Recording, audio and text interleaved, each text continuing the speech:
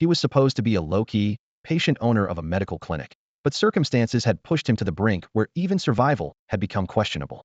Inside the Tianming Medical Clinic, violent pounding on the door nearly shook the wooden frame apart. Gu Changqing jolted awake to the overwhelming scent of medicinal herbs filling the room, surrounded by acupuncture pouches, medicine cabinets, and surgical knives. As he surveyed his surroundings, doubt crept into Gu Changqing's mind. Before he could fully process the situation, foreign memories suddenly flooded his brain, causing excruciating pain. The Great Yong Dynasty, Qingzhou City, Tianming Medical Clinic. He had actually transmigrated. Originally from 21st century Earth, he now found himself on the Zhongyuan continent, where martial arts flourished. This identity appeared to be that of a healer who saved lives, but secretly recruited assassins. Killing for money. The Tianming Medical Clinic was actually a front for an underground assassination organization. Unfortunately, the previous owner had recently taken on jobs that were too difficult, leading to government crackdowns that decimated the assassins and nearly destroyed the organization, leaving only the medical clinic barely hanging on. To make matters worse, half a month ago, Boss Zhu had opened the Yuan Hall across the street and constantly sent people to cause trouble, causing the clinic's business to plummet. The original owner was weak and submissive, always choosing to endure, which only made people see him as a pushover and bully him even more ruthlessly. If this continued, the clinic would inevitably close down. Anger surged in Gu Changqing's ear that absolutely disagreed with the original owner's cowardice. Patience was fine, but when someone was literally pissing on your head, who could swallow such humiliation?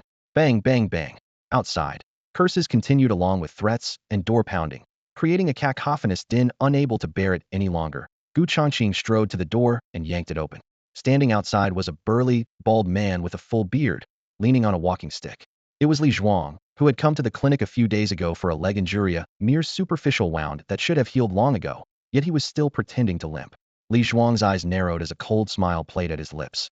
"Kid, you finally dare to come out and face me." Gu Changqing quietly replied. "What exactly do you want? Speak plainly." Li Zhuang immediately began shouting. "You quack doctor, you've ruined my leg. Pay me compensation now, or I'll report you to the authorities for medical fraud." His shouting quickly drew a crowd of onlookers. People began discussing among themselves. Some accused the clinic of using fake medicine to cheat people, while others recalled being successfully treated by Gu Changqing, creating a mix of praise and criticism. Gu Changqing's anger intensified. Li Zhuang was clearly a troublemaker sent by a Yuan Hall, obviously intent on destroying Tianming Medical Clinic's reputation. Li Zhuang smugly threatened, "If you want to settle this peacefully, compensate me for my medical expenses, and we'll call it even." Gu Changqing's gaze turned icy. "Name your price then." Li Zhuang became even more arrogant. 3,000 taels of silver, not a penny less. Gu Changqing slightly raised his right hand, fingers spread wide. Li Zhuang was stunned, then his eyes flashed with delight. 5,000. Deal." The moment Li Zhuang finished speaking, Gu Changqing delivered a resounding slap across his face. Li Zhuang staggered backward, his cheek burning with pain. Before he could speak, 2 more slaps followed, leaving Li Zhuang dizzy and his face bright red. The crowd was utterly shocked. Gu Changqing, who usually endured everything passively, had actually struck someone today. Li Zhuang flew into a rage and swung his walking stick to retaliate, but his legs had completely recovered. Gu Changqing was ready, launching a swift kick that was fast, fierce, and precise, landing squarely in Li Zhuang's groin. A crisp crack echoed as Li Zhuang's face contorted, and he let out a blood-curdling scream. Gu Changqing coldly stepped on Li Zhuang's right leg. "You said I ruined your leg, so let me treat it again."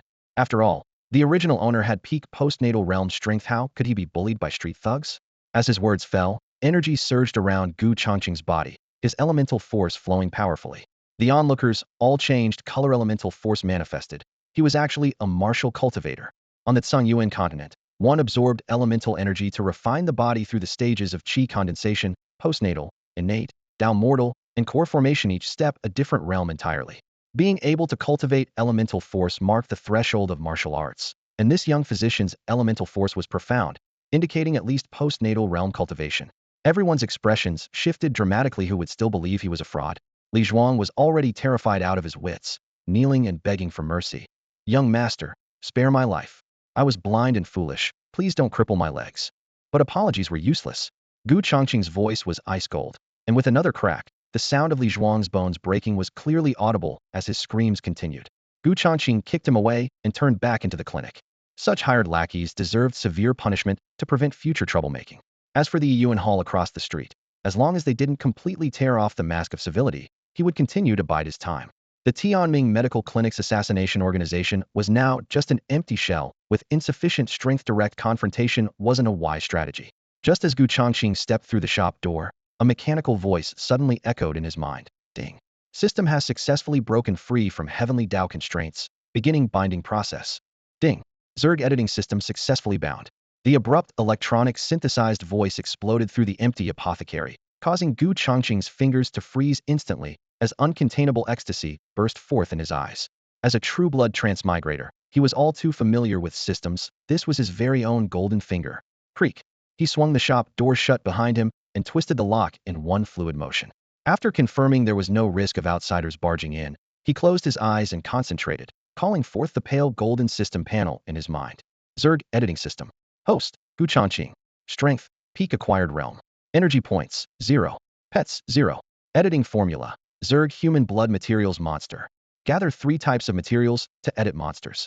Changqing quickly scanned the text, grasping the general rules. The source of energy points was simple too. Absorb items containing spiritual energy, or directly exchange through killing. But could an ordinary little insect really be edited into something remarkable? He pondered for a moment, his gaze searching between the shelves and counter.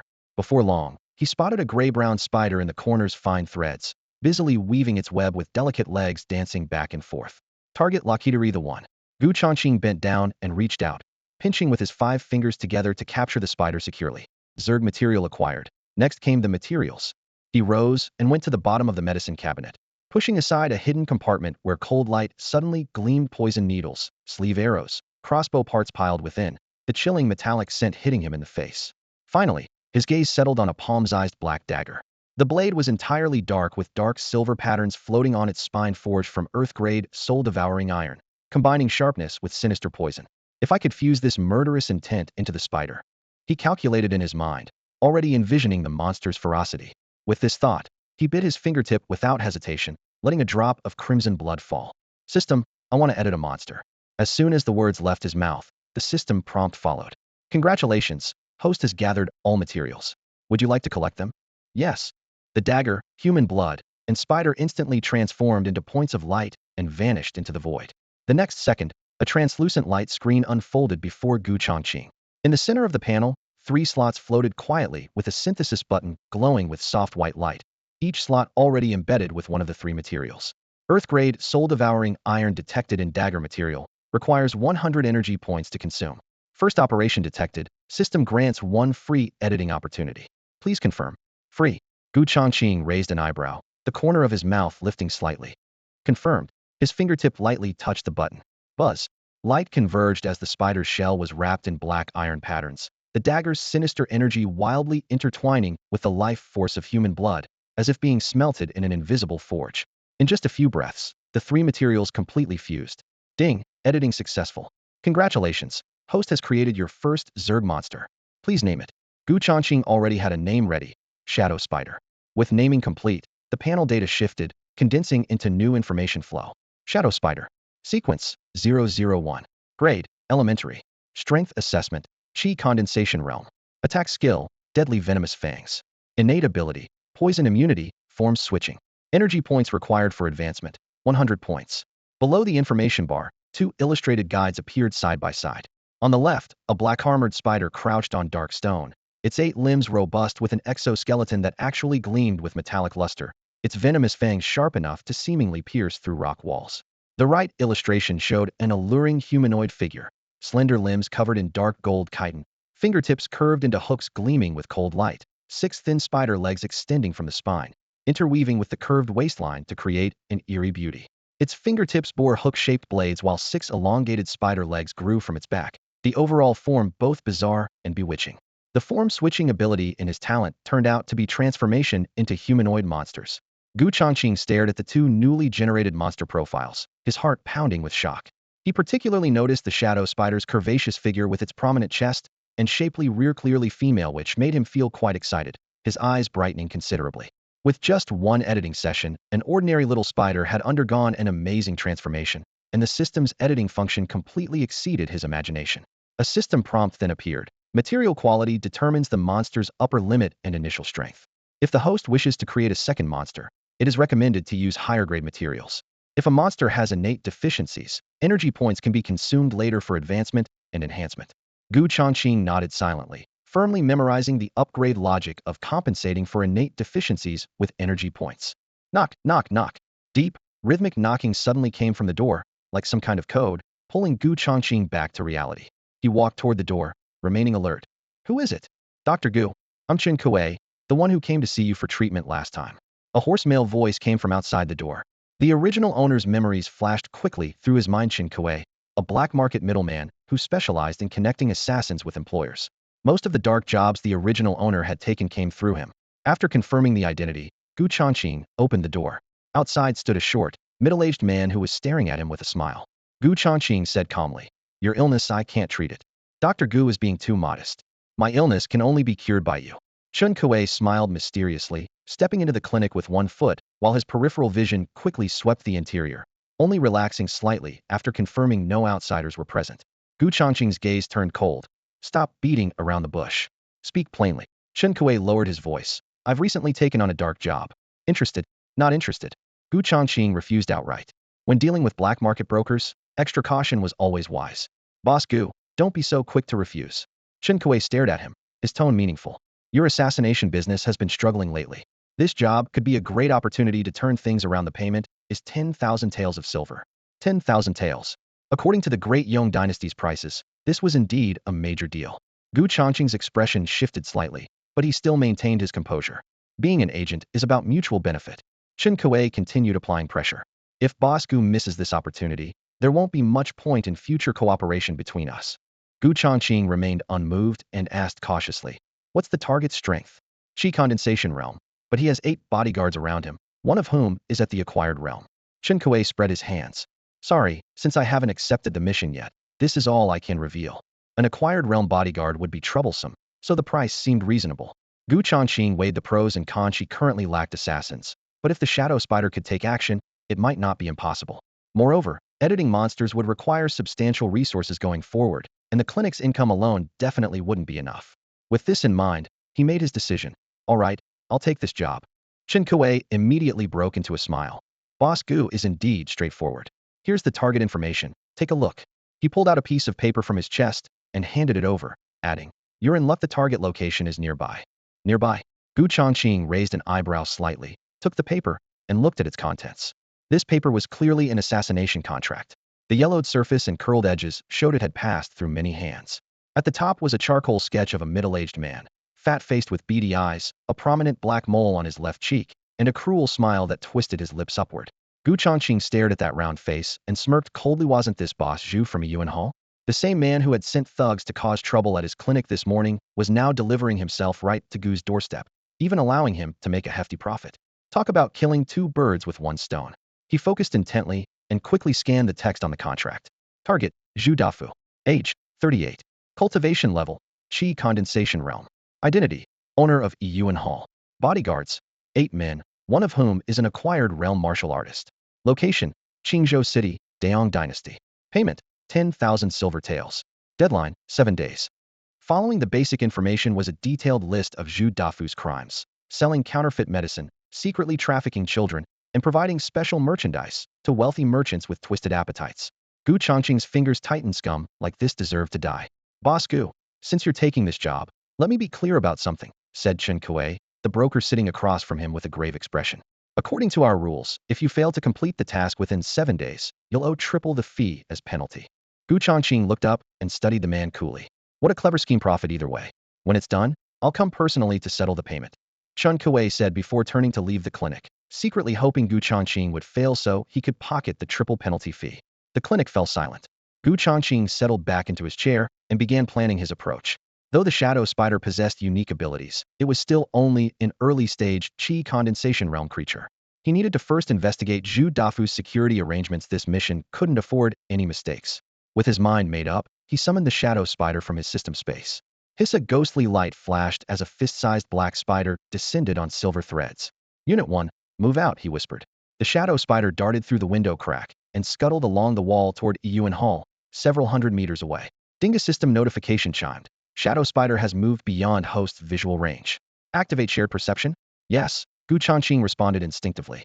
In the next instant, His senses merged with the spiders. The rough texture of brick walls, the cacophony of street vendors, the vibrations of pedestrian footsteps, everything became crystal clear. Gu Changqing closed his eyes and silently praised the ability, whether for reconnaissance or assassination. This was a formidable tool. On the same street, Tianming Medical Clinic and a Yuan Hall were separated by mere hundreds of meters. The shadow spider quickly reached the windowsill of its destination. Through the wooden window crack came a torrent of curses. "You useless piece of trash. I sent you to ruin that punk's clinic reputation, and you come back with a broken leg? Can't even handle such a simple task, and now you want compensation? Are you looking for death? Boss Zhu, but you didn't mention beforehand that Gu Changqing was an acquired realm martial artist. So what if he's acquired realm? I've got one of those working for me too." The shadow spider slipped through the window crack and peered inside the shop. Zhu Dafu's face was flushed red with rage, his thick fingers nearly poking Li Zhuang's nose. "Gu Changqing, is it? How dare you steal business on my turf? If I don't teach you a harsh lesson, I'm not worthy of the name Zhu." His chest heaved as the fat on his face trembled with each furious roar. Li Zhuang hunched his shoulders, his face full of despair, cold dread filling his heart. His eggs were broken, his leg was injured, and he couldn't even get compensation for his work injury. Life had truly become unbearable. Zhu Dafu turned toward the door and bellowed, "Luo Hu." The wooden door burst open as a towering man, nearly 2 meters tall, strode in, his leather armor gleaming with an iron-cold light in the firelight. "Tonight, take your men and smash that wretched shop to pieces." Zhu Dafu growled through gritted teeth. "Not only will that brat be unable to do business, but he'll disappear completely." With that, he pulled out a bulging cloth pouch and stuffed it into Luo Hu's arms. Luo Hu weighed it briefly, then casually tore open the mouth of the bag. Over a dozen emerald-green low-grade spirit stones tumbled into his palm, refracting a lustrous glow. For a rogue cultivator warrior, this was already a rare cultivation resource. "Thank you, boss. I know what to do." Luo Hu's lips curved into a cold arc as he tucked the pouch back into his chest. "Good. I can count on you." Zhu Dafu nodded with narrowed eyes. Keeping these thugs cost a fortune on ordinary days, but they proved invaluable at crucial moments. All of this was captured by the small black spider in the corner. "Want to kill me? Let's see whose life is shorter." Gu Changqing's eyes darkened as he observed through the shadow spider's vision. He controlled the spider to remain hidden in the shadows while his mind rapidly calculated his next moves. If he wanted to strike while the Zhu family's forces were out, the clinic needed to be fortified in advance. Otherwise, facing Luo Hu and his gang of Qi condensation thugs in direct combat would be far from wise. Gu Changqing quickly surveyed the clinic. Wooden shelves, medicine jars, silver needles, old curtains in his mind. Everything instantly transformed into trap blueprints. In his previous life as a military medic, he had long grown accustomed to putting military before medical. Poison needles, tripwires, itching powder. Any material at hand could become a weapon. Night fell completely, and the Tianming Medical Clinic's windows and doors were tightly shut, with no light leaking out. On the rooftop, Gu Changqing sat cross-legged, his consciousness immersed in the shadow spider's shared vision. Inside the Yuan Hall, Zhu Dafu summoned all his subordinates. In the cramped hall, 8 figures cast swaying shadows under the torchlight. Luo Hu gripped his long blade, his teeth chattering. "Boss, shall we move now?" "About time." Zhu Dafu gazed out at the pitch-black night. "I've already taken care of the government office. No matter who reports this, it won't matter. Go all out." "Excellent." Luo Hu grinned wickedly, his blade trembling with a humming sound. "Let's go." He waved his hand, and 7 Qi condensation thugs filed out. "A mere brat dares to fight me? Seeking death." Zhu Dafu snorted coldly, not even glancing at Li Zhuang as he retreated to his inner chamber. He didn't notice a fingernail-sized black spider silently following him. The door clicked shut, and the shadow spider suddenly accelerated, darting like a black thread through the door crack. "Little spider, quick battle, quick victory." Seeing the perfect opportunity, Gu Changqing decisively issued his command. The moment the shadow spider entered the room, its gaze instantly locked onto Zhu Dafu and scuttled rapidly toward him. A dark shadow suddenly darted past his feet. Zhu Dafu instinctively looked down. "What the hell? It's just a spider." He sneered and lifted his foot to stomp down hard, even twisting his ankle, expecting to feel that satisfying squelch of bursting innards. Instead, his shoe felt like it had struck a chunk of iron impossibly hard. Puzzled, he lifted his foot. The shadow spider remained completely unharmed, its 8 legs firmly planted on the ground. In the next instant, the dark form suddenly launched itself. The shadow spider shot up his pant leg like a bullet. Zhu Dafu stumbled backward in shock, frantically swatting with both hands, but his speed was no match for the black blur. In the blink of an eye, an icy sensation crawled up to his neck, followed by 2 pitch-black fangs piercing his skin. Sharp pain and a burning paralysis instantly spread through his bloodstream. "Damn spider!" Agony and rage surged through him as Zhu Dafu grabbed with both hands, but the shadow spider nimbly leaped away. It slid down to the doorway on a thread fine as hair, its posture cold and calculating as it waited for the venom to take effect. His scalp tingled and his vision swayed. Zhu Dafu staggered toward the door, trying to call for help, but his legs gave out. Help, someone help. His voice was so weak it was barely audible. Before he could take 2 steps, his limbs convulsed, and he collapsed, sweat and saliva streaming down his face. The sound of approaching footsteps gave him a glimmer of hope. He looked up, only to face his nightmare. A spider-like creature in black armor, humanoid in form, loomed over him with blood-red eyes gleaming with murderous intent. Flash! Without a word, razor-sharp claws drove down from above, piercing his skull. The crack of bone and a muffled groan erupted simultaneously. The claws withdrew, sending torrents of blood mixed with white brain matter splattering across the wall. Zhu Dafu's eyes widened in agony before he died. In the distance, Changqing watched this brutal kill unfold through the shadow spider's shared vision. His stomach tightened, but excitement dominated his feelings. The Zerg's savagery was perfectly embodied in the shadow spider. Ding! Your shadow spider has successfully killed a Qi condensation realm warrior. Reward, 10 energy points. As the system notification chimed, Changqing felt delighted. Assassination that paid both money and energy was a perfect win-win. From around the street corner came a low, gruff voice. Tiger brother, that's the Tianming Medical Hall. Changqing's ears perked up, his expression darkening. In his field of vision, Luo, who approached with several thugs, radiating murderous intent. Passers-by quickly scattered upon seeing them, leaving large stretches of the street empty. Break down that door. Luo, who pointed his long blade at the medical hall, his tone ice-cold. As soon as he finished speaking, one thug rushed forward and kicked viciously at the entrance. Bang! The door burst open, but simultaneously triggered a spring mechanism behind it. Click! Several sharp scalpels shot out like arrows. The thug's eyes reflected terror and cold steel, but there was nowhere to dodge. The blades instantly sliced into flesh, sending up a spray of blood as he collapsed, severely wounded. Witnessing this scene, Luo Hu and his men were stunned. No one had expected that this seemingly ordinary medical clinic would conceal such hidden mechanisms. The roof tiles rustled softly as Changqing sat cross-legged, a smile playing at the corners of his mouth. One down. The agonized screams from inside the building echoed through the night wind like pleasant music. Brother Hu, could that kid have known about our operation tonight in advance? The courtyard gate stood wide open, pitch black inside where one couldn't see their own hand. The 7 thugs felt chills running down their spines. The earlier hidden arrow had already left them shaken, and now none dared to take the first step. Damn it, playing dirty tricks. Does he really think Master Hu is a pushover? Luo, whose veins bulged as his face twisted with rage. He stepped forward, grabbed the barely breathing Lao Ba, swung his arm in a wide arc, and hurled the man directly into the dark medical clinic. Brother Hu, you. The others felt their backs go cold. With Lao Ba's injuries, he'd be useless even if we carried him back. Better to squeeze some final value out of him before he dies. Luo, who snorted coldly, his gaze icy. Let me be clear, anyone who dares flee will be killed by me first. His menacing blade gleamed with an eerie light in the firelight. Before he finished speaking, crackling sounds erupted from inside the clinic. Lao Ba had triggered the mechanisms. The thugs secretly breathed a sigh of relief. Fortunately, Brother Hu was cautious. If they had all rushed in blindly, they would have been wiped out completely. On the roof ridge, Changqing's gaze fell upon Luo Hu. The acquired realm fighter mentioned in the mission intel, that must be him. Though I could win in a direct fight, I'd be severely injured. Lucky I kept an extra trick up my sleeve. He glanced down at the pole rope in his hand, waiting quietly for his prey to enter the trap. Catch that brat, and skin him alive. Charge. As the mechanism sounds ceased, Luo, who led the charge inside, followed closely by 7 thugs, all radiating murderous intent. Snap. Changqing yanked the rope hard. 3 inverted iron pots hanging under the eaves suddenly tilted. Sensing the strange sound, Luo Hu and his men instinctively looked up as a massive amount of medicinal powder poured down like rain. Damn, what is the stuff? It burns and itches. My eyes. I can't see. Retreat. Screams filled the medical clinic. Even Luo Hu, despite his acquired realm cultivation, couldn't escape. His eyes burned red from the powder, his vision almost completely lost. Everyone stumbled and crashed about, trying to rush toward the door, unaware that a slender black shadow had already risen in the darkness. Shadow spider, just arrived from the Yuan Hall. Leave no survivors. Changqing's command transmitted through spiritual consciousness. Swish, swish, swish. Shadow spider's razor claws danced, blood spattering everywhere.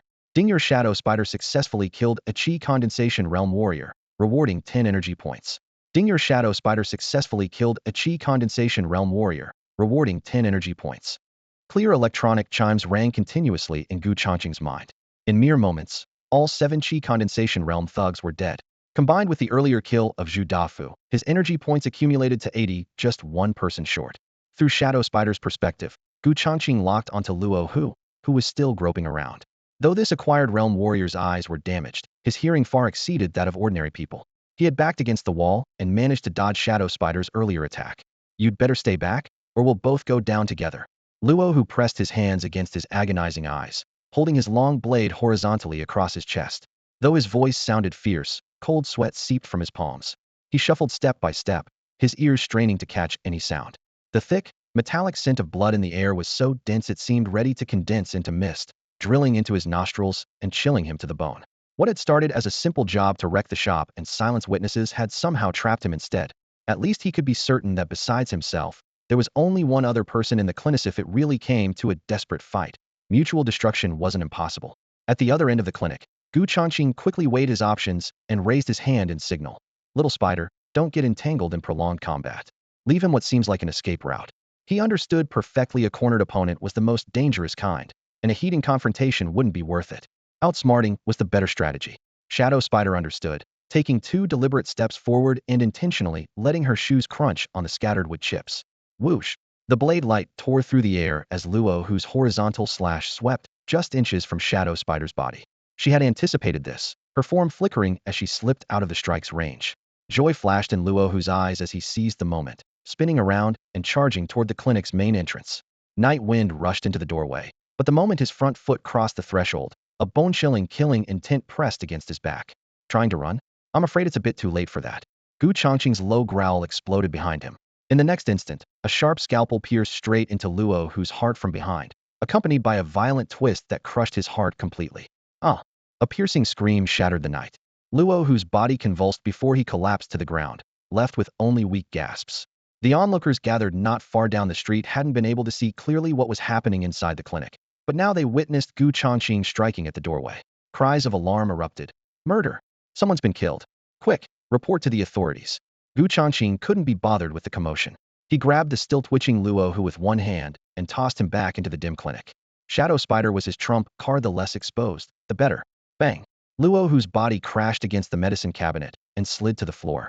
Shadow Spider stepped forward in perfect coordination, delivering a finishing blow with her claws as blood mist exploded. Ding!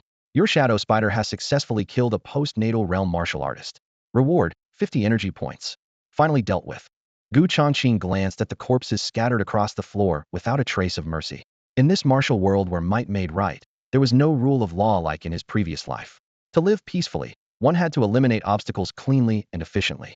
With that thought settled, he began looting the bodies. Identity plaques, silver coins, banknotes stuffed everything into his robes without missing a single item. Finally, he found a small pouch of spirit stones at Luo Hu's waist, 16 pieces in total, low grade, but already considered rare cultivation resources in the market. Not a bad haul. He nodded with satisfaction, feeding all the spirit stones into the system panel. Ding! Conversion successful. Energy points 16. The spirit stones in the pouch instantly crumbled to powder, their spiritual energy completely drained.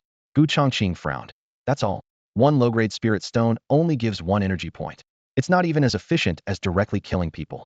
At that moment, Shadow Spider approached, reaching into her ample bosom to retrieve a silver ring, which she respectfully presented. Master, this was found on Zhu Dafu's body. Gu Changqing took the ring and examined it carefully. Though the silver band appeared ordinary, it emanated faint spatial fluctuations. His heart stirred. A storage ring? A storage ring? Gu Changqing quickly noticed the peculiarity and tried channeling his spiritual power into it. Soon, a look of pleasant surprise spread across his face.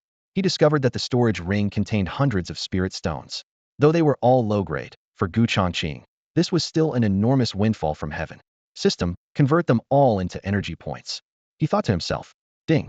Conversion successful, energy points 314. Host's current energy points, 460. Available operations. 1. Shadow Spider Upgrade Enhancement. 2. Collect materials, edit and create new monsters. The Shadow Spider had performed great service tonight, so Gu Changqing selected Upgrade Enhancement without hesitation. Buzz. A translucent panel appeared in the void, displaying the original data plus new text reading Advanced Enhancement, with a note below, Advancement to mid-tier requires 100 energy points. Gu Changqing tapped with his fingertip. Ding! Upgrade successful. Shadow Spider mid-tier. Overall combat power enhanced. New skill, web binding. Power assessment, early postnatal realm. Advancement to high tier requires 1,000 energy points. Golden light flowed down from the panel, revealing the shadow spider's transformed appearance. Her already curvaceous figure became even more alluring, her features more refined and defined, with a touch of wicked charm in her cold beauty. The 6 spider legs on her back remained sharp as blades, her fingertips long and pointed, creating a strange fusion of insectoid characteristics and human beauty, like a masterpiece crafted by skilled hands. Not bad. Changqing looked her up and down, nodding approvingly to himself. Just at mid-tier, she was already comparable to a postnatal realm warrior. If she continued advancing, she would surely be heaven-defying. But the energy requirement for high-tier advancement had skyrocketed to 1,000 points, leaving him with a bitter smile. It was just like gaming in his previous life. The higher the level, the more experience required. With 290 energy points remaining, insufficient to further enhance the shadow spider, he might as well save them for creating new monsters. Having made his decision, he withdrew his gaze and surveyed the bodies scattered across the floor, then sat in a chair, crossed his legs, and waited for the authorities to clean up. Half an hour later, the constables finally arrived, each one well-fed and greasy-faced, having obviously just finished their late-night meal. Didn't someone report a murder here earlier? How come there's no commotion at all? The bearded leader, Constable Lee, looked around impatiently. If I find out who filed the false report, I won't let them off. Constable Lee, it's at that Tianming Medical Hall over there. There's still blood at the entrance, a thin onlooker whispered. Constable Lee glanced toward the medical hall with sudden understanding. I heard this medical hall sells fake medicine and swindles people. I bet it was patients seeking revenge. If that quack doctor really got killed, it could only be considered righteous murder. With these words, the other constables nodded in admiration. Constable Lee had effortlessly shifted all blame onto the victims. After all, they had just received benefits from Boss Zhu today, so naturally they wouldn't investigate deeply. They would just go through the motions and close the case perfunctorily. Come on, let's go in and collect the bodies. Li Biao made a show for the onlooking townspeople at the entrance before leading his constables into the Tianming Medical Hall. The moment they stepped inside, a thick stench of blood hit them like a punch to the face, seeping into their throats like rusty water. By the flickering light of oil lamps, they saw blood flowing like streams across the center of the medicine hall, with 7 or 8 corpses scattered haphazardly on the ground, their clothes completely soaked in blood, a horrifying sight to behold. Didn't they say there was only one body? How are there so many? The constables' faces turned pale as they froze in place. Li Biao's brow furrowed tightly. Damn it, I didn't charge enough for this.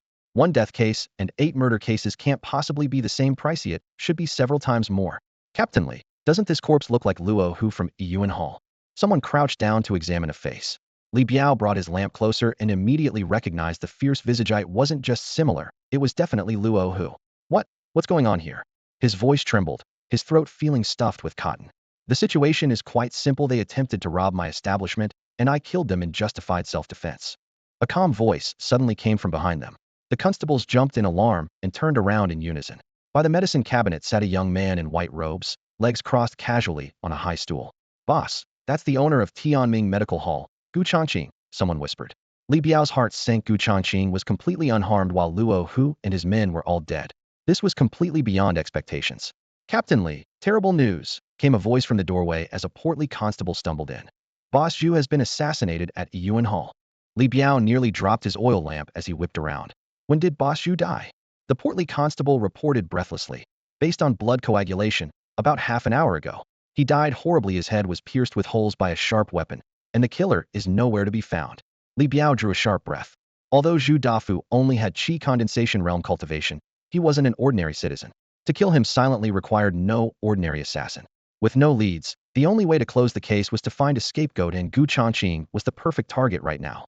His gaze turned cold as steel as he drew his blade, its sinister gleam dancing in the lamplight. This man murdered Boss Zhu. Arrest him. More than 10 constables immediately spread out, raising their weapons and surrounding Changqing completely.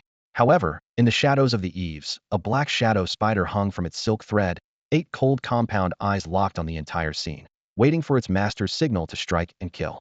Changqing remained composed, speaking softly. Accusing me of murdering Boss Zhu requires evidence. Half an hour ago, I was fighting these thugs in my shop and couldn't possibly have gone to a Yuan Hall. The crowd watching outside can all serve as witnesses. Li Biao snorted angrily. Still talking tough when death is at your door? Your so-called witnesses mean nothing to me. Changqing's lips curved slightly, his gaze calm. If witnesses won't work, what about physical evidence? Before his words had fully settled, he pulled out a stack of banknotes from Zhu Dafu's storage ring, giving them a gentle wave between his fingers. 10 notes spread out neatly, each worth 100 taels, the paper crisp and new with sharp creases still visible at the corners. This is what you call physical evidence. Li Biao's eyes flashed with astonishment. The surrounding constables held their breath, their gazes glued to the banknotes. Even the slowest among them could understand Gu Changqing's implication. Boss Zhu had only offered a few scattered coins plus late-night snacks from the drunken fragrance house. But this 1,000 taels was real silver. For tonight's trouble, I'll have to ask you officers to make this trip. Consider this evidence as confiscated for official use. Gu Changqing placed the banknotes on the table with a crisp slap. The constables hesitated, all looking toward Li Biao. Without the captain's nod, none dared reach out. Li Biao stared at the stack of banknotes, his expression shifting several times before he suddenly laughed coldly. Dr. Gu is absolutely right. Evidence should indeed be confiscated for official use. Besides, punishing evil and eliminating villains is our duty. These thugs broke into a private residence to commit violence. They deserve nothing less than death. With those words, he stuffed the banknotes into his coat, barely concealing his greed. Zhu Dafu was dead. Why honor promises to a corpse? As for a scapegoat, any death row prisoner in the jail could be made to sign a confession. Boss, about Boss Zhu's death. How should we report this? A fat constable, slow to catch on, couldn't help but ask. Fool, Li Biao glared furiously. Dr. Gu was in his shop the entire time. The killer is someone else. Go immediately to a Yuan Hall, seal off the crime scene, and search for clues. Yes. The fat constable nodded repeatedly and hurried out of the clinic. The moment he left, the remaining veterans secretly rejoiced. One less person meant more money for each of them. Brainless idiot shouldn't open his mouth. Truly stupid. Li Biao snorted coldly, then pointed. What are you all standing around for? Remove the bodies and stop interfering with Dr. Gu's business. The constables understood perfectly, moving efficiently to carry away the corpses, eager to finish and divide their payment.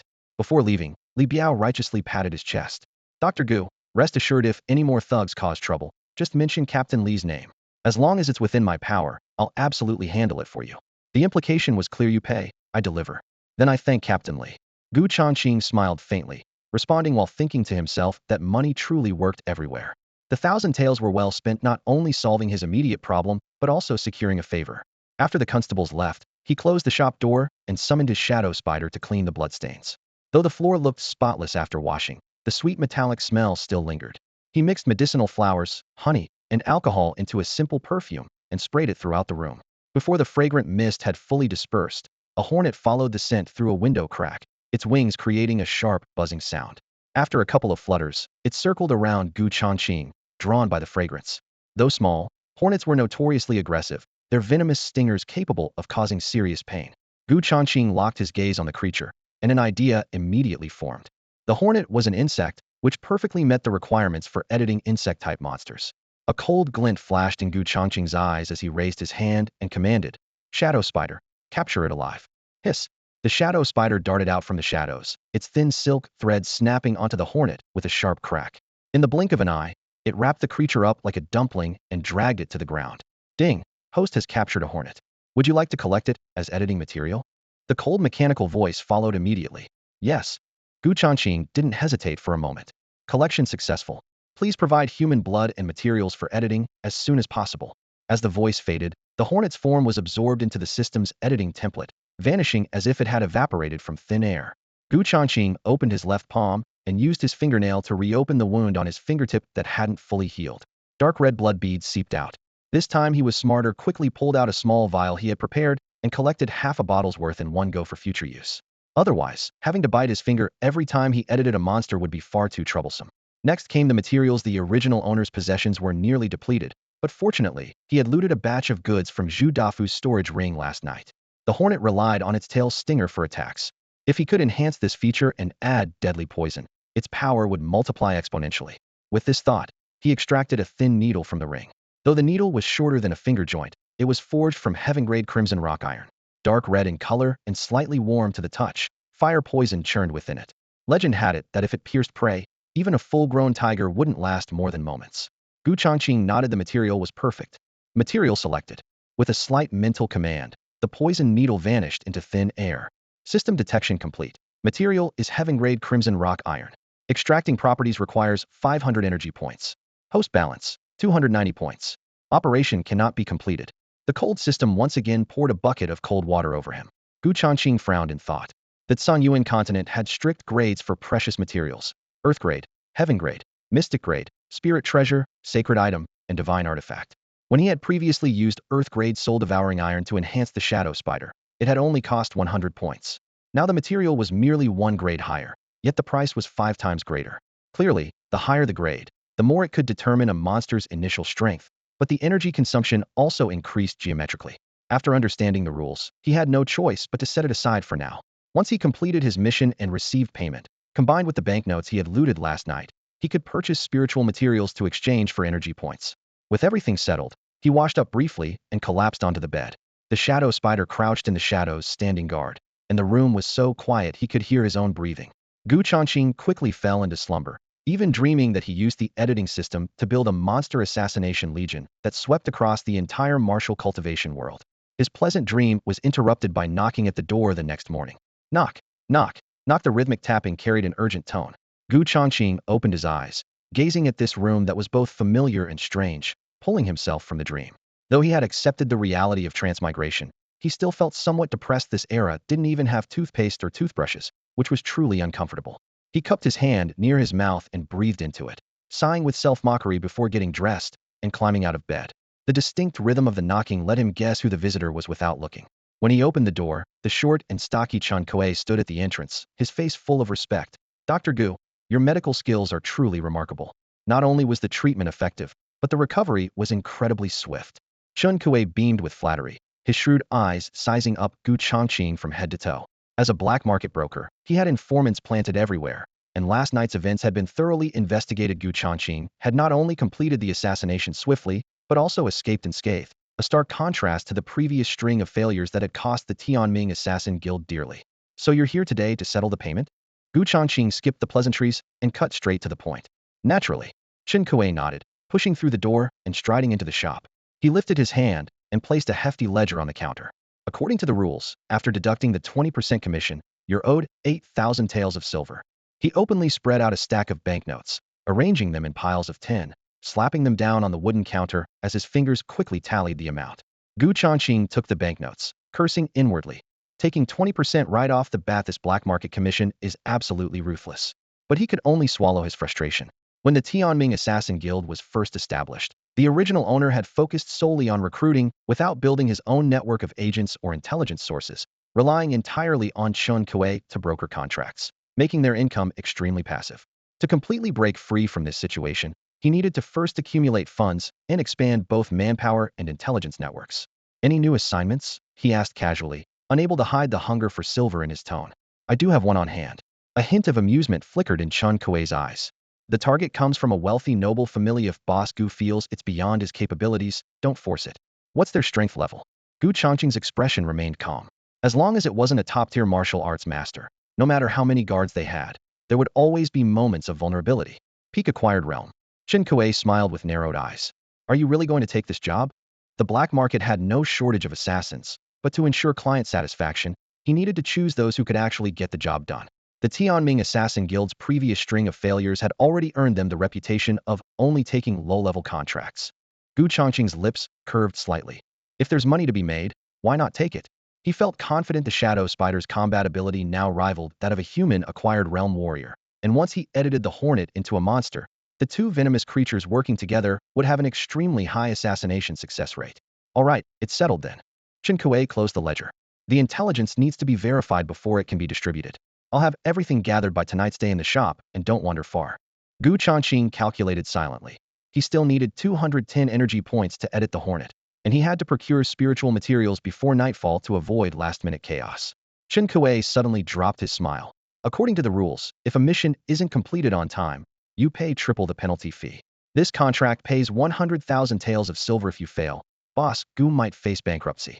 While 100,000 taels sounded tempting, Changqing showed no trace of excitement.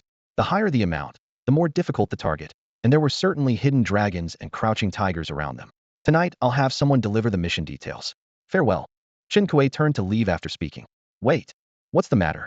Changqing turned to glance at Changqing with a cold smile. The black job we just arranged. Not planning to back out, are you? Of course, before officially accepting the mission, doing so would still be within the rules. Business is business, and everything's about mutual benefit. I understand. Though his words were polite, his eyes held contempt. These low-level assassin guilds really were unreliable. Not necessarily, Changqing replied coolly. I just wanted to ask which shops in the city sell the purest spiritual materials. I see.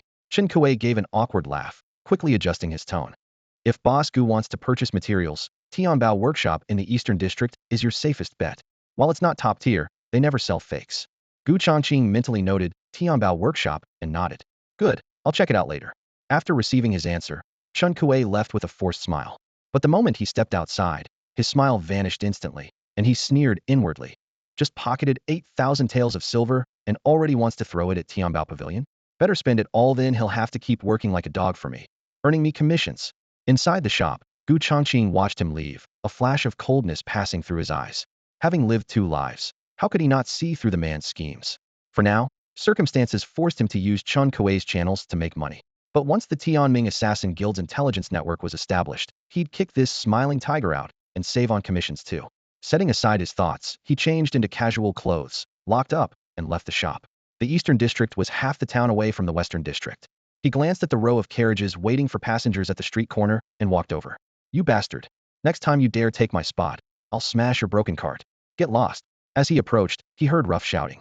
Zhang Chong, a burly man with a full beard, was cursing at a gray-clothed driver, while several other drivers kept their heads down, pretending not to hear. The young man in gray was named Meng Jing, from the slums, who usually avoided trouble and could only swallow his anger. Look, a customer. The driver's eyes lit up when they saw Gu Changqing approaching, but they shrank back under Zhang Chong's fierce glare. Where to, sir? My carriage is the most spacious and comfortable. Zhang Chong immediately approached, showing his yellowed teeth. Gu Changqing ignored him and walked directly to Meng Jing's carriage. Tianbao Workshop in the Eastern Districto, you know the way? Meng Jing's clear eyes flashed with surprise. Then he nodded, his voice low but excited. I know a shortcut that avoids the main road. We'll get there quickly. Fine, I'll take yours. Gu Changqing glanced at the carriage old but polished to a shine and made his decision. Zhang Chong stepped between them, his face dark. Young man, our trade follows first come first served rules. I asked you first. The surrounding drivers sighed quietly, knowing Zhang Chong would cause trouble when he didn't get business. Gu Changqing looked up, his tone calm, but brooking no argument. I have the freedom to choose. Gu Changqing's voice remained cold and indifferent, completely unmoved by the threat. Freedom, is it? Let's see how this kid handles customers without his horse. Zhang Chong flew into a rage, his eyes suddenly turning vicious as he shifted his target to Meng Jing. With a sinister grin, he pulled out an iron rod as thick as a thumb and swung it in a wide arc toward the black horse's head. The iron rod whistled through the air toward the horse's head. Gu Changqing's eyes darkened, but before he could react, a sharp whistle pierced the air. In a split second, the black horse's hind legs kicked up violently, its dark hooves striking Zhang Chong's chest like thunder. Zhang Chong didn't even have time to pull back his rod before a dull thud echoed through the street. He was sent flying backward, rolling twice across the stone pavement before curling up in agony, his screams filling the air. The cart drivers watching from the sidelines all gasped in unison. No one had expected the usually docile cart horse to unleash such fierce power, and everyone caught the significance of that whistle, clearly a command from Meng Jing. Gu Changqing turned his attention to Meng Jing, studying him more carefully. The young man was tall with an honest face, yet he had acted decisively at the crucial moment, obviously not the simple soul he appeared to be. The more low-key someone is, the more dangerous they can be, Gu Changqing thought to himself. Dr. Gu, you may board now, Meng Jing said with an innocent smile, completely ignoring Zhang Chong's groans from the ground. This form of address didn't alarm Gu Changqing. The Tianming Medical Hall had been operating in this area for nearly a year, and his face was well known by now.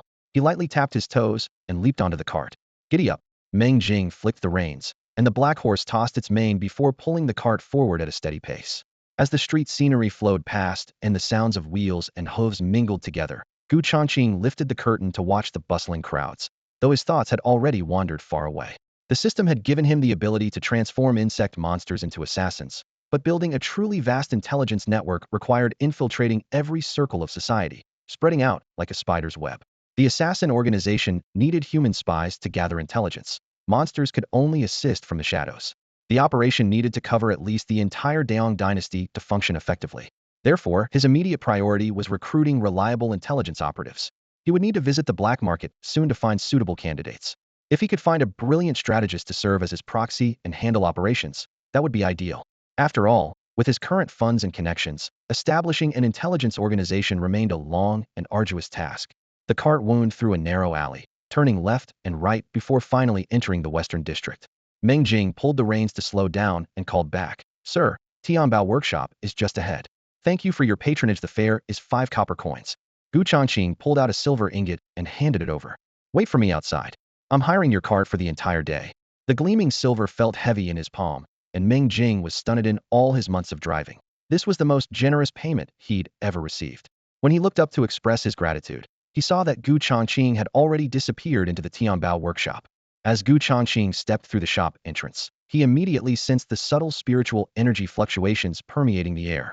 Rows of shelves stood neatly arranged, their lacquered wooden surfaces polished to a glossy sheen, displaying an array of jade bottles and porcelain jars of various shapes and sizes. Each container was sealed with wax at the mouth, faintly emanating medicinal fragrances. Most were spiritual elixirs for nourishing qi and blood. On the other side of the shop, rough wooden racks were stacked with various wild spiritual materials: roots, stems, branches, leaves, and beast bones bundled together with hemp rope.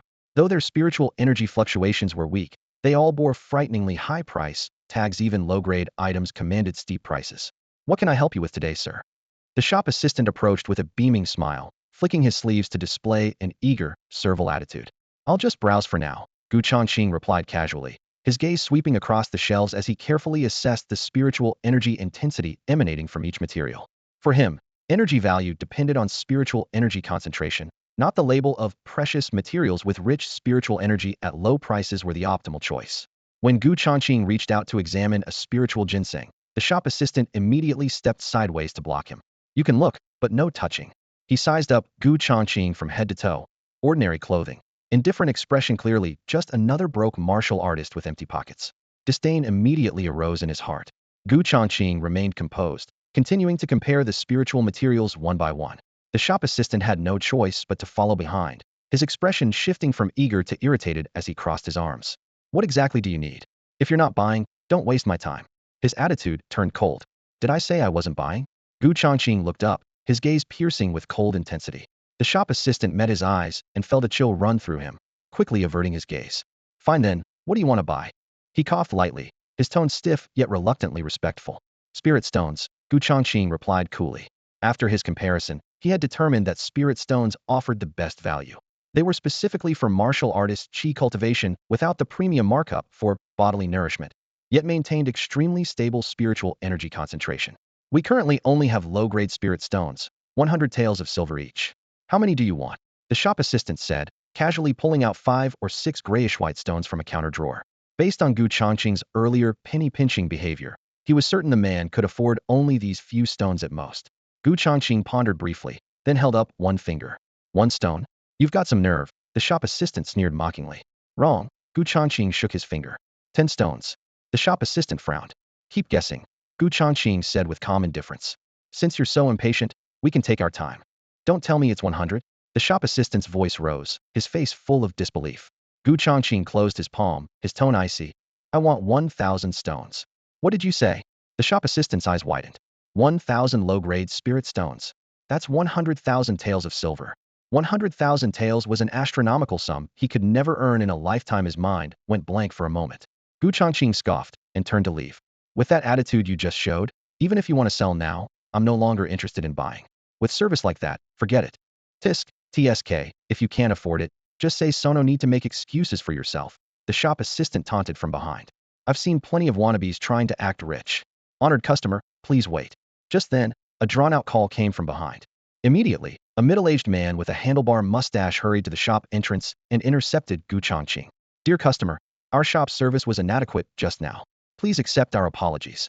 He wore a broad smile, bowing his body almost 90 degrees while repeatedly apologizing. If a wealthy patron were frightened away, it would be truly disastrous. His thoughts were laid bare through his frantic nodding. Whether real or fake, stabilize the situation first. The shop assistant inside, however, snorted coldly without concealing his disdain. Boss, this is just some poor fool pretending to be rich, all looking and no buying. You needn't bother with him. I have a keen eye for people. You slap. Before he could finish, a crisp smack suddenly landed on his face. What utter nonsense. The shopkeeper's face flushed red, his gaze sharp as a blade. This establishment has always put customers first, whether browsing or buying. All are honored guests. From today, you're fired. Get out. The assistant was stunned by the blow, his neck immediately turning red as he stubbornly retorted. Fire me then. I'll just watch how he pays you 100,000 silver coins. With that, he ran outside, glaring viciously at Gu Changqing as if waiting to witness a spectacle. If this fellow couldn't produce the money, he could turn the tables. The shopkeeper plastered on a smile again, turning back while rubbing his hands. Honored guest, are you satisfied with this handling? It has nothing to do with your shop's hiring practices. Gu Changqing replied indifferently, caring only about the spirit stones and their price. Understanding the hint, the shopkeeper lowered his voice urgently. Our service was lacking, so how about a 10% discount? Market transparent pricing, 1,000 spirit stones for only 90,000 silver taels, immediate exchange upon payment. The assistant outside scoffed. Still dreaming of immediate payment? What a joke. Gu Changqing turned his hand and withdrew a thick stack of banknotes from his storage ring, each one marked with 1,000 taels. The moment the banknotes appeared, the shopkeeper's eyes lit up, wishing he could slap the shop assistant twice more. They had nearly missed a great fortune today. His heart surged with excitement, but he hadn't forgotten that sharp-eyed thorn. He quickly rushed to the entrance and delivered another harsh slap to the assistant. Don't let me see you again. Get lost. The assistant's lips trembled as he scrambled away and disappeared at the street corner. Who would dare provoke someone who could produce 90,000 taels in one go? Banknotes entered the till, wooden box placed on the table, transaction completed. Gu Changqing's funds were nearly depleted. The silver he had seized from Zhu Dafu last night now remained only in scattered amounts. He stored the heavy box of spirit stones in his storage ring, his mind stirring. Convert them all. Ding, conversion successful. Congratulations, host has obtained 1,000 energy points. The system panel immediately opened, and he quickly selected the Tiger Wasp template. Ding, consuming 500 energy points. Monster editing in progress. Congratulations, host has successfully created a B-type monster. Please name it. Tiger B. Gu Changqing chose casually, and a light screen panel instantly materialized. Tiger Wasp Master, Gu Changqing. Grade, Intermediate. Combat Assessment, Mid-tier. Attack skills, Venomous Sting Critical Strike. Talent ability, Tail Stinger contains toxins, capable of crafting 7 colored honey pills, can transform into humanoid monster form. To upgrade to advanced tier, requires 1,000 energy points. At the bottom of the panel were 2 illustrated guides. On the left, a dark crimson tiger wasp dominated most of the frame, its robust legs gripping the ground, 2 curved fangs protruding from its mandibles like pincers, and its tail stinger gleaming with cold light, appearing sharp enough to pierce steel. On the right was the wasp's monster form, the powerful muscle definition of a male insectoid intertwined with 2 pairs of thin wings on its back, a thick python-like segmented appendage extending from its waist, ending in a razor-sharp stinger. The entire form radiated ferocity and intimidation. As Gu Changqing's gaze swept over it, he silently admired the male insect's imposing presence. The talent ability section in the panel's bottom right corner was particularly striking. He pulled up the 7-colored honey pills data, crafted by collecting spiritual plant pollen, possessing multiple effects including detoxification, healing, and beautification. Seeing this, Gu Changqing's heart leaped with joy. This was practically equivalent to having built-in alchemist skills. Dear customer, do you require any other spiritual materials? The shopkeeper noticed Gu Changqing's contemplation and approached proactively, his tone respectful yet enthusiastic. Gu Changqing looked up and said, I need some spiritual plant pollen. Any variety will do, the cheaper the better. The shopkeeper's expression shifted. Spiritual plant pollen was typically used for alchemical blending or coloring. Anyone making bulk purchases was either an alchemist or... The shopkeeper studied Gu Changqing carefully before saying, Our shop happens to have half a gene of cold spirit flower pollen in stock. Limited quantity, 3,000 taels. Deal, I'll take it all. Gu Changqing agreed readily, immediately retrieving all his silver from his storage ring, gathering exactly 3,000 taels to hand over. The shopkeeper beamed with delight, turning to fetch a jade bottle. When the stopper was removed, a faint blue fragrance wafted out, revealing powder as fine as snow within. Gu Changqing turned his back to the counter, flipped his palm, and quietly summoned the tiger wasp into his hand, commanding through divine consciousness. Tiger wasp, absorb the pollen and craft 7-colored honey pills. The tiger wasp instantly darted into the jade bottle, sweeping through like a whirlwind. In mere moments, half a gene of pollen vanished completely. Simultaneously, a system notification echoed in Gu Changqing's mind. Ding! Detected that tiger wasp has collected sufficient pollen. Craft 7-colored honey pills. Each crafting session produces 5 pills and requires 100 energy points. Gu Changqing was momentarily stunned. He had assumed that having pollen would directly produce honey pills, never expecting the system to charge additional energy points exactly like those online subscription models from his previous life. You've already got the internet connection, but you still can't watch HD without paying for VIP. Despite his internal complaints, he immediately checked his energy points, 790 remaining, sufficient. Craft, he commanded silently. Ding, congratulations. Your tiger wasp has successfully crafted 7-colored honey pills, quantity 5. Gu Changqing's heart stirred slightly, as he immediately took out a 7-colored honey pill, holding it between his fingertips to examine it with curiosity. The pill was round and lustrous like a pearl, only the size of a grain of rice, with a glossy surface that shimmered with alternating 7 colors, accompanied by a faint floral fragrance. The scent was subtle, yet penetrated straight to his heart and mind, making him involuntarily take a deep breath. Looking at the pill, Gu Changqing frowned slightly. Too small, probably not even enough to fill a tooth gap. But he still wanted to test its effects, so after a moment's hesitation, he tossed it into his mouth. The honey pill melted like ice and snow the moment it touched his tongue, transforming into threads of sweet, clear energy that swiftly traveled through his meridians to every part of his body. Along the way, impurities that had been sealed for years were washed away, and his skin's surface seemed cleansed by gentle rain, with all dullness disappearing. The energy was warm and gentle, lacking the violent nature and toxicity common in ordinary pills, instead feeling like a spring breeze caressing his face, refreshing his spirit.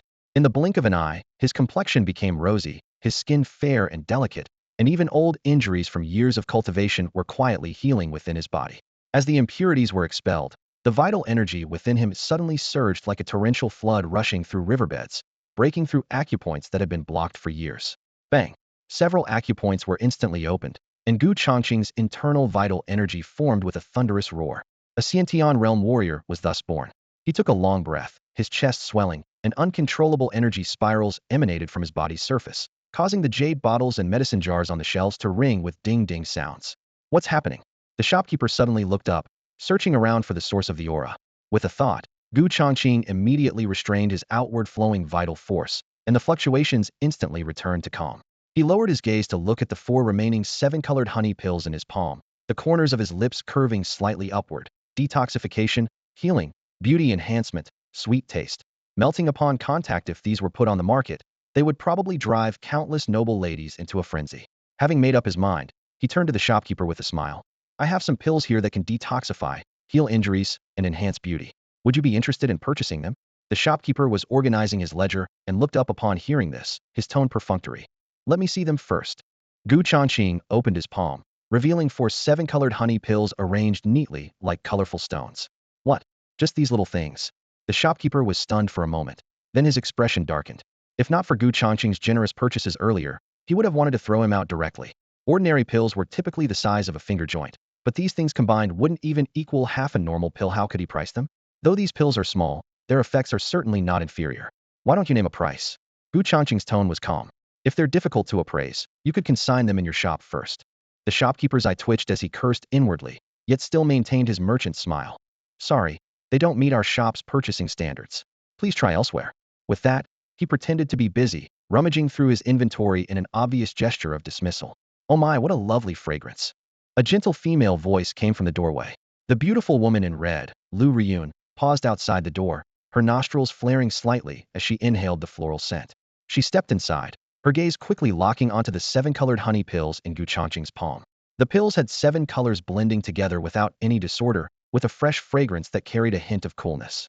7 colors as one, elegant fragrance, with the scent of cold spirit flower pollen mixed within. Lu Riyun praised softly, her eyes bright with delight. Gu Changqing was slightly stunned, secretly admiring this woman's precise sense of smell. She could determine the refining materials based on fragrance alone. This time, he had finally encountered someone who knew quality goods. Gu Changqing turned to look. The woman in red had skin like porcelain and beautiful features. Her form-fitting dress accentuated her curvaceous figure, and her every gesture exuded competence and authority, clearly a powerful businesswoman. He found her face familiar. Manager Lu from the Golden Sea Pavilion. The shopkeeper's gaze sharpened as he immediately recognized Lu Riyun, his heart skipping a beat. He secretly appraised her. Lu Riyun had an exquisite figure, voluptuous where she should be and slender where she should be, without an ounce of excess flesh. She truly was the legendary beauty of rumors. Shopkeeper, are these little pills your new merchandise? Lu Riyun turned to the shopkeeper with curiosity in her voice. What effects do they have? When such an important figure spoke, the shopkeeper's spirits lifted. It seemed these 7-colored pills might become bestsellers. He smiled obsequiously and replied, Miss Lu has a keen eye. These pills are indeed new products. Though small in size, they can detoxify, heal wounds, and even enhance beauty. He then repeated word for word every benefit Gu Changqing had previously described. Oh, they can enhance beauty too. Lu Riyun's eyes lit up with greatly increased interest. The love of beauty was a woman's nature, and even though she was past 30, She couldn't resist such temptation. She turned to Gu Changqing with a slight smile. Young man, are these pills truly so miraculous? Lu Ruyun clearly took Gu Changqing for a customer and was testing him. Gu Changqing smiled faintly. Words alone prove nothing. If the lady is interested, why not try one yourself? To promote the 7-colored honey pills, he simply offered one as a gift. Then I won't stand on ceremony. Lu Ruyun accepted readily, taking the pill but not immediately swallowing it. A wisp of elemental energy flowed from her slender fingers, carving a mysterious rune in the air. Blue light swirled around it, completely enveloping the pill as she obviously tested it for toxins. A rune master? Gu Changqing's heart stirred. This world had many types of cultivators. Rune masters could channel elemental power to inscribe symbols and cast spells, often surpassing close combat warriors of the same level. However, the path of runes had an extremely high threshold, requiring both comprehension and financial resources. After confirming its safety, Lu Ruyun lowered her guard and gently placed the 7-colored honey pill in her mouth. The pill dissolved instantly, and a refreshing fragrance immediately filled her taste buds. So sweet and refreshing. She murmured softly, her cheeks quickly flushing with a rosy hue as she felt the medicinal liquid bloom like 100 flowers in her mouth, its taste wonderfully mysterious. The medicinal power then spread throughout her body. Her already delicate skin became even more firm and smooth, glowing with a healthy pink radiance. The few crow's feet at the corners of her eyes were completely smoothed away. Overall, her appearance looked more than 10 years younger. Lu Ruyun felt the remarkable changes in her body and quickly retrieved a bronze mirror from her storage ring. In the mirror's reflection, her previously weary face now radiated with vitality, her skin seeming to glow with a soft luminescence. Her beautiful eyes sparkled as she exclaimed inwardly, "What's happening? This little pill is actually so miraculous." The shopkeeper behind the counter observed both of their expressions intently, his mouth agape with disbelief. He had initially worried this might be an act orchestrated by Gu Changqing and Lu Ruyun, but upon reflection a woman before him was no ordinary person. As the general manager of Jinhai Pavilion Auction House and a top-tier appraiser, such a figure would have no need to participate in petty fraud. With this realization, his heart burned with excitement. If he could snatch up the pills first and then resell them to Lu Ruyun at a higher price, he'd make a fortune. Having made up his mind, while Lu Ruyun was absorbed in admiring her transformed appearance, he quickly approached Gu Changqing and whispered, "Sir, I'll take all 3 pills you have. Whatever quantity you have in the future, I'll buy it all at prices that will definitely satisfy you." Seeing the shopkeeper's eager expression, Gu Changqing nodded slightly, indicating for him to name his price. The shopkeeper held up 2 fingers. 3 pills for 2,000 silver coins, how about it? Hearing this figure, Gu Changqing's mind raced with calculations. The spirit plant pollen cost 3,000, and refining the 7-color honey pills consumed 100 energy points, equivalent to 10,000 taels of silver, a total cost of 13,000. Now the man was only offering 2,000, which would result in devastating losses. His expression immediately darkened, and he couldn't even muster the interest to respond. Seeing his indifference, the shopkeeper broke into a sweat. 5,000. No, 10,000. But just as he finished speaking, Lu Ruyun had already put away her mirror and sensed the undercurrent between the two men. "These 7-colored little pills, are they yours by any chance?" she asked Gu Changqing with curiosity. Gu Changqing nodded slightly. "Indeed, these pills are called 7-color honey pills." "A fine name, quite poetic," Lu Ruyun praised, producing a bank note from her storage ring. "I just took 1 pill, here's the payment. I wonder if this is sufficient." The banknote she handed to Gu Changqing was worth 10,000 taels. Gu Changqing glanced at the note, feeling pleased. The 5 pills had only cost 13,000 to produce, yet she paid 10,000 for just 1 pill, instantly recovering most of his investment. "It's sufficient," he said, smiling as he tucked it into his sleeve. The shopkeeper's eyes went wide. A single pill was worth 10,000 gold. Recalling how he had just tried to buy 3 pills for 10,000 silver coins, his face burned with embarrassment. Only then did Lu Ruyun formally introduce herself. "I am the general manager of Jinhai Pavilion and also an appraiser. Your 7-color honey pills are quite unique. If you wish to sell them at high prices, you might consider our auction house at Jinhai Pavilion." Hearing her extend this olive branch, the shopkeeper's face stiffened. He wanted to interject, but could only swallow his words due to his wariness of her status. Gu Changqing was in need of silver, and his mind worked quickly. If he could leverage the auction house's influence, he wouldn't worry about sales channels. "An auction house?" He looked at Lu Ruyun. "There happens to be an auction tomorrow evening. If you're willing to bring your pills for appraisal and auction, I guarantee the price will be far more than 10,000, Lu Ruyun said with confidence. Gu Changqing smiled and nodded, accepting the invitation. Seeing this, Lu Ruyun felt relieved. She had recently been struggling to attract female customers, and the 7-color honey pills could perfectly fill this gap. Excellent, then it's settled. In the corner, the shopkeeper watched the two chatting and laughing together, filled with regret. If he hadn't underestimated those small pills and had made the deal before Lu Riyun arrived, the windfall from tomorrow night's auction could have been his. But now it was all lost. I was blind. I was foolish. I'm filled with regret. Thinking of this, the shopkeeper secretly beat his chest in anguish. As soon as Gu Changqing stepped out of Tianbao workshop, Meng Jing, who had been waiting by the street, immediately drove his carriage over. Dr. Gu, where to next? The coachman flicked the reins, and the horse raised its head high, snorting loudly. Tianming Medical Hall. Gu Changqing jumped into the carriage, his robes fluttering as he settled in and gave his instructions. He had no interest in wandering around. The assassination job he had arranged with Chun last night might have results today, and he couldn't afford to miss any news. Just as the wheels began to turn, a gentle voice came from beside them. Oh, so you're a physician. Lu Riyun had somehow appeared beside the carriage, her delicate hand lifting the curtain. Her autumn water eyes gazed at Gu Changqing's handsome profile, a smile playing at her lips. Gu Changqing nodded, half-jokingly saying, if you ever feel unwell in the future, feel free to visit Tianming Medical Hall. I specialize in treating women's difficult conditions, free of charge. Lu Riyun burst into laughter. I'll pass, thank you. I just took a 7-colored honey pill, so I'm immune to all ailments now. Her laughter rippled through her eyes and brows, making her appear even more graceful and charming. She drew a finger-width golden card from her sleeve and handed it over. This is a VIP card for Golden Sea Pavilion. You won't need reservations to enter the auction house. The golden gleam sparkled brilliantly in the sunlight, and Gu Changqing's eyes lit. It was forged from pure gold. See you tomorrow evening. She raised her hand in farewell, then turned and gracefully boarded an ornately carved luxury carriage. The curtains closed, and the rumbling sound of wheels gradually faded into the distance. Dr. Gu, you're truly impressive to know Manager Lu from Golden Sea Pavilion, Meng Jing said with admiration, cracking his whip to urge the horses forward. She's the daughter of the Lu family, the most prominent household in the Great Yong dynasty. The most prominent household.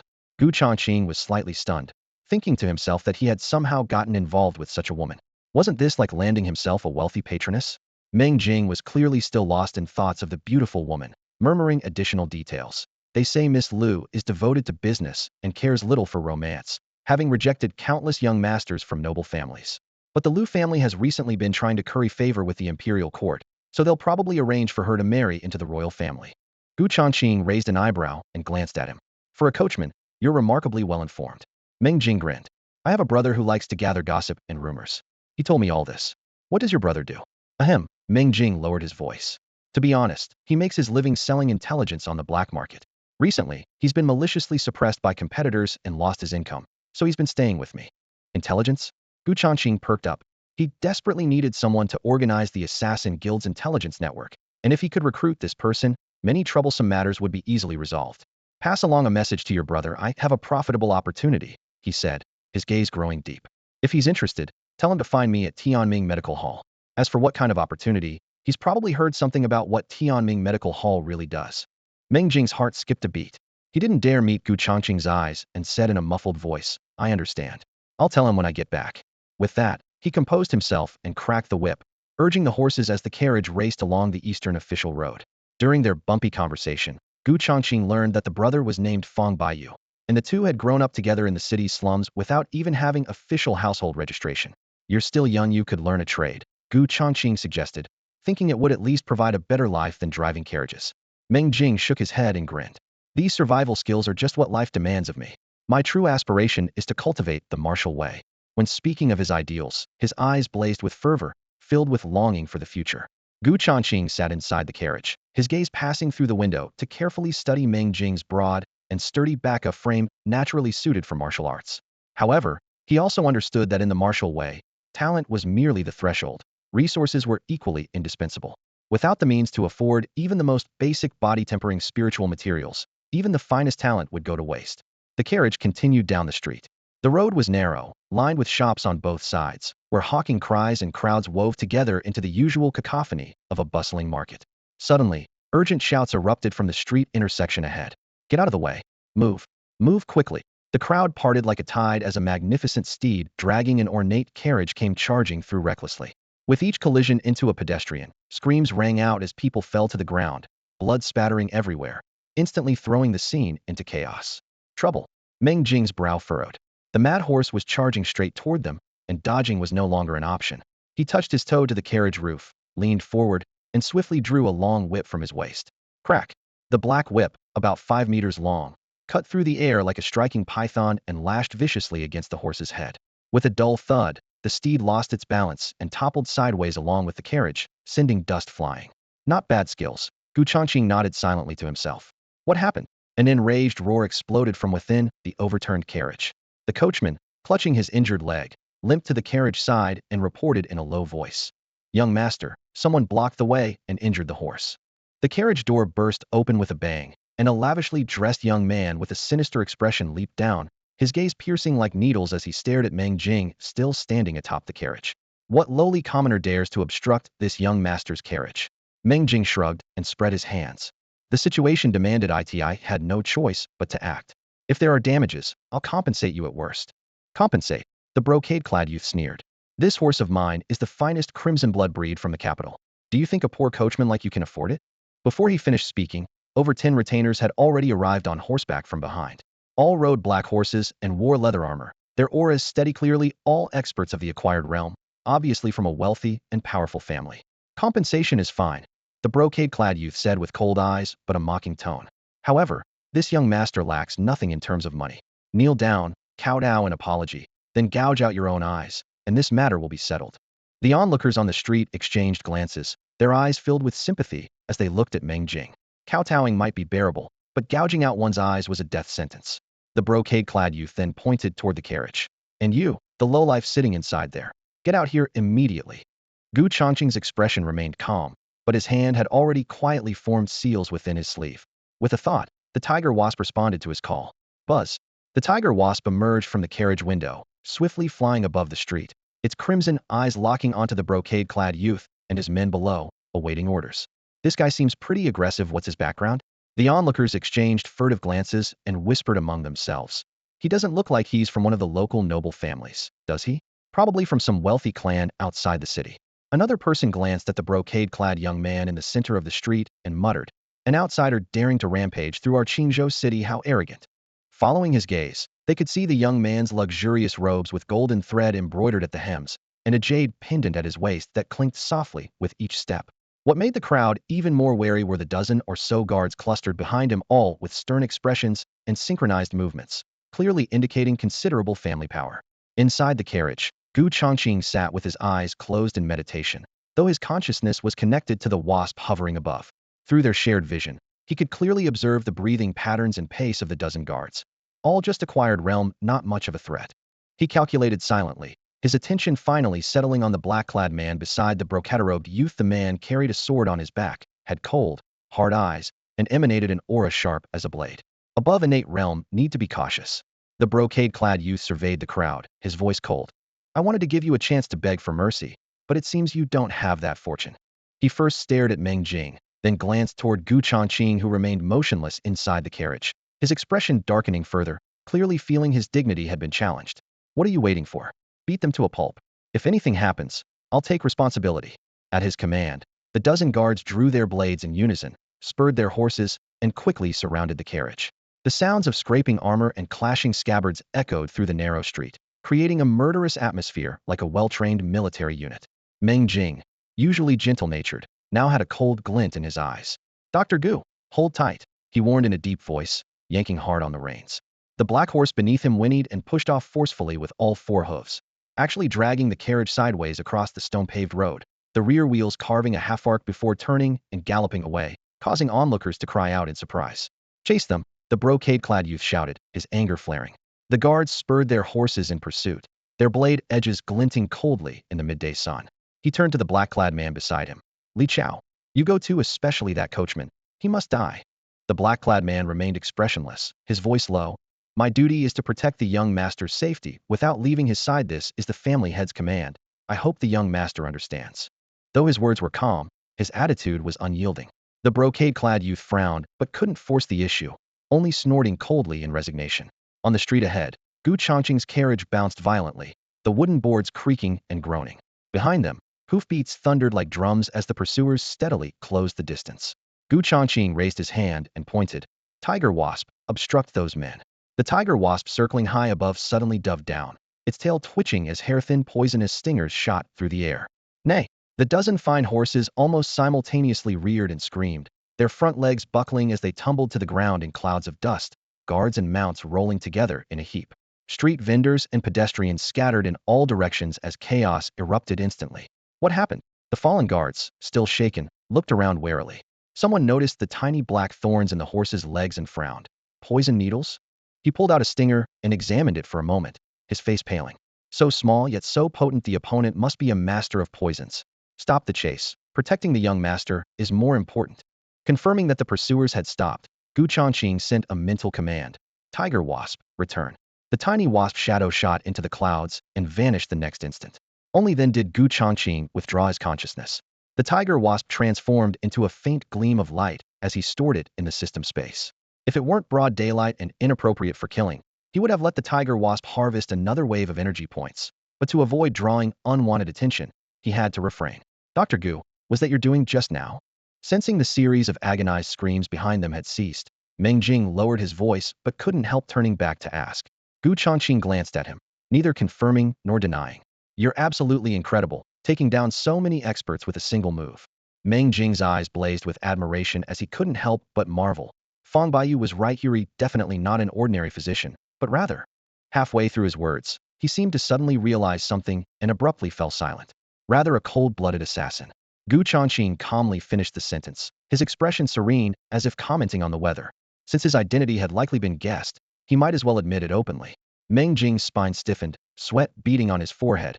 Assassins who had their secrets exposed typically preferred to kill rather than risk exposure. That bastard Fang Baiyu off all the things to gossip about. Why did it have to be this? His heart pounded frantically, and he even considered spurring his horse to flee. Don't panic. Changqing stood with his hands clasped behind his back, his tone unhurried. I dare tell you because I'm not afraid of you knowing I currently need intelligence personnel. That brother of yours has great potential. Have him deliver a message for me tonight. Yes, of course. Meng Jing swallowed hard and nodded repeatedly. Changqing glanced at his ordinary but sturdy carriage. I also need transportation when I go out. This carriage will be mine from now on, full-time employment at 2,000 silver coins per month. Acceptable. 2,000. Meng Jing's eyes instantly lit up like oil lamps. Dr. Gu, are you serious? Absolutely certain. Changqing's lips curved slightly. If you're unwilling, that's fine too. I'm willing. Meng Jing hastily patted his chest, his voice trembling with excitement. 2,000 silver coins equaled half a year's income from driving his cart, and he could even buy spiritual materials for body tempering to break through to the acquired realm. Excellent. Changqing nodded. Today, no matter what it takes, bring Fang Baiyu to the Tianming Medical Hall, even if you have to tie him up. Leave it to me. Meng Jing clenched his fist, his morale soaring. Changqing was in high spirits. 2,000 silver coins to secure a driver, while simultaneously establishing an intelligence network. This was a profitable deal. The carriage raced through the afternoon streets, hoofbeats crisp and clear. Upon reaching the Tianming Medical Hall, Meng Jing immediately turned the carriage around and headed straight for the slums. Tiger Wasp, guard the entrance. Changqing gave the instruction and turned toward the nearby restaurant. Having just broken through to the innate realm with his spiritual power surging, he was famished.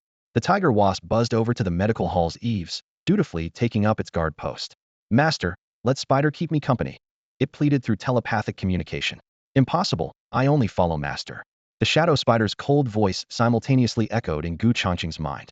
Fine, Master is indeed more important than me. The Tiger Wasp hummed resentfully. Listening to his two spirit pets' secret bickering, Changqing couldn't help but smile. Having incorporated his own blood into their creation materials, they had already gained sentience and developed childlike intelligence. This form of communication wasn't particularly surprising. Entering the restaurant, Changqing ordered a full table of signature dishes and began devouring them ravenously. While burying his head in the meal, he used the wasp's shared vision to observe the Tianming Medical Clinic from afar. The queue in front of the clinic grew longer and longer, but he couldn't distinguish who among them were Chun Kuei's spies. It was almost time. After finishing every last morsel, he wiped his mouth and prepared to settle the bill. Just then, the restaurant door swung open as a group of people burst in with the cold wind, instantly occupying the tables with the best views. Changqing caught a glimpse from the corner of his eye was the same group, led by the brocade-clad young man he'd encountered earlier on the street. Fortunately, he had been hidden behind the carriage curtain at the time, so they hadn't gotten a clear look at his face. Those two lowlifes better pray they don't cross paths with this young master again, or gouging out their eyes and breaking their legs would be getting off easy. The brocade-clad youth slammed down heavily in his seat, his fist striking the table with such force that the teacups rattled violently. He had come to Qingzhou expecting to have his way, but instead had lost over a dozen warhorses right off the bat, leaving him seething with rage. Li Chao, who carried a long sword on his back, stood beside him and spoke in an extremely low voice. Young master, the people from the black market have been watching you lately. When we're away from home, it's better to keep a low profile. With you, a peak-innate realm sword master, protecting me, what do I have to fear? The brocade-clad youth sneered coldly. What's this? Are you trying to remind this young master of something, or are you scared? Li Chao bowed slightly. Young master, you give my words too much weight. Not wanting any unnecessary complications, Changqing paid his bill and left the restaurant as if nothing had happened. Reaching the street corner, he calculated silently. He could only hope Ming Jing wouldn't head to the Tianming medical clinic too quickly, or it would truly be a case of enemies meeting on a narrow road. More than 10 acquired realm warriors plus 1 at the peak of innate realm, a direct confrontation would definitely not be the wisest strategy. Dr. Gu is here. Outside the medical clinic, the patients waiting in line immediately swarmed toward him the moment he appeared. Most of the visitors came from the slums. Though the original owner had used the clinic as a cover, he had also practiced medicine at low prices, albeit with poor medical skills. Now that a military doctor from the 21st century had taken over, the situation was naturally different from before. Don't push. Take a number and wait in line, one at a time. Gu Changqing carried a basket of small wooden tokens to distribute. Suddenly, he noticed a thin man in the queue, gaunt-faced, but with sharp, bright eyes and steady steps, completely unlike a patient. Changqing's man had arrived. Gu Changqing had already made his judgment and handed the last numbered token to him. The thin man gave an almost imperceptible nod, establishing their tacit understanding. After finishing the distribution, Gu Changqing changed into his physician's robes and began taking pulses and prescribing remedies. In this world abundant with spiritual energy, most ailments were caused by wind and cold, which he handled with ease, working without pause. More than 20 patients were dealt with in less than half an incense stick's time. Finally, it was the thin man's turn. Dr. Gu, this prescription was sent by Boss Chun for your diagnosis. With no one else around, the man handed over a folded piece of paper. Gu Changqing's eyes narrowed slightly as his gaze fell upon the contents of the paper. Target: Martin Yu, age 25, cultivation level, mid-stage, acquired realm, identity, legitimate son of the Ma family, background, Earl's personal guard from a noble house in the capital of the Great Yong dynasty. 15 bodyguards are acquired realm martial artists, with 1 additional innate realm peak sword cultivator named Li Chao. Recent activity: traveling to Qingzhou City. Invited to Golden Sea Pavilion's auction on the evening of the 9th at 8 o'clock this month. Reward: 100,000 silver notes. Mission deadline: 8 days. Below the dense intelligence text, a portrait of a young man with a sinister expression stared coldly from the page. Gu Changqing gazed at the portrait and immediately recalled the appearance of that brocade-clad youth Martin Yu. It was actually him. The moment he recognized the target, his heart skipped a beat, his fingertips tapped against the paper as memories flooded his mind. Boston asked me to relay a message: make sure the medicine cures the illness completely. The gaunt man placed the medicine package on the table, his voice extremely low. Otherwise, you'll have to pay triple the medical fees. Gu Changqing's eyes instantly darkened. The commission and compensation sounded dignified, but it was nothing more than a blatant demand for a cut. That short Chen Kuei was merely a middleman, yet he could sit back and profit regardless of success or failure. 20% was directly skimmed from the 100,000 silver note reward, leaving only 80,000 in hand. This exploitation made Gu Changqing's chest burn with anger, further strengthening his resolve to establish his own intelligence network. The message has been delivered, so I won't disturb you further. The gaunt man collected the empty medicine package, dusted off his sleeves, and pushed the door open to leave. Gu Changqing then walked to the shop entrance and hung up the wooden sign reading, "Temporarily closed today, no visitors." His gaze swept across the restaurant window opposite, and through the half-open window, he clearly spotted Martin Yu and his group feasting heartily. The prey was within reach, but with 15 acquired realm attendants plus 1 innate realm peak sword cultivator Li Chao surrounding him, attacking rashly would be suicide. Could only wait for a better opportunity. Shadow Spider, keep a close watch on him, don't expose yourself. After Gu Changqing's silent command, a thumb-sized dark red spider swiftly crossed the street and quickly climbed up the restaurant's brick wall. Compared to the flying tiger wasps, the shadow spider was undoubtedly superior at stealth. It moved along the window ledge, silently monitoring every movement inside through the gaps. Young master, traveling all this way from the capital to attend the auction just to win Miss Lu's favor seems too risky. A subordinate looked around and reminded him in a lowered voice. Winning a beauty's heart makes the risk worthwhile. Martin Yu sneered, his eyes sinister. If I find out who the employer is, I'll make him wish he were dead. Changing the subject, he urged in a low voice. Did you bring the items? Rest assured, young master, I brought 2 packets of aphrodisiac powder this time. The after effects are extremely potent. One whiff, and she'll be more lustful than the whores in the pleasure quarters. The subordinate handed over 2 paper packets. Martin Yu caressed them with his fingertips, a lewd smile spreading across his lips. Lu Riyun, don't you like to act pure and aloof? With this, I'd like to see how you'll moan and writhe beneath me. He treasured the aphrodisiac powder against his chest, his eyes excited and twisted. Li Chao remained silent throughout, his sword-like brows slightly furrowed, sharp eyes scanning every diner with the expression of a leopard ready to strike. He disdained Martin Yu's arrogancy, a spoiled brat who relied on his family's power to run amok, showing no restraint even when his life was at stake. No wonder some displeased parties behind the scenes had hired assassins on the black market to eliminate him. Hahuan powder, Lu Riyun. Inside the medical clinic, Gu Changqing's brow furrowed. Through the shared vision of his shadow spider, he had caught wind of Martin Chao's despicable scheme. This bastard actually planned to make a move against Lu Riyun at tomorrow night's auction. The reputation of the 7-colored honey pills still needed Lu Riyun's channels to spread, and no disruption could be allowed. At this thought, Gu Changqing's eyes turned ice cold, and the killing intent in his heart became impossible to suppress. Falling into my hands, he's out of luck. Moments later, Martin Yu settled his bill and left the restaurant, followed by his entourage. The shadow spider clung like a dark shadow to bone, silently tailing them, its 8 cold eyes locked firmly on the target, yet it remained motionless without Gu Changqing's command. Following them all the way to the inn, it crept along the wall, brushing past crowds, sticking closely behind Martin Yu. Strange, I keep feeling like someone's watching from the shadows. Just as he stepped into the inn, Martin Yu paused and looked back. Ever since leaving the restaurant, he'd felt a chill down his spine, as if being stalked by a ghost. But the streets were bustling, and he could never pinpoint the source. Now indoors, that oppressive feeling persisted, making his skin crawl. Young master, is someone following us? His accompanying guard Li Chao noticed his unease and asked in a low voice. My instincts are usually spoton, so I'm probably right. Martin Yu lowered his voice, tension evident in his tone. Li Chao's eyes darkened as he swept his sharp gaze toward the inn's entrance. By the door crack, the shadow spider crouched in the darkness, completely invisible to human eyes. After confirming no suspicious figures in the lobby, Li Chao remained cautious, instructing his subordinates.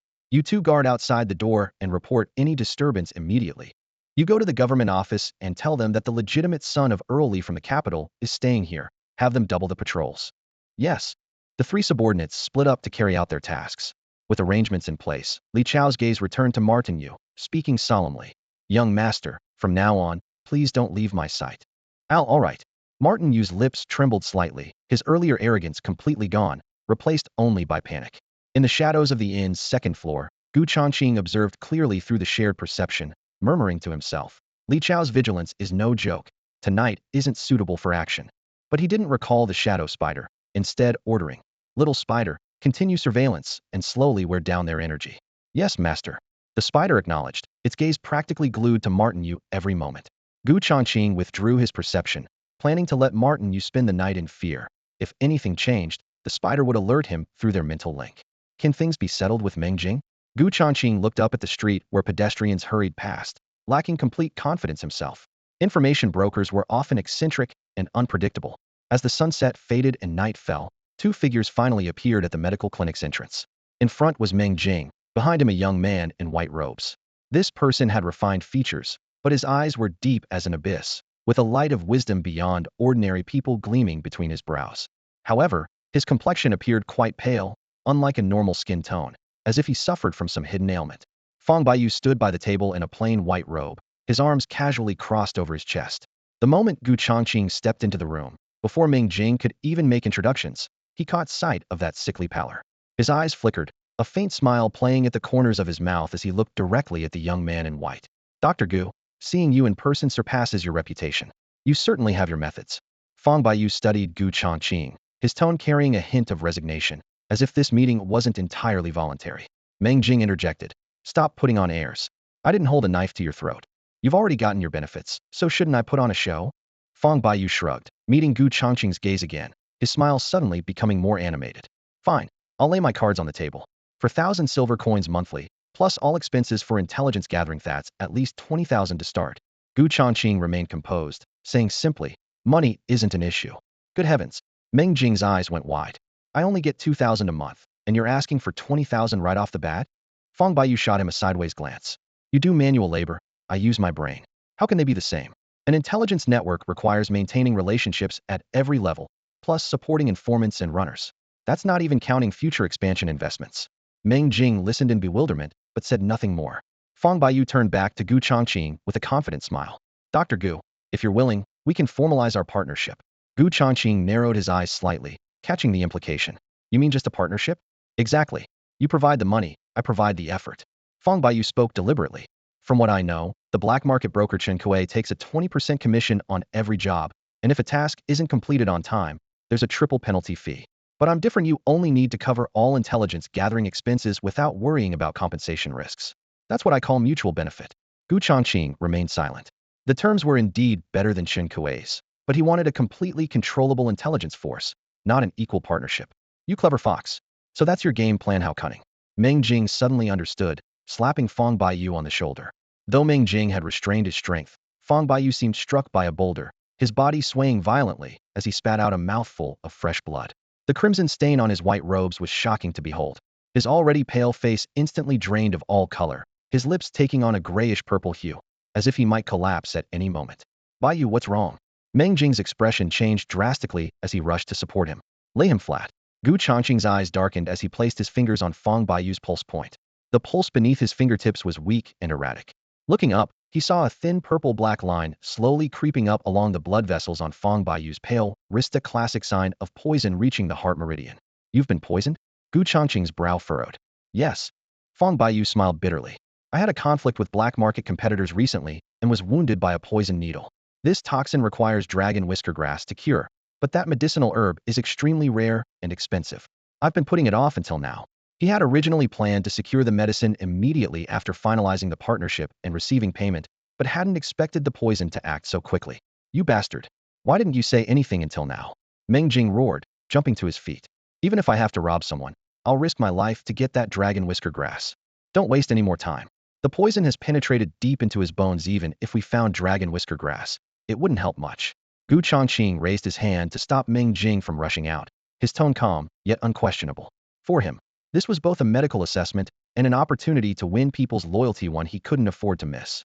Given Fang Baiyu's current condition, dragon whisker grass could at best temporarily slow the poison spread, with no hope of complete elimination. Only the 7-colored honey pills could truly cure him, and Gu Changqing wasn't exaggerating in the slightest. Meng Jing's face showed deep anxiety, his fists clenched so tightly they cracked, yet he didn't know what to do. Suddenly, this tower of a man dropped to his knees with a thud, his voice booming through the clinic like a great bell. Dr. Gu, if you're willing to save my brother, my life will be yours from now on. This unexpected gesture brought tears to Fang Baiyu's eyes, his reddened gaze filled with emotion. If he could truly survive this, he swore never to cheat his brother out of a single coin again. Gu Changqing waved dismissively. Keep your life.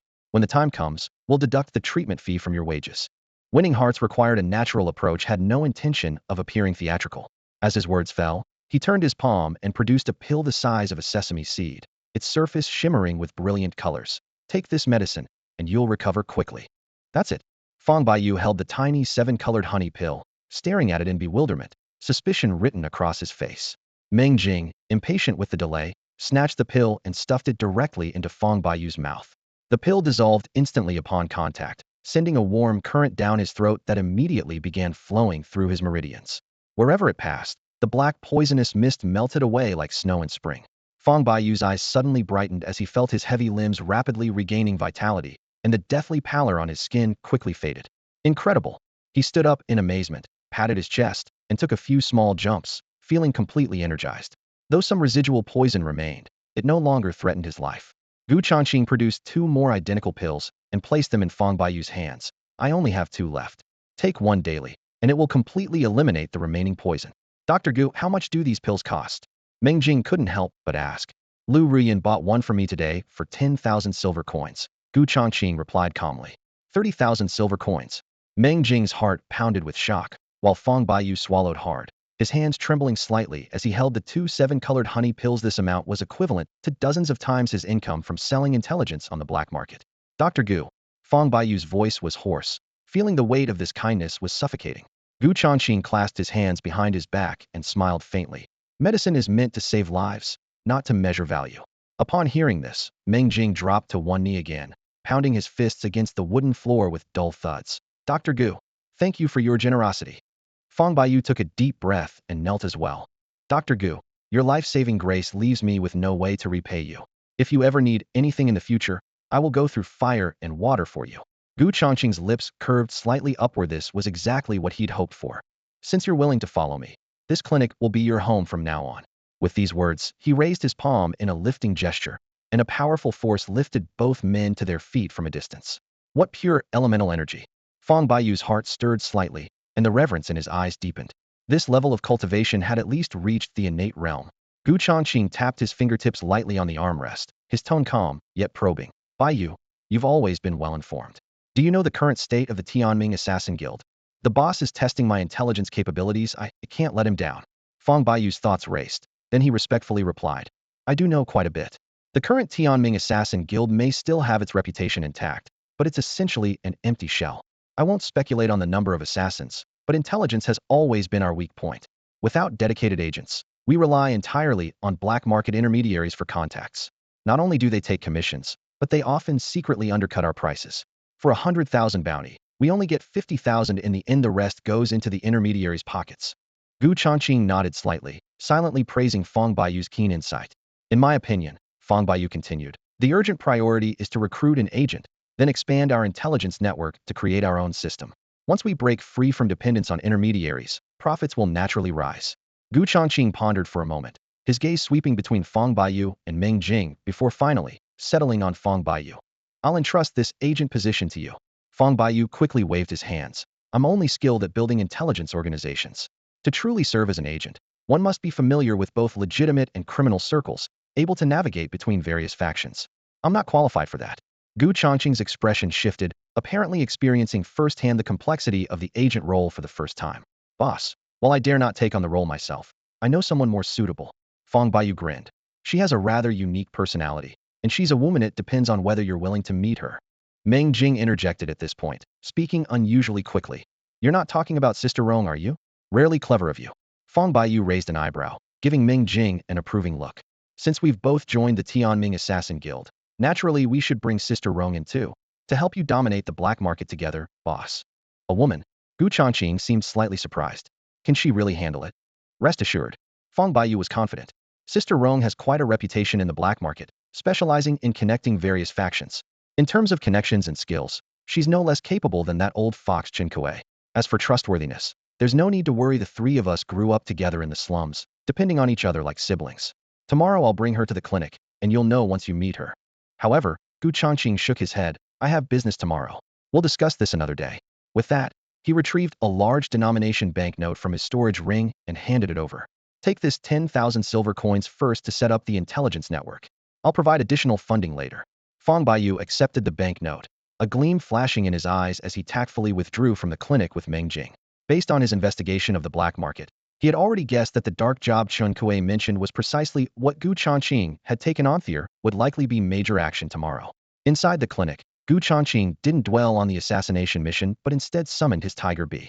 To save Fang Baiyu, he had just exhausted all his 7-colored honey pills, and with tomorrow night's auction to attend, he needed to refine more. The wealthy mansions of Qingzhou City should have spiritual plants and flowers in their gardens.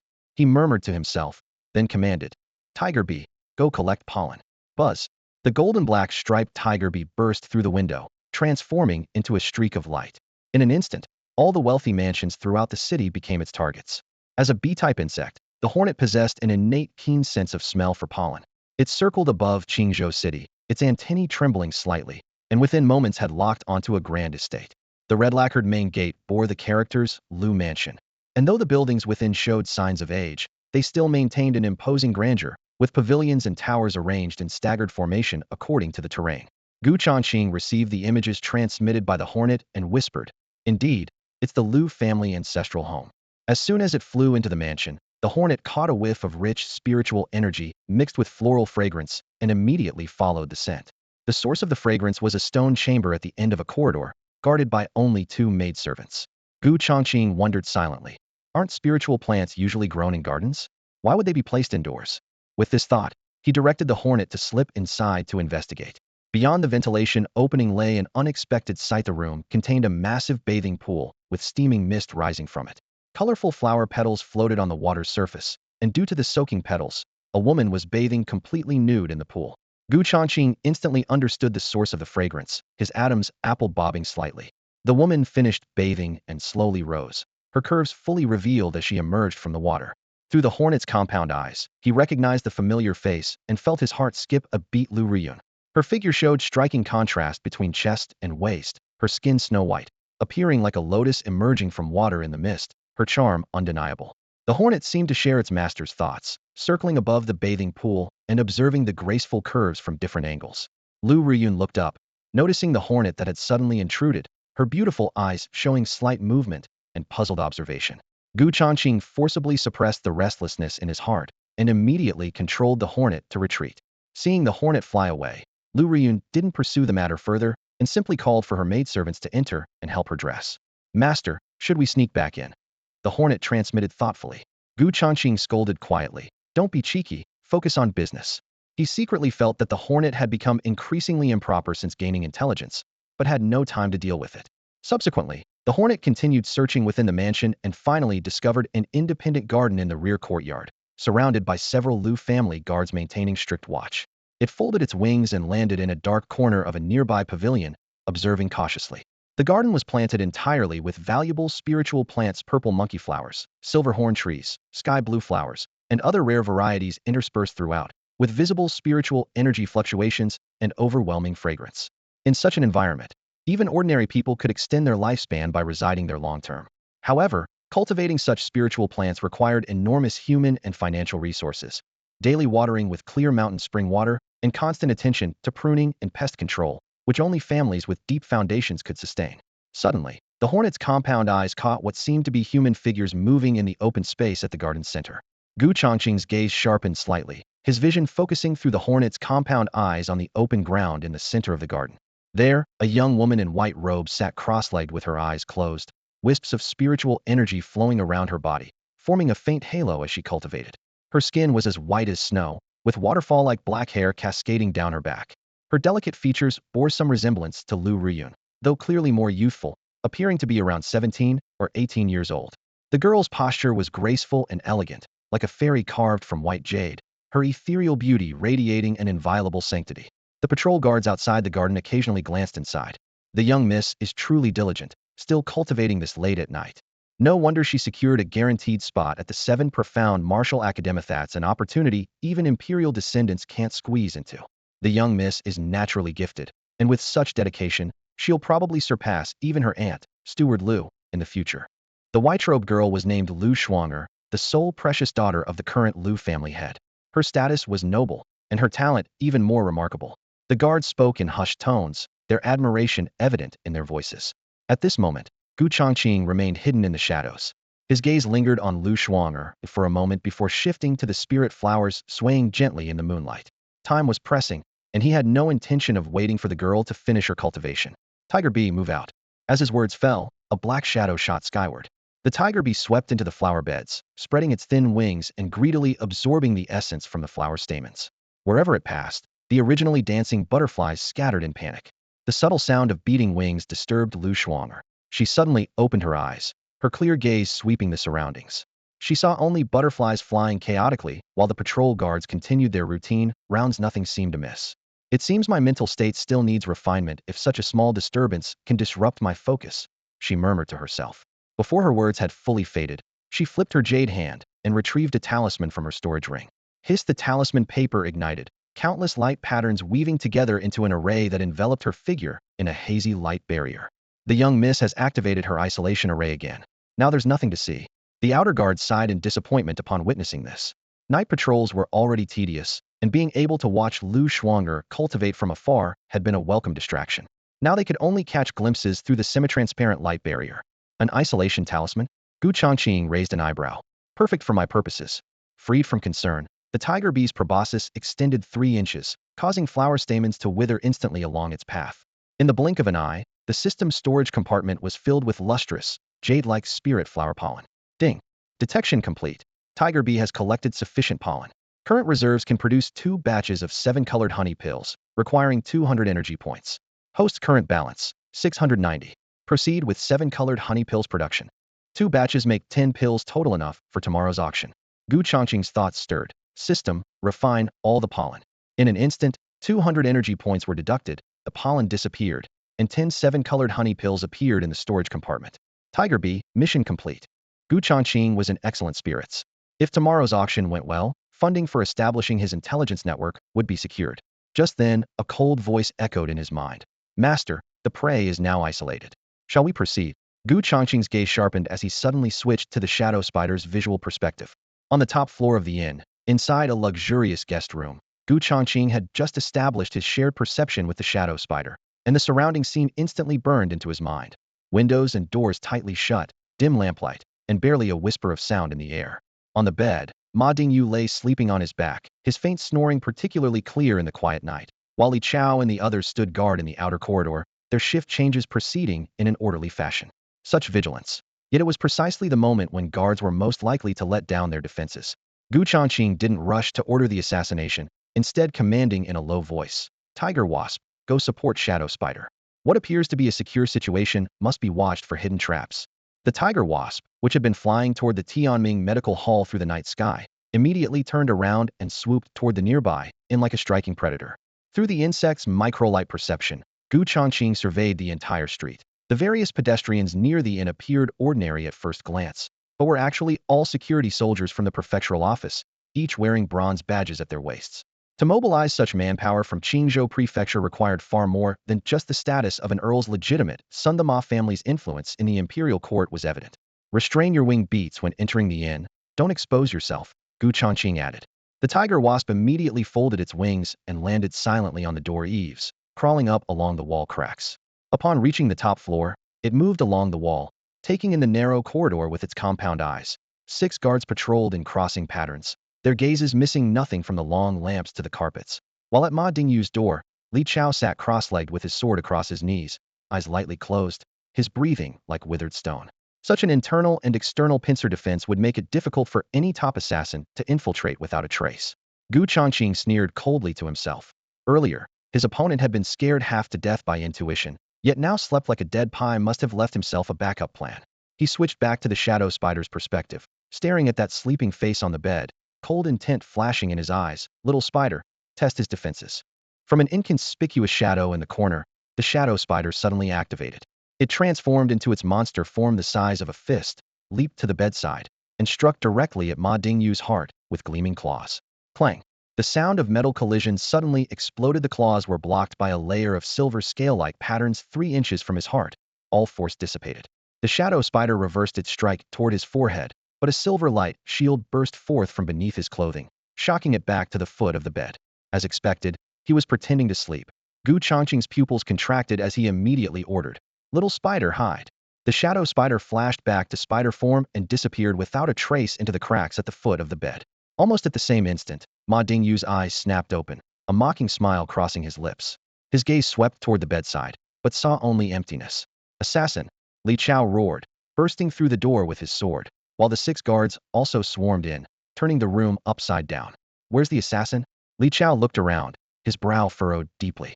He clearly remembered someone had just attacked, but was blocked by the protective treasure armor. So why had all traces vanished in the blink of an eye? There was clearly someone who attacked me just now, but my protective treasure armor blocked it. How could they disappear without a trace so quickly? Martin Yu's face was etched with shock and disbelief. The 6 guards exchanged glances, and one of them muttered in a trembling voice, "Could we have encountered a ghost?" "Don't talk nonsense," Li Chao interrupted sternly. He surveyed the room with a grave expression. "Most likely, it's an assassin who has mastered high-level stealth techniques." With that, Li Chao strode quickly to the window. In the window crack, the thin strand of hair he had placed there earlier still hung quietly, without the slightest movement. If someone had opened the window to sneak in, the airflow would have blown the hair away. But the room was surrounded by walls on all sides, with no other way in or out except the door and window. This scene chilled him to the bone. If it truly was a top-tier assassin capable of passing through walls and vanishing into shadows, the young master would likely face grave danger in the future. Damn it! I thought I could lure the snake out of its hole and catch it in a trap, but he escaped. Martin Yu's face turned pale with rage as he kicked at the foot of the bed.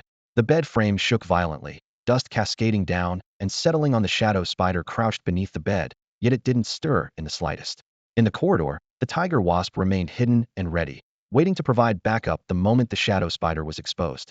Li Chao withdrew his gaze and advised in a low voice, "Young master, this place is not safe for a prolonged stay. For safety's sake, we should return to the capital as soon as possible." "Enough nonsense." Martin Yu snorted coldly. "The Golden Sea Pavilion auction begins tomorrow, and I must have Lu Riyun. I have protective armor. so that assassin couldn't harm me tonight and won't succeed in the future either. His arrogant tone made Li Chao's knuckles turn white, his grip on the sword handle nearly crushing it. If not for the distinction between master and servant, he truly wanted to knock this young master unconscious with a single palm strike and drag him back to the Ma family to save everyone the trouble. No one is to close their eyes tonight. Keep watch in this room. After giving his orders, Martin Yu swept his robes aside and laid down on the bed, closing his eyes to sleep. Yes, young master. Li Chao responded, sitting upright beside the bed without moving an inch. The other 6 guards sighed inwardly but had no choice but to take positions at various corners, maintaining vigilant watch in all directions. This is troublesome. Changqing exhaled softly in the medical clinic on the other side. His earlier reconnaissance had revealed that Martin Yu was wearing protective armor, and he knew that if it hadn't been the Shadow Spider's probe but an actual human assassin instead, they would have been captured and killed immediately. It seemed Chun Kuei's intelligence wasn't complete. The Shadow Spider's 2 assassination attempts had both been blocked by the protective light barrier, clearly indicating that the armor was inscribed with automatically triggered defensive runes. Every defense had its limits, but once the commotion became too great, Li Chao and the guards would surely swarm in. If he could isolate sound and light, wouldn't that avoid their immediate rescue? A flash of inspiration struck Gu Changqing's mind. Earlier in the Lu family garden, Lu Shuang'er had used isolation talismans to create a tranquil light barrier. If he could obtain similar talismans and combine them with the Shadow Spider and Tiger Wasp, the success rate of the assassination would certainly multiply. With this thought, he stopped letting his mind wander and sat cross-legged in meditation, his elemental energy slowly circulating through his meridians. Today he had broken through to the innate realm with the help of the 7-colored honey pills, but this kind of advancement through medicinal power wasn't stable needed to consolidate his foundation. The next day at noon, Gu Changqing slept in late before finally getting up. After a quick wash, he heard the Shadow Spider's cold, telepathic voice. Master, the prey is preparing to leave.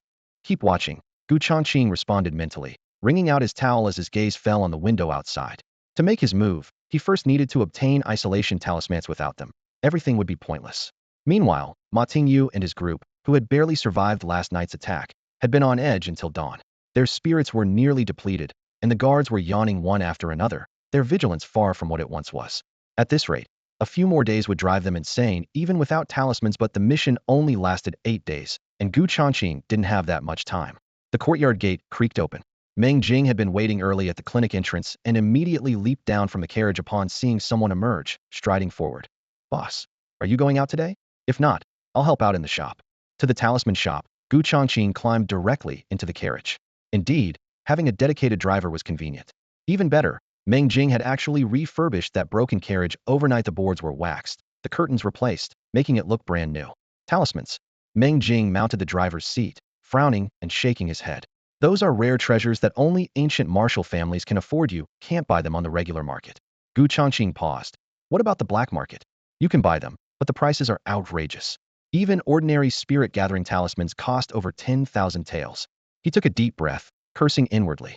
All the silver earned over the past 2 days was completely spent. His pockets were emptier than his face was clean. He'd have to set aside the talismans for now and focus on making money first. To the Golden Sea Pavilion, he settled back onto the cushions, instructing Meng Jing. The only option was to make tonight's auction and sell the 7-colored honey pills to immediately recover some funds. Crack! The whip cut through the air as the carriage steadily entered the street. Inside, Gu Changqing idly projected his consciousness into the Shadow Spider. His vision suddenly shifted bustling streets with wine shops and tea houses lined up in rows. The Shadow Spider crouched atop another 4-wheeled carriage decorated with silver trim. Behind the curtains, Ma Tingyu sat shoulder to shoulder with Li Chao, followed closely by over 10 armored soldiers. Young master, are you really going to the Lu family ancestral home? Li Chao asked in a low voice. Lu Ruyun has come to King's Hall. Nit be ashamed not to visit? Ma Tingyu's eyes flickered with fire as Lu Ruyun's graceful figure floated through his mind, his breathing quickening. While the Lu family hasn't yet aligned with the imperial clan, I need to win her over quickly. Li Chao hesitated. I heard that the Lu family's prodigy, Lu Shuang'er, is also in seclusion at the ancestral home during this period. If we visit rashly, might it be? What's wrong with that? Ma Tingyu's lips curved into a sinister smile. She might have to call me unclean law someday. Besides, if I can have Lu Ruyun, that's best, but if not, Lu Shuang'er wouldn't be bad either. Those sheltered young ladies from wealthy families are the easiest to deceive. With that, he lifted the curtain and gazed toward the Lu family's direction, revealing a serpentine smile as he began fantasizing about having both women serve him. Li Chao's brow furrowed deeply, but he ultimately said nothing more. Lust was a blade hanging over one's head. This was practically suicide. If it weren't for the Ma family's noble status at court, this guy would have died countless times already. Want to visit the Liu family ancestral mansion? A flash of inspiration struck Gu Changqing's mind as he continued to secretly follow through the shared perception of his wasp. If Liu Ruyan wasn't at the Golden Sea Pavilion right now, he could go directly to the Liu residence and personally deliver that seven-colored honey pill to her. At this thought, the alluring scene of Liu Ruyan bathing last night involuntarily surfaced again. Images stored by the wasp were crystal clear and retrievable. With just a thought, he could replay and magnify that enchanting sight for his viewing pleasure. While Gu Changqing was immersed in his visual recordings, Ma Dingyu's group had already arrived at the Liu family ancestral mansion, only to be blocked at the entrance by two burly, dark-skinned men who barred their way with outstretched arms. Sorry, but our master Liu has instructed us to decline all visitors recently, the gatekeeper said gruffly as he sized up the group, his tone cautious. What does a mere gatekeeper like you know? Ma Dingyu's brows furrowed in anger. I am the legitimate son of Earl Ma, and I have close personal ties with Master Liu. Dare to block me again, and believe it or not, I'll break your dog legs. Upon hearing the words legitimate son of an earl, the burly man's face twitched slightly, and he quickly bowed his head obsequiously. I'll report this immediately. Please wait a moment, young master. Though the Liu family were prominent merchants, they still ranked lower than court nobles, so he dared not show disrespect and immediately ran into the mansion. Meanwhile, at another street corner, Gu Changqing lifted the carriage curtain and calmly instructed Meng Jing, change course to the Liu family ancestral mansion. As he spoke, he retrieved a black iron mask from his storage ring and held it up. Boss, though I'm not as handsome as you, I'm not scary enough to need this, am I? Meng Jing muttered quietly as he took the mask. Less chatter. Put it on nits for your own good. Gu Changqing smiled, though his tone brooked no argument. Meng Jing shrugged and snapped the mask onto his face. The heavy black iron made his already imposing frame appear even more menacing, like an iron tower war god. Gu Changqing examined him approvingly for several moments. Excellent. Shortly after, the carriage turned the corner, and the tall gates of the Liu mansion came into view. Outside, Ma Dingyu and his group were still pacing, but Liu Ruyan was nowhere to be seen. So it's them. Meng Jing's heart tightened as he instantly understood why his boss had him where the masto avoid unnecessary complications. He breathed a silent sigh of relief and nimbly jumped down from the carriage, positioning himself behind Gu Changqing. The black iron mask gleamed coldly as his towering figure stood like a city wall before the mansion gates. Even the guards were intimidated by this imposing presence and dared not show disrespect, immediately adopting a gentler attitude. Honored guests, how may we assist you? Gu Changqing stood with his hands clasped behind his back and said calmly, Please inform Master Liu that Mr. Gu has come to visit. Upon hearing Mr. Gu, Ma Dingyu's eyes turned cold as he fixed his gaze on Gu Changqing like a venomous snake. What kind of friend Gu are you? Gu Changqing merely gave him an indifferent sidelong glance, as if looking at a corpse about to expire. What business is it of yours? Insolent. One of the guards immediately stepped forward to rebuke him. My young master is the legitimate son of Earl Ma of the current dynasty. How dare you show such disrespect? What a load of bullshit. Meng Jing acted as if he were wearing a mask, completely unrestrained as he roared furiously, his chest heaving. My boss is a close friend of the imperial prince. What's with that sour face of yours? Passers-by on the street were startled by his outburst and froze mid-step. Meng Jing knew exactly what he was doing. There were plenty of princes around, and who would actually run to the palace to verify his claims one by one? As long as he had enough bluster, even a wild boast could intimidate people. The guard was overwhelmed by his fierce momentum, his heart skipping a beat as he stared warily at Gu Changqing, not daring to respond. Ma Dingyu's expression shifted slightly, his peripheral vision sweeping toward the shabby carriage parked by the roadside, its paint peeling and curtains faded. He sneered inwardly. With such a broken-down cart, they dare claim to be friends of a prince? Gu Changqing shook his head silently. Meng Jing's mouth really knew no bounds. Falsely invoking imperial authority was a capital offense in the capital. If that's the case, Ma Dingyu narrowed his eyes, his voice carrying a chill. May I ask which prince your excellency refers to? None of your damn business. Meng Jing shot back mercilessly. You having been rebuffed twice. Ma Dingyu's face turned ashen, yet he didn't dare act rashly. Always one to bully the weak and fear the strong. He wasn't sure whether Gu Changqing truly knew any princes, so he swallowed his rage and secretly signaled to his bodyguard. I've heard that friends of princes are all exceptionally skilled. Let me witness it for myself. The guard shouted and lunged forward, his fist cutting through the air straight toward Gu Changqing's face. Gu Changqing neither dodged nor retreated. His wrist twisted as he struck out with his palm. His innate realm energy exploded forth. Bang! The guard didn't even have time to scream before being sent flying, crashing onto the stone pavement and spitting blood. Useless. Ma Dingyu's heart trembled as he quickly retreated to Li Chao's side, finally feeling somewhat secure. Early innate realm.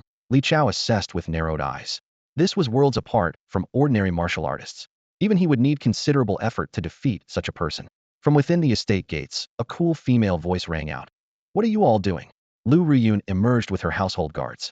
She frowned slightly, glancing at Ma Dingyu and his group before her gaze fell on Gu Changqing, her eyes immediately brightening. Master Gu, it's actually you. Her tone carried pleasant surprise.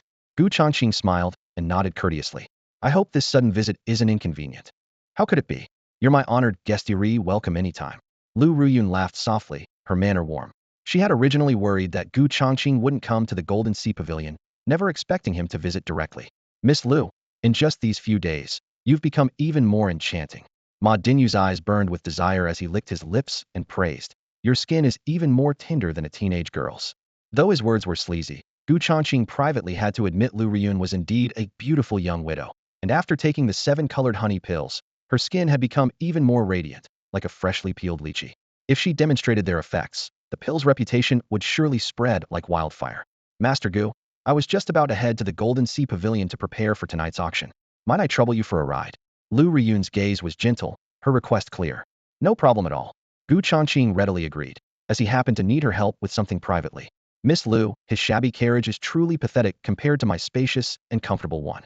Ma Dingyu let out a light snort, raising his hand to gesture toward his own ornately carved and luxurious carriage with an eager yet ostentatious manner. I happen to be heading the same way and could give you a ride. The burning admiration in his eyes was completely undisguised. Thank you for your kind offer, young Master Ma, but I still have business matters to discuss with Mr. Gu. Please excuse me. Lu Ruyun's tone was polite yet distant. As the legitimate son of an earl, his status was considerable, so she neither approached him inappropriately nor embarrassed him publicly, maintaining perfect propriety. Mr. Gu, let's go.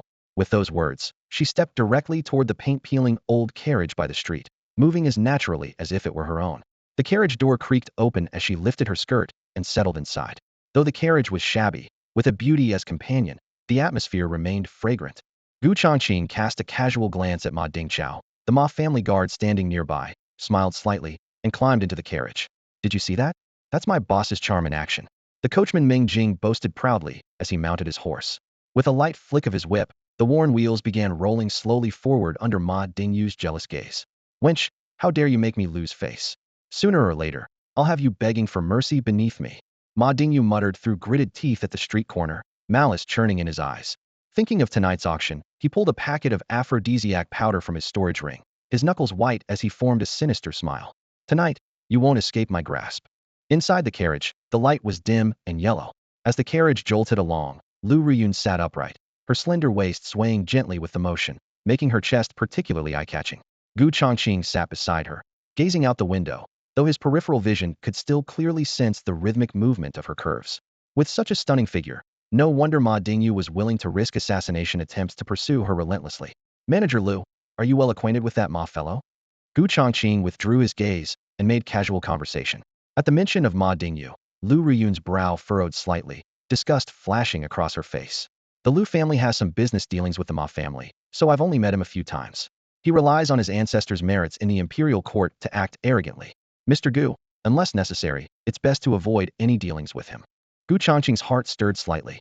It seemed Lu Ruyun was no simple woman, knowing quite a bit about the Ma family's background. Since Manager Lu has warned me, I'll return the favor. He crossed his legs casually, his tone nonchalant. A favor? Lu Ruyun sensed there was more to this, and asked softly. I happened to come across some information. Ma Dingyu had someone purchase aphrodisiac powder on the black market, planning to use it against you at tonight's auction. Gu Changqing's expression remained composed. Be extra careful with anything you eat or drink. Don't ask about my source, believe it or not. That's up to you. Lu Ruyun's face immediately darkened as her beautiful eyes fixed on him intently. If she were truly drugged with aphrodisiac powder, her entire life would be ruined. Her mind raced as she took a deep breath. Thank you for the warning, Mr. Gu. If what you say is true, I, Lu Ruyun, owe you a favor. Should you ever need my assistance in the future, please don't hesitate to ask. Gu Changqing raised an eyebrow and said seriously, could I collect on this favor in advance? Ah. Lu Ruyun was startled, a strange thought flashing through her mind. Surely this man isn't going to ask me to repay him with my body so soon? She studied him with confusion, her gaze fixed oddly on Gu Changqing. Inside the carriage, the atmosphere grew somewhat delicate. Lu Ruyun unconsciously twisted the hem of her dress with her fingertips, her bright eyes fixed on Gu Changqing across from her. What exactly did he want with this favor he was asking for? If he truly was a scoundrel, Their collaboration on the 7-colored honey pills would end immediately. I need a talisman that can block outside interference, Gu Changqing said in an even tone, his smile carrying a hint of urgency. I need it urgently, so please help me get one as soon as possible. Hmm? That's all. A flash of surprise crossed Lu Riyun's eyes. Yes. Gu Changqing nodded lightly. As for the cost, I'm short on funds right now, so just deduct it from the 7-colored honey pills profits later. I see. Lu Riyun quietly breathed a sigh of relief, a smile appearing on her face. She had originally worried that Gu Changqing might make some unreasonable demand, but it turned out to be just a talisman. Are isolation talismans difficult to obtain? Gu Changqing asked tentatively, seeing her pause in thought. Of course, he dared not mention that last night he had controlled tiger wasps to infiltrate the Lu residence and witnessed Lu Shuang using an isolation talisman during her cultivation, which had given him this sudden idea.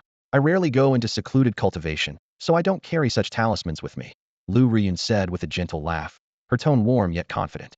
However, I have some modest achievements in the art of talismans, so I can inscribe one for you on the spot. With that, she retrieved a clean piece of talisman paper and a thumb-sized jade vial from her storage ring. Gu Changqing's eyes brightened. She was going to craft it right here in the carriage? Talisman creation had always been complex. Talisman masters needed to channel their true essence to activate materials, then precisely inscribe intricate energy patterns onto the paper. The slightest error could render the talisman useless. Even with the same type of talisman, 100 different masters could produce 100 different effects, just as the same character written by different people could appear either sloppy or elegant. Lu Riyun had already begun. She released a drop of pale blue material onto her fingertip, infusing it with true essence, and the blue liquid immediately activated. Her delicate jade hand moved gracefully through the air, drawing the essence-infused droplet into a fine thread that followed her fingertips' movement, quickly tracing out complex and mysterious runes.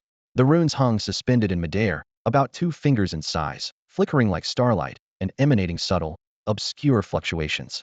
Lu Riyun pointed with her jade finger hiss, and the runes instantly imprinted onto the talisman paper. The light faded, and the talisman was complete. That's it. Gu Changqing's breath caught, wonder filling his eyes.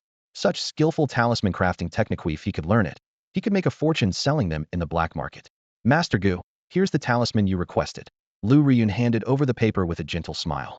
The favor between us is now settled. Gu Changqing took the talisman and examined the patterns on the paper.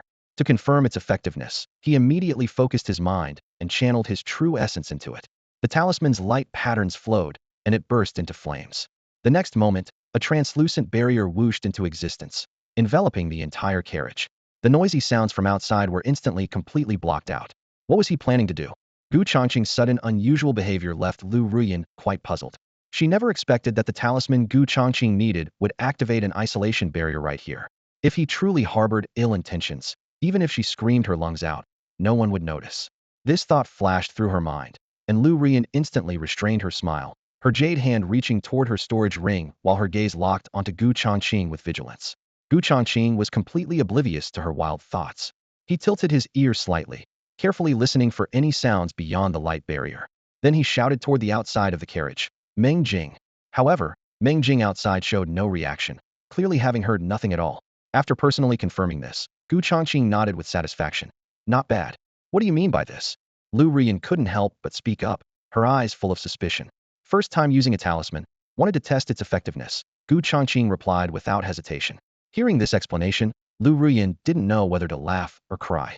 Her tense shoulders gradually relaxed, though her earlobes quietly flushed crimson. She had misunderstood again.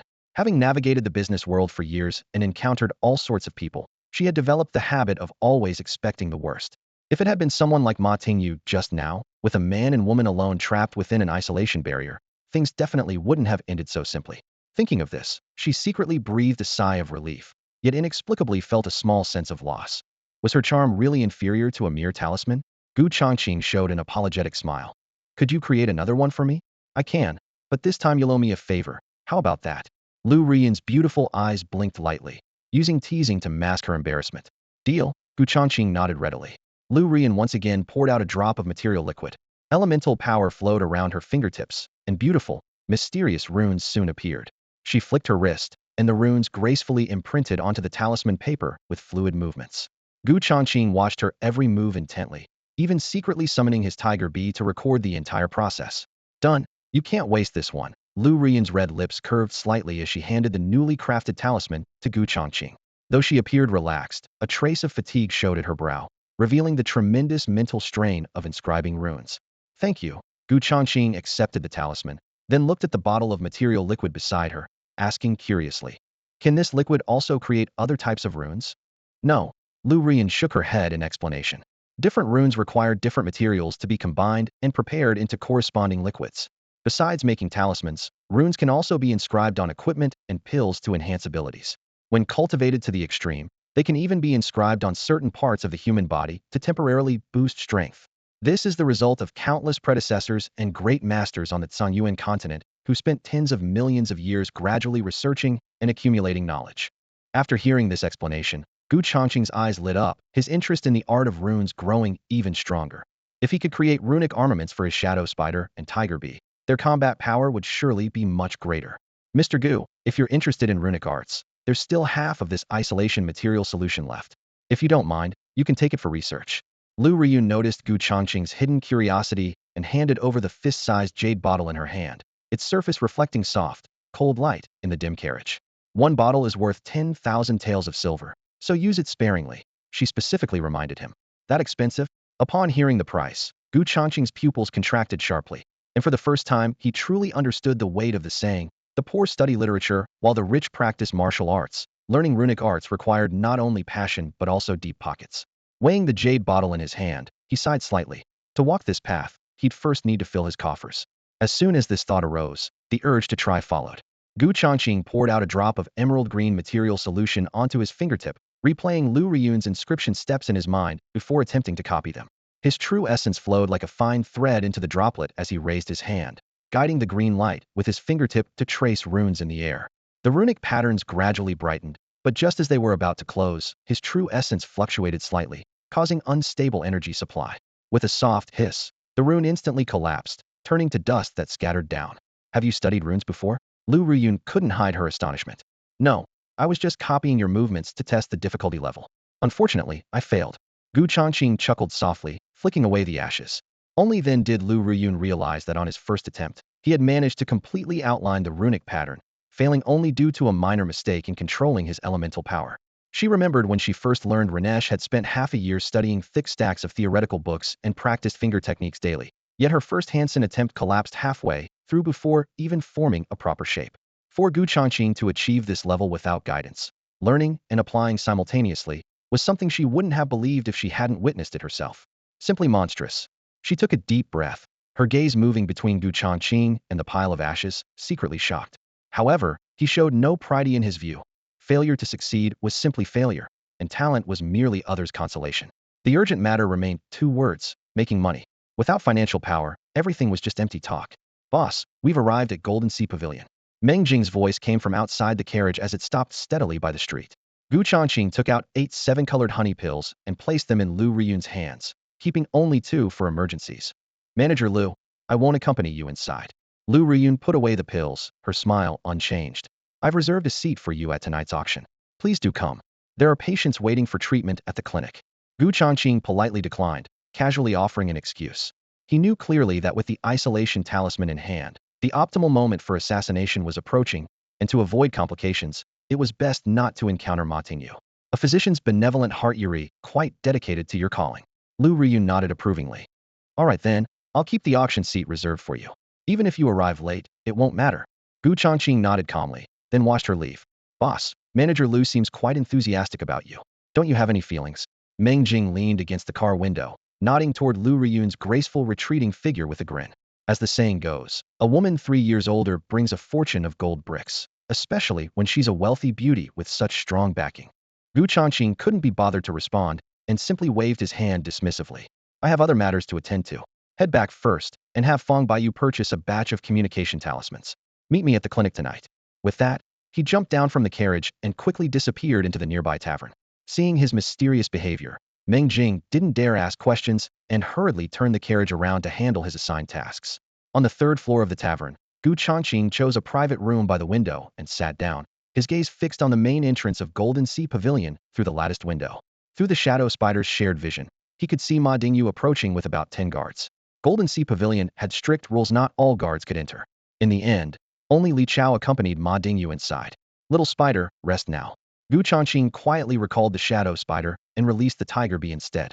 The shadow spider, being flesh and blood, had been tracking continuously for a day and night and was already exhausted.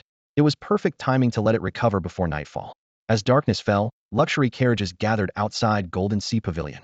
As Qingzhou City's largest auction house, its clientele consisted entirely of the wealthy and noble. With a thought, Changqing switched his perspective to the Tiger Bee. The auction hall was brilliantly lit, with seats arranged in a fan shape around the bidding platform, nearly every seat occupied. Golden Sea Pavilion's enforcers patrolled the corners, their muscular frames appearing cold and hard under the lights, providing a strong sense of security. Without sufficient force, it would be impossible to maintain order. Incidents of bidders defaulting on payments or even stealing auction items occurred regularly. Ma Dingyu had obviously made advance reservations and was directly led to an independent private box on the top floor, with exterior windows offering a commanding view of the entire venue. The Tiger Bee slipped along the wall and hid in the shadows. Li Chao, go fetch Lu Ruyun, Ma Dingyu commanded coldly. Tell her that boy surnamed Gu is in my private box. After speaking, he poured love potion powder into a wine glass and gently swirled it, watching the powder dissolve without a trace. Yes, young master. Li Chao understood perfectly and withdrew. Master, the prey is now alone. Should we strike? The Tiger Bee communicated telepathically. Gu Changqing quickly weighed his options. Not yet. Find a chance to switch the wine glasses. I still need this auction to make big money from the 7-colored honey pills.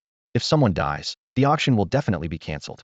Besides, he's wearing protective armor, making him difficult to kill quickly, and too much commotion would ruin everything. Receiving the instruction, the Tiger Bee silently crawled under the table, waiting for the right moment. In the private box, Ma Dingyu sneered wickedly. The Lu family values their reputation above all else. Once she loses her virtue to me tonight, no matter how unwilling she is, she'll have to marry me. With that, he walked to the window, gazing down at the bustling auction floor while his mind conjured various humiliating scenarios, completely unaware that the Tiger Bee had secretly switched the 2 glasses of red wine on the table. Excellent work. Gu Changqing silently praised. Once this bastard drinks that glass of red wine, laced with love potion, the opportunity will present itself. Young master, Manager Lu has arrived. The door swung open as Li Chao hurriedly ushered Lu Ruyun into the private room. The sandalwood incense mingled with the scent of red wine, while flickering lights cast dancing shadows on the walls. Lu Ruyun glanced around, but didn't see Gu Changqing anywhere, her expression instantly turning cold. Didn't you say Dr. Gu was here? Martin Yu lounged on the sofa, raising an eyebrow with a disdainful laugh. Dr. Gu? I thought that kid had some impressive background. Turns out he's just a small-time physician. If I find out his connections with the princes are fake, I'll throw him in the dungeon immediately. Lu Ruyun frowned slightly, clearly unaware of the previous conflict between Gu Changqing and Martin Yu. She smoothed her sleeve and said coolly, since Dr. Gu isn't here, I have other matters to attend to. With that, she turned to leave. Wait. Martin Yu raised his hand to block her path, holding 2 glasses of red wine in the other, their color deep as blood.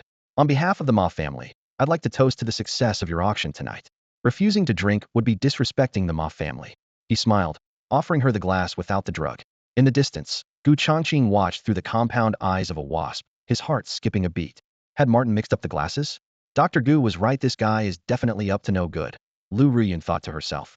Thanks to Gu Changqing's advance warning, she had taken the antidote for the aphrodisiac before entering the room.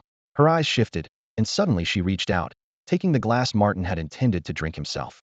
The 2 wine glasses crossed briefly in the air, completing the switch. Martin's eyes flashed. This was exactly what he'd hoped for. He'd anticipated her wariness and used a few simple moves to make her think she had the upper hand. Thank you, young Master Ma. I wish you continued success as well. Lu Ruyun smiled slightly, raising her glass. Excellent, cheers. Martin kept his eyes fixed on her as he tilted his head back and drained his glass. Lu Ruyun also finished her wine completely, maintaining her gentle smile. As the liquid slid down his throat, Martin felt his head spinning and heat racing from his spine to his limbs. His vision began to blur as he stared at Lu Ruyun in horror. She remained completely composed, her skin pale and breathing steady. Could it be that I drank the drugged one? The thought flashed through his mind like lightning, and cold sweat instantly soaked his back. He knew the power of the aphrodisiac all too well. Regardless of age or gender, anyone poisoned would die from torn flesh and bleeding from all orifices if they didn't engage in intimate relations within half an hour. Young Master Ma, what's wrong? Lu Ruyun looked at him with apparent concern, though her tone remained remarkably calm. Martin's legs went weak as he gripped the table edge desperately, his heart filled with dread. The trap he'd carefully set had ensnared him instead. Lu Ruyun observed quietly without showing any hint of satisfaction, her voice flat. You knew there was something wrong with the wine, yet you still drank it? Miss Lu, the more I look at you, the more you make my heart itch. Martin Yu was gradually losing consciousness, gazing at Lu Riyun before him. Under the drug's influence, he was suddenly overcome with lust and lunged forward. Lu Riyun's eyes turned cold as she immediately spun around to dodge, then called out sharply, "Guards!" In the next instant, several burly men burst through the door with fierce momentum, rushing in to shield Lu Riyun behind them. "Miss Lu, if you submit to me, this young master will absolutely make you feel heavenly pleasure." Martin Yu's face was flushed red, as if drunk, and he even began removing his clothes. "This is bad." Li Chao frowned, having spotted the problem. The young master drank wine laced with aphrodisiac himself? Isn't this suicide? Li Chao immediately sensed trouble and hurriedly hoisted Martin Yu up, rushing out of the private room. Those who bring disaster upon themselves cannot be saved. Gu Changqing's lips curved into a playful smile. Then he shifted his gaze toward the entrance of Golden Sea Pavilion. He saw Li Chao and a group of guards carrying the delirious Martin Yu, hurrying toward the nearby Red Pleasure House. If he doesn't find a woman to mate with within half an hour, the consequences will be unimaginable. Shadow Spider, Tiger Wasp, you may proceed. Gu Changqing withdrew his gaze and immediately issued the assassination order. As his words fell, two dark shadows swiftly infiltrated the Red Pleasure House. Women, I need women. Inside the Red Pleasure House, Martin Yu was now in a frenzied state, constantly shouting and drawing everyone's attention. From his attire, he looks like a young master from a noble family, yet he's so desperately urgent. You don't understand, he's taken an aphrodisiac, of course he's urgent. But that stuff is usually used on women. This guy probably tried to set a trap, but ended up caught in it himself. TSK TSK. The patrons looked on in amazement, while some experienced old-timers smiled knowingly.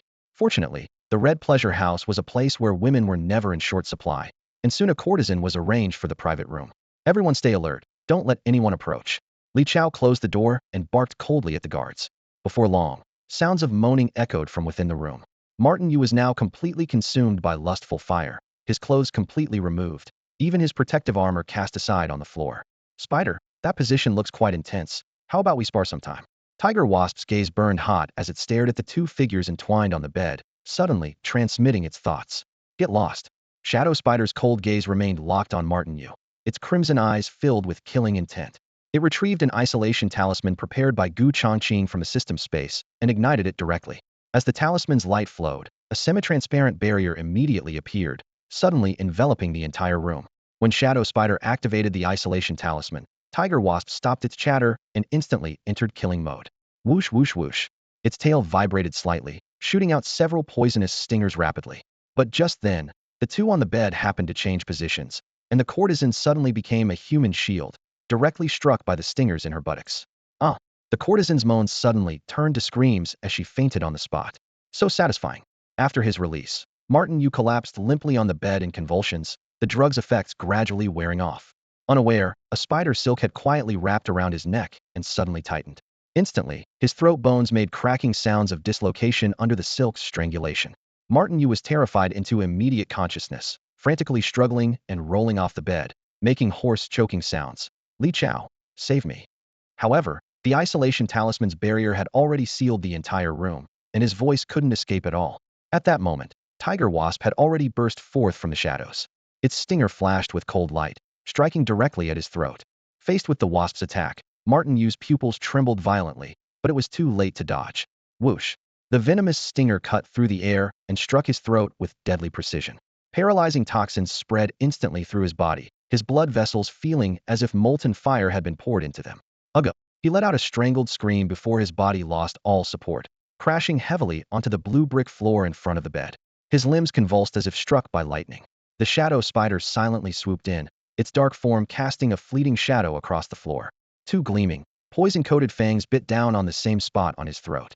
As the two deadly venoms intertwined and spread, Martin Yu's convulsions intensified. Only hoarse rattling sounds escaped his throat was in such agony that he couldn't even manage a proper scream. In the final second as his life rapidly ebbed away, he finally saw his killers clearly. His bulging eyes reflected the Shadow Spider's delicate limbs and the wasp's sharp, stinger-tiny creatures that ordinary people would never notice. How is this possible? Terror filled his pupils as he held his final breath. Unable to draw in any more air, his neck stiffened, his heart stopped, and he died on the spot from the poison. Ding! A cold notification echoed in the Shadow Spider's mind. Congratulations on killing a post-natal realm warrior. Reward, 50 energy points. The Shadow Spider raised its claw, its blade-like limb precisely severing Martin Yu's middle finger as the storage ring slipped off. Meanwhile, the wasp dove toward the foot of the bed and snatched up the silver soft armor. With their spoils collected, both creatures wasted no time leaping through the window and vanishing into the night wind. Outside the door, guards stood watch in the corridor. "Why is it so quiet in there?" one guard whispered teasingly. "Looks like the young master's a quick shot." But Li Chao's brow furrowed tightly, his instincts screaming danger. Something's wrong. He threw his shoulder against the door and burst it open. What greeted his eyes was the young master's rigid corpse. Li Chao's face turned deathly pale, his sword hand trembling uncontrollably. He rushed to the window, his sharp gaze scanning the night. The streets were nearly empty, with no suspicious figures in sight. Damn it! Veins bulged as he suppressed an angry roar, fury and shock churning in his heart despite all their precautions. An assassin had found an opening at this very moment. Behind him, guards swarmed in and cried out in unison upon seeing the body. "The young master is dead." They ransacked the room, overturning beds and prying open cabinets, nearly ready to tear down the walls. Li Chao waved them off. "Don't waste your effort. Anyone capable of assassinating the young master is no ordinary person. They wouldn't be foolish enough to still be hiding in the room." From the corner of his eye, he noticed some ash on the floor. He picked it up and sniffed the grayish powder carried a faint sulfur scent. Talisman residue. No wonder the room had suddenly fallen silent. The assassin had used a sound-blocking talisman.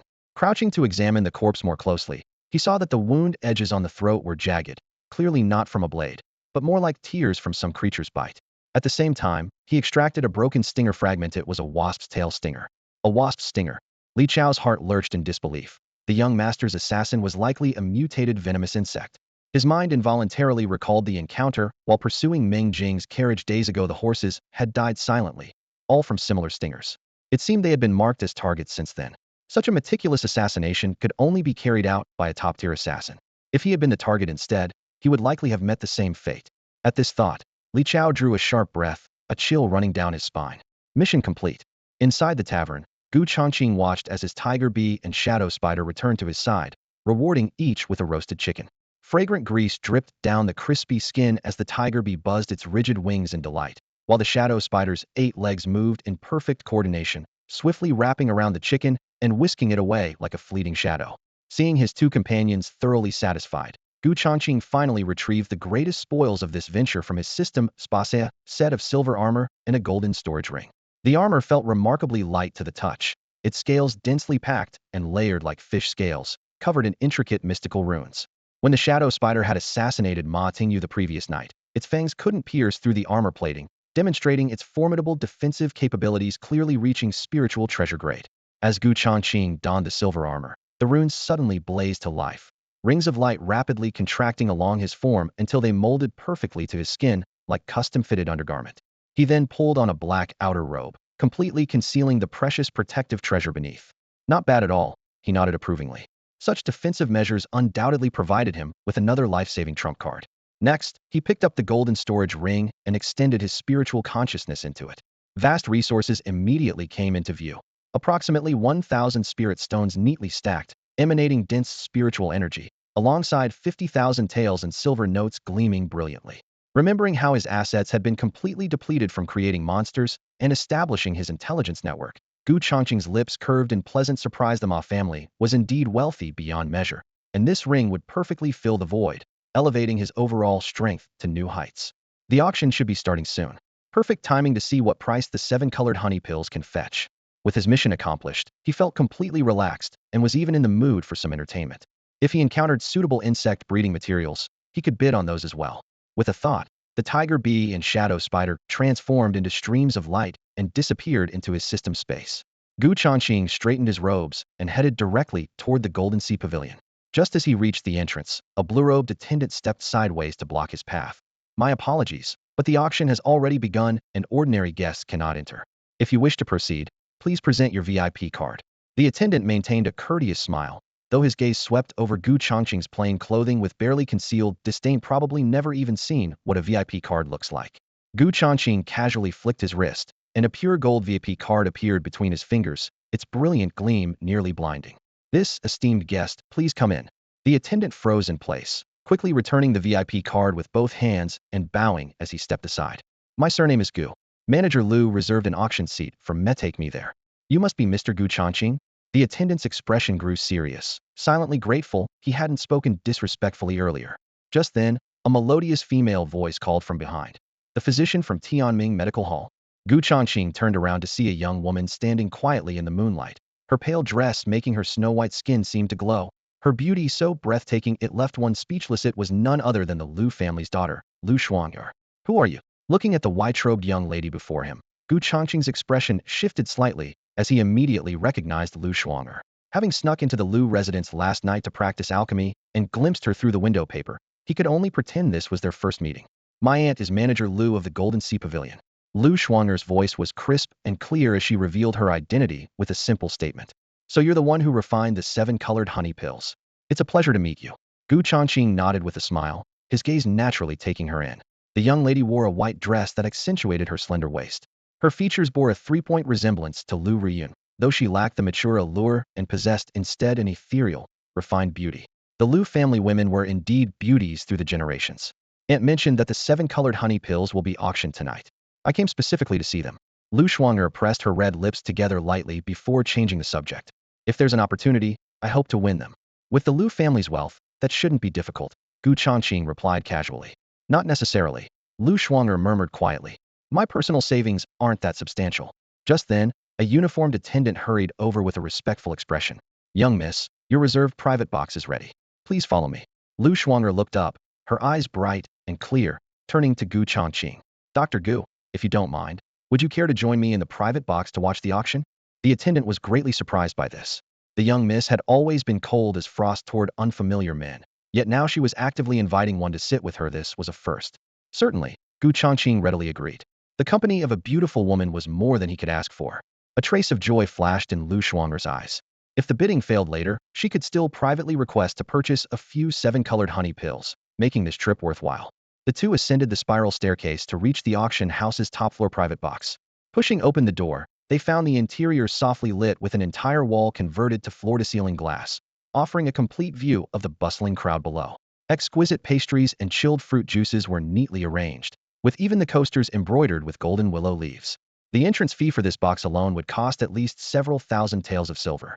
Gu Changqing silently reflected that children of wealthy families were born standing at the starting line of prosperity, while ordinary people might struggle their entire lives without ever reaching their threshold. After taking his seat, he directed his attention to the auction platform. The auction was nearing its end, with swords, cultivation techniques, and spiritual materials arranged in rows on the stage, each bearing a number tag, clearly already claimed by their new owners. Yet the 7-colored honey pills were nowhere to be seen. "All scheduled auction items for tonight have been successfully sold. Congratulations to all the winners," announced the Hosta middle-aged man in a booming voice. Just as Gu Changqing began to wonder, the man created suspense. "Next, we will present one final special auction item. This item was not included in tonight's auction catalog." He deliberately paused to build anticipation. "This last-minute edition was personally selected by our manager Lu yesterday. Rest assured, everyone acquiring this item will certainly exceed its value." At this, murmurs erupted throughout the venue. What could possibly warrant Manager Lu's personal addition to the auction? Manager Lu is an appraiser. Her judgment is never wrong. Exactly how exciting. Amidst the murmuring discussions, the hall's lights suddenly dimmed. The runic sculptures embedded in the ceiling instantly blazed to life, casting a sharp beam of light precisely onto the corner of the auction platform, causing everyone's breath to catch. Under the watchful eyes of the crowd, Lu Ruyun walked slowly along the light beam with delicate yet steady steps. She wore a form-fitting red dress that accentuated her waist and curves, her voluptuous figure drawing gazes that couldn't look away. "Lu Ruyun." Hushed exclamations rippled through the crowd. So, this impromptu auction was being personally conducted by the general manager herself. In the time since they'd last seen her, her skin had become even more fair and delicate, showing virtually no traces of age. Suppressed teasing voices immediately arose from the crowd. Such a beauty, whichever young master could marry her would have his ancestors' graves glowing with fortune. If I could spend one spring night with her, I'd gladly give up 10 years of my life. Heated gazes roamed over Lu Riyun's body, especially from the male guests, their desire almost taking physical form in their eyes. Yet she remained composed, maintaining complete control as she picked up the small wooden hammer and lightly tapped the golden bell. The crisp ding echoed through the hall, gradually restoring quiet. "I'm sure you're all curious about what tonight's impromptu auction item actually is," she began with a smile, then paused. "Just a few pills, nothing more." As her words fell, a female attendant stepped onto the platform carrying a silver tray. The girl had a face full of freckles and darker skin, which only made the 8 colorful pills on the tray more striking, grain-sized, and emanating a soft 7-colored glow that guests in the back rows could barely make out clearly. That's it. Those tiny things are supposed to be medicinal pills. They're not even big enough to get stuck between your teeth. Mocking voices arose. If not for Lu Riyun's status, some might have already stormed out. The questioning voices merged into a cacophony, but Lu Riyun wore a confident smile. Though small, these pills combine detoxification, healing, and beautification effects, with absolutely no side effects. The beautification effect, in particular, far exceeds your imagination.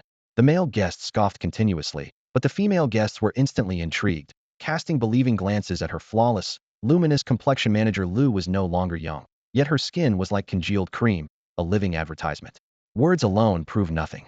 She raised her hand in signal, and a guard stepped onto the platform carrying a transparent crystal box. Gu Changqing's gaze sharpened as he saw a black and white striped venomous snake coiled inside the box, its forked tongue flicking menacingly. What is she planning to do? Hushed exclamations scattered through the crowd. People recalled her earlier mention of detoxification, and their gazes filled with complex speculation. Lu Riyun turned toward the female attendant, her voice gentle. Don't be afraid. Nothing will happen to you. The girl's face went pale, but under everyone's watchful eyes, she still tremblingly extended her hand into the box. Hiss! The venomous snake struck suddenly, its fangs sinking viciously into her wrist. Ah! Her scream pierced the air, and the hall fell silent once more. The girl jerked her hand back, two bleeding puncture wounds oozing blood as her skin visibly turned purple-black at an alarming rate, the poison spreading rapidly. Sharp intakes of breath echoed throughout the crowd. No one had expected Lu Riyun to use a living person for the poison demonstration instead of the customary animal testing. Gu Changqing remained calm, understanding dawning in his mind. To fully demonstrate the beautification miracle of the 7-colored honey pills, how could animal experiments compare to a living human subject? This move would indeed kill 2 birds with 1 stone. Lu Riyun took out a 7-colored honey pill and fed it into the waitress's mouth.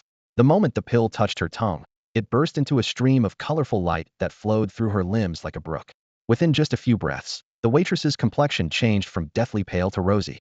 The snake bite mark on her arm visibly shrank, scabbed over, and disappeared completely, leaving no trace of poison behind. Even more astonishing was that her freckle-covered cheeks seemed to be wiped clean by warm water. The spots faded away layer by layer, revealing delicate, fair skin.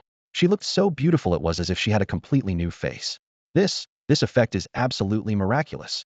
The crowd fell silent for a moment, then erupted into heated discussions. The female guests especially stared with such burning intensity, they could have set the air on fire. They didn't care much about the detoxification and healing. What drove all the women wild was the skin-beautifying effect that was practically like facial reconstruction. A plump, wealthy woman covered in freckles couldn't contain herself any longer. She twisted her mountain-like body and rushed onto the auction stage, leaning close to the waitress and practically pressing her nose against the girl's face for a closer look. This little pill, it's more effective than any skincare materials on the market. Her chubby hands trembled uncontrollably, her voice filled with delight. Lu Riyun's red lips curved slightly upward, as if she had anticipated everyone's reaction.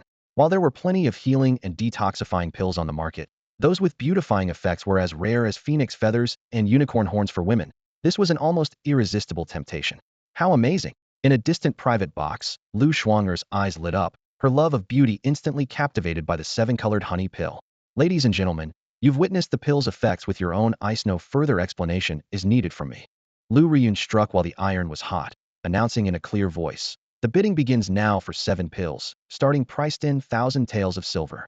As her words fell, the entire auction hall exploded. That's way too cheap. Gu Changqing stood frozen in place, thinking he had misheard. This price wouldn't even cover the costs. But the next moment, as bids rang out one after another, understanding dawned on him like afternoon sunlight flooding his chest. 15,000, 30,000, 50,000. The price climbed steadily, breaking through 50,000 in the blink of an eye. Even many male guests joined the fray, determined to take the pills home for their plain wives. The fiercest competitors were undoubtedly the various noble ladies and young misses. Some completely abandoned their dignity, standing on chairs and waving their hands while shouting, "Keep going, don't stop." Gu Changqing's heart surged with excitement. This clamorous bidding sounded like the most beautiful music to his ears. Meanwhile, Lu Riyun remained calm and composed, seemingly waiting for even more outrageous numbers to appear. 60,000, 65,000, 68,000. The price surge showed no signs of slowing until it approached the 100,000 mark, when those with weaker finances gradually withdrew, and the voices suddenly became sparse. Finally, the smug wealthy woman raised her hand high. 100,000. No one else bid.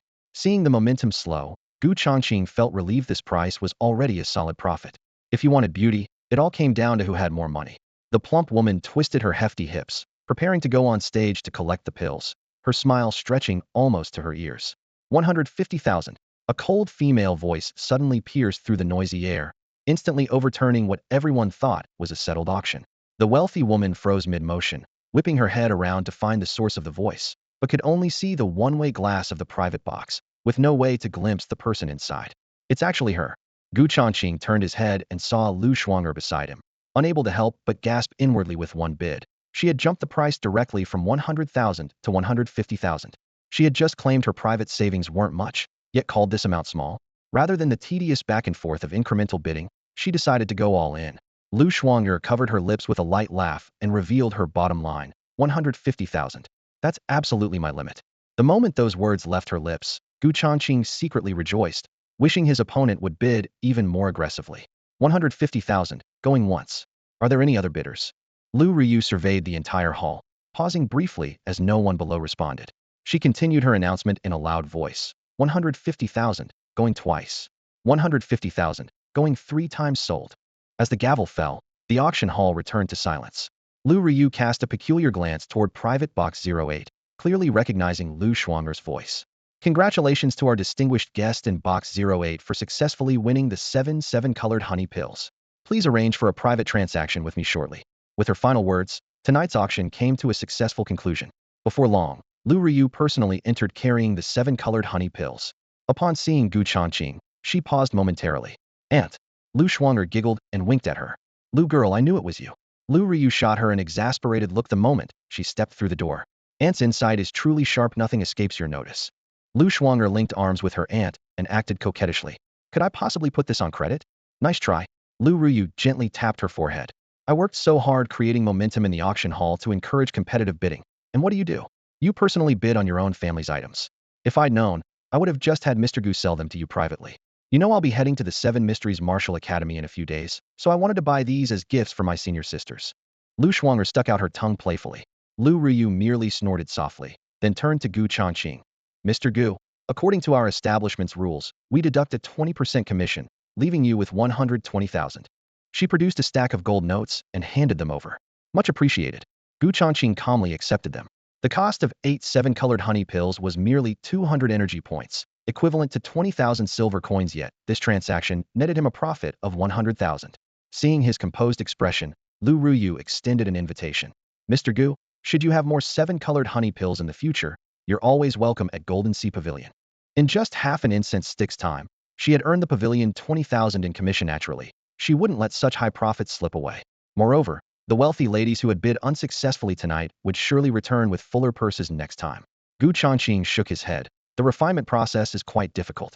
We'll see about the future. The required pollen came from spiritual plants, and the garden at the Lu family ancestral home had already been harvested once by the tiger bees last night. Another visit risked withering the plants. He preferred to sell them steadily at his own medical clinic, as auction houses only operated once every 10 days to 2 weeks, making the process too inefficient. As they spoke, a burly man burst through the door with an urgent expression. Manager Lu, young Master Ma was just assassinated at the Yihong brothel. Lu Ruyu's complexion changed dramatically. Is this information reliable? Absolutely certain. The Ma family guards have already rushed to the government office to apply pressure, making it clear they want a thorough investigation of any assassin organizations lurking in the city. After hearing this, Changqing's gaze darkened slightly. For him, this was decidedly unwelcome news. Aunt, was the assassination victim Martin Yu? Lu Shuang'er asked with a hint of surprise in her voice. Yes, it was him. Lu Ryu nodded gently, but couldn't help frowning. Martin Yu's father was a court official who would never let this matter rest.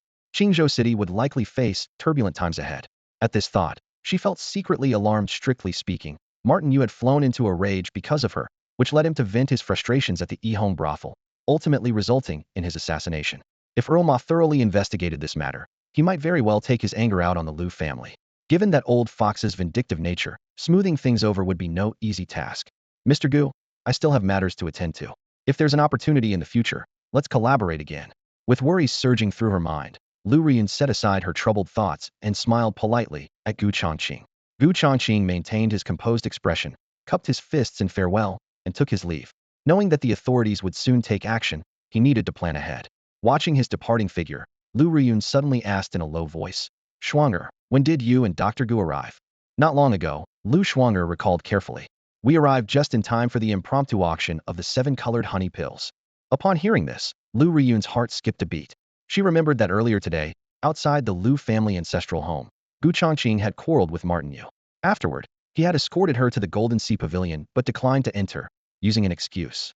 Now he had appeared at the auction, and immediately after came news of Martin Yu's death. The timing was suspiciously perfect, making her doubt. It was just a quarrel. Surely it wouldn't escalate to murder. Perhaps it's merely a coincidence. Lu Riyun shook her head secretly, forcibly suppressing the absurd notion.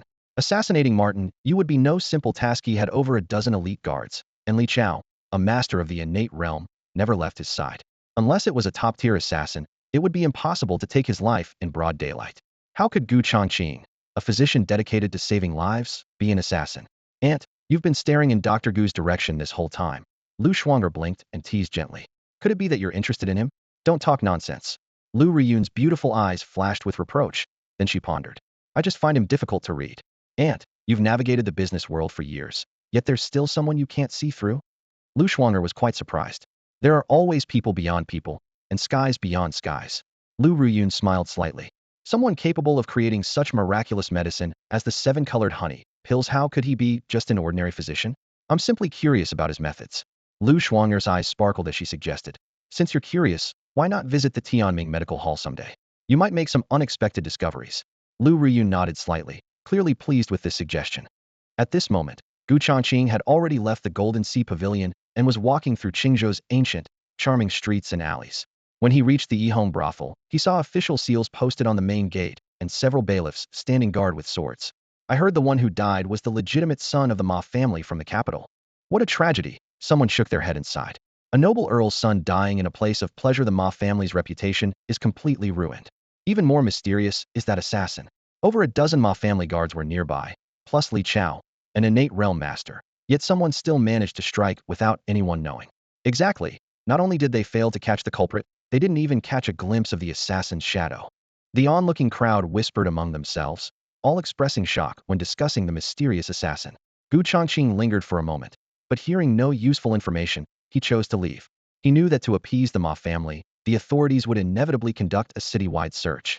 With only the Tianming Medical Hall remaining as a stronghold for the underground assassin network in Qingzhou City, once the black market intermediaries leaked information, the officials would surely follow the trail. Though he had various means of self-protection, in this world where might makes right, he had always believed that having strong enough fists is the ultimate truth. With this thought, he exchanged all the spirit stones from his storage ring. Ding! Conversion successful. Congratulations! Host has gained 1,070 energy points, accumulating to 1,600. System, open the enhancement panel. A light screen appeared, displaying the enhancement template before him. Both the Shadow Spider and Tiger Wasp remained at intermediate level, each requiring 1,000 energy points to advance to high level. After brief consideration, he selected the Tiger Wasp. During its last evolution, the Tiger Wasp's 7-colored honey pills had earned him a fortune. Perhaps this upgrade would bring another pleasant surprise. Confirm. Ding. Upgrade successful. Congratulations, your Tiger Wasp has received high-level enhancement with comprehensive combat power improvement. New skill unlocked. Swarm summoning. Power assessment. Early innate realm. Upgrade to transcendent level requires 10,000 energy points. The tenfold increase made Gu Changqing's eyebrows twitch, feeling the pressure mount, yet it also ignited an even stronger drive for advancement. He moved the cursor to the skills section. Swarm summoning instantly summoned 100 bee soldiers to assist in battle, lasting 30 minutes. Excellent. Gu Changqing's eyes lit up with intrigue. Tiger Wasp, come out and show off. At his command, the Tiger Wasp burst into the air, sweeping out of the district before hovering suddenly. Swarm summoning. Boom. Pitch black mist surged wildly from the Tiger Wasp's wings, and in an instant, the buzzing became deafening. From within the dark fog, 100 slightly smaller bee soldiers emerged in succession, forming a dense, overwhelming mass that spread across the night sky like a net. The system panel simultaneously displayed data. The bee soldiers possessed only half the Tiger Wasp's combat power, yet they inherited the same venomous stinger critical strike. At this scale, it was truly a formidable Hornet Legion. What surprised him even more was shared perception. Gu Changqing's mind suddenly exploded with light and shadow, as if he were standing in a massive surveillance room. Whoosh, whoosh, whoosh. The swarm dispersed, hovering high above the city, each overlooking the streets and alleys. Any scene within the vision of any bee soldier was instantly projected into his consciousness, allowing him to observe every movement throughout Qingzhou City. Incredible! Gu Changqing whispered in admiration. Regardless of the direct destructive power of swarm summoning, this comprehensive reconnaissance ability alone would give him tremendous advantages when tracking prey. Through the comprehensive vision of his bee swarm, Changqing caught sight of the commotion at the government office. With a thought, he immediately dispatched a bee soldier to follow closely. Under the cover of night, Constable Li led over a dozen bailiffs charging out of the office gates, weaving through the streets and alleys. Any pedestrian who looked suspicious was seized on the spot without question. Boss, is it really okay to arrest people randomly like this? With their meager abilities, they don't look like assassins. A young bailiff couldn't help but mutter. Fool. Constable Li glared fiercely. Whether they look like it doesn't matter. First, we'll grab a few thugs to report back with. You don't seriously expect us to risk our lives catching real assassins, do you? The young bailiff was stunned and quickly shook his head. No. Exactly. Constable Li snorted coldly. We need to learn to be flexible. Those thugs commit countless crimes daily. Under harsh interrogation, we can easily pick a scapegoat to close the case. The young bailiff immediately understood, giving Constable Li a thumbs up. Indeed, experience comes with age. The group turned and headed straight for the northern slums, where helpless people from the bottom of society gathered perfect scapegoats. In the sewage-filled alley, a horse carriage creaked along. The driver wore a cold, hard mask and had a sturdy build. It was Meng Jing. Just when we were worried about finding someone, here's an even better candidate. Constable Li's gaze swept over the mask, a sinister smile playing at his lips. Stop him. Over a dozen bailiffs immediately spread out, forcing the carriage to halt. Meng Jing pulled the reins to move aside, politely raising his hand. Please go ahead, officers. Go ahead. We're not passing through here to arrest someone. Constable Li stepped forward, speaking coldly. Surrender quietly and spare yourself some suffering. What crime have I committed? Meng Jing frowned. You'll find out once you're at the office. Constable Li suddenly drew his blade. Resist and face death. The bailiffs brandished their weapons, forming a semicircular encirclement. Only then did Meng Jing realize the danger was running an errand for Changqing. With the carriage loaded with communication talismans that Fang Baiyu had just acquired from the black market, intending to deliver them to the Tianming Medical Hall, only to encounter this situation. Meng Jing, they want to frame you. If you're captured, it's over. Break through. Fang Baiyu's urgent whisper came from inside the carriage. Meng Jing gritted his teeth and let out a sharp whistle. The black horse suddenly reared up, kicking down the two bailiffs in front, and charged forward with the carriage. Seeking death, Constable Li flashed forward like lightning, channeling his elemental energy into his blade. Cold light blazed as a fierce blade energy slashed directly at the black horse's neck. At this critical moment, a bee soldier lurking in the shadows buzzed forward, its venomous stinger precisely piercing the palm of Constable Li's sword hand. Ah! Constable Li cried out in agony as his long blade slipped from his grasp and clattered to the ground, his entire right arm visibly swelling and turning black at an alarming rate. Boss, what's wrong? The officers rushed forward, but suddenly a thunderous, buzzing sound exploded from above, sending overwhelming sound waves directly into their eardrums. Instinctively, everyone looked up to see a massive swarm of hornets descending like a dark cloud, blotting out the moonlight. In the next instant, the hornets' stingers trembled in unison. Venomous barrage was unleashed. Whoosh, whoosh, whoosh. Hair-thin poisonous stingers rained down like arrows. The officers swung their blades wildly in defense, but several stingers still pierced through their armor. Searing pain instantly coursed through their limbs as screams echoed one after another. Ah! What vicious hornets! Meng Jing gasped, while Fang Baiyu's expression was equally horrified. What secretly relieved both men was that the entire swarm swept over their heads without a single hornet attacking them. Damn it! Where did all these hornets come from? Constable Li's hand was torn and bloody. As soon as he pulled out a stinger, dizziness overwhelmed him, and he fled frantically. With their leader scattered, the remaining officers abandoned their pursuit of the scapegoats and scattered in all directions. Retreat. Meanwhile, in a quiet chamber in the eastern district, Changqing quietly commanded, withdraw. The hornet soldiers circling above the carriage immediately ceased their attack upon hearing the order, disappearing into the night with a whirlwind of buzzing. Baiyu, these hornets couldn't have come to rescue us, could they? Meng Jing gazed up at the night sky, his voice trembling. Obviously, that kind of attack deliberately avoided us. Both someone must be secretly protecting us. Fang Baiyu's eyes narrowed. To control so many hornets simultaneously requires at least a top-tier beast master. What incredible luck! If we could meet this righteous expert, we should thank them properly. First, you'd need the ability to do so. Fang Baiyu snorted. Our current goal is to help the boss expand the Tianming Assassin Guild. Once we earn enough spirit materials, our cultivation will naturally follow. Meng Jing nodded repeatedly, equally fired up. Glancing around, he frowned. After tonight's commotion, we probably can't stay in the slums anymore. What are you thinking? Hurry up and get to Tianming Medical Hall to find the boss. Fang Baiyu kicked him as he spoke. You brat, do you really think I'm just your driver? Kick me again, and I'll throw you off. Meng Jing shot him a look and cracked the reins, sending the carriage racing forward. Hidden hornets, still lurking in the shadows, fluttered their wings gently, flying protectively toward Gu Changqing's location. Only after confirming that Meng Jing and Fang Baiyu were safe did Gu Changqing sever the shared vision, silently calculating. The Tianming Assassin Guild needed to expand, and these two were key players who absolutely could not be lost. I need to find time soon to improve their cultivation levels. He murmured to himself, already beginning to search for martial arts resources that could be quickly acquired. Though tonight's intervention was fortunate, what about next time? Only true strength provided real security. Moreover, Meng Jing and Fang Baiyu possessed exceptional talent. They had reached the peak of qi condensation realm with just the meager resources of the slums. If they had abundant cultivation resources, they would surely advance by leaps and bounds. Withdraw, Gu Changqing commanded. Under the cover of night, hundreds of bee soldiers that had been swarming overhead suddenly dissolved into black mist with soft, puff sounds, vanishing completely like ink smoke scattered by the wind. High above, the tiger bee spread its wings in the shadows and dove down like an arrow.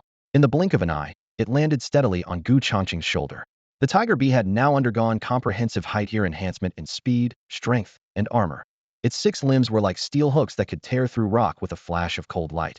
Its 2 pairs of iron-hard wings had edges sharp as honed blades that could slice through human flesh as easily as a dagger, capable of cutting skin and muscle in an instant. Though the wings appeared modest in size, a strike to the eyes or throat would prove devastatingly lethal. With further enhancement, it would have the confidence to sweep through any human martial artist below the innate realm. Gu Changqing calculated his remaining resources, 600 energy points left, still 400 short of the next 1,000-point enhancement. He gazed up at the star-filled night sky, his eyes gleaming with anticipation for the future. The world beyond was vast and rich with resources, but until he had fully matured, he needed to remain hidden in this familiar district, quietly building his strength. Master is playing favorites. I want enhancement too. The shadow spider's resentful voice suddenly echoed in his mind. Don't worry, I'll protect you if there's danger. The tiger bee held its head high with the air of a decorated hero. Who needs your protection? I want master. The shadow spider snorted coldly, and if it weren't outmatched by the tiger bee, it would have already rushed out to shoot webs. Listening to his 2 pets bicker, Gu Changqing couldn't help but chuckle. Once I gather enough energy for 1,000 points, I'll enhance you immediately. With his goal confirmed, he hailed a horse carriage on the street and instructed the driver to head straight to Tianbao workshop. His current funds totaled about 170,000 silver coins, more than enough for the shadow spider's height-year enhancement. Honored guest, you've finally arrived. The moment he stepped through Tianbao workshop's entrance, the shopkeeper recognized him. His rotund figure practically rushed to the door, radiating enthusiasm like a blazing fire. Young master, are you selling those 7-colored pills again? However many you have, I'll buy them all. Having missed the opportunity last time, he remained deeply regretful, and now that Gu Changqing had come voluntarily, he refused to let this chance slip away. I'm not selling pills this time. I'm here to buy low-grade spirit stones. 1,500 of them. Gu Changqing got straight to the point. Upon hearing the quantity, the shopkeeper's momentary disappointment instantly vanished, and his smile returned to fill his round face. Excellent. We have plenty. He grabbed a hemp sack and poured in a full bag of spirit stones with a clatter. By the way, our shop received fresh cold spirit flower pollen today. The shopkeeper seized the opportunity to make another sale. This is the last batch of late autumna, full 3 pounds. He produced an iron box from beneath the counter, and when opened, the ice crystal-like pollen glowed with a ghostly blue light, its crisp fragrance immediately filling the air. Gu Changqing's eyes flickered with interest. This batch of pollen was enough to refine 6 batches of 7-color honey pills, 30 pills total. Even if he couldn't secure assassination contracts in the short term, he could maintain his cash flow with these. The shopkeeper rapidly worked his abacus, his plump fingers dancing. If you take everything, including that bag of spirit stones, I'll round it down for you 160,000 silver coins total. Gu Changqing didn't haggle and paid the full amount. After completing the transaction, he couldn't help but let a bitter smile cross his lips. His once substantial assets had dwindled to almost nothing. Taking a deep breath, he focused his thoughts. System, select Shadow Spider for enhancement. Leaving Tianbao workshop, he summoned the upgrade panel and converted all the spirit stones he had just acquired into energy points. Ding! Upgrade successful. Shadow Spider has completed height-year enhancement, with comprehensive combat power improvement. Height-year skill unlocked. Shadow teleportation. Power assessment, early innate realm. To upgrade to transcendent tier requires 10,000 energy points. Information flickered across the panel as a brand new pet profile materialized. The enhanced Shadow Spider's form came into view. Its jet black carapace was wrapped in silver web patterns, 8 legs gleaming with cold metallic light, their razor-sharp hooks at the tips resembling deadly needles. Gu Changqing's gaze, however, fixed on the three words shadow teleportation.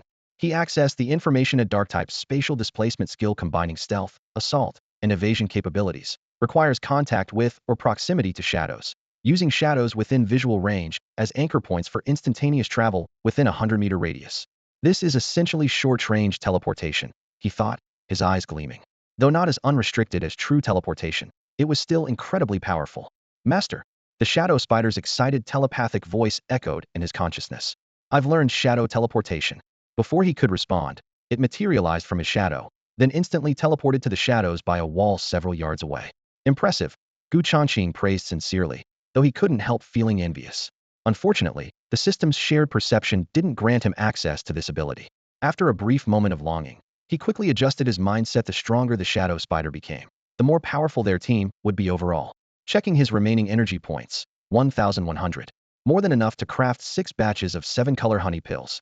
With a thought, he transferred all the pollen into the system space for processing. Ding! All 7-color honey pills successfully crafted, energy points 600. Congratulations! Host has obtained 37-color honey pills. He retrieved a jade box and carefully stored the pills inside. Just 30 pills, yet they could be sold for substantial profit. With his business concluded, it was time to return to Tianming Medical Hall. Looking around, he noticed the carriage that had been parked on the street was nowhere to be seen. He certainly didn't want to walk the dozens of kilometers back. Master, I can take you along with shadow teleportation. Would you like to try? The shadow spider volunteered eagerly. Gu Changqing's eyes lit up. That's actually possible. Suppressing his excitement, he asked cautiously, are there any side effects? Don't worry, Master. There shouldn't be any. Receiving this reassurance, he immediately gave the order. Let's begin then. Whoosh. An almost transparent strand of spider silk shot toward him, wrapping securely around his body. Master, hold tight to my silk. As soon as the shadow spider finished speaking, it suddenly activated its shadow teleportation skill. Whoosh. Gu Changqing felt everything go dark before his eyes, then suddenly bright again.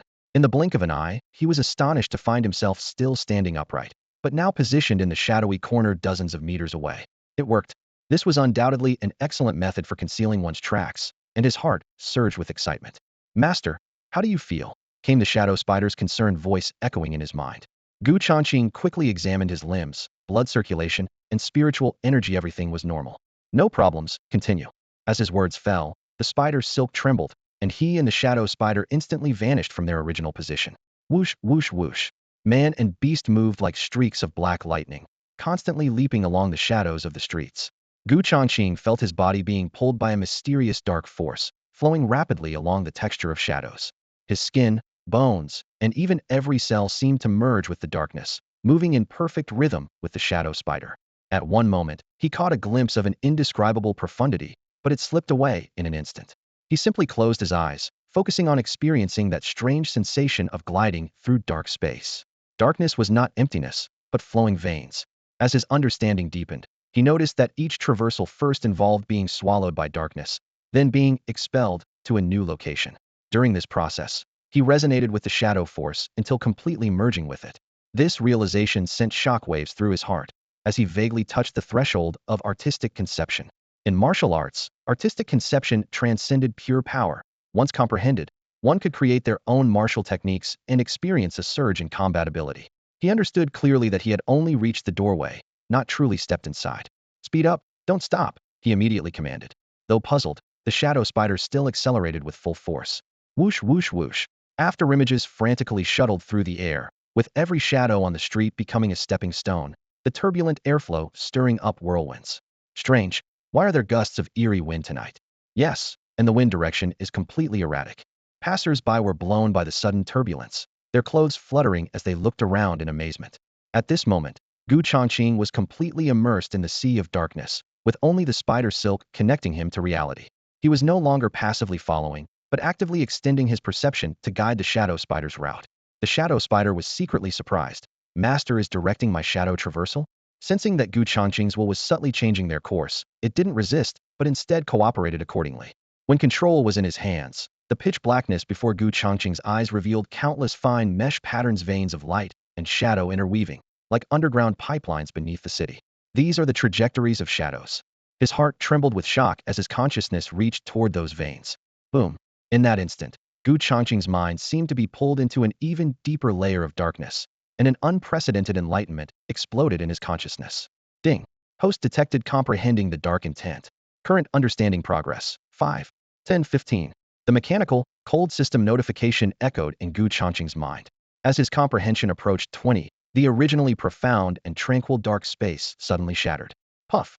The last trace of energy within the shadow spider was drained, forcing the shadow traversal to cease abruptly. Gu Changqing jolted violently as his consciousness withdrew from the intent realm, and the scenery before him instantly returned to reality. Though he couldn't advance further, he had at least touched the threshold. He quietly exhaled, suppressing the excitement in his heart. Master, my energy is completely depleted. The shadow spider crouched at his feet, its 8 legs trembling slightly, its telepathic voice carrying a note of apology. That sustained high-speed shadow traversal was nearly an exhaustive drain for it. No matter, this time I'll take over. Gu Changqing's mind stirred as he mobilized the true essence within his body, mimicking the shadow traversal following the shadow spider's trajectory. The shadows beneath his feet seemed to be drawn in, twisting layer by layer. He captured the pulsation of the dark intent, stepped forward into the shadows, and his form melted into the darkness. Immediately after, black afterimages flashed continuously as he moved through the shadows between streets and alleys at incredible speed. This entirely new shadow step technique, while not matching the shadow spider's innate shadow traversal, was created from the essence of the intent and was enough to impress Gu Changqing. Martial cultivation is truly unfathomable. His mind remained calm, clearly understanding that he had only just entered the door. Truly mastering darkness would be far from easy. The system specialized in creating insectoid monsters, capable of continuous advancement as long as energy was sufficient, but his personal cultivation still required exploration. Only with powerful longevity could he hope to achieve immortality. Gu Changqing didn't want to find himself withered and spent when the Destiny Assassin Guild grew strong. Master, if you make more money and enhance me a few more times, I might be able to produce longevity pills. The tiger bee, sensing his thoughts, smugly interjected. Master, don't listen to its nonsense. Enhance me instead. I can protect you at all times. The shadow spider immediately retorted. Clearly, during this period, the spider and bee had been constantly bickering. Spider, that's not right. I can also protect Master, and I can look after you too. The tiger bee buzzed out of the system space, circling around Gu Changqing with lively tone. Master, how about letting me transform into humanoid monster form to show off? Strong and mighty, quite handsome. Gu Changqing reached out and tapped the base of its wings, both amused and helpless. Stop your chatter. Your existence must remain hidden for now. With that, he recalled the tiger bee into the system space and set up restrictions within to prevent the creature from causing more trouble. Master, when do you plan to create the third monster? The shadow spider's question sparked his contemplation again. The Destiny Assassin Guild's intelligence network had been handed over to Fong Baiyu's management, and they would soon introduce the agent Zhao Rong. Once the organization took shape, assassins would be the most crucial need. It was indeed necessary to build a monster assassin team. But for creating the third monster, which type of insectoid should he choose? In Gu Changqing's view, though insects were small, they varied greatly in strength, and each species possessed unique innate abilities. Mantises relied on their razor-sharp, scythe-like forelimbs to launch surprise attacks and hunt decisively. Beetles excelled in both offense and defense, particularly with their sturdy shells. If edited into insect monsters, they would undoubtedly serve as the most reliable shields for any team. Choosing insects was easy, but finding materials proved challenging. After pondering for a moment, Gu Changqing couldn't help but sigh softly. Editing insect races couldn't be done carelessly, as crude materials would only limit their potential. Though later upgrades using energy points were possible, the process was tedious. He preferred getting it right the first time, which meant not only matching materials to corresponding abilities, but also selecting high-quality components. Master, for assassin-type insects, I recommend mantises, Shadow Spider suddenly transmitted, her tone serious. Before my editing and enhancement, I was nearly devoured by one and could only hide in your clinic. Their blade limbs are extremely sharp. The apex predators of the insect world. Mantises were indeed excellent, and materials would be easy to obtain. Just one high-quality long blade would suffice. Gu Changqing nodded slightly, but the next second, Tiger Wasp's disdainful voice emerged. Spider, your experience is too limited. Back in the wild, I personally took down a small mantis. You said it yourself, a small mantis. Shadow Spider snorted coldly. If you'd encountered an adult one, you'd have been dead under its blades long ago. While the two insects engaged in verbal sparring, Gu Changqing had no time to mediate. He glanced at the system panel. His remaining 500 energy points rendered all plans mere fantasy. Even if he caught a mantis now, he lacked the power to edit it. He'd have to wait until the mission rewards arrived and the 7-colored honey pills sold successfully. Gathering his thoughts and circulating his true essence, he suddenly accelerated his shadow step technique. leaping across rooftops and darting through alleys. Each movement made this body technique increasingly refined. Night wind brushed past his ears, and before long, he had reached the Western District. Look, the boss is here. At the entrance of Tianming Medical Hall, Meng Jing and Fang Baiyu had been waiting. After the commotion in the slums earlier, Meng Jing had simply removed his mask and even parked his carriage at the station, appearing exceptionally cautious. Boss, here are the transmission talismans you requested. Fang Baiyu approached, pulling a thick stack of talismans from his chest. Lacking a storage ring, he could only carry them on his person, leaving the papers somewhat wrinkled. Must have cost quite a bit of silver. Changqing casually took them, roughly counting 50 or 60 pieces. Free of charge, Fang Baiyu grinned. Sister Rong drew all of these herself, no payment required. She's a talisman master? Changqing raised an eyebrow. Not strictly speaking. Fang Baiyu shook his head in explanation. Sister Rong has been running as a middleman in the black market for years, and transmission talismans are consumed rapidly. But these items are monopolized by ancient martial families at ridiculous market prices, so she simply taught herself to draw them. Sister Rong had spent considerable time studying the technique to save money, and she actually managed to figure it out. This statement hit Changqing like a stone dropped into still water, instantly creating ripples of astonishment in his eyes, which quickly transformed into burning interest. He had once secretly studied Lu Ruyu's methods to create an isolation talisman, attempting to replicate her technique by hand, so he knew firsthand how difficult it was to inscribe talisman patterns. Now, an outsider with no sect background had taught herself the skill and managed to copy an entire stack of communication talismans in one Gothic talent was simply heaven-defying. If he could recruit Zhao Rong into the Tianming Assassin Guild, the agent position would be immediately filled, and with proper cultivation, she might even become a true talisman master. Don't worry, boss. Fang Baiyu patted his chest in assurance. Sister Rong said this batch of communication talismans are all finished products with crystal-clear sound quality. Changqing pondered silently, so Fang Baiyu decided to demonstrate on the spot. He pulled out 2 talismans, channeling his true essence through his fingertips into the patterns, causing the lines on the talisman paper to glow with soft light. Stand farther away, he said, handing one to Meng Jing. Understanding immediately, Meng Jing darted into the depths of the alley, running several hundred meters before stopping. Hiss! The talisman burst into flames as Fang Baiyu lowered his voice and muttered into it. Idiot! The next instant, fire also blazed at the far end of the alley.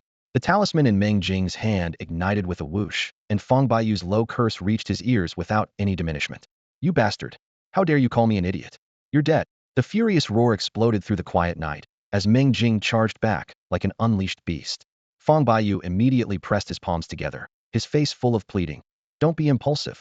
I was just demonstrating the effect for the boss. Meng Jing snorted coldly and gave him a heavy pat on the shoulder. For the boss's sake, I'll spare you this once. Watching his 2 subordinates' antics, Changqing finally smiled. He divided half the communication talismans between them. Use these to contact each other in emergencies from now on. With that, he flipped his wrist and produced a dark gold ring, the storage ring he had confiscated from Ma Tingyu earlier, placing it in Fang Baiyu's palm. Take this and use it. Remember to replate the color. A storage ring. Fang Baiyu's eyes lit up as his spiritual power probed into the ring, immediately retrieving 2 thick volumes. Ma Family Boxing Techniques and Ma Family Sword Manual. Seeing the covers, his breath caught. The exclusive inheritances of prestigious families were never shared with outsiders. These 2 manuals represented something unmistakable. Thinking of tonight's rumors about Ma Tingyu being assassinated at the E-Home brothel, a flash of understanding struck him. That mysterious top-tier assassin was none other than his own boss. Replate the color? This was clearly about disposing of stolen goods. Hee, right up my alley, he breathed on the gold ring, his face full of flattery. Practice these 2 manuals privately, Changqing instructed. Don't show off outside. Understood. The 2 exchanged glances and nodded in unison. Thank you, boss. Entering the clinic's front hall, Changqing couldn't help but ask, how is your sister Rong considering our offer? He had been holding back his recruitment intentions, waiting to finalize things in person. She neither refused nor agreed. Fang Baiyu sighed. Sister Rong won't elaborate, but I know what's troubling her. Hearing this, Meng Jing nervously leaned in. What do you know? Don't worry, Sister Rong is fine. Fang Baiyu pushed him away and turned to Changqing. Actually, this matter is somehow connected to you, boss. How so? Changqing raised an eyebrow, confusion flickering in his eyes. Regarding this Zhao Rong, he had no recollection of ever having any dealings with her. With no connection whatsoever, how could there be any entanglement? Changqing was utterly perplexed. All because of one Mansion Kuei. Fang Baiyu lowered his voice and reminded him meaningfully. Recently, Chen Kuei made a harsh declaration in the black market that no middlemen are allowed to interfere with his assassin organization. The Tianming Assassin Guild has also been marked as forbidden territory. Anyone who dares to violate this will immediately face a kill order issued by him in the black market. Upon hearing this, Gu Changqing's brow immediately furrowed into a tight line. The situation was far more complex than he had imagined, clearly involving enormous interests. But his assassin guild merely wanted to recruit agents, so what right did Qin have to obstruct them? The man obviously wanted to seize the Tianming assassin guild by the throat, preventing them from growing large or escaping, while forcing them to continue making money for him. At this thought, the cold gleam in Gu Changqing's eyes intensified. You want to grab me by the throat? Then I'll chop off your claws first. His tone turned icy. Bai Yu, secretly investigate Chun Kuei's lair and find out who his associates are. Boss, are you planning to make a move? Fang Baiyu's eyes flashed as he spoke with an inquiring tone. Diplomacy before force, Gu Changqing said calmly. Prepare everything thoroughly. If negotiations fail, we strike first. Fang Baiyu's expression grew serious as he nodded solemnly. Understood. Leave this matter to me. Also, spread some news, Gu Changqing added.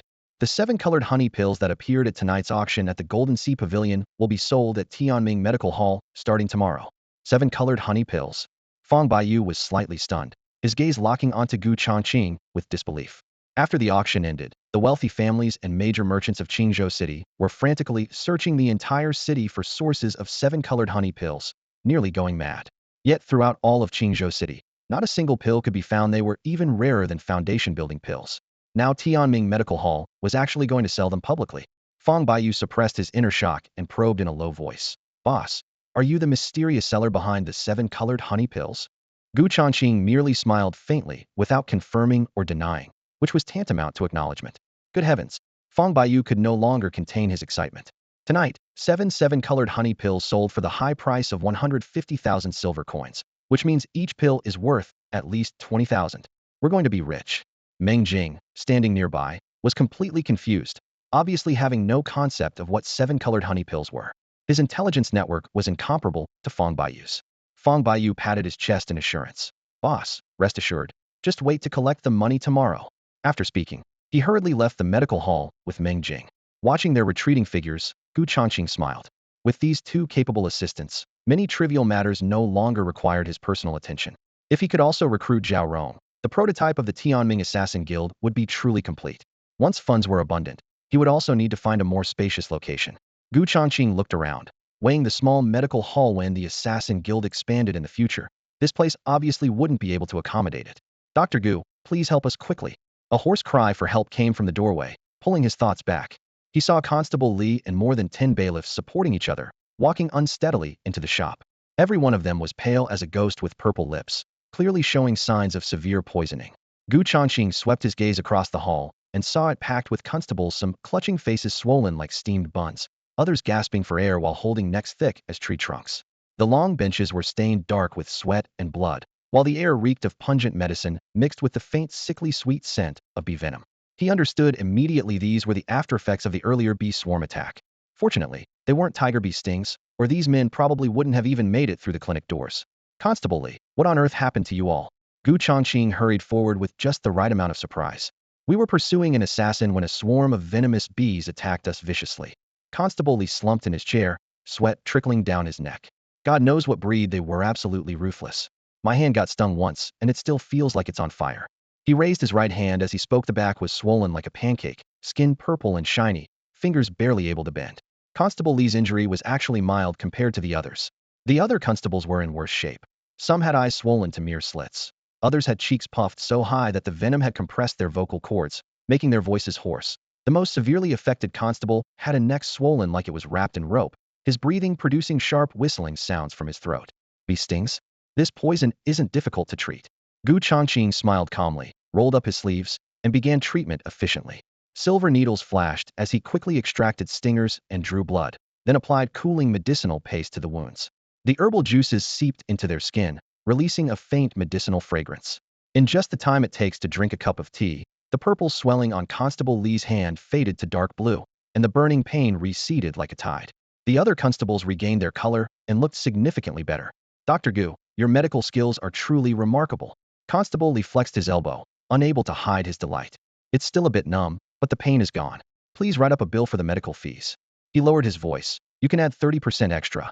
Gu Changqing wrote out a bill for 300 silver coins, then handed the paper back. Constable Li works hard fighting crime and protecting the people. I'll waive the fee. Keep this bill for your records.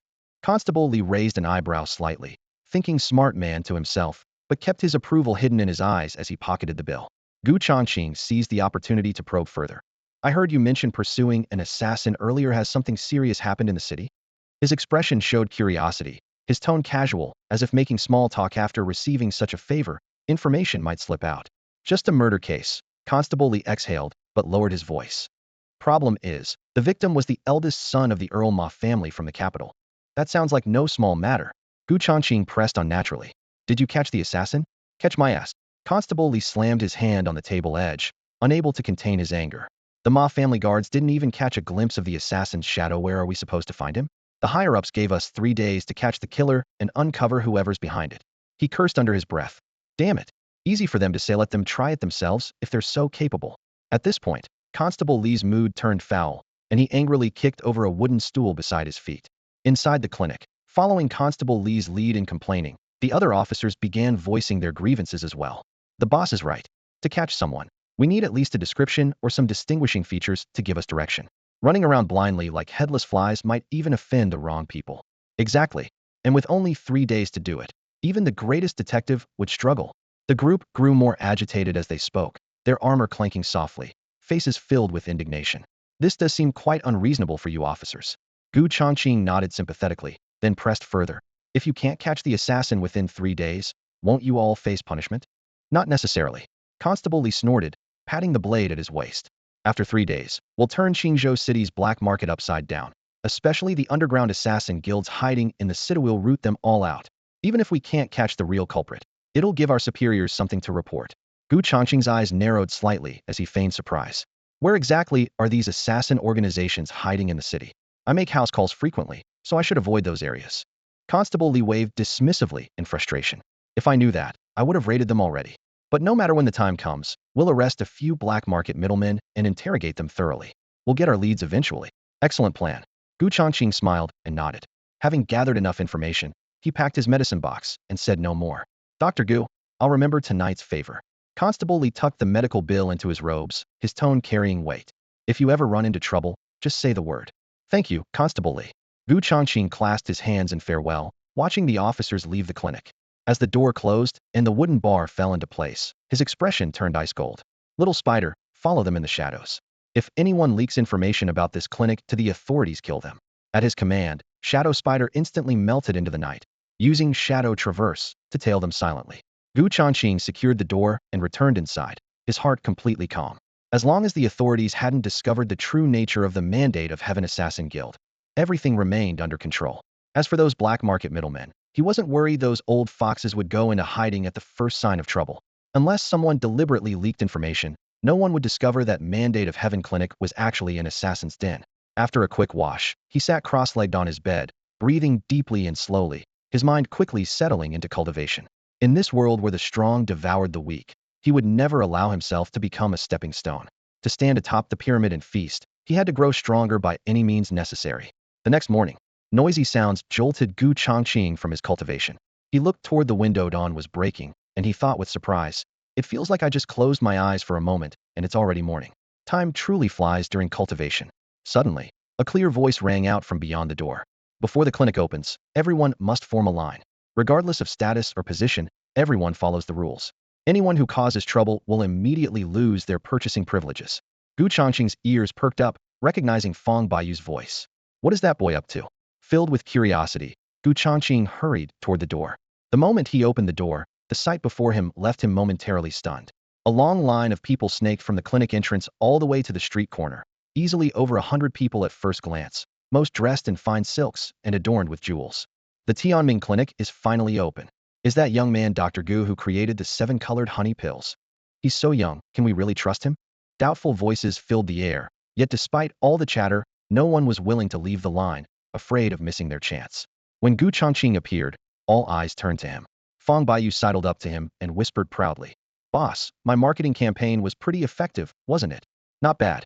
Gu Changqing's tone was calm, though he was quite satisfied. "But with so many people in line, do we have enough 7-colored honey pills?" Fong Baiyu asked worriedly in a low voice. "No problem." Gu Changqing smiled slightly. He only had 32 pills on hand, which was perfect for hunger marketing. Selling small quantities would keep the buzz going. Someone at the front of the line couldn't contain their impatience and shouted, "If you've got the goods, name your price." The wealthy woman who had lost to Lu Shuanger at last night's auction wiggled her large bottom as she pushed to the very front.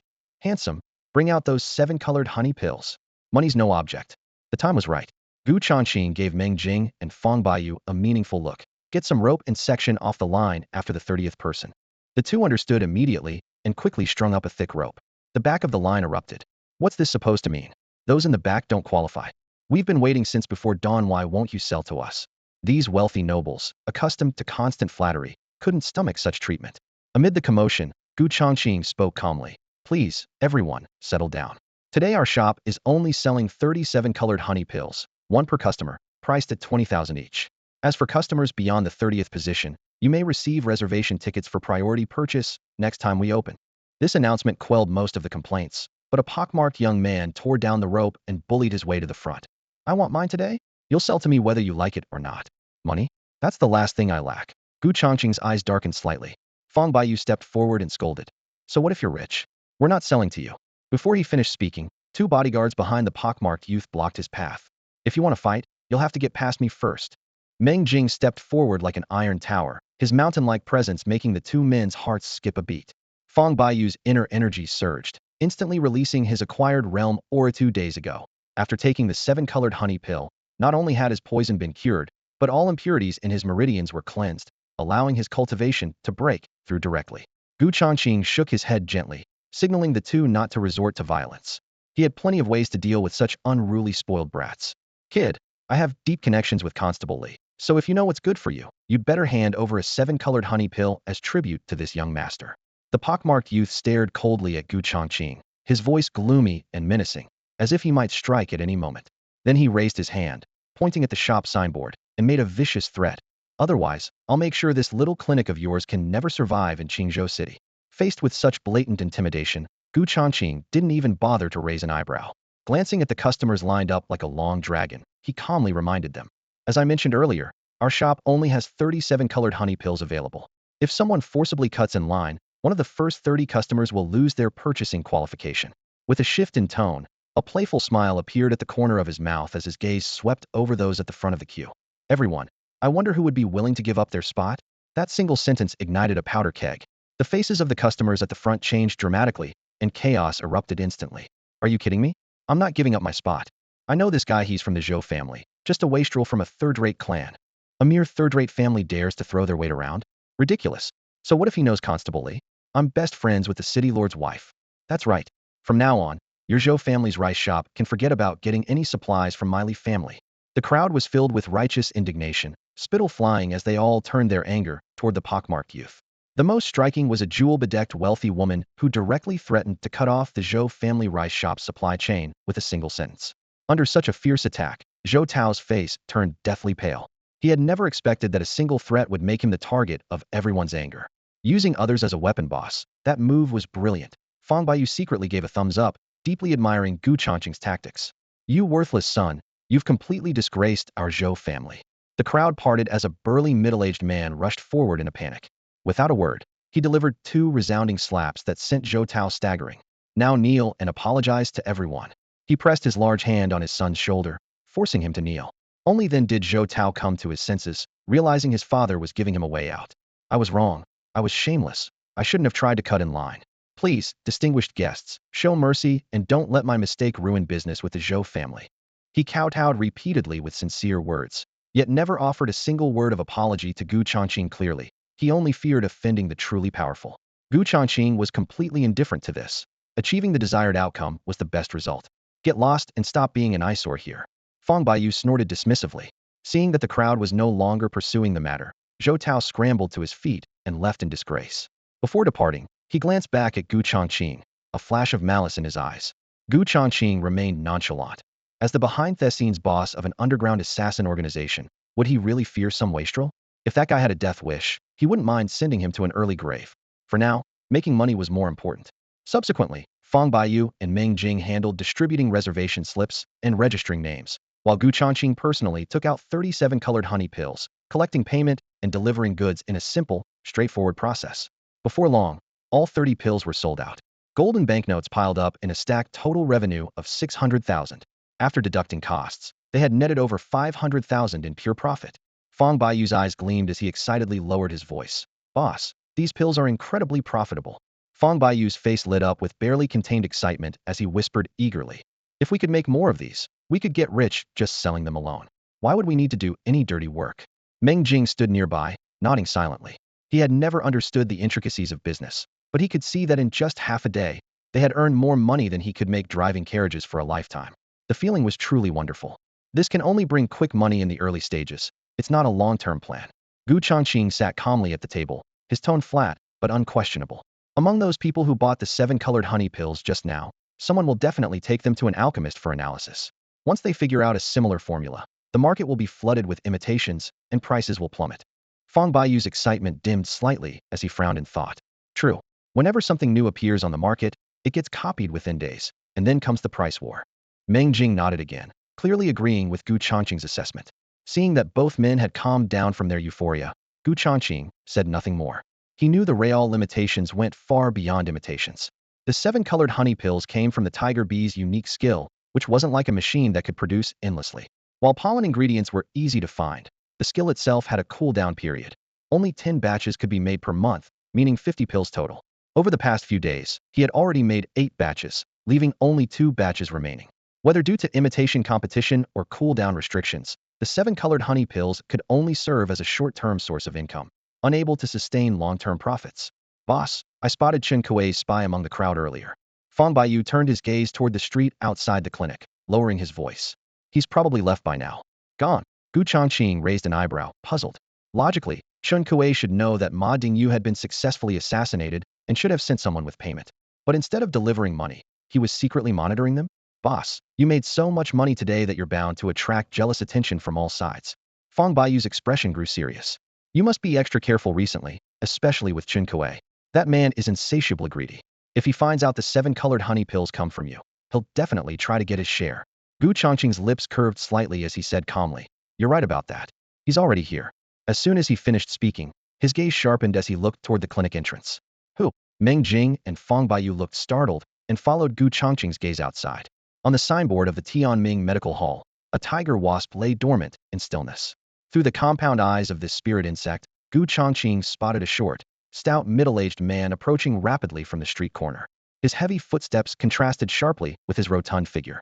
Behind him, 2 black-clad warriors followed like shadows, their gazes sharp and steps steady as rocks. From their aura alone, Gu Changqing recognized the leader as the black market merchant Chen Kuei. Dr. Gu, your medical skills are becoming increasingly impressive. The moment Chen Kuei stepped through the door, a smile seemed carved onto his face as he addressed Gu Changqing directly. Before his words had fully settled, his peripheral vision swept the room, locking onto Meng Jing and Fong Baiyu standing by the counter. When his gaze fell upon Fong Baiyu, a barely perceptible glint flickered in the depths of his pupils. Boss Chun, I trust you've been well. Fong Baiyu was quick to greet him, a slight smile playing at the corners of his lips. In front of outsiders, his usual devil-may-care attitude had been carefully tucked away. I didn't expect to find Brother Fong patronizing Tianming Medical Hall. Chen Kuei squinted, sizing him up with amusement. What's wrong? Are you having health problems? Nothing like your incurable condition, Boss Chun. Fong Baiyu replied casually. After all this time, that mouth of yours still needs a good lesson. Chen Kuei sneered coldly, the chill in his eyes deepening. The two exchanged barbs with sarcastic undertones. Gu Changqing wasn't surprised Fong Baiyu had sold intelligence in the black market years ago, secretly making an enemy of Chen Kuei. The recent poisoning attack on Gu Changqing was most likely orchestrated by Chen Kuei. Fong Baiyu wasn't one to be pushed around either, having secretly sabotaged several of Chen Kuei's illegal operations. Without evidence, both men maintained surface politeness, though their words inevitably carried hidden daggers. Seeing the two temporarily fall silent, Gu Changqing cut straight to the point. Since Boss Chun has personally come calling, have you brought sufficient payment for the consultation? Rest assured, Dr. Gu will receive every coin he's owed. Chen Kuei nodded, then suddenly shifted his tone. However, silver has been tight lately. Would it be possible to pay with spirit stones instead? As long as the value is equivalent, naturally it's acceptable. Gu Changqing readily agreed it would save him the trouble of exchanging them at Tianbao workshop. However, Chen Kuei didn't immediately make payment, instead casting a meaningful glance at Meng Jing. Gu Changqing said calmly, No matter, they're all family here. Chen Kuei chuckled softly at this. The authorities have been cracking down lately, so one must always be cautious. Since they're family, I won't beat around the bush. With that, he touched his storage ring, and a wooden chest half a person's height crashed onto the floor with a resounding thud. The total payment is 100,000 silver coins, equivalent to 1,000 low-grade spirit stones. Following our usual arrangement of deducting 20% commission, you're owed 800 stones. Gu Changqing lifted the chest lid to reveal spirit stones gleaming with cold light. The quantity clearly exceeded 800. A rough glance suggested at least 1,000. Boss Chun, this payment seems excessive. He looked up at Chen Kuei. This chest contains a full 2,000 stones. Chen Kuei explained with a smile. Dr. Gu's medical skills are exceptional, and your pill-making abilities are even more admirable. I, Chen Kuei, would like to collaborate with you. Consider the extra spirit stones my investment. Gu Changqing snorted inwardly. Fang Baiyu had been right after all. This man's true intentions lay elsewhere. He coveted the profits from the 7-colored honey pills. Did he think a mere 1,200 low-grade spirit stones would buy him a share? Delusional. His expression remained unchanged as he precisely took only 800 stones from the chest and turned to store them away. Chen Kuei was momentarily stunned, then squinted and asked, Dr. Gu, what is the meaning of this? Chen Kuei forced a cold smile and said, if you find the price unsuitable, we can negotiate. Fang Baiyu raised an eyebrow and sneered. When Tianming Medical Hall was dirt poor, you wouldn't even waste the effort to visit. Now that you see the 7-colored honey pills making money, you come crawling over with your abacus clicking away. Chen Kuei's expression darkened as he fixed his cold gaze on Fang Baiyu. I'm discussing business with Dr. Gu. What right does an outsider like you have to interrupt? Oh my, I'm afraid you'll be disappointed. He's my boss now. Fang Baiyu crossed his arms with a smug expression. Chen Kuei's eyes narrowed slightly as he turned toward Gu Changqing. He knew well that Fang Baiyu specialized in selling intelligence on the black market. Now that Gu Changqing had recruited him, it meant the Tianming Assassin Guild had gained independent intelligence gathering capabilities. If they found another agent, the entire assassin organization could operate independently without relying on him as a middleman. Want to go solo? Let's see if you have what it takes. His eyes darkened as he sneered inwardly. Back in the black market, he had already issued a warning. No middleman was allowed to take over any assassin organization under his agency, including the Tianming Assassin Guild. Without channels and connections, even if the Tianming Assassin Guild randomly recruited agents, they wouldn't make any waves. What he truly wanted now was the operating rights to Gu Changqing's 7-colored honey pills, and he was determined to get them. Gu Changqing took the pouch and counted exactly 800 spirit stones before casually putting them away. This medical hall is just a small business. We don't plan to partner with anyone. You made 600,000 spirit stones today, just from the 7-colored honey pills, and you're telling me it's a small business? Chen Kuei became agitated. Gu Changqing replied calmly. Thanks to the Golden Sea Pavilion auctions promotion, it was just good luck. He figured Chen Kuei had many informants and likely already had some understanding of the 7-colored honey pills' origins, so there was no point in deliberately hiding it. Chen Kuei looked up and met Gu Changqing's gaze. Since you have no intention of cooperating, let me be direct. Sell me the formula for making these pills. Name your price. Fang Baiyu raised an eyebrow and sneered. Give you the formula, so we'll have to compete with you for business? Chen, you really think my boss is easy to fool? Chen Kuei squinted, his tone turning icy. Watch your tongue. Some things can be said, others cannot. You'd better restrain yourself. Keep running your mouth, and you might not even know how you died. Bang! Meng Jing slammed the table and roared. Touch my brother, and I'll kill you. Before his words finished, 2 sharp auras instantly locked onto him. Tangible streams of elemental energy came rushing at him, causing Meng Jing to grunt and stagger back several steps before barely steadying himself. Innate realm warriors. Gu Changqing's eyes sharpened as he stared at the 2 black-clothed men behind Chen Kuei. A mere black market middleman could bring 2 innate realm bodyguards. He had clearly come prepared. Gu Changqing was discussing business with Boss Chun, so he gestured for the others to quiet down. He raised his hand, palm facing downward, and pressed gently. Fang Baiyu and Meng Jing immediately fell silent. Sunlight streamed through the open doorway of the clinic, illuminating his young face, while his eyes remained calm and untroubled. Yes, boss. The 2 men responded respectfully, yet they locked eyes with the 2 black-clad martial artists across from them, showing no fear. In broad daylight at a busy clinic, even someone as arrogant as Chen Kuei wouldn't dare cause trouble. They had already made up their minds if anything happened, they would fight to the death to protect their boss. What they didn't know was that Gu Changqing had never considered those 2 martial artists a threat from the very beginning. With Tiger Bee and Shadow Spider secretly protecting him, even 2 more innate realm fighters wouldn't make a difference. You want to buy the formula for the 7-color honey pills? Gu Changqing raised 3 fingers. Here's the price. 300,000 silver? Chen Kuei's eyes lit up as he immediately nodded. No problem. Fang Baiyu was slightly stunned. Selling for just 300,000? Is the boss backing down? Gu Changqing casually remarked. I made 600,000 selling 7-color honey pills today. I never do business at a loss. Chen Kuei stared at those 3 fingers, his brow furrowing. You mean 3 million? After a moment's consideration, he gritted his teeth. As long as the effects are the same, 3 million it is. He sneered inwardly. 3 million for a formula? Once I refine hundreds or thousands of pills, I'll recover the cost instantly. But Gu Changqing remained unmoved. Only then did Chen Kuei realize that this price still didn't meet the other party's expectations. I want 30 million. Gu Changqing's smile faded, his tone becoming indifferent. If you're truly sincere, pay now. Well, what? Chen Kuei shot to his feet, furious. 30 million for a piece of paper? Why don't you just go rob someone? The corner of Fang Baiyu's mouth curved upward. The boss's strategic retreat is brilliant. You told me to name my price, and now you're complaining it's too expensive. That's hardly honorable. Gu Changqing crossed his legs, speaking casually. In truth, the 7-color honey pills were generated by the system with one click. There was no actual formula. Even if there were, he would never sell it. Chen Kuei suppressed his anger, his voice low and menacing. Dr. Gu, in this world, some things can't be protected just because you want to protect them. If you're willing to share with everyone, you might be able to live peacefully. Oh, Gu Changqing raised an eyebrow, a cold glint flashing in his eyes. Is Boss Chen threatening me? You're a smart man, you understand. Chen Kuei slowly stepped forward, his smile hiding malice. I've been in the black market for years and have connections and methods. Today I came with sincere intentions to negotiate. I hope you'll consider carefully, otherwise. Before he could finish, the 2 black-clad martial artists behind him stepped forward simultaneously, their overwhelming killing intent making the air seem to freeze. Otherwise what? Gu Changqing's lips curved into a cold smile. At the same time, Tiger B had quietly crawled onto the wall behind Chen Kuei. If this smiling tiger dared to make a move, he wouldn't need to worry about exposing his trump cards. Chen Kuei narrowed his eyes slightly, his tone turning icy cold. Otherwise, I'm afraid this formula will fall into my hands through other means. Gu Changqing's eyes flashed with a sharp glint as he looked up and retorted. If you have the ability, feel free to try.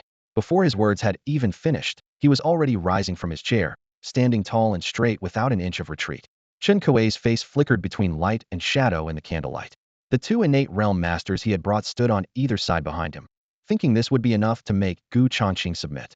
Yet unexpectedly, his opponent remained calm and composed from beginning to end, as if he could turn the tables at any moment. What trump card is this kid hiding? Chen Kuei wondered suspiciously, but quickly dismissed the thought. He knew Gu Changqing's background inside and out. His ancestors came from an ancient martial arts family, but now their fortunes had declined, with the Gu family holed up in the small territory of Qingzhou City. The Destiny Assassin Guild he had painstakingly built was nothing more than a third-rate organization. At the end of the day, this was just a small-time player with limited resources, a tool for him to manipulate at will. With this thought, his gaze grew even colder as he drew a paper scroll from his storage ring, gently unfurling it in the air. Dr. Gu, do you know what this is? Chen Kuei waved the scroll in front of him. This contains detailed records of all the Destiny Assassin Guild's missions in recent years. The assassination of Zhu Dafu from Yuan Hall last time. Last night's contract targeting the Ma family's heir. Everything is documented here. As he finished speaking, he tucked the scroll back into his ring, his lips curling into a smile devoid of warmth. If I were to hand this over to the authorities, what do you think would happen? Gu Changqing's brow furrowed deeply, his expression instantly darkening. He had thought Chen Kuei was merely using merchant tactics, never expecting him to be willing to break the unwritten rules and resort to such underhanded methods. Chen, you despicable scoundrel. Fang Baiyu slammed the table and shot to his feet, fury blazing in his eyes. We're all in the same boat here. If you leak information, don't expect to escape unscathed either. Not necessarily. Chen Kuei shook his head coldly. I dare to do this because I've prepared my escape route. The consequences depend on Dr. Gu's choice. Gu Changqing watched him quietly, his face showing neither sorrow nor joy, but the killing intent in his eyes grew thicker. I know what you're thinking. Chen Kuei believed he held all the cards. If anything happens to me, my trusted associates will immediately deliver the evidence to the authorities. So for such petty gains, don't do something you'll regret. Gu Changqing's heart sank slightly. This old fox had indeed left himself a backup plan. By noon tomorrow, I want to see the complete formula for refining the 7-colored honey pills, without the slightest error. Otherwise, don't blame me for showing no mercy. Chen Kuei delivered his ultimatum and turned to leave. The young black-clad warrior made an exaggerated throat-slitting gesture as he passed Gu Changqing, his face full of mockery as he followed his master out of the clinic. The moment they stepped out the door, a black tiger-headed wasp silently darted out, clinging beneath the eaves and quietly tailing them. This is absolutely outrageous. Meng Jing clenched his fists, his chest heaving. Fang Baiyu's eyes flashed with cold light. I'll go to the black market right now and hire assassins to take him out. Don't alert them yet. Gu Changqing raised his hand to stop him. We're already in this business ourselves, who don't need outsiders. Then what's your plan, boss? Fang Baiyu lowered his voice. Before nightfall, find out everything about his trusted associates, their backgrounds, their whereabouts, all of it. Gu Changqing's tone suddenly turned ice cold. If we're going to kill, we need to kill them all. Hearing this, Fang Baiyu's heart skipped a beat as he looked at Gu Changqing in surprise. Assassinating so many people simultaneously, did the boss really have confidence he could pull it off? Boss, I know what to do. Upon receiving the order, Fang Baiyu shot out of the clinic like a spring-loaded projectile, vanishing into the night like the wind. The very survival of the Tianming Assassin Guild hung on this mission, so he dared not delay for even a moment. He immediately activated the intelligence network he had cultivated for years, setting all his covert operatives into motion simultaneously. Inside the clinic, Gu Changqing sat motionless, though his consciousness had already connected to the shared perception of the Shadow Spider and Tiger Wasp. Through the Shadow Spider, Constable Li appeared to be going about his usual business, so Gu's primary focus remained on the Tiger Wasp. Through the Tiger Wasp's compound eyes, Chun Kuei's every movement was captured without fail. The man first slipped into an inn where he immediately changed his outer garments, then ducked into a tavern for another disguise change, donning a black cloak and wide-brimmed hat that concealed his features completely. Two innate realm martial artists blended among the pedestrians, following at a careful distance, appearing casual while maintaining constant visual coverage. Such elaborate disguises revealed both Chun Kuei's extreme caution and his sophisticated counter-surveillance skills. Without the Tiger Wasp's precise tracking, ordinary spies would have lost him long ago. Should be safe now, right? Chun Kuei glanced back at the street corner, yet still felt uneasy. After 2 assassination attempts, he had discovered that the previously insignificant Gu Changqing seemed to have undergone a complete transformation, somehow acquiring mysterious assassins who killed silently and vanished without a trace. Despite having prepared contingencies, he dared not let his guard down. So what if it's an underground assassin guild? I hold their weakness theory still at my mercy. Greed flickered in his eyes. The formula for the 7-colored honey pills will be mine. The Tiger Wasp perched silently on the brim of his hat, transmitting every word back to the clinic without missing a syllable. Weakness. Gu Changqing's eyes turned ice cold. More like a death warrant. He weighed his options internally. If not for wanting to net all of Chun Kuei's associates in one sweep, he would have struck already. For absolute certainty, he could only continue waiting for the perfect moment. The Tiger Wasp followed all the way as they passed through city gates and forests, finally alighting on the eaves of a manor hidden among rocky outcroppings. Moments later, the 2 innate realm martial artists also infiltrated the compound. Through the Wasp's eyes, Gu Changqing surveyed the area. The manor was surrounded on all sides by field ridges and small paths, offering excellent escape routes. The black market middleman had indeed chosen this location with cunning foresight. Even if the authorities launched a raid, he could vanish instantly. Nice location. Gu Changqing raised an eyebrow slightly, an idea forming. If he could seize this place and dig some underground tunnels, wouldn't it make the perfect base for the Tianming Assassin Guild? Tiger Wasp, keep watching and await my command. He withdrew his perception to calculate the next move. 600,000 silver coins and 800 spirit stones were sufficient to nurture a third creature. With the Shadow Spider monitoring the authorities and the Tiger Wasp tracking Chun Kuei, he couldn't be in multiple places at once. To systematically eliminate Chun Kuei's confidants, he needed additional assistance. Any escapees would spell endless trouble. With this in mind, he instructed Meng Jing beside him. Ah Jing, go catch a mantis for me. Meng Jing was puzzled. Boss, what do you need a bug for? You'll understand later. Gu Changqing gave a special reminder. Remember, capture it alive. Got it, I'll get right on it. Although Meng Jing was full of doubts, he rushed out to the grassland outside the clinic, bent down to part the grass, and carefully searched for the target. Gu Changqing wasn't idle either. He left the clinic, planning in his mind to find a decent forelimb for the mantis. The mantis's sharpest parts were precisely those scythe-like front limbs. If he could find a blade with a unique design as editing material, the synthesized insect weapon would surely be more ferocious. Having made up his mind, he headed straight for the weapon shop at the street corner. Just as he reached the entrance, a series of clanging metal strikes reached his ears. The rhythm was steady and powerful, the crisp sounds like a temporarily composed iron symphony. Gu Changqing listened carefully and soon discovered the sound wasn't coming from the weapon shop, but from the blacksmith's forge next door. The shop's exterior walls were weathered, and thick dust had accumulated on the threshold, clearly indicating few visitors. Well, I was just worrying about finding a blacksmith to forge a handy sword, and here's one. Gu Changqing muttered to himself. However, 2 men dressed in martial artist attire stood at the entrance, seemingly trying to dissuade someone. One of them wiped sweat from his sleeve. If you don't want your materials to become scrap, you'd better not go in. What do you mean? Is this blacksmith's craftsmanship that terrible? The other man lowered his voice. Not exactly. Master Mo has been smithing for over 30 years and knows runic forging too. It's just that his temperament is extremely eccentric. If even the slightest flaw appears during the forging process, he immediately tosses it aside as scrap and kicks the customer out as well. Damn, forget it then. Their conversation actually piqued Gu Changqing's interest. If there really was a runic craftsman who could forge retractable equipment, then the Shadow Spider clan could be fully armed, and the blade needed for mantis editing could also be settled in one go. With this thought, he raised his hand and pushed open the half-closed wooden door. The door creaked, and a wave of scorching heat hit his face. The indoor temperature was much higher than outside. By the furnace, a bearded old man was placing a red-hot sword blank on a stone platform.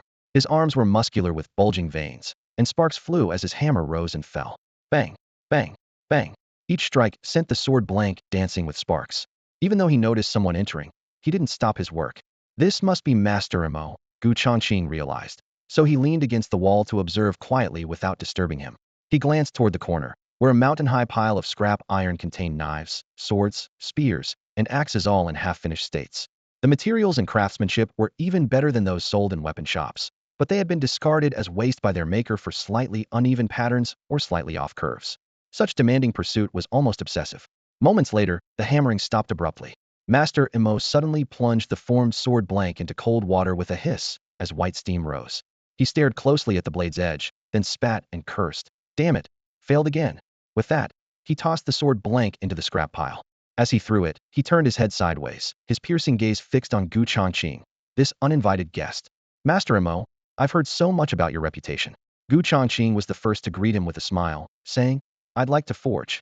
Before he could finish, Mo Xing behind the anvil had already darkened his expression, his voice booming like a bronze bell.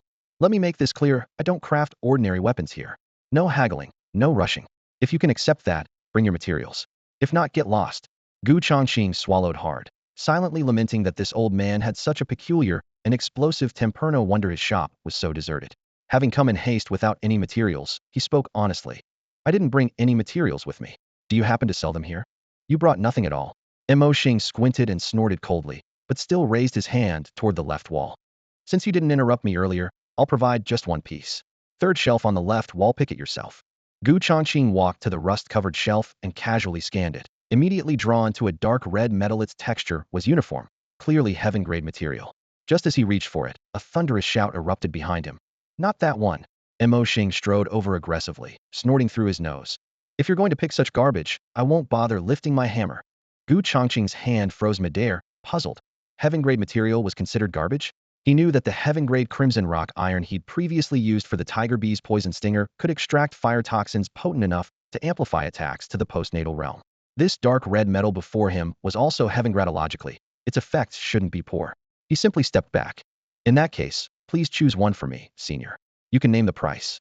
Mo Xing tossed aside his iron hammer and walked to a corner, his rough palm digging out an unremarkable blue-gray metal from the bottom layer. Cold marrow mystic iron, mystic-grade quality. He grinned, his yellowed teeth gleaming under the lamplight. This kind of material is worthy of my craftsmanship. Mystic grade? Gu Changqing was stunned. Mystic grade was higher than heaven grade.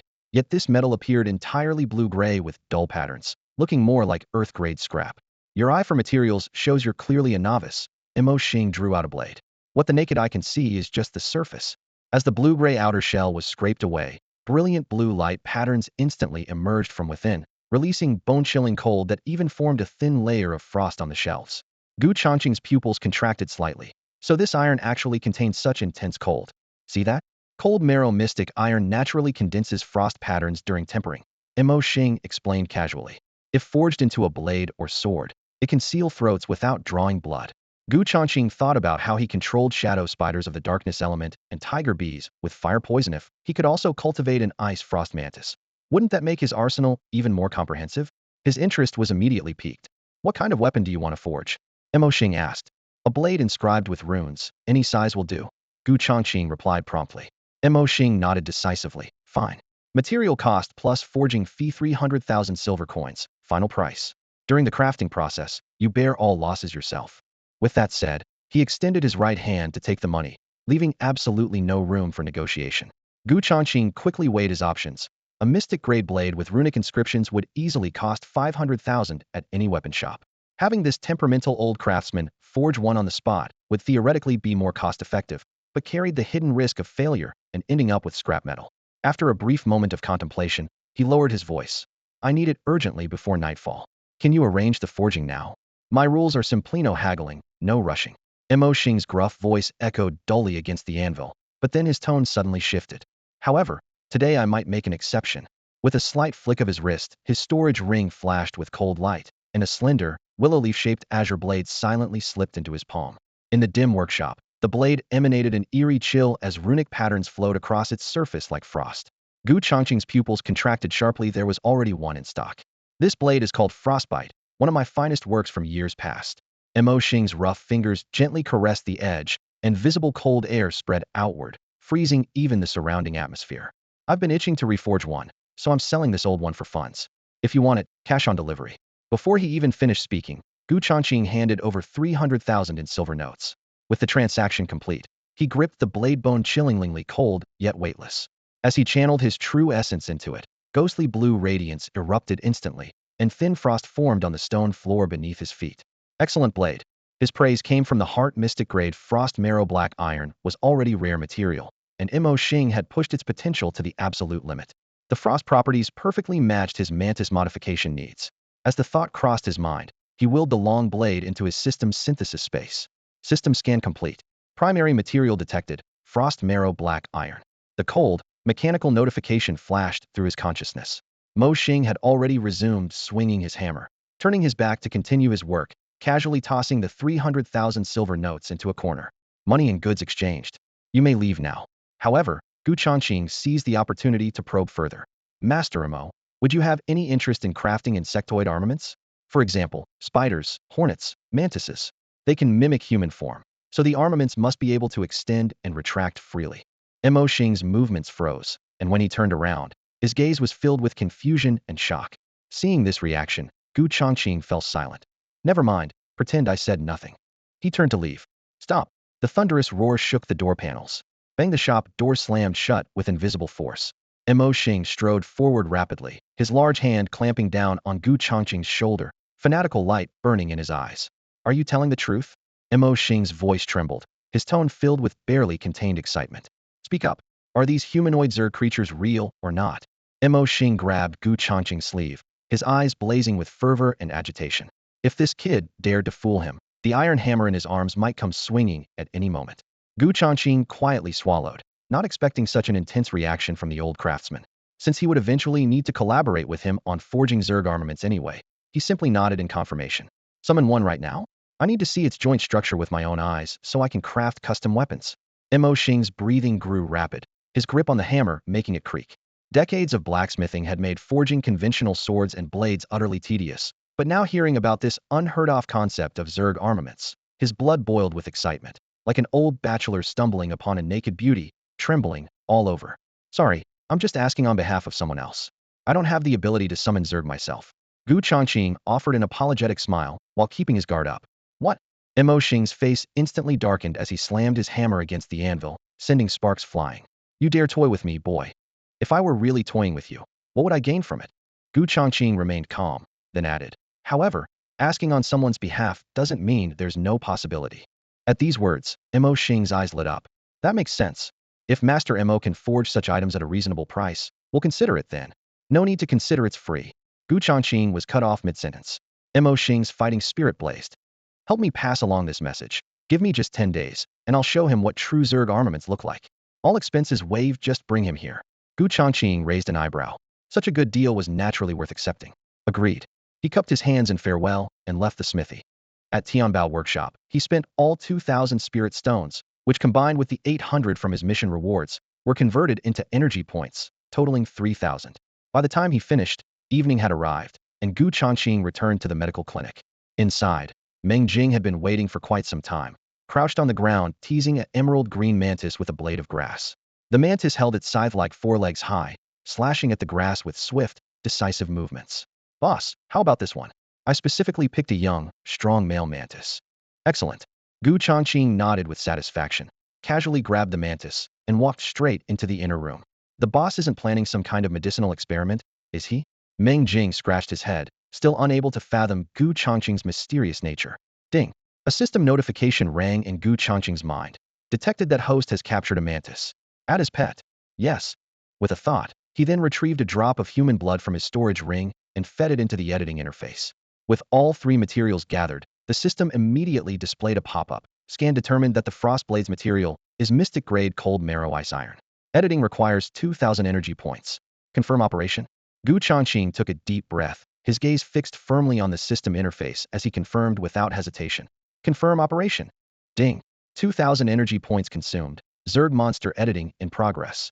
A progress bar on the light screen filled rapidly, followed by a golden system notification. Congratulations on successful editing. Mantis-type monster obtained. Please name it. Blade Mantis. Gu Changqing provided his answer mentally.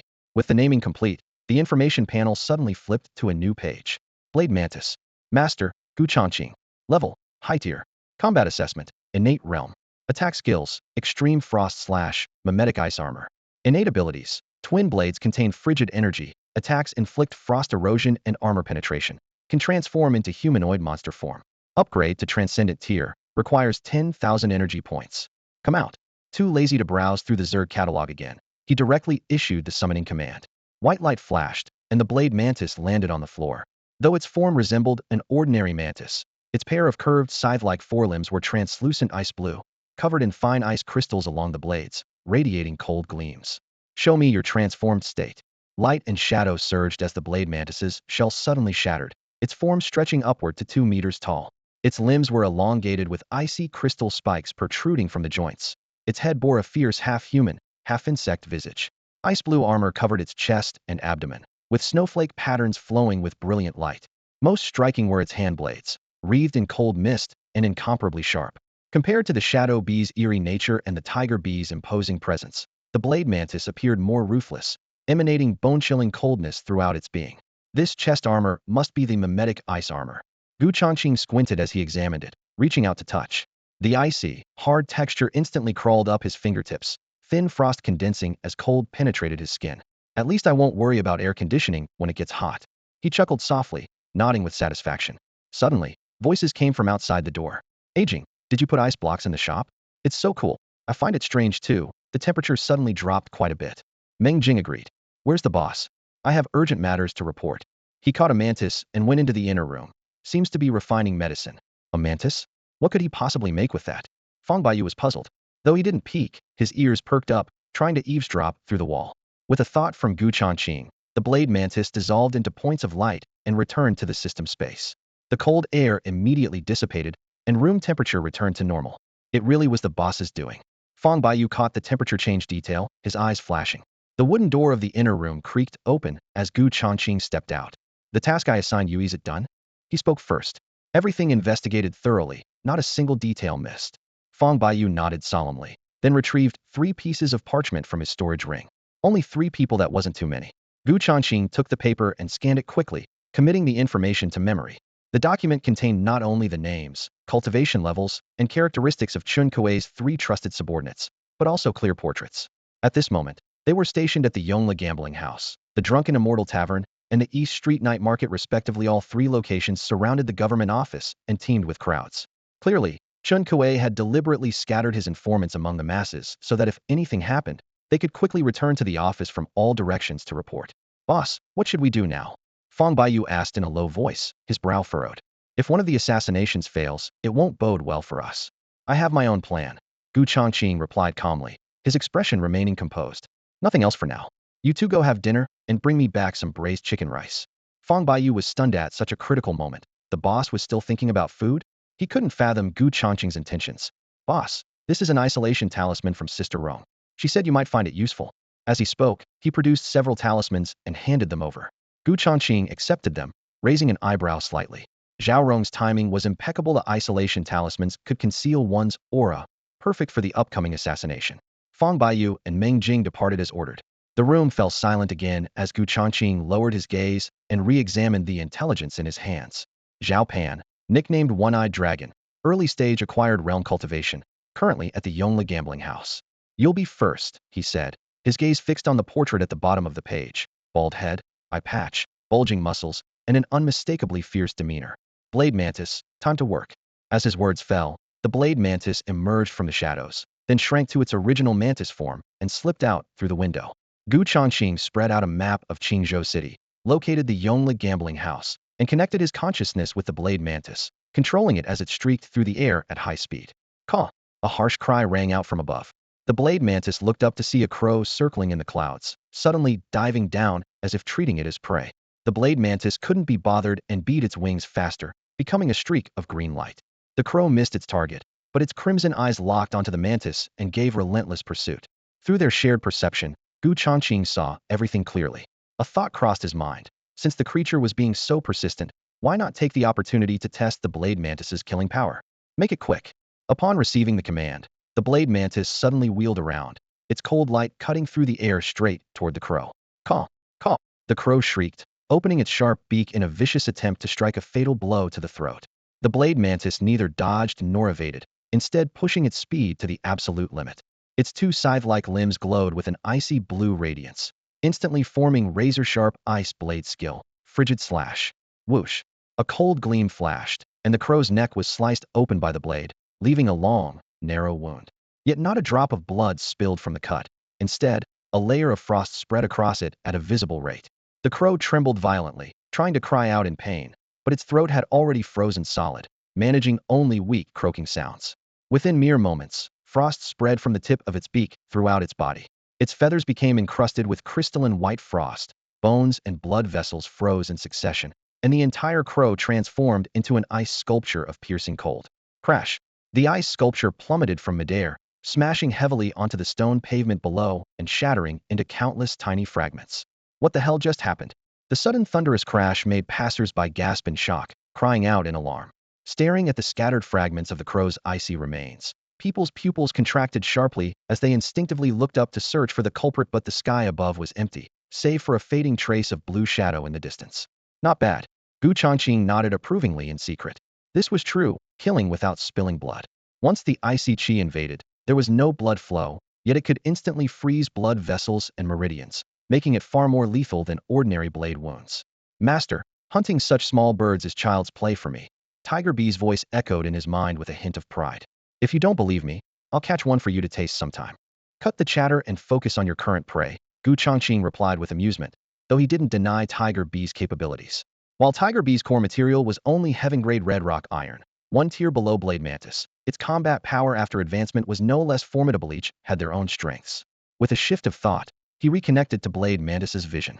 Under the cover of night, the Yongla gambling house blazed with lights. Blade Mantis streaked through the air like a blue shadow, folding its wings as its 6 hooked legs precisely gripped the window frame's wood grain, slipping silently through the high window into the gambling house. Inside the main hall, voices buzzed with excitement amid swirling tobacco smoke. 6 gambling tables stood in a row, with burly enforcers stationed beside each table like statues on guard. Damn it. I'm betting big again this round. I refuse to believe in this curse. At the dice table, a one-eyed burly man with a flushed face slammed a stack of banknotes onto the table. Zhao Pan. Blade Mantis's cold compound eyes swept the scene, locking onto its target. No more bets, opening now. The dealer lifted the dice cup with a drawn-out voice. 1, 2, 3, 6 points, small. Big loses, small wins. Zhao Pan watched helplessly as his banknotes were swept away, his face turning ashen. His luck tonight had been absolutely terrible, but Chen Kuei had ordered him to maintain watch here, forcing him to suppress his urge to flip the table. Master Zhao, your luck doesn't seem too good tonight. The dealer closed the dice cup with a bland, fake smile. This round, will you continue betting big? Go to hell. Zhao Pan exploded, kicking over his chair. Wait till I go to the latrine and flush out this bad luck. When I get back, you'll see what's what. With that, he stormed toward the back corridor of the gambling house. Blade Mantis fluttered its wings lightly, following along the ceiling beams. Plop, plop. As soon as the latrine door closed, vigorous sounds of relief echoed from within. Damn it, I'm going to win back every penny I lost. Zhao Pan squatted over the pit, grinding his teeth, completely unaware that a translucent barrier had already enveloped the entire latrine. The isolation talisman activated. The moment the isolating light barrier materialized, all outside noise came to an abrupt halt. Zhao Pan's brow furrowed deeply. The gambling den had been roaring with excitement just moments ago, but now it was as silent as if someone had cut everyone's vocal cords, leaving only his heavy breathing. Damn it, did everyone leave? He shot to his feet, not even bothering to pull up his pants properly, his mind focused only on the fact that he hadn't won back his stake yet. But the next second, he forced himself to calm down. Even if all the customers had left, there should still be some noise, unless someone had deliberately silenced the place. The moment this thought crossed his mind, the stifling heat of the latrine was instantly replaced by bone-chilling cold, and the air crystallized into transparent wisps of mist. Behind the wooden door, a mantis-like creature half the height of a man pressed against the wall, its jade-green carapace gleaming with an icy blue sheen. Its forearms had already transformed into two cold blades, with delicate frost continuously flaking off the edges. Oh no! Zhao Pan's heart sank as he quickly dodged to the side and kicked at the door panel. Bang! The wooden door exploded open. Before his foot even touched the ground, an icy blue shadow sliced toward him along the doorframe, moving as fast as lightning cutting through the night sky. Zhao Pan caught the glint of cold steel in his peripheral vision and instinctively raised his hands to block. Swoosh! The blade flashed, and before the pain could even reach his brain, he felt his wrist go empty. His right hand had been severed cleanly at the root, falling into the cesspit with droplets of blood. The bone-piercing cold rushed through the wound, racing madly through his blood vessels as thin ice spread beneath his skin, making every blood vessel and sinew clearly visible. My hand! His face turned deathly pale instantly, pain and terror striking simultaneously. Wherever the frost passed, the flesh and blood of his arm froze inch by inch, his muscles becoming as rigid as if sealed in plaster. Zhao Pan desperately tried to circulate his inner energy to resist, but his body temperature was being rapidly drained away, making his movements increasingly sluggish. At that moment, the mantis creature vanished and appeared behind him as if by magic. Hiss! The ice blade pierced precisely through the back of his skull. The extreme cold rushed like a bursting flood into his cranium, instantly freezing his entire head into a crystal blue ice sculpture, his face twisted and frozen in place. Zhao Pan's corpse stiffened, his single eye still filled with terror. With its prey dead, the mantis creature spread its wings, crashed through the runic light barrier, stirring up countless ice fragments, and departed efficiently. The entire process was fast, ruthless, and precise, without any unnecessary delay. The second target, intoxicating fragrance house. Gu Changqing looked down to verify the intelligence. Qin Shou, nicknamed the Beast, midstage acquired realm cultivation, currently active at the intoxicating fragrance house on North Street. The man was broad-shouldered and thick-waisted with a fierce appearance, sporting a large black mole on the tip of his nose, extremely easy to identify by appearance. The thin paper folded shut as the mantis creature shrank to the size of a palm, its shell emerald green and indistinguishable from an ordinary mantis, leaping down from the rooftop and heading straight for its destination. The intoxicating fragrance house displayed a sign reading Intoxicating Fragrance Tavern, but was actually a brothel where secret prostitutes gathered. The moment customers stepped through the door, they were hit with the heavy scent of rouge and powder. Before they could even steady their wine cups, courtesans would press close to them, ready to provide all manner of special services at a moment's notice. Master Qin, is tonight's wine to your liking? The madam coquettishly approached a wine table, her bright red fingernails tracing circles on Qin Shou's shoulder. Not bad at all. Qin Shou pulled her into his embrace, his large hands groping freely at her soft flesh. Have you taken care of what I asked you to do?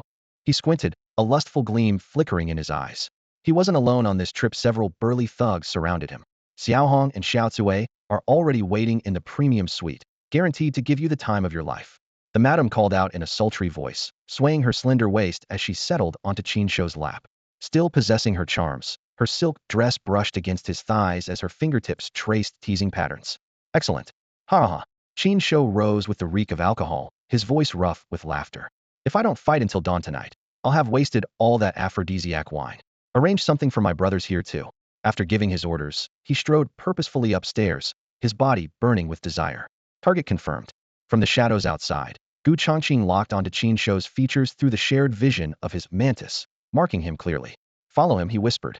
The mechanical mantis buzzed its wings, gliding up to the second floor under cover of darkness. Using its keen senses, it tracked the mingled scents of alcohol and drugs, slipping silently through a window crack into the private room. The view suddenly expanded. Red candles flickered inside, mixing fragrance with the smell of sweat. Qin Shou wore only his undergarments, his muscular arms wrapped around two half-dressed women as his large hands roamed freely over their pale skin. Master Qin, you're so naughty. You've nearly bruised me there. Look how eager you are. Yes, but your body is so strong and solid. The two women teased him with sweet voices, making Qin Shou's chest heave more violently. Ha ha, soon you'll see something even more solid. With that, he roughly tore away their red undergarments, revealing flashes of pale skin. The next second, he flipped them onto the bed, his blood surging. The bed creaked and shook wildly, even the wooden beams resonating. Driven by the aphrodisiac wine, he was like an uncontrolled beast, completely lost in his frenzy, utterly unaware of the tiny shadow creeping along the wall. The mantis crept to his back, its 6 legs adhering to his skin as cold light gathered between its ice-blue blade limbs. Qin Shou's muscles tensed, his nerves reaching their peak. Hiss! The blade instantly pierced his heart from behind, bone-chilling cold surging through his blood vessels. His drumming heart froze solid in an instant, stopping completely. Ah! Qin Shou let out a piercing cry, his pupils dilating as his massive body stiffened and collapsed onto the 2 women. Why did Master Qin stop? You're so cold. Hurry up and keep moving. The 2 women hadn't yet realized what happened, still writhing coquettishly, their passion unabated. Having completed the kill, the mantis didn't linger, darting out through the window crack toward its next target. In the dark chamber, Changqing withdrew his gaze, his fingertips lightly tapping the table where only one name remained on the list. Another one down, his eyes gleamed coldly. Once I eliminate the final threat, I can settle accounts with Changqing without any concerns. For the Tianming Assassin Guild to rise, all obstacles must be swept away. The East Street night market blazed with lights as bright as day. Vendors' calls mingled with the aroma of food in the air, while pedestrians and merchants weaved back and forth, packing the entire street to capacity. At this moment, a green mantis half a foot long stood silently on the highest rooftop ridge, its sharp blade-like forelegs slightly raised, gazing down at the surging crowd. Its multifaceted compound eyes glinted with cold light, swiftly and precisely scanning every face, searching for tonight's prey. This guy really knows how to hide. Changqing observed through the mantis's vision, his brow slightly furrowed. His target Sun Jiao had never shown himself, leaving his repeated searches fruitless. Sun Jiao was cunning and deep scheming, skilled in poison arts and disguise, notorious for repeatedly poisoning martial artists of the same level, and now possessed peak acquired realm cultivation, making him the most troublesome of the 3 targets. According to intelligence, spies from the Tianming Assassin Guild were also secretly searching for him. Near a wonton stall at the street corner, a raggedly dressed beggar huddled in the shadows, muttering to himself. He was thin and gaunt with a sinister face, his triangular eyes like a lurking viper, constantly surveying his surroundings. With this beggar disguise, let's see how you'll find me. He pulled down his worn straw hat, a cold smile playing at the corners of his mouth, full of confidence. As long as I get through tonight, once the boss obtains the 7-colored honey pill formula, nothing else will matter. Changqing watched the beggar through the mantis, sensing something was off. Normal beggars would extend their hands along the street to beg for food, but this person curled himself into a ball, neither begging nor raising his head, as if only seeking to hide in the shadows. Changqing's mind stirred. Whether real or fake, a test will reveal the truth. Blade mantis, strike. The mantis's blade-like foreleg trembled, and a wisp of cold air condensed into a tiny ice shard in the night wind, shooting downward aimed directly at the beggar. Hiss! The ice shard struck the ground half a meter in front of the beggar, scattering crystal fragments. Is it raining? Sun Jiao looked up at the night sky, noticing the wet spot on the ground, but seeing no raindrops. In the instant he raised his head, Changqing had captured his features clearly. It was indeed Sun Jiao. Sun Jiao's heart jumped as he immediately realized this strike wasn't meant to kill, but to force him to look up and expose his identity. With danger suddenly upon him, he rose from beside the wonton stall and quickly melted into the night market crowd. Sun Jiao's pace alternated between fast and slow, sometimes stopping to observe, sometimes circling around stalls, doing his best to shake off any potential pursuers. High above, the mantis circled silently, always maintaining the perfect distance, like a top predator patiently locking onto its prey. No matter how Sun Jiao changed his route, that cold, watchful gaze followed him like a shadow, making him increasingly panicked as he walked. Damn it, who could it be? Sun Jiao's forehead broke out in sweat, his gaze rapidly scanning the bustling crowd, yet he could never find the source of that stare. Seeing his multiple attempts prove fruitless, he suddenly picked up speed, rushing toward the nearest alley entrance, using the dim narrow lane as a shortcut to escape the night market. Perfect for my purposes. Changqing narrowed his eyes slightly and commanded, Mantis, act as you see fit. Hidden in the shadows, the mantis heard the order and beat its wings, diving down fiercely. It transformed into a blue cold streak, plunging into the narrow alley. At the other end, Sun Jiao could no longer maintain his disguise and broke into a frantic run. His shoes clattered against the stone pavement, the sound particularly jarring in the silent night. However, human legs could never outpace an insect's flight speed. Whoosh! The streak closed in as the mantis suddenly accelerated. Its sharp ice blade gleamed like cold light, striking directly at the back of Sun Jiao's head. Seeking death, Sun Jiao had been alert all along. The moment he felt the chill at his back, he spun around abruptly. The dagger from his sleeve slid smoothly into his palm, meeting the attack with precision. Clang! The dagger clashed with the ice blade, metal rang against metal, and sparks flew. The mantis hovered in midair while Sun Jiao was knocked back several steps, his heels grinding against the gravel before he could barely steady himself. Looking closer, his pupils contracted sharply. The attacker was actually a mantis with a blue-eating body, and it had taken his weapon's blow without suffering the slightest damage. How can it be a mantis? After the initial shock, his heart sank. The assassin that had been secretly stalking him these past few days wasn't human, but this insect. For a mantis to possess such combat power, there must be a beast tamer controlling it from behind. With this thought, his gaze became wary as he quickly scanned his surroundings, trying to locate the mastermind. In that moment of distraction, the mantis's entire body surged with cold energy as it attacked again. Swish, swish, swish. Dozens of cold lights wove together into a curtain of blades, cutting off Sun Jio's escape routes. Sun Jio retreated hastily while channeling his inner true essence into his dagger, desperately parrying. However, the mantis's strength was equivalent to a human's innate realm. While he was merely at the peak of the acquired realm, simply couldn't withstand it. In mere moments, his arms and shoulders were struck multiple times, and the splattered blood instantly froze into frost under the extreme cold. A cold light flashed as the mantis beat its wings and accelerated, instantly appearing behind Sun Jio. No! Before he could finish speaking, the ice blade pierced through his heart, and extreme cold invaded his body. The mantis's blade limb twisted violently, turning his heart to powder. Sun Jio's pupils dilated as he died on the spot. Afterward, it efficiently looted the corpse's belongings and flew away, not leaving behind a single drop of blood. Inside the medical clinic, watching through the shared vision of their soul contract, Changqing nodded lightly and silently praised. Truly worthy of being the insect world's top predator, fast enough and ruthless enough. In just half an hour, all 3 targets in the city had been eliminated, with efficiency exceeding expectations. With all hidden threats removed, the upcoming operation would face no obstacles. Changqing, now it's your turn. He pushed open the clinic door and gazed toward the manor on the city's outskirts, his plan already formed. At that moment, footsteps approached as Meng Jing and Fang Baiyu arrived carrying a food box. Boss, we've brought the braised chicken rice you requested. Changqing took the food box and casually stored it in his storage ring to keep it warm, planning to enjoy it leisurely after settling into Changqing's manor. Boss, is there anything else you need? Fang Baiyu spoke urgently, reminding him. Time is running short. If we delay any longer, I'm afraid. Seeing Changqing's composed expression with no signs of taking action, he grew increasingly puzzled and secretly frustrated at his lack of urgency. Could he really be planning to hand over the 7-colored honey pill formula to others? Don't worry, first come with me somewhere. Changqing's tone was calm, offering no explanation as he turned to instruct. Ah Jing, prepare the carriage. Moments later, Meng Jing drove the carriage steadily toward the city gates. Under the cover of night, Meng Jing slowly guided his carriage through the streets. The wheels rolled gently over the cobblestones, the steady clip-clop of hooves echoing as the roadside lanterns cast long amber shadows. When he reached the Drunken Fragrance Tower, he suddenly pulled on the reins, seeing a crowd gathered at the entrance, buzzing with animated discussion. What's happening? Meng Jing called out curiously, his tone measured. There's been a murder at the Drunken Fragrance Tower. A passerby leaned in to respond. The victim appears to have been assassinated. The whole body looked frozen solid. The death was terrifyingly bizarre. Meng Jing's eyebrows twitched. Just as he was about to ask for more details, someone else chimed in, their voice lowered but unable to hide their excitement. Holy shit. They found an identical corpse in the latrine at the Yongli gambling house.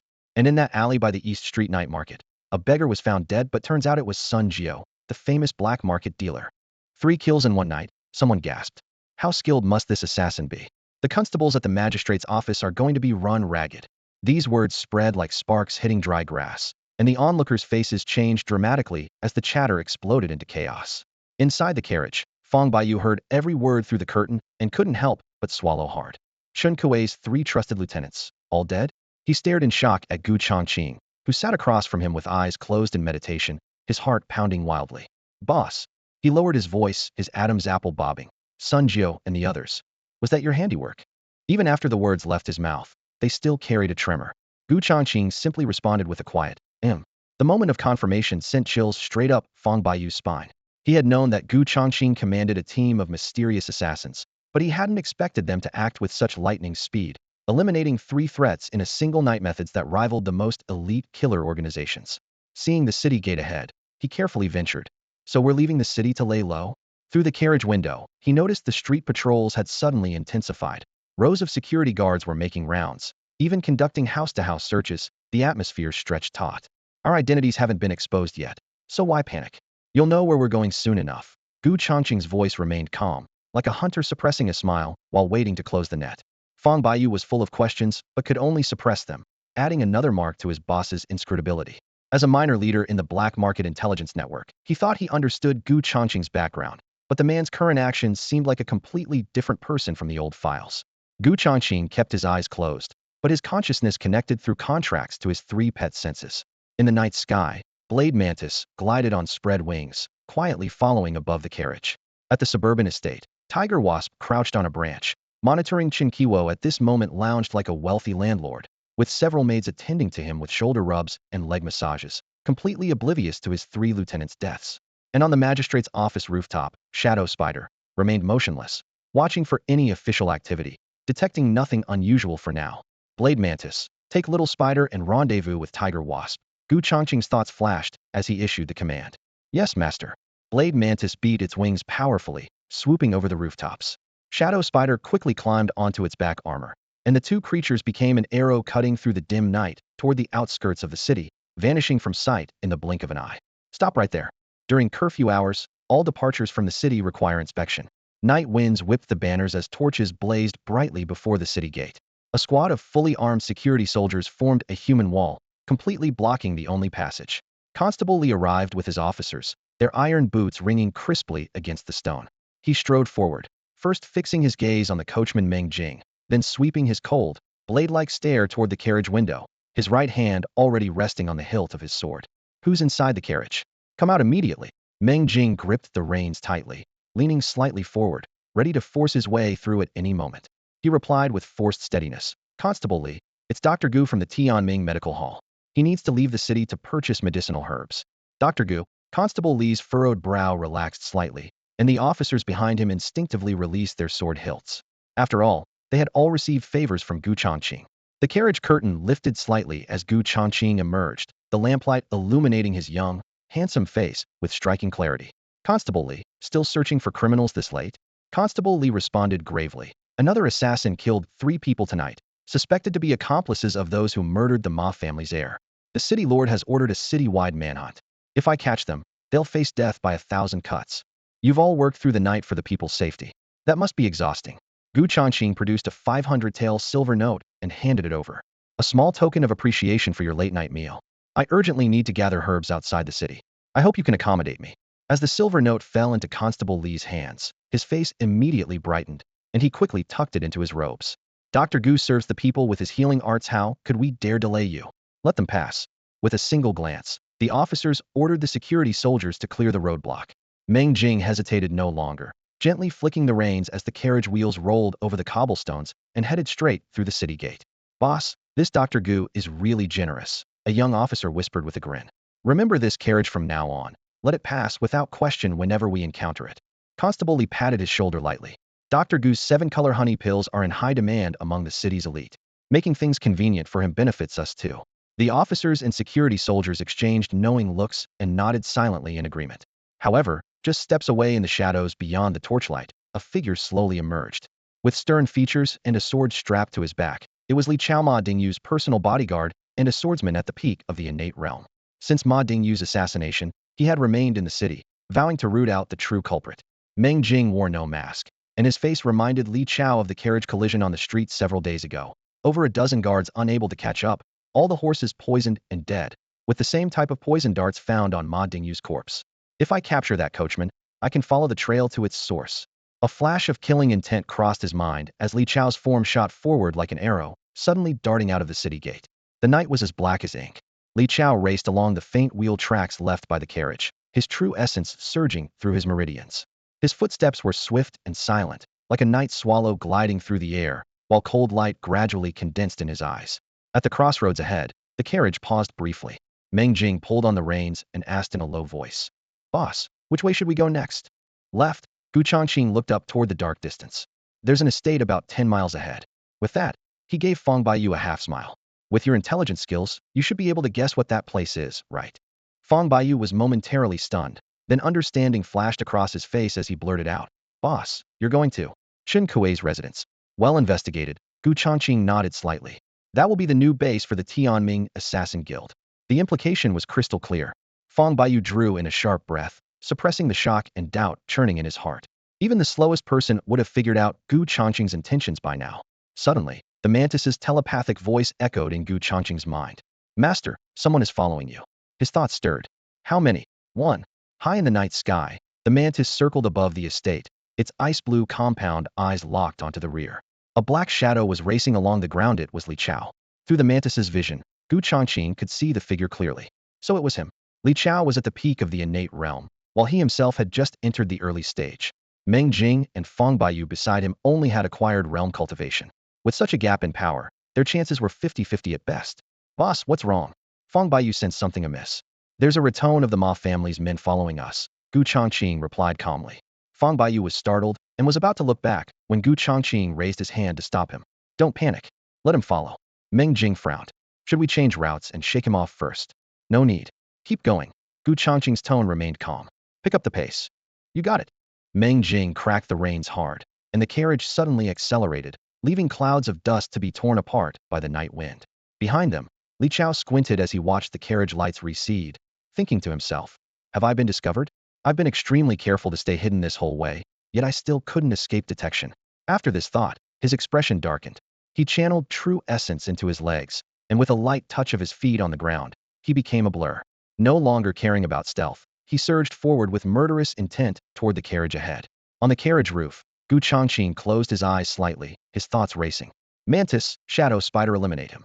As the command was given, the shadow spider controlling the mantis dove down, reaching Li Chao's position in mere moments. A faint whistling sound cut through the air. Li Chao's danger sense flared as he jerked his head up. A black shadow was plummeting like a falling star, terrifyingly fast. He roared and drew his sword, cold light flashing. Clang! The sword blade collided with the mantis's razor-sharp forelimbs, the clash of metal ringing out through the night.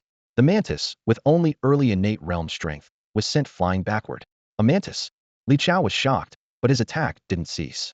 His form shot upward, his long sword transforming into a white streak as it thrust directly at the knocked-back insect. Whoosh! At the critical moment, a spider silk suddenly shot out, instantly wrapping around his sword-wielding wrist. Hiss, hiss, his scorching venom seeped along the thread, corroding his sleeve in an instant and releasing pungent white smoke. Li Chao's heart lurched as he violently shook his wrist, redirecting his sword while his true essence erupted explosively. Boom! The blade trembled, and a shockwave shattered the spider's silk completely. After landing, he retreated several yards without hesitation, his heart pounding wildly. A mantis, and now a spider? In the darkness, two sinister shadows gradually became clear. The blade mantis hovered with beating wings like a dark, weaponized drone, its ice-blue compound eyes gleaming with an eerie light. The shadow spider crouched on the ground, its 8 legs sharp as knives, while the silk wrapped around its front limbs glowed with a ghostly purple radiance in the moonlight.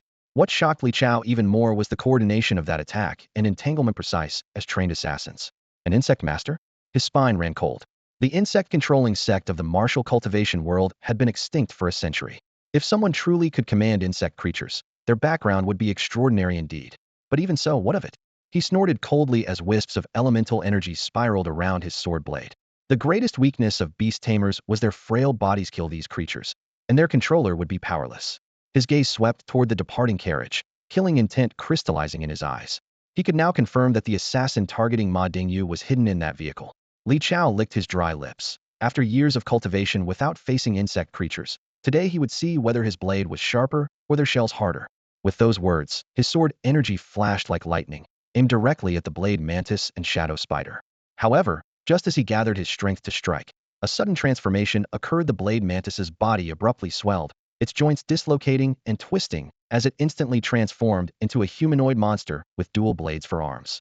Translucent insect wings spread from its spine while cold light flowed along the long blades of its arms, radiating bone-chilling menace. Hiss! Almost simultaneously, the shadow spider also took humanoid form, its 8 crimson eyes glowing menacingly, while 8 legs like metallic spears pressed against its back, both alluring and dangerous. What kind of demons are these? Li Chao's pupils contracted sharply, his sword-gripping hand trembling slightly as cold sweat beaded on his forehead. His previous confidence wavered before the rapidly ascending aura of these 2 insect beasts. Master commands, kill. The blade mantis's voice was hoarse and cold as it locked onto its prey. In the next instant it burst forward with beating wings, its twin ice blades tearing through the air as it slashed toward Li Chao with fierce velocity. Boom! The moment the blade mantis shot forward, a thunderous explosion of wind erupted through the air. Li Chao's pupils contracted sharply as he caught only a fleeting shadow rushing toward him. With no time to mount an attack, he could only instinctively raise his sword to block. The ice-blue twin mantis blades came crashing down from above. Clang! A deafening crash exploded outward, sparks flying in all directions. The brutal force from the blade edges surged into Li Chao's arm, sending him staggering back several steps, his grip numbing. So powerful. He was horrified. Just moments ago he had held the upper hand, but now this creature's strength had completely surpassed his own. The blade mantis pressed its attack, its blade limbs striking in lightning-fast succession, each blow sealing off any opening. Clang, clang, clang. The dense metallic clashing sounded like raindrops hammering on a drum. Li Chao could only block and retreat, his swordplay completely suppressed. Worse still, his sword forged from heaven-grade rock iron was being carved with crack after crack. Each parry left a layer of frost frozen on the blade, the cold creeping like vines into his arm bones, throwing off his precision. Whoosh! Cold eyes flashed as the blade mantis spotted an opening. Its twin blades crossed and slashed viciously toward his left shoulder. Crack! His entire arm along with the shoulder blade was severed and sent flying, the blood freezing into dark red crystals before it could even fall. Ah! Li Chao screamed and stumbled, his face instantly turning deathly pale. If this battle dragged on any longer, he would surely die. He gritted his teeth fiercely and poured every last bit of his true essence into his sword. The blade erupted with blinding radiance, humming with a piercing resonance. Mystic sword splitting shadow strike. With a thunderous roar, he flicked his wrist. Cold light crisscrossed as over 10 razor-sharp sword shadows materialized from thin air, each one wrapped in an edge capable of rending metal and stone. Die!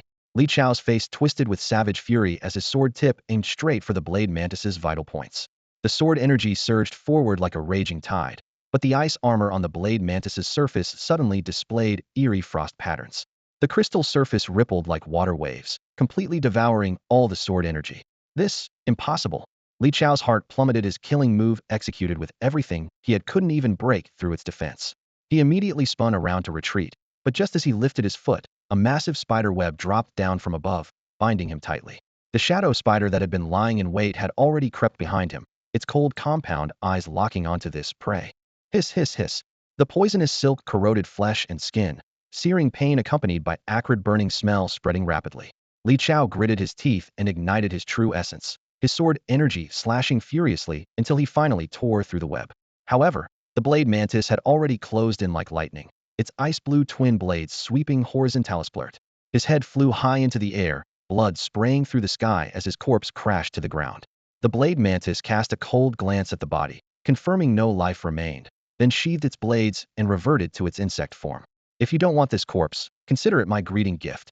Seeing the mantis revert to its insect form, the shadow spider let out a low chuckle. A pitch-black leg suddenly shot out, piercing straight into Li Chao's headless body. Amid the scraping sounds of chitin, the sharp appendage worked like a straw, rapidly draining the essence of blood and flesh. Within mere moments, the once robust corpse visibly withered before their eyes, leaving behind only a grayish-brown husk. Ding, your mantis has slain an innate realm warrior, rewarding 200 energy points. Inside the carriage, Changqing heard the system notification in his mind, a trace of satisfaction flickering in his eyes. Through his shared vision with the shadow spider, he had witnessed the entire fierce battle after the mantis transformed. The twin mantis blades forged from cold marrow ice iron gleamed with deadly light, frost condensing the moment they were drawn. Their cutting power exceeded all expectations, making them nearly invincible among peers of the same realm. Friendly reminder: your shadow spider has collected a storage ring, now placed in system space. The notification about spoils of war made Changqing raise an eyebrow. With a thought, he retrieved the storage ring and sent his spiritual power into it. The space inside was spacious, containing over 10,000 taels and silver notes that Li Chao had carried, plus more than 100 low-grade spirit stones and several bottles of healing pills. Even the smallest mosquito is still meat, not bad at all. Changqing chuckled softly as he continued searching, soon pulling out a palm-sized jade slip.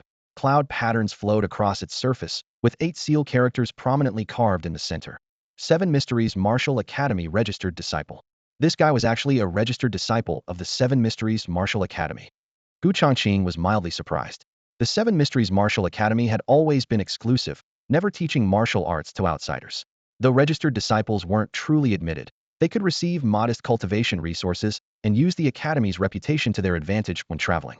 Many independent cultivators would pay hefty sums just to have their names associated with a major sect. Boss, are you a registered disciple of the 7 Mysteries Martial Academy? Fong Baiyu caught sight of the jade slip and asked in surprise. No, Changqing replied flatly. I killed an innate realm warrior earlier and took it from him. What? Fong Baiyu nearly turned to stone on the spot, then silently thanked his luck that the Seven Mysteries Martial Academy didn't care much about registered disciples, otherwise today could have brought serious trouble. Remembering certain rumors, he lowered his voice to remind. I've heard these jade slips also contain a martial technique. Have you checked it yet, boss? A martial technique?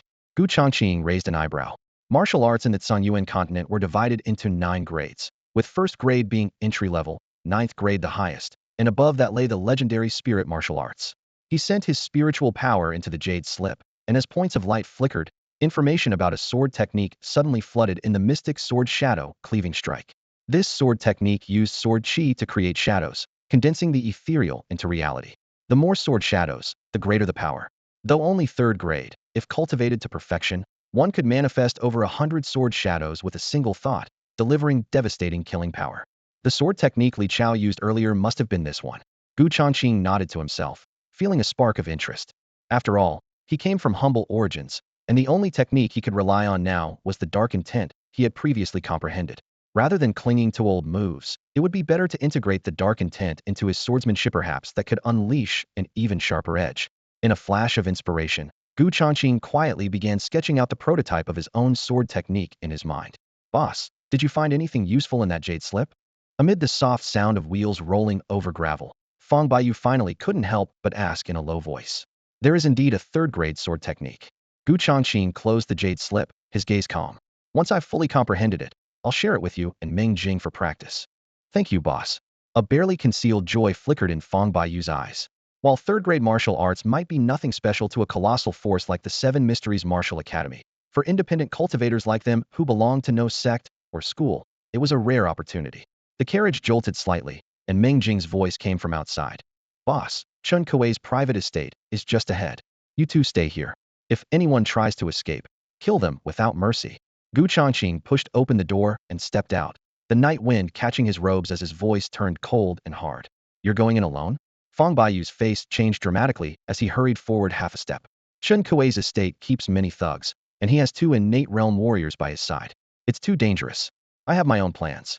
Gu Changqing's tone remained calm. You just need to guard the perimeter and make sure no one slips through. Before his words had fully faded, he touched his toes to the ground and transformed into a blurred shadow in the night. Deploying his shadow step technique, his form merged with the trees and wall shadows, disappearing into the depths of the estate within moments, leaving only the gentle swaying of grass in his wake. Fong Baiyu watched that shadow disappear into the distance, remaining silent for a long while before suddenly asking, Ah Jing, what do you think of the boss as a person? Pretty good. Meng Jing answered without hesitation. He treats us like friends and never puts on airs. If that's the case, we need to train even harder. Fong Baiyu lowered his eyelids, his voice growing somewhat deeper. At the very least, we can't become a burden to the boss in the future, and we can't be like tonight, unable to even keep up with his pace.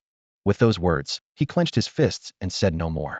Meng Jing felt a shock in his heart, as if a burning sensation was surging through his chest. Stop right there. As Gu Changqing approached the manor gates, a thunderous shout rang out.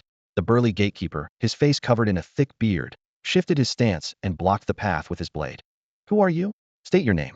This is Master Chen's estate, and without an appointment. Enough noise. Gu Changqing's words turned into action as his fist, carrying fierce wind, slammed into the man's chest. Crack. Ribs shattered instantly, and the guard was sent flying, crashing through the vermilion gates before hitting the ground with agonized screams. Without pause, Gu Changqing stepped into the manor. With a flick of his fingers, dozens of isolation talismans scattered through the air with a hissing sound. The paper charms ignited instantly in midair, their runes converging to form a translucent barrier like an inverted giant bowl, completely sealing the entire estate. The moment the barrier formed, all sound was cut off, completely isolating this place from the outside world. Inside the main hall, candlelight flickered. 2 innate martial artists simultaneously looked up, their faces darkening. The energy fluctuations from the isolation talismans were unmistakably clear. Chen Kuei remained oblivious, but noticing his subordinates' strange expressions, he inquired, "What's happening?" The black-robed martial artist bowed and whispered, "Master Chun, someone has used talismans to seal off the manor." Chun Kuei shot to his feet, raising an eyebrow. "In Qingzhou City, someone dares to move against me? They're seeking death." Before he finished speaking, a gang member rushed in, cupping his fists. "Master Chen, it's Gu Changqing from Tianming Medical Hall. Who's broken in?" Chen Kuei was momentarily stunned, then burst into mocking laughter. "So it's him. I thought some real assassin had come." He actually felt relieved true killers never acted so brazenly. Besides, he held leverage over Tianming Medical Hall and had 3 trusted agents planted near the government offices. With just one command, evidence sufficient to condemn Gu Changqing to death could be delivered to the authorities. Could this boy have come to his senses and personally brought the formula for the 7-color honey pills? Greed made his eyes burn with intense light. Immediately gather everyone and assemble in the front courtyard. He swept out of the hall with confident strides, as if already seeing Gu Changqing kneeling and begging for mercy. The night breeze was cool in the front courtyard. Gu Changqing stood quietly in the center, his gaze coldly sweeping the surroundings. He could have released spirit insects like tiger wasps to hunt separately, but that would be time-consuming and might let some escape. Better to show himself directly, draw everyone out, and catch them all in one net. The sounds of clashing blades and clubs rose continuously as dozens of thugs quickly gathered, their weapons gleaming coldly as they surrounded Gu Changqing in a circle. What blind fool dares to break into Master Chen's territory at night? A red bandana thug brandished his blade with a cold laugh. Perfect timing, me hands were getting itchy. I'll give you a few cuts later. This is a chance to show face from Master Chen. Another man gripped an iron club, his eyes fierce. They didn't know that mantis blades, tiger wasps, and shadow spiders had already lurked on walls, rooftops, and in dark corners, surrounding them from 3 sides. In the spirit insect's eyes, these thugs were nothing more than bags of energy reserves. Dr. Gu, your methods are truly unexpected. A sinister voice came from behind the crowd. The thugs immediately cleared a path. Chun Kuei appeared with 2 innate-level bodyguards, a mocking smile playing at his lips as he studied Gu Changqing. What's this? Have you come to your senses and finally decided to hand over the 7-color honey pills formula? Facing the oppressive encirclement, Gu Changqing remained calm. I have indeed come to my senses. I went to considerable trouble to come find you. Chun Kuei sneered mockingly. If you knew this would happen, why resist in the first place? Stop wasting words, hand over the formula. He extended his right hand, waiting for the other to obediently comply. Hiss! A flash of cold light cut through the air as a mantis blade swept down from the courtyard wall, its slicing sound sharp as tearing silk. In the next instant, Chun Kuei's outstretched hand was severed cleanly through bone and flesh. The severed hand hit the ground with a wet thud as blood gushed forth. My hand! Chun Kuei's pig-like screams shook the entire hall as he stared in shock at his right hand, severed cleanly at the wrist. His fingers still twitched on the ground, and the excruciating pain instantly contorted his face. All the thugs froze in place, terrified by this sudden bloody scene, their gazes turning in unison to Gu Changqing's shoulder. There stood a jade-green mantis, half an arm's length long, its scythe-like forelegs gleaming with an icy blue light as fresh blood dripped from the razor-sharp edges.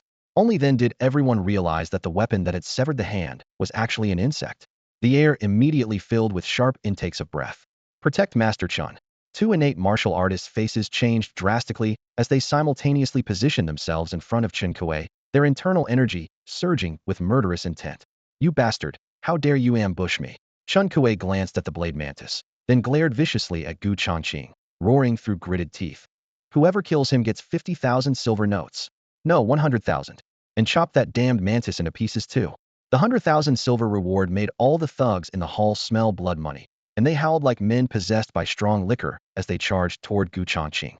Whoosh! The blade mantis shot out from Gu Changqing's shoulder, its form trailing a green afterimage as its 2 ice-cold blades danced in a deadly cross pattern. Any thug who dared approach either had their limbs severed or their throats slashed with a bloody line, screams rising one after another. Though the enemy had superior numbers, none exceeded the acquired realm and couldn't withstand this demonic mantis's slaughter. What a formidable mantis! What kind of demon beast is this? Chun Kuei's atoms apple bobbed up and down as fear crawled across the fat of his cheeks. Zhang Hu, kill that bug. The black-clothed innate martial artist to his left sneered upon hearing this. Don't worry, Master Chen. A mere ant like that will only take a sword strike or 2.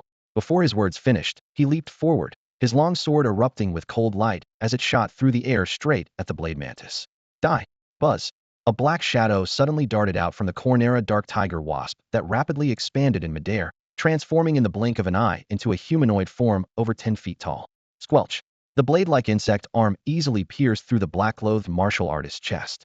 The man's cruel smile froze at the corners of his mouth as he looked down to see blood gushing from the hole where the tiger wasp had crushed his heart in its grip.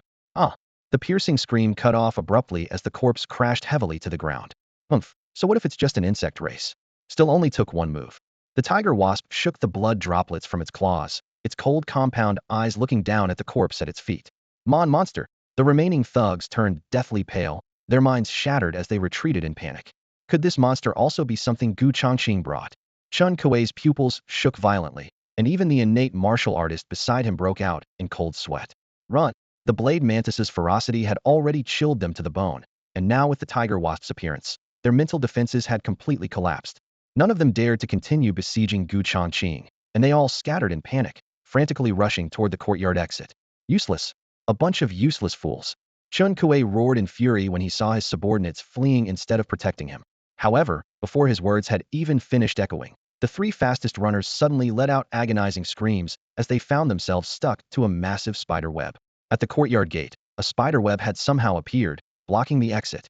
Moreover, this web was extraordinarily tough and highly corrosive. The trapped men's flesh began to rapidly decay with sizzling sounds.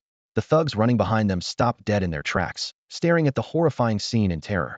Then, a seductive black figure slowly emerged from the shadows. Whoosh! Whoosh! Several spider legs shot out from her back, piercing the three thugs on the web and beginning to devour their blood and flesh essence. Under everyone's horrified gaze, the three men screamed in agony as their bodies rapidly withered. This is a spider monster. The nearby thugs were so terrified they wet themselves, scrambling and crawling away in other directions. Want to escape? I'm afraid it's too late. Hu Feng sneered coldly and suddenly activated her swarm summoning skill. Buzz, buzz, buzz. In an instant, over 100 bee soldiers swarmed out densely, launching a massacre against the fleeing thugs. Seeing the situation was under control, Gu Changqing, who had been standing still, locked his gaze on Chun Kuei's short figure.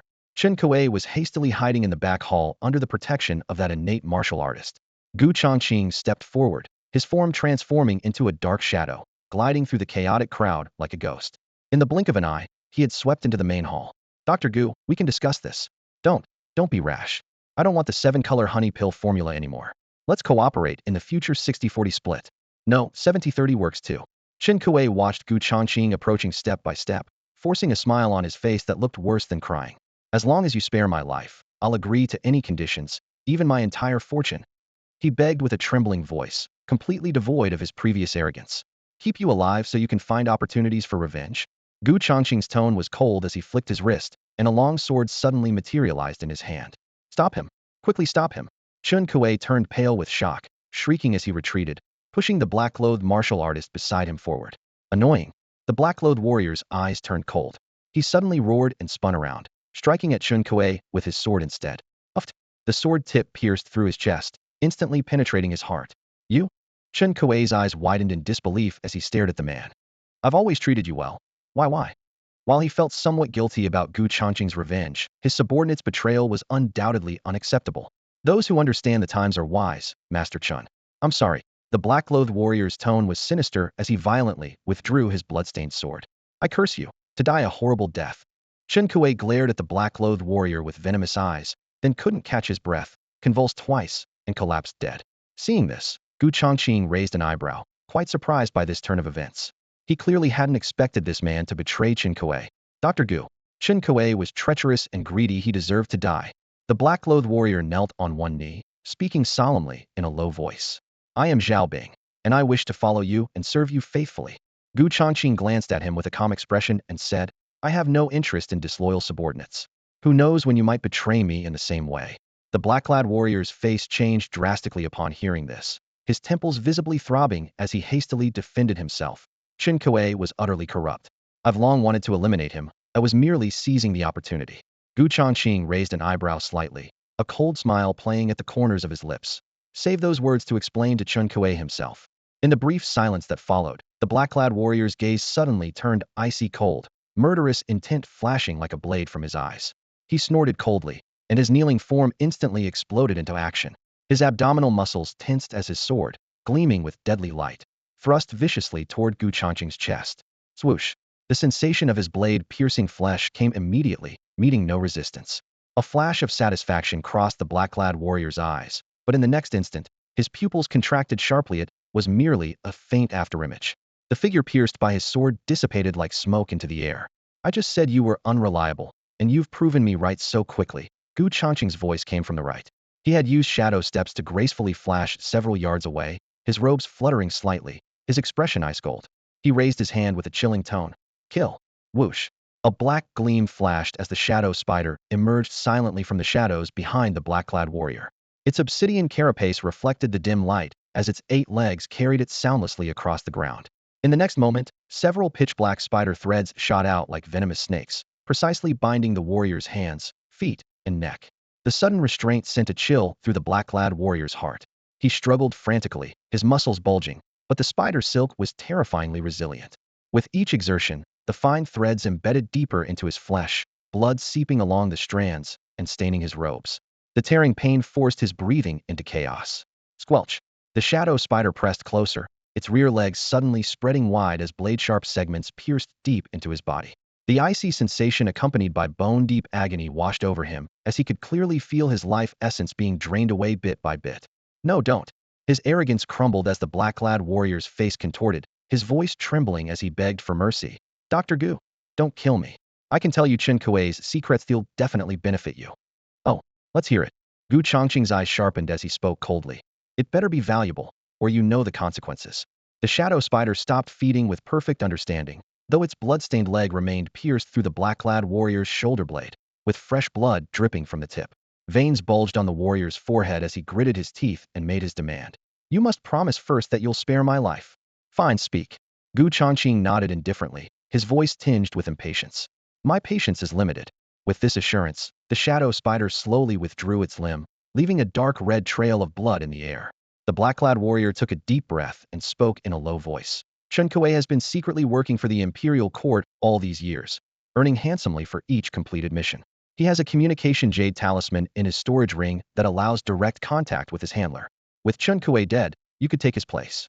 Imperial connections and generous rewards. This news sparked genuine interest in Gu Changqing's eyes.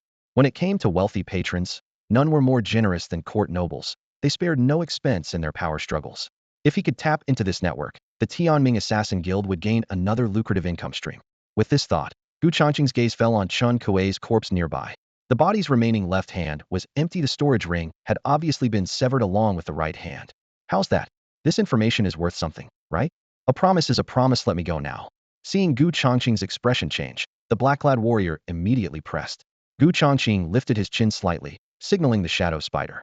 Several silvery threads were retracted, and the moment the warrior was freed, he bolted toward the hall's entrance. Swoosh! The humanoid mantis guarded the threshold, its arms transforming into blades that flashed coldly as they severed the man's head in one clean stroke.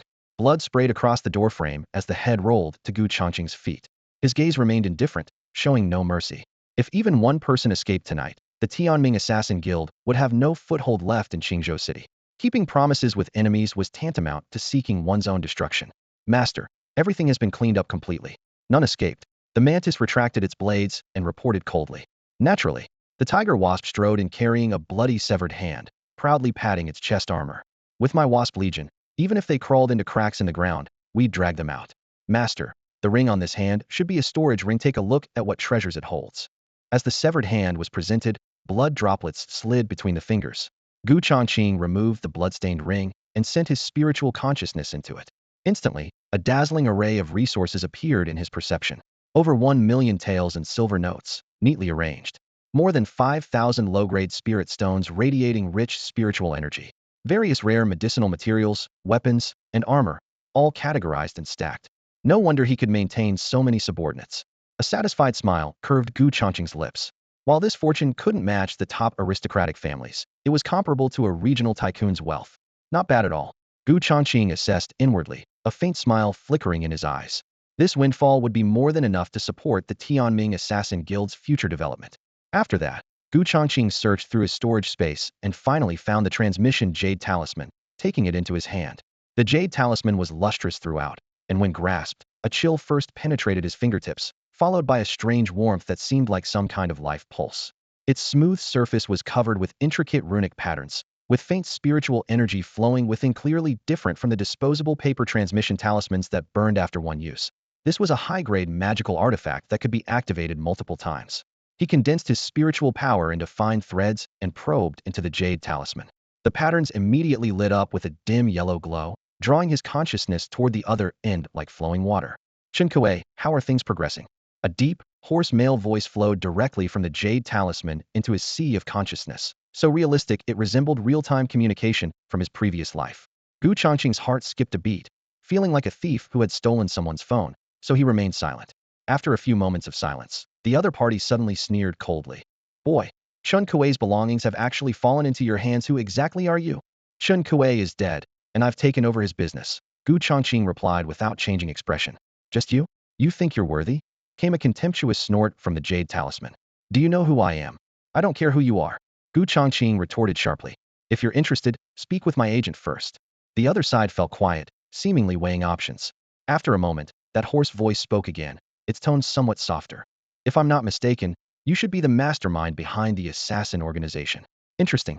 Though I don't understand your grievances with Chun Kuei, killing my middleman has delayed my affairs. Now I'll give you two choices. First, complete his unfinished task for him, and I'll let bygones be bygones. Even consider cooperating with you. Second, refuse if you like, but bear the consequences yourself. Intense threats surged through the Jade Talisman, along with probing undertones. Gu Changqing tapped the Jade Talisman and spoke indifferently. It seems you haven't grasped the situation yet. I have no obligation to clean up someone else's mess. If you want cooperation, show some sincerity. What do you mean? The other party asked, puzzled. The meaning is simple: follow my rules. Pay the right price, and everything's negotiable. What? Chun Kuei just took 30% deposit from me, and you dare ask for more? The hoarse voice erupted in fury. Cut the nonsense. Gu Changqing's tone turned ice cold. Within 3 days, bring your sincerity to the Drunken Fragrance Tower in Qingzhou City. I might consider taking on your dirty work. Otherwise, this matter ends here. With those words, he decisively severed his spiritual power connection. The yellow light extinguished, and the Jade Talisman returned to silence.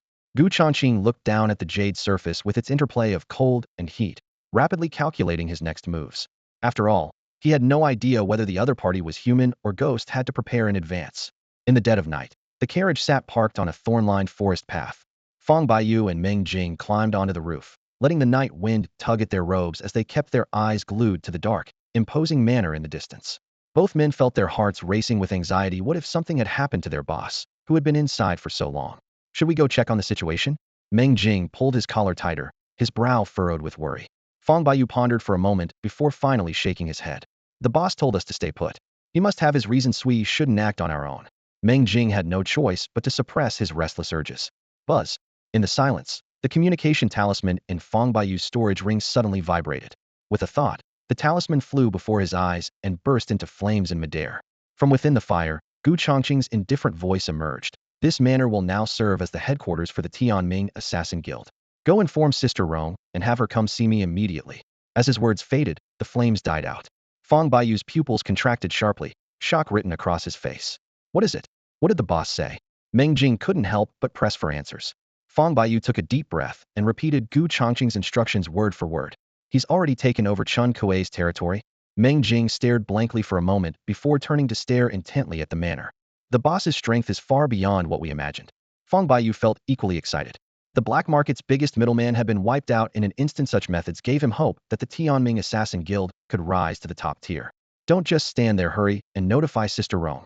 Meng Jing leaped down onto the horse's back. Fang Baiyu immediately dove back into the carriage, pulled out another communication talisman, lit it, and spoke urgently. Sister Rong, the boss has destroyed Chun the dwarf's stronghold. Meng Jing and I are coming to get you right now.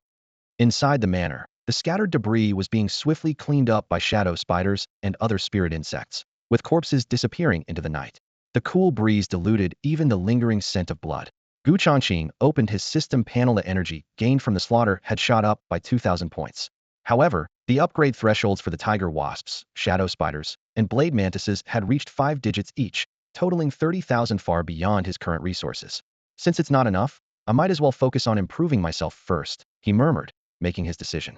As the leader behind the scenes, constantly needing spirit insects for protection would not only make him appear incompetent, but also risk exposing his trump cards. With his mind made up, he poured out all 6,000 plus low-grade spirit stones from his storage ring. They glowed with spiritual light, forming a small mountain. The shadow spider, blade mantis, and tiger wasp exchanged glances before tactfully darting out of the hall to stand guard at the 4 corners. These should be enough to advance my cultivation further.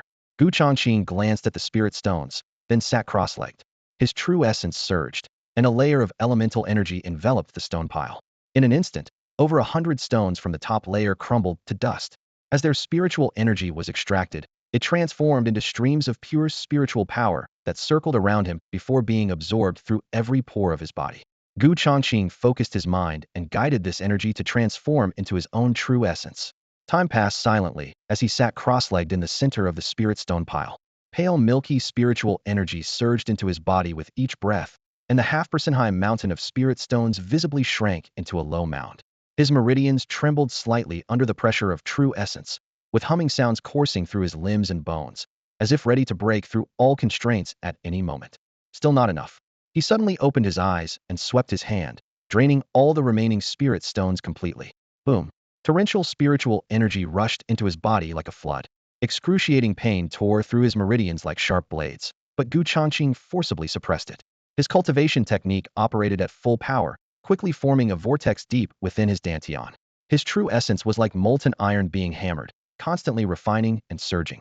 In just a few breaths, his aura climbed steadily upward, finally settling firmly at the peak of the innate realm. Over 6,000 spirit stones, and they could only push my cultivation to the peak.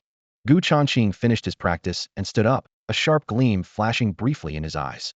The martial arts system had clear divisions: chi condensation, acquired realm, innate realm, and beyond that lay the true chasm, the mortal transcending realm. Once one stepped into it, Tao essence would cleanse the body, true essence would transform from gaseous to liquid state. The physical body would undergo complete transformation, lifespan would double, and one could even briefly fly through the air. However, to complete this step required a 6th grade or higher cultivation manual, as foundation massive quantities of spirit stones alone would never suffice. Such high-level techniques had long been monopolized by major sects and ancient martial families. Without opportunity, ordinary martial artists could only gaze longingly their entire lives. Master, your 2 subordinates are waiting outside the estate and have brought someone with them. Shadow Spider's voice suddenly echoed in his mind, pulling him back from his thoughts. The transmission talisman in his storage ring was also trembling gently. Boss, we've arrived. Is it convenient for you now? Fong Baiyu's voice followed immediately. Not wanting to expose Shadow Spider, Gu Changqing had simply told them to wait outside earlier. Now he immediately stood up and executed Shadow Step, his form gliding out of the hall like mist. Morning light filled the courtyard, dewdrops glinting coldly. He pushed open the main gate and saw Meng Jing and Fong Baiyu standing side by side, with a stranger behind them. The person wore a dark red long dress that accentuated a slender waist, with black hair loosely bound by a jade hairpin, every gesture graceful and charming. But when his gaze swept to the face, Gu Changqing's pupils suddenly contracted, slanted sword-like eyebrows, and sharp features revealed unmistakably a man's face. The other's narrow eyes curved slightly, sizing him up with an ambiguous smile. This is Sister Rome. Gu Changqing suppressed his shock and looked toward Fong Baiyu. That's right, he is Zhao Rong. Fong Baiyu smiled bitterly and scratched his head. My and Meng Jing's brother since childhood? Sister. Gu Changqing took a deep breath, but the turmoil in his heart refused to settle. He never would have imagined that the so-called Sister Rong was actually a crossdresser. Boss Gu, it's an honor to finally meet you. Zhao Rong's red lips parted slightly, her voice low and carrying a feminine softness that contrasted sharply with her appearance. Likewise. Gu Changqing quietly swallowed, his usually steady voice trembling slightly. The unexpected contrast left him momentarily stunned. After a brief pause, he collected himself and gestured invitingly, leading the group through the iron gate into the estate shrouded in darkness. The journey was so quiet that only the crisp sound of heels crushing gravel could be heard. The streetlights cast a dim yellow glow, yet bloodstains that hadn't fully dried were still visible in the corners, remnants of last night's fierce battle. Further in, none of Chun Kuei's men were to be seen, leaving only empty courtyards rustling in the wind. Zhao Rong's gaze swept over the bloodstains, her eyes narrowing slightly. Fong Baiyu's words had proven true. This boss, Gu, possessed extraordinary means, completely uprooting Chun the dwarf's stronghold in a single night. Perhaps following him could be a path to survival. The main hall was brightly lit. Gu Changqing took the seat of honor and simply gestured with his hand. Please, make yourselves comfortable. Zhao Rong walked to a chair and sat down gracefully, her movements alluring as she crossed her legs. Her skirt slipped slightly, revealing well-defined calf muscles that gleamed softly under the lights. Gu Changqing caught a glimpse from the corner of his eye and quickly looked away, suppressing an uncomfortable twitch at the corner of his mouth. Boss Gu is truly extraordinary, Zhao Rong began with a smile. Quite different from the information I had gathered beforehand. Her eyes sparkled as she shifted the conversation. I wonder what guidance you have for me by inviting me here today? Gu Changqing took a deep breath and quickly steadied his emotions. Meng Jing and the others should have already mentioned that I want you to serve as the agent for the Tianming Assassin Guild. Naturally. Zhao Rong curved her lips into a soft smile. Boss Gu's public identity is that of a physician, making it inconvenient to show your face openly. Now, without intermediaries, the Assassin Guild needs someone who can operate in the open. My connections in both legitimate and underground circles make me quite suitable. She paused abruptly, then slowed her speech. However, I'd like to know just how deep your true capabilities run. Gu Changqing's eyes darkened. The implication in her words was crystal clear. She wanted to test his limits. Zhao Rong switched legs and crossed her arms, her tone casual yet probing with every word. If I'm to be the agent, I must understand the true combat strength of the assassin team. For instance, if we need to assassinate a martial arts master above the Daofan realm, can the Tianming Assassin Guild actually handle it? Gu Changqing's fingers tapped lightly on the armrest. After a long moment, he asked quietly, "So you want to witness the assassin's abilities firsthand?" "More or less." Zhao Rong nodded, her eyes bright as a cat's, staring intently at Gu Changqing. Before she finished speaking, whoosh, a black shadow appeared from nowhere, gliding through the air as if skating on it, landing steadily on Zhao Rong's shoulder in the blink of an eye. Cold blade limbs gently touched the skin of her neck. The chilling blade intent penetrated to her bones, causing every muscle in Zhao Rong's body to tense instantly, not daring to move an inch. Before her peripheral vision could even capture the shadow's outline, the mantis had already been withdrawn into the system space with a flick of Gu Changqing's sleeve, as if it had never existed. What just happened? Fang Baiyu and Meng Jing looked at each other in bewilderment, scanning their surroundings. But the black shadow had come and gone like a ghost, leaving not even an afterimage. Cold sweat beaded on Zhao Rong's forehead, her chest rising and falling rapidly. From sensing the chill to losing all perception had taken only the blink of an eye. She hadn't even understood how the assassin had approached truly appearing and disappearing without a trace. How was that? Gu Changqing's tone remained as calm as still water. That was just one of the assassin members under my command. They prefer to keep a low profile and don't like showing themselves. Zhao Rong drew in a sharp breath. If there was more than one such mysterious and formidable assassin, how terrifying would that be? After a moment, he steadied himself, his red lips curving into a slight smile. Boss Gu truly keeps his cards close to his chest. It seems I was overthinking things. Gu Changqing raised his hand in a gesture, his tone calm, yet unquestionable. Since you've confirmed my capabilities, then regarding the agent position. Zhao Rong straightened her spine and interrupted without hesitation. Both of my younger brothers are now under your command. How could I not join? I agree. However, you must first promise me one condition. The hall's lamplight cast shadows across Gu Changqing's face as he didn't rush to respond, simply watching her quietly. Zhao Rong took a deep breath, her tone softening. These two brothers have been obsessed with martial arts since childhood, but they've always lacked resources. I hope you can nurture them well and not let their talents go to waste. Fang Baiyu and Meng Jing were both stunned, warmth rushing to their eyes. They had expected Sister Rong to negotiate profit shares, never imagining she would advocate for their futures instead. That hardly counts as a condition. I was already planning to do so. Gu Changqing smiled warmly. You can make another request. Zhao Rong's heart trembled, momentarily dazed. The man before her was both composed and generous. Biting her red lips lightly, a strange gleam flickered in her eyes. Fang Baiyu and Meng Jing exchanged glances. They knew this expression all too well. When Zhao Rong narrowed her eyes and bit her lip, she was likely hatching a bold plan. Sure enough, Zhao Rong leaned forward, her voice dropping to a softer tone. Since you're so generous, I'll dare to make another request. I'd like to move into this estate and live here with you, to make reporting on missions more convenient. Gu Changqing's breath caught, his hair standing on end as he instinctively tensed his back. The air seemed to freeze momentarily. He cleared his throat, maintaining a polite smile. If Sister Rong likes it here, please feel free to stay. I need to attend to patients at the clinic during the day, so the estate would be empty anyway. Thank you, boss, Zhao Rong replied softly, her eyes holding complex, unreadable emotions. Oh my, master, you're quite the charmer. Tiger Bee cackled in Gu Changqing's mind. This guarantees your agent's absolute loyalty. Shut up. Gu Changqing cursed silently, collecting his thoughts as his gaze sharpened once more. Business matters, he said, quickening his pace. Now that the Assassin Guild agent position is settled, let's discuss the new channel. Changqing had been secretly doing business with the Imperial Court. Have you taken over that connection? Within 2 days, court representatives will arrive in Qingzhou City for negotiations. The other's eyes lit up with excitement. Securing the Imperial Court channel would mean an inexhaustible source of income. Gu Changqing turned to Zhao Rong. When the time comes, you'll handle the private meetings. Negotiate prices according to guild rules, and if terms can't be reached, withdraw immediately. Understood. Rest assured, boss. I know my limits. Zhao Rong nodded solemnly. Buzz the storage ring vibrated as a communication jade slip glowed.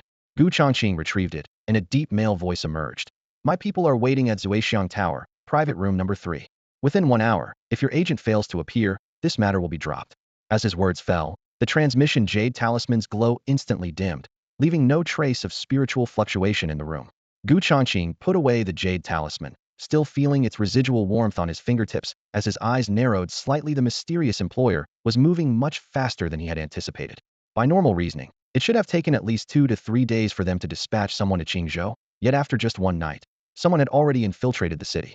This showed how seriously they regarded this assassination contract. Unfortunately, Changqing's storage ring was crammed with various mission files, making it impossible for him to determine which specific job this was. Otherwise, he could have prepared in advance. Boss, has the employer already sent someone? Zhao Rong asked in a low voice upon seeing him store the jade talisman. At the Drunken Fragrance Tower, private room number 3. You'll handle all negotiations, Gu Changqing said, then turned his gaze to Meng Jing. You escort Sister Rong there. Yes. Meng Jing clasped his fists and quickly followed Zhao Rong out of the hall. The two melted into the night, their figures disappearing into the streets within moments. Seeing that he hadn't been assigned a task, Fang Baiyu stepped forward eagerly. Boss, what about me? Should I keep watch outside the Drunken Fragrance Tower? If anything goes wrong, I could provide immediate backup. Gu Changqing waved dismissively. You're in charge of intelligence operations, to get involved in this meeting. He fixed his gaze on him intently. What's the current coverage of your intelligence network? Fang Baiyu pondered briefly before answering honestly. I have informants in all major cities throughout the Great Yong dynasty, but most are street thugs and lowlifes who only provide information for money. Gu Changqing raised an eyebrow slightly. This was essentially just trading silver for intelligence, not truly controlling information sources. In other words, any intelligence the Tianming Assassin Guild could obtain, other factions could equally purchase with enough money. Noticing his skepticism, Fang Baiyu grinned sheepishly. I've always been strapped for cash, unable to recruit proper subordinates. I can only survive by reselling black market intelligence for a small profit. Gu Changqing nodded without showing any disdain. For an orphan from the slums to fight his way up to the acquired realm was already extraordinarily rare. Given sufficient resources, he would surely soar to greater heights. Boss, you're not disappointed in me, are you? Fang Baiyu asked tentatively, sensing the silence. Are kings, nobles, and generals born to their stations? I believe in you, Gu Changqing said with a light smile. Fang Baiyu felt his heart stir at these words. Nodding solemnly, the feeling of being truly valued made his blood run hot. You'll personally recruit intelligence members for the Tianming Assassin Guild, Gu Changqing said, pulling out a thick stack of banknotes from his sleeve, so substantial it was almost difficult to grip. 50,000 taels in banknotes is this, for operations. As the banknotes touched his hands, Fang Baiyu's fingers trembled. 50,000. The stacked notes reflected the lamplight as his eyes blazed with excitement. This sum was enough for him to make waves in the black market. Gu Changqing added an explanation. While assassin organizations primarily focused on killers, intelligence was equally vital. How could one strike without thoroughly understanding the target's background? Therefore, he spared no expense on initial investments. Rest assured, boss. Fang Baiyu carefully tucked the banknotes close to his body, his voice ringing with determination. Within half a year, I'll ensure our intelligence network covers all of Great Yong and even extends to foreign nations. Additionally, we can recruit a new batch of assassins. As thoughts raced through his mind, Gu Changqing said calmly, the codename will be Darkblade, and all members must be at the acquired realm or above. The Tianming Assassin Guild was already taking shape, and he didn't want to personally handle every mission, large or small, unless the target was so troublesome that it required Shadow Spider and other personal guards to act. Fang Baiyu was stunned for a moment and couldn't help asking, don't you already have a mysterious assassin group under your command? Do as I've instructed. Gu Changqing's tone brooked no argument. This subordinate obeys. Fang Baiyu bowed and accepted the order, then turned and left swiftly. With the command settled, Gu Changqing used Shadow Spider's shadow teleportation, and his figure flashed as he left the manor. By the time Meng Jing drove the carriage into the city, he had already returned to Tianming Medical Hall first and opened for consultations as usual. Meanwhile, Shadow Spider raced along the eaves, heading straight for Zuixiang Tower. After arriving at Zuixiang Tower, he activated shared perception. Through Shadow Spider's compound eyes, he could see that the windows and doors of private room number 3 were tightly closed, with complete darkness inside. To avoid alerting the enemy, Shadow Spider lurked in the shadows of a corner, waiting for the right moment. Before long, Meng Jing's carriage stopped at the entrance of Zuixiang Tower. Zhao Rong whispered instructions. Guild rules dictate that only the agent can appear. You stay outside. With that, she entered the building alone. Knock, knock, knock. She tapped lightly on the door, her red lips parting slightly. I'm here. A deep male voice came from inside the private room. Enter. Zhao Rong pushed open the door, and Shadow Spider slipped into the room along her ankle, quickly crawling up to a corner of the wall.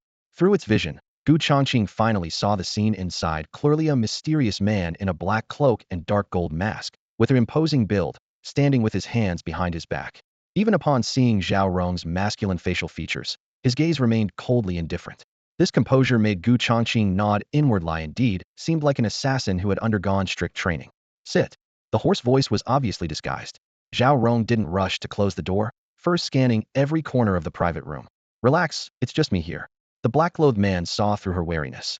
Only then did Zhao Rong close the door and take a seat across from the table. You're the agent?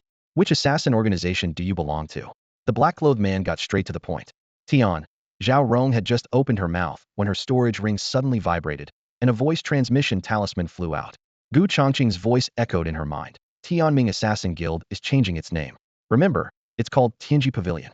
The sudden instruction made Zhao Rong's heart tighten, and she couldn't help but glance around the private room, wondering if her boss was secretly watching. What? Inconvenient to reveal. The black-clothed man's deep voice pressed again. My master said that if we're to cooperate, both sides must show sincerity.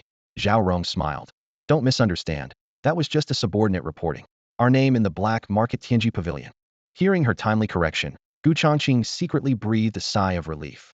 After all, Tianming Assassin Guild was too similar to Tianming Medical Hall, and once someone investigated deeply, the medical hall would surely become a target. Moreover, the old name had long been labeled as third-rate in the black market. Now that they had connections with court operatives, they should naturally rebrand themselves and add some mystery. Tianji Pavilion? The black-clothed man repeated in a low voice, a hint of contemplation flashing in his eyes. No one in the black market had ever mentioned this name. It seemed to be a newly risen force. Your pavilion master's methods are extraordinary. He stared meaningfully at Zhao Rong. Although Chen Kuei was just a middleman, he had some foundation in the black market, yet Tianji Pavilion was able to uproot him completely overnight without leaving a trace. Even now, no one outside knows that Chen Kuei is dead. Zhao Rong chuckled softly. You flatter us. Since you know our capabilities, are you willing to cooperate in this meeting? As she spoke, she seemed to casually yet precisely glance at the black ring on the black-clothed man's hand, and after a brief assessment, he quickly averted his gaze. Cooperation. The man in black paused slightly, then sneered coldly. The key question is, if I tell you the assassination location, I'm afraid you might back down. Zhao Rong pressed her red lips together lightly, simply watching him with a smile. Years of black market experience had honed her sharp instincts, and she saw through this obvious provocation immediately. She scoffed inwardly. Playing this game with me? Still too green. Since he wouldn't speak, she deliberately wouldn't ask. Let's see who breaks first. Time ticked by second by second. Even the crackling of candle flames in the private room seemed exceptionally clear as the atmosphere grew tense. The man in black had expected Zhao Rong to leverage the Tianji Pavilion reputation and eagerly probe for the target location, allowing him to pressure her into accepting the job quickly so he could negotiate the price down. Who knew she would remain completely unmoved, steady as a rock, making it seem as if their positions had quietly reversed.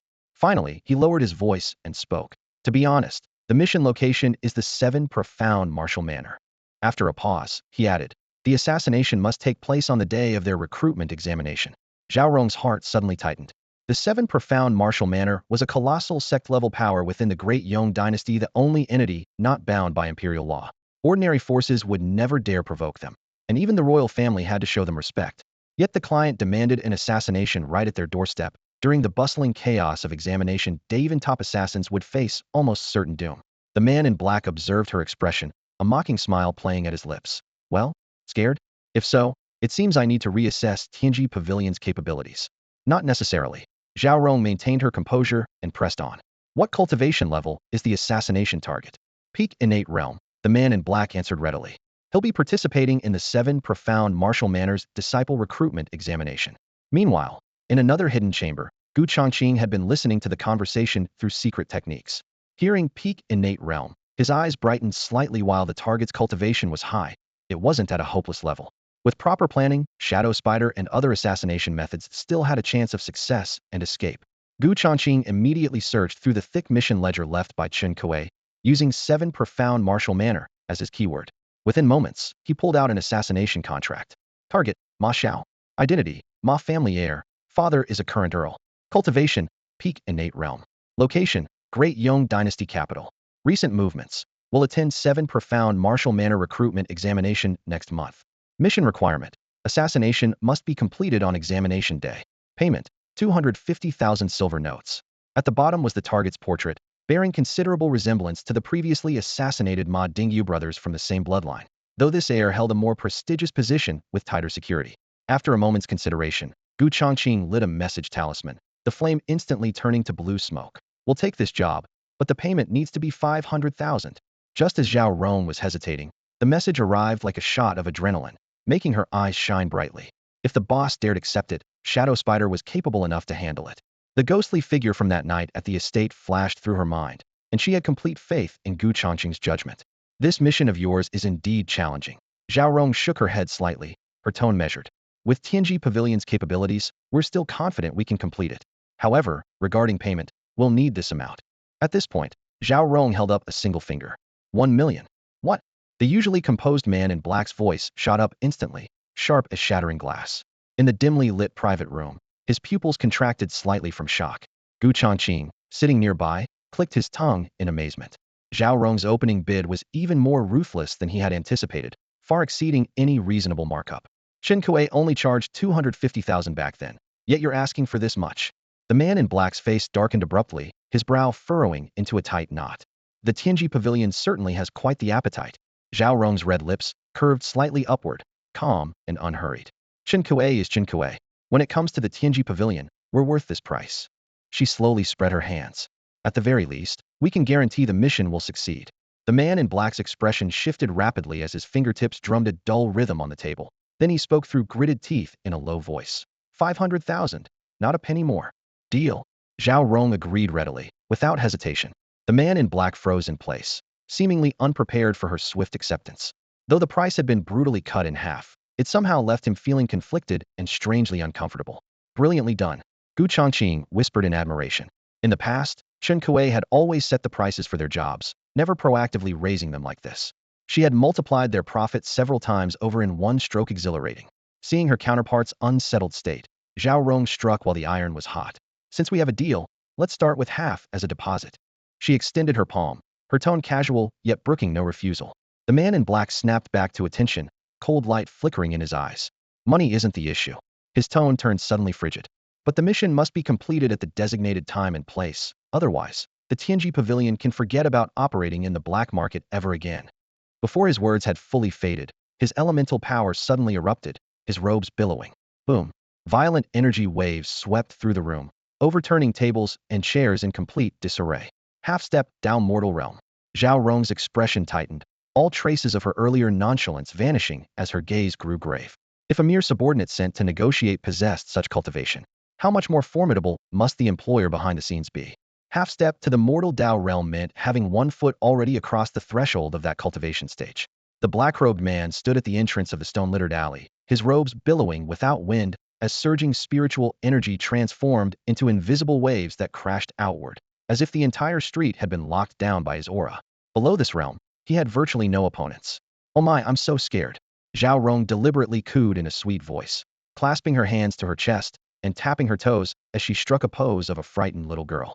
Such an affected expression should have been disgusting, yet to the black-robed man's eyes, it hit like an iron fist to the chest. Even peak innate realm warriors would struggle to breathe under his pressure. Yet Zhao Rong's complexion remained unchanged, her heartbeat never even faltering. The Heavenly Secrets Pavilion truly lives up to its reputation. He squinted and studied her for several moments before finally withdrawing all his overwhelming pressure. With a flick of his sleeve, a stack of banknotes fell into Zhao Rong's hands, each worth 10,000 taels, thick as half a ledger. 250,000 as deposit, not a penny less. Zhao Rong's fingers danced as she counted the notes in moments, her eyes curving into crescents. Pleasure doing business. The black-robed man snorted coldly. The intelligence in Changqing's possession has undoubtedly been intercepted by your pavilion master.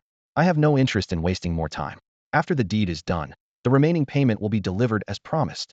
With those words, he turned and strode away. If not for the stolen secrets, he wouldn't need to seek out the Heavenly Secrets Pavilion again, much less endure their doubled extortion. But for the plan's absolute success, he could only swallow this bitter pill. After all, if word leaked out, the entire scheme would have to be scrapped and restarted. As the dust settled at the alley entrance, Zhao Rong didn't immediately head to the Heavenly Mandate Medical Hall. Instead, she pulled out a pale golden communication talisman and ignited it with a blue flame at her fingertip, sending all the details to their destination as it burned to ash. Inside the medical hall, Gu Changqing set down the communication talisman after hearing the message, his gaze falling on an assassination list on his desk. The still wet ink spelled out names, all pointing to the same surname Ma. 2 black market contracts appearing consecutively was no coincidence, but in his view, As long as the payment was right, whether noble or commoner, all would be killed without hesitation. Investigate every detail of the Ma family heir's movements. There must be no errors. After giving these instructions, he lit another communication talisman to contact Fang Baiyu, then began planning the subsequent steps. The 7 Profound Martial Academy's recruitment examination wouldn't begin until next month. There was still time. But he had to use this interval to elevate the Shadow Spider clan's combat capabilities to new heights. Master Mo had promised to forge insectoid armaments, and now was the perfect time to fulfill that promise. Having made his decision, he pushed open the back door and melted into the night. When he reappeared in the bustling market, he had donned a bronze mask and black bamboo hat, walking at an unhurried pace straight toward the blacksmith shop at the street corner. Almost simultaneously, in the imperial capital, flickering lamps swayed in the underground chamber beneath the Ma family estate. Master, word from Qingzhou City reports that the task has been entrusted to the Heavenly Secrets Pavilion, with payment increased to 500,000 silver notes. The elderly steward bowed slightly, his voice low and steady. The candlelight illuminated half of a middle-aged man's stern face. Ma family head Ma Tianxiong. No matter. His voice was like iron. As long as it succeeds, the cost is irrelevant. The old steward sighed softly. Master, why must you go this far? That is You think I want this? Ma Tianxiong cut him off sharply, his gaze dark and brooding. But if we don't do this, how else can we force the 7 Profound Martial Academy into the game? As long as something happens during the examination, especially if it's my Ma family heir who dies, the 7 Profound Martial Academy will be enraged and will certainly investigate to the very end. At this, a cold smile crept across his lips. Given the current court situation, the Third Prince's faction would inevitably become the prime suspect.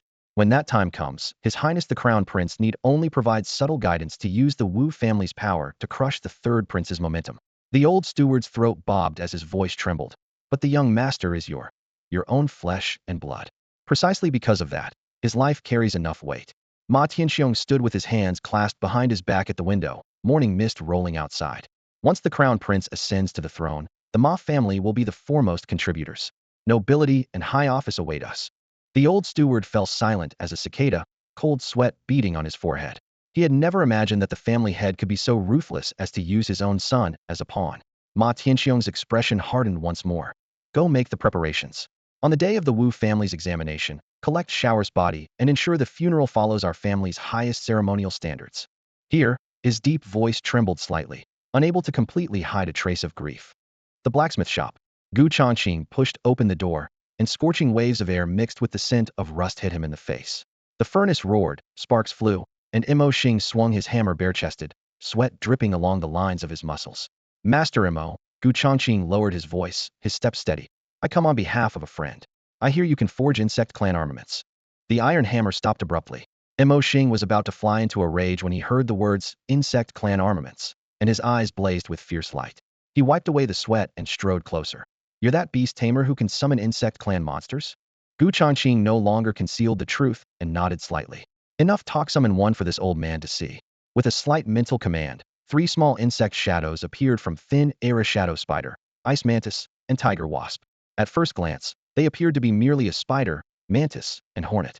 Mo Xing frowned and leaned closer, then discovered that the Ice Mantis's forelimbs gleamed with an eerie blue cold light, sharp as blades. The shadow spider and tiger wasp had solid carapaces with full segments, far superior to ordinary insects. Just as he marveled, the 3 insects suddenly had their carapaces unfold, their bodies swelled dramatically, light flashed, and in the blink of an eye they transformed into humanoid forms. Boom!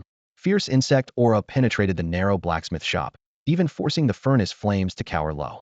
Mo Xing instinctively stepped back several paces, gripping his iron hammer tightly. Changqing raised his hand, and an isolation talisman ignited with pale golden light, sealing the entire blacksmith shop. He had always been cautious, never publicly revealing these creatures except during assassinations. Such terrifying insect clan beings. Mo Xing's pupils contracted, unable to look away. Changqing asked quietly, well then, can you forge weapons for them? Mo Xing came to his senses and replied in a low voice. This old man has been forging for 40 years and has never seen such creatures. Their carapaces are harder than refined iron. Their blade limbs incomparably sharp, they are weapon blanks in themselves, making any external armaments seem superfluous. Changqing nodded lightly, not insisting. If that's the case, then there's no need to force it. But Mo Xing raised his hand to stroke his beard, sudden fanatical fire appearing in his eyes. What if we directly inscribe runic techniques onto their carapaces, providing targeted enhancement of their potential? Wouldn't that be superior to external armaments? The thought flashed through his mind, and he became increasingly convinced this idea was feasible. Runic branding? Changqing was momentarily stunned upon hearing this, his eyes flickering with a mixture of curiosity and caution. Then he thought about how if the inscription failed, his 3 battle pets, the shadow spider, tiger wasp, and blade mantis, would likely be ruined, and his heart remained filled with concern. Don't worry, I only inscribe enhancement runes that bring absolutely no side effects. The results will surprise you. Xing saw through his hesitation and confidently patted his chest. Changqing didn't nod immediately, instead quietly asking the system. System, if my pets are injured, can they be healed? Friendly reminder. The host can consume energy points to heal all injuries of pets. The system's cold yet definitive response came swiftly. With this assurance, Changqing hesitated no more and decisively spoke. All right, let's give it a try. Excellent.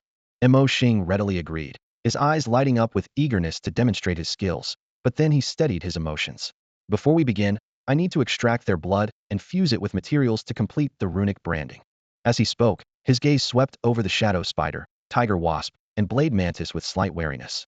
Without the master's permission, he dared not rashly draw blood. These creatures' claws and fangs were no mere decoration. Without my command, they won't harm anyone, Changqing said calmly. Proceed as you suggested. With permission granted, Xing took out a specially crafted silver needle and carefully pricked each of the 3 battle pets. The needle entered and exited instantly, its gossamer thin tip drawing only a single drop of blood that remained cohesive. After the blood drops fell into jade vials, they moved strangely, writhing like living creatures along the vessel walls. Changqing was secretly amazed. The blood of these insectoid monsters actually carried life fluctuations. Xing wasted no time, opening another porcelain bottle and pouring the pre-mixed material solution into 3 portions. Hiss! The insect blood and material solution fused instantly upon contact, and brilliant light suddenly erupted. The shadow spider's blood emanated a dark, cold radiance. The tiger wasp's blood surged with crimson flames, and the blade mantis's blood transformed into crystalline ice blue. 3 colored streams of light flickered and intertwined, their elemental powers clearly visible. Magnificent! Xing's beard trembled as he could barely contain his excitement. With this foundation, the rune's power can be enhanced by at least 80%. Changqing understood perfectly. The shadow spider came from fusing with a soul-devouring dark dagger, carrying dark properties. The tiger wasp originated from a crimson rock poison stinger, possessing both fire and poison. The blade mantis was fused with frost marrow ice iron, naturally bearing cold energy. Now that these attributes were fully activated, no wonder Xing was so excited. After confirming everything was in order, Changqing sat cross-legged nearby, planning to observe the entire process. He had witnessed talisman drawing from Lu Rian, but he was equally curious about directly branding runes onto flesh and blood.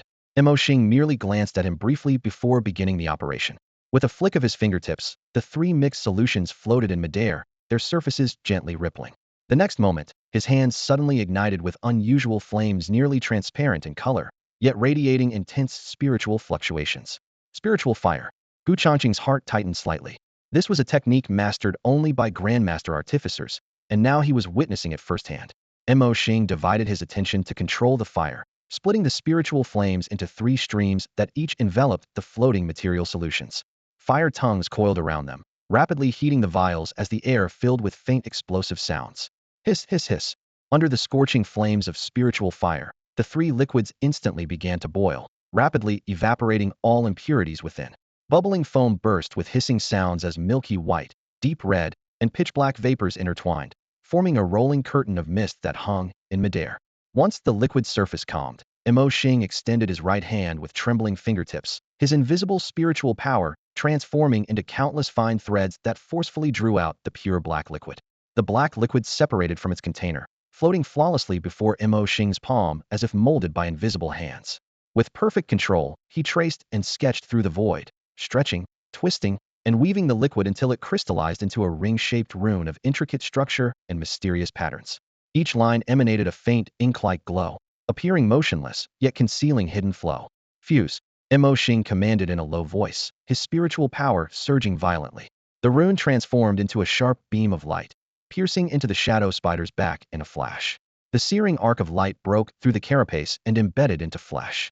The rune didn't remain stationary but moved like a living creature along the shadow spider's meridians, leaving 7 hair-thin black secret markings wherever it passed, distributed in a circular pattern and connected like chains. Ding! Your shadow spider has successfully fused with the rune and is activating its hidden talent. Activation successful. Congratulations, your shadow spider has unlocked the new skill Stealth. Skill effect. Can achieve complete invisibility in any environment, with duration proportional to energy consumption. The moment the system notification ended, the 7 secret markings suddenly contracted, disappearing into the surface like ink drops merging with water. Immediately after, the shadow spider's outline began to fade, its edges blurring first before the entire giant spider was erased inch by inch from everyone's sight, like being wiped away with an eraser. Within mere breaths, only the faintest ripple remained in the air. Invisibility. Changqing raised an eyebrow, immediately understanding upon combining this with the system information. This not only blocked visual detection, but also suppressed aura fluctuations, truly a golden skill perfect for assassination. Although the shadow spider hadn't directly advanced, gaining this ability dramatically increased its tactical value. The spiritual fire in Mo Xing's hand flickered violently, its flames nearly collapsing. His expression changed slightly as his spiritual power rapidly extended outward, desperately trying to capture the spider's shadow. Yet he could only sense an extremely faint energy fluctuation at its original location. Without his powerful spiritual force, he wouldn't even be able to confirm whether the shadow spider was still there. Moments later, the 7 secret markings reappeared and the shadow spider's form materialized once more. Mo Xing took a deep breath, restabilizing his flames, feeling both shocked and delighted. Had merely inscribed an enhancement rune, yet unexpectedly activated this creature's invisibility talent. This was no ordinary fierce beast, but clearly a monster. Master Mo, the effect of this runic enhancement truly exceeds all expectations. Changqing laughed heartily while giving a thumbs up, casually waving his hand to signal moving to the next phase. Mo Xing said no more, his gaze sharpening as he turned toward the tiger wasp nearby. The spiritual fire at his fingertips leaped higher as the dark red material liquid was instantly drawn out, swirling through the air in sheets. Under the firelight's reflection, the liquid gleamed with blade-like coldness. Following predetermined trajectories, he carved through the air until another runic pattern, appearing heavier than the shadow spider's rune, took shape. Fuse, came another deep shout. The rune shot forward like a burning meteor, carrying trailing fire marks as it plunged into the tiger wasp's broad chest cavity. The rune merged with flesh and blood as crimson energy spread rapidly like a spider web, climbing along muscle fibers to the limbs and seeping into every piece of carapace. The tiger wasp's iron-like surface now displayed intricate blood-red markings, as if its armor had been reborn. Ding! Your tiger wasp has successfully fused with the rune, triggering a bloodline mutation. The tiger wasp's bloodline is undergoing mutation. Insect hive queen bloodline detected, initiating activation. With the crisp system notification, the previously dim crimson patterns on the tiger wasp's skin suddenly blazed to life, deep red radiance surging through its body like molten lava. Its muscles bulged section by section, shoulders broadening by several inches, with menacing barbs protruding from its joints as its entire battle frame shot up several feet in height. Crack! The sharp sound of shoulder blades splitting echoed as 4 thin wings burst forth from flesh and blood, their translucent membranes burning with flame-like energy patterns while crimson arcs danced along the edges, creating a ferocious appearance. Boom! The tiger wasp spread its wings and soared, unleashing violent air currents that swept through the entire smithy. The scorching heat waves crashed against the light barrier formed by the isolation talismans, causing the barrier to shake violently with thunderous humming. Ding! Royal bloodline successfully activated. Congratulations, your tiger wasp has advanced to the transcendent tier with comprehensive combat enhancement. New skill unlocked. Explosive venom sting attacks carry fire poison and trigger secondary explosions upon impact. It actually advanced. Changqing's pupils contracted slightly, his delight evident. This runic enhancement had consumed no energy whatsoever, directly triggering pure bloodline strengthening. He immediately pulled up the system panel, watching the attribute columns rapidly refresh as the combat assessment skyrocketed to the Dao mortal realm level of human warriors, almost defying logic. Meanwhile, Mo Xing's gaze trembled with shock as he drew a sharp breath.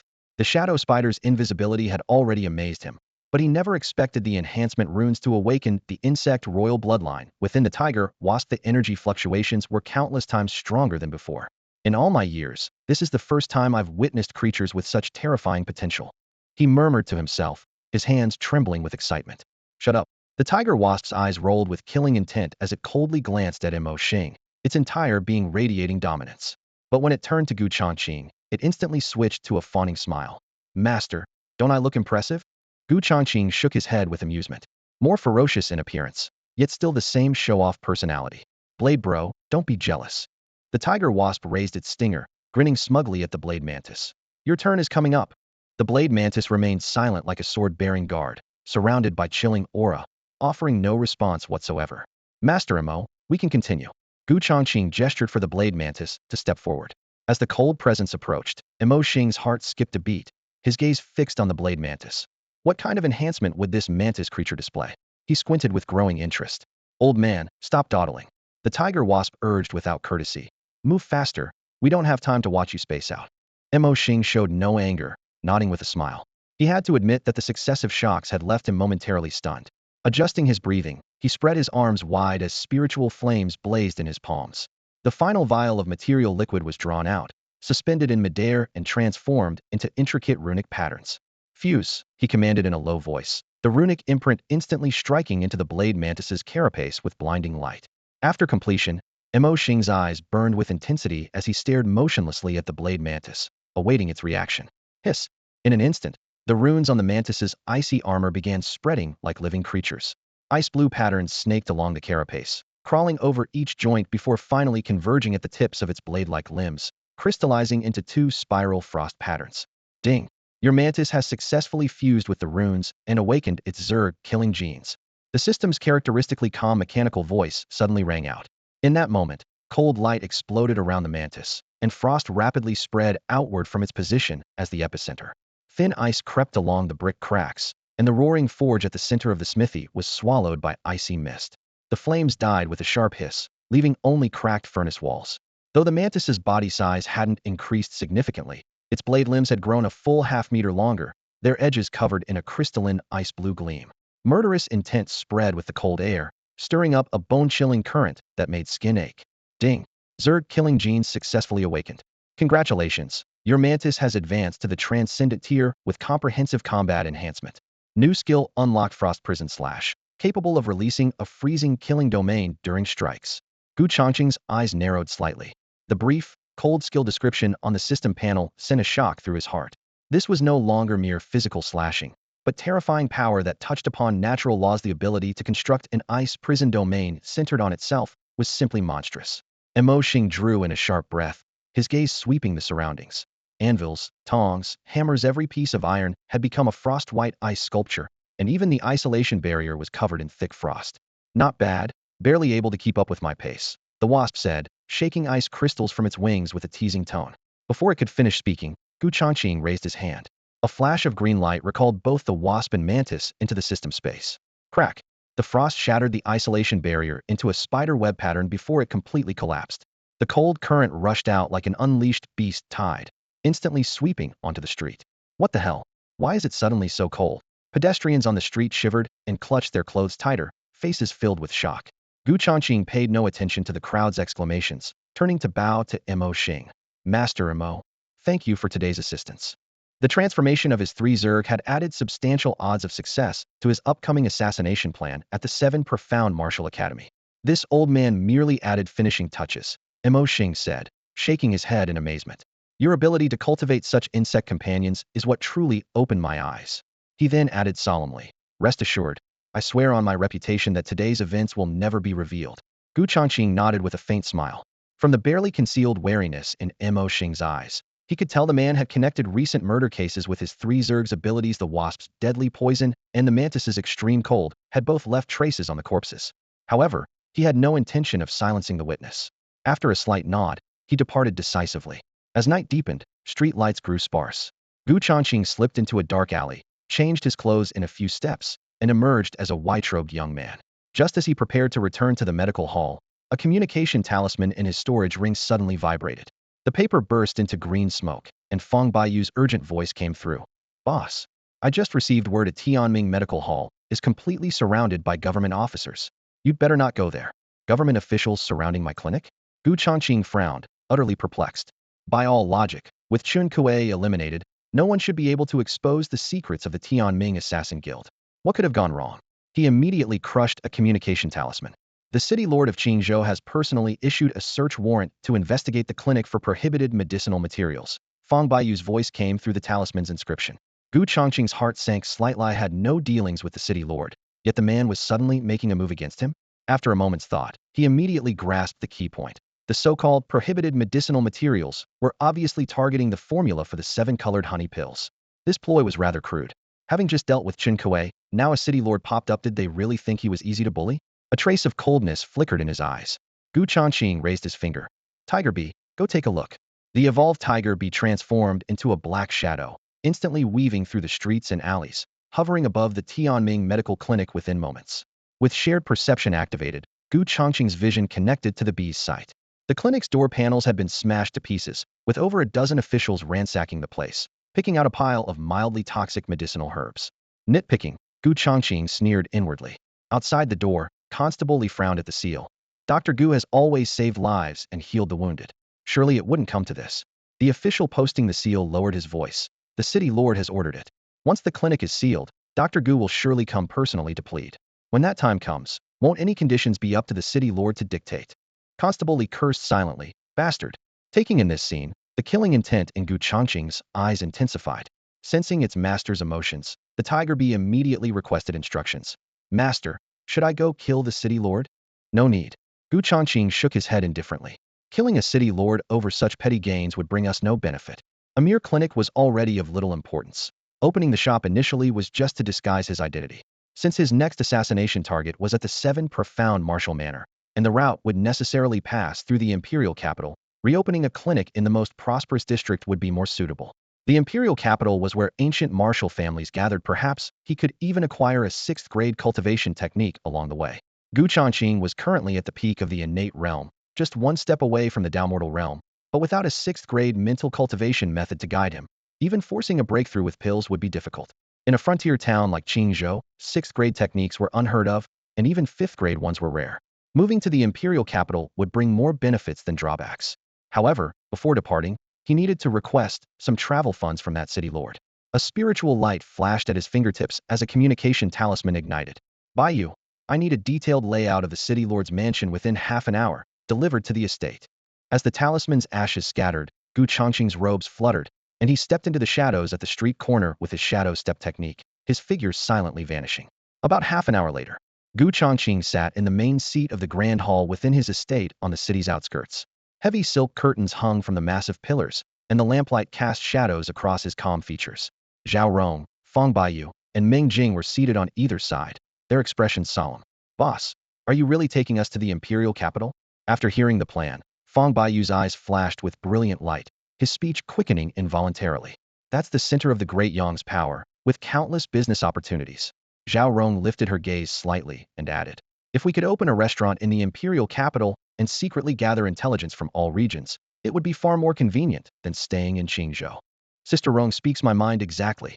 Feng Baiyu clapped his hands together, excitement practically spilling from his lips. Meng Jing scratched the back of his head and grinned. Wherever you all go, I'll follow. Changqing surveyed the group, his lips curving slightly.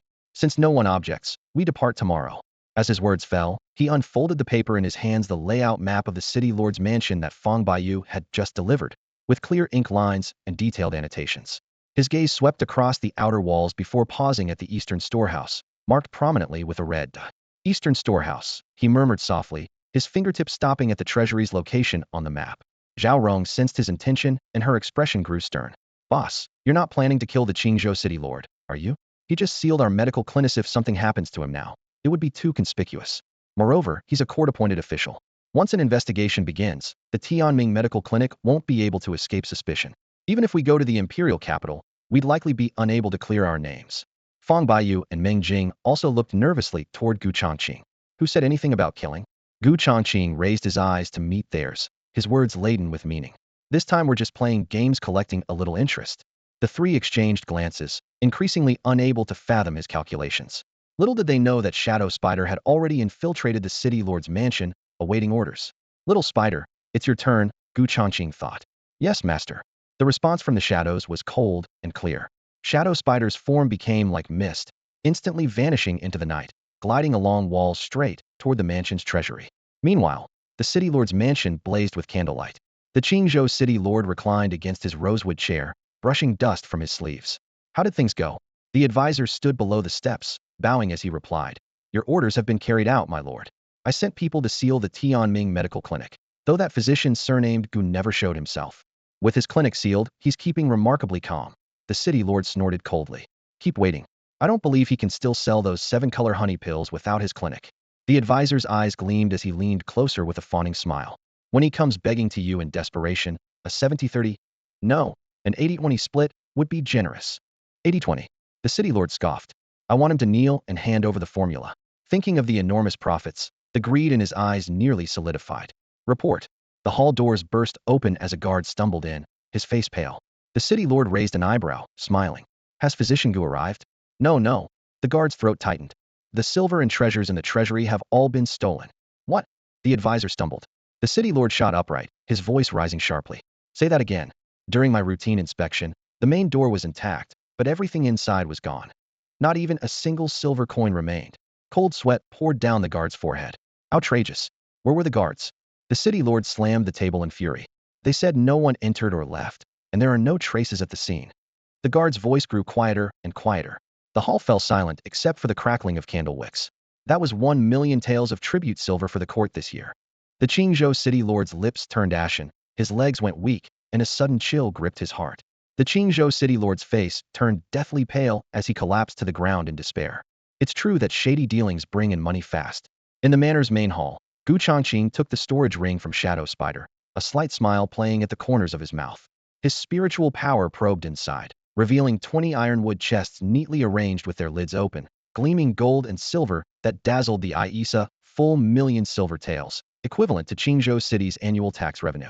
Thinking of how the lord of Qingzhou City must be beside himself with worry right now, Gu Changqing felt particularly pleased. Well done. He pocketed the storage ring, his fingertips gently stroking Shadow Spider's smooth black carapace. Once we reach the capital, I'll use this money to buy you spirit stones to help you advance to the next level. Tiger Bee and Blade Mantis achieved transcendence through runes, and while you've gained invisibility, you're still one step away from breaking through. I need to take better care of you. Thank you, Master. Shadow Spider responded softly, her 8 legs gently hooking around his fingers in an affectionate gesture. Outside the hall, Meng Jing approached quickly and reported with a cupped fist salute. Boss, the carriage is ready. Bai Yu and Sister Rong still have some matters to handle and will follow us to the imperial capital later. Gu Changqing nodded, his gaze steady. We'll go ahead. The Heavenly Secrets Pavilion is just getting started. Zhao Rong needs to navigate and smooth relations with various black market factions, while Fang Baiyu must establish our intelligence network and recruit assassins. We can't do without either of them. Soon after, an elegant carriage rolled out of the manor. The same black horse pulled it, but money had transformed everything. The carriage was completely renewed, with gold-plated carvings gleaming brilliantly in the sunlight. Meng Jing sat tall in black-fitted clothing, holding the reins with high spirits following Gu Changqing. He had undergone the same transformation as this carriage. Inside the soft-cushioned carriage, Gu Changqing reclined against the window, enjoying the scenery while cracking sunflower seeds. Qingzhou City lay on the northern frontier, a full 1,000 li from the imperial capital. Even riding hard, it would take 10 days to arrive. When the seeds ran out, he retrieved an unmarked jade slip, the identity token of a registered disciple of the 7 Mysteries Martial Academy. Since no name was carved on it, a bold idea immediately formed in Gu Changqing's mind. If he could comprehend the 3rd-grade technique, Mystic Sword Shadow Splitting Strike, contained within, he could completely impersonate a registered disciple to infiltrate the 7 Mysteries Martial Academy and even steal a 6th-grade martial arts manual. Once the thought arose, he immediately immersed himself in the jade slip. Ancient characters appeared in succession. Mystic Sword splits shadows, transforming chi into form. The sword strikes like a shadow, splitting space without sound. Though only 3rd grade, this sword technique was exquisitely refined. At mastery level, one could split a single sword into 100 shadows, making reality and illusion indistinguishable, specifically designed to break through protective true essence. For the next 5 days, he meditated with closed eyes, repeatedly analyzing the principles of splitting sword chi into shadows until he had thoroughly mastered all the theory. What remained was practical training. Under the night sky, a campfire flickered in a mountain valley. Meng Jing cut grass to feed the horses in the distance, while Gu Changqing stood alone by the fire, gripping an ordinary iron sword. The dancing firelight reflected off the blade, and a brilliant cold gleam flashed momentarily as the sword gleamed with an icy radiance in the firelight. Mystic Sword Shadow Split, transforming chi into form. Gu Changqing silently recited the incantation in his mind as his inner chi suddenly surged along predetermined meridians, circulating and impacting his flesh and blood. In the next instant, he channeled all his true essence into the iron sword in his hand, his arms sinking as he slashed fiercely at the void. Hiss! The blade cut through the air, leaving only a faint spider silk-like afterimage before vanishing. Though the first attempt ended in failure, Gu Changqing's expression remained unchanged as he quickly regained his breathing rhythm. The key to transforming sword chi into shadows lay in the frequency of elemental force vibrations. The more rapid the oscillation, the more sword shadows would split. With this thought, his eyes sharpened as his true essence gathered back to his dantian like an undercurrent before the tide recedes, then suddenly burst forth. His wrist trembled lightly as that high-frequency vibration was continuously infused into the sword body. Hum! The clear sword's resonance echoed through the valley, visible ripples emanating around the blade. As the long sword fell, 6 brilliant sword shadows instantly formed, all striking toward the massive boulder ahead. Bang! The boulder exploded into dozens of fragments, stone debris flying everywhere. Each piece of rubble was covered with fine cracks, clearly showing that its interior had been shattered by the oscillating force. Not bad power. Gu Changqing nodded silently, a glimmer flashing in the depths of his pupils. The thunderous sound startled Meng Jing nearby. The burly young man ran over quickly, and seeing the scattered stones everywhere, his pupils contracted slightly. What incredible swordsmanship! Suppressing his amazement, he asked eagerly, "Boss, what sword technique is this? How did you do it?" "The third-grade martial art I mentioned before, Mystic Sword Shadow Split Slash." Gu Changqing produced a jade slip and handed it over. "I still need this jade slip, so make 3 copies and give them to Bai Yu and Zhao Rong later." "Yes, thank you, boss." Meng Jing was overjoyed, carefully clutching the jade slip as he leaped onto the carriage and immediately began copying it diligently. Beside the carriage, Gu Changqing didn't stop his cultivation. He was deducing how to integrate the dark intent into his sword technique. Though the Mystic Sword Shadow Split Slash was 3rd grade and sufficient to sweep through opponents of the same realm, it would struggle against experts above the Dao mortal realm. If he could enhance it with dark intent, the sword technique would surely break through its limitations. The essence of darkness lay in devouring, concealment, and erosion. Making the sword shadows possess these characteristics would be far from simple addition. As his deduction deepened, the sword technique in his mind gradually became clear. The originally bright sword shadows were now wrapped in dark mist, their edges sharper and trajectories more sinister. After a long while, he suddenly opened his eyes, a thin light flashing briefly in their depths. The dark intent erupted suddenly as the pale golden true essence in his body transformed into wisps of black elemental force, surging wildly into the long sword. Hiss! The blade fell with intense vibration. A sword light split in midair, instantly fracturing into 9 dark sword shadows that struck the rock wall like lightning serpents. Bang! 9 neat cracks appeared in the hard rock. Black mist invaded along the fissures, accompanied by terrifying oscillations, and in the blink of an eye, the entire rock wall's interior collapsed into powder.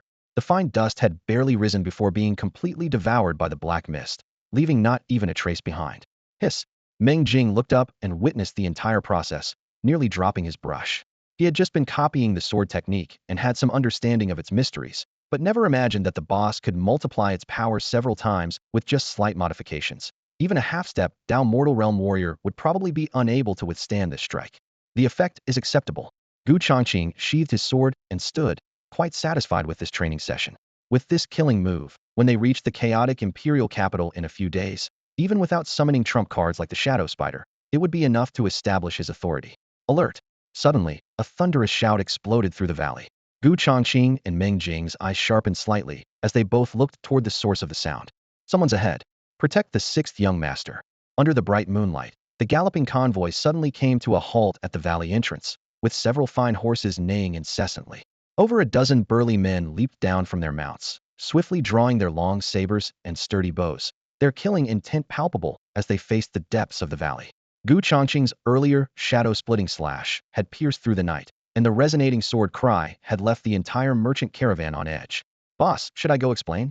Meng Jing stepped down from the carriage, treading on pine needles, his gaze wandering among the group of black-clad figures.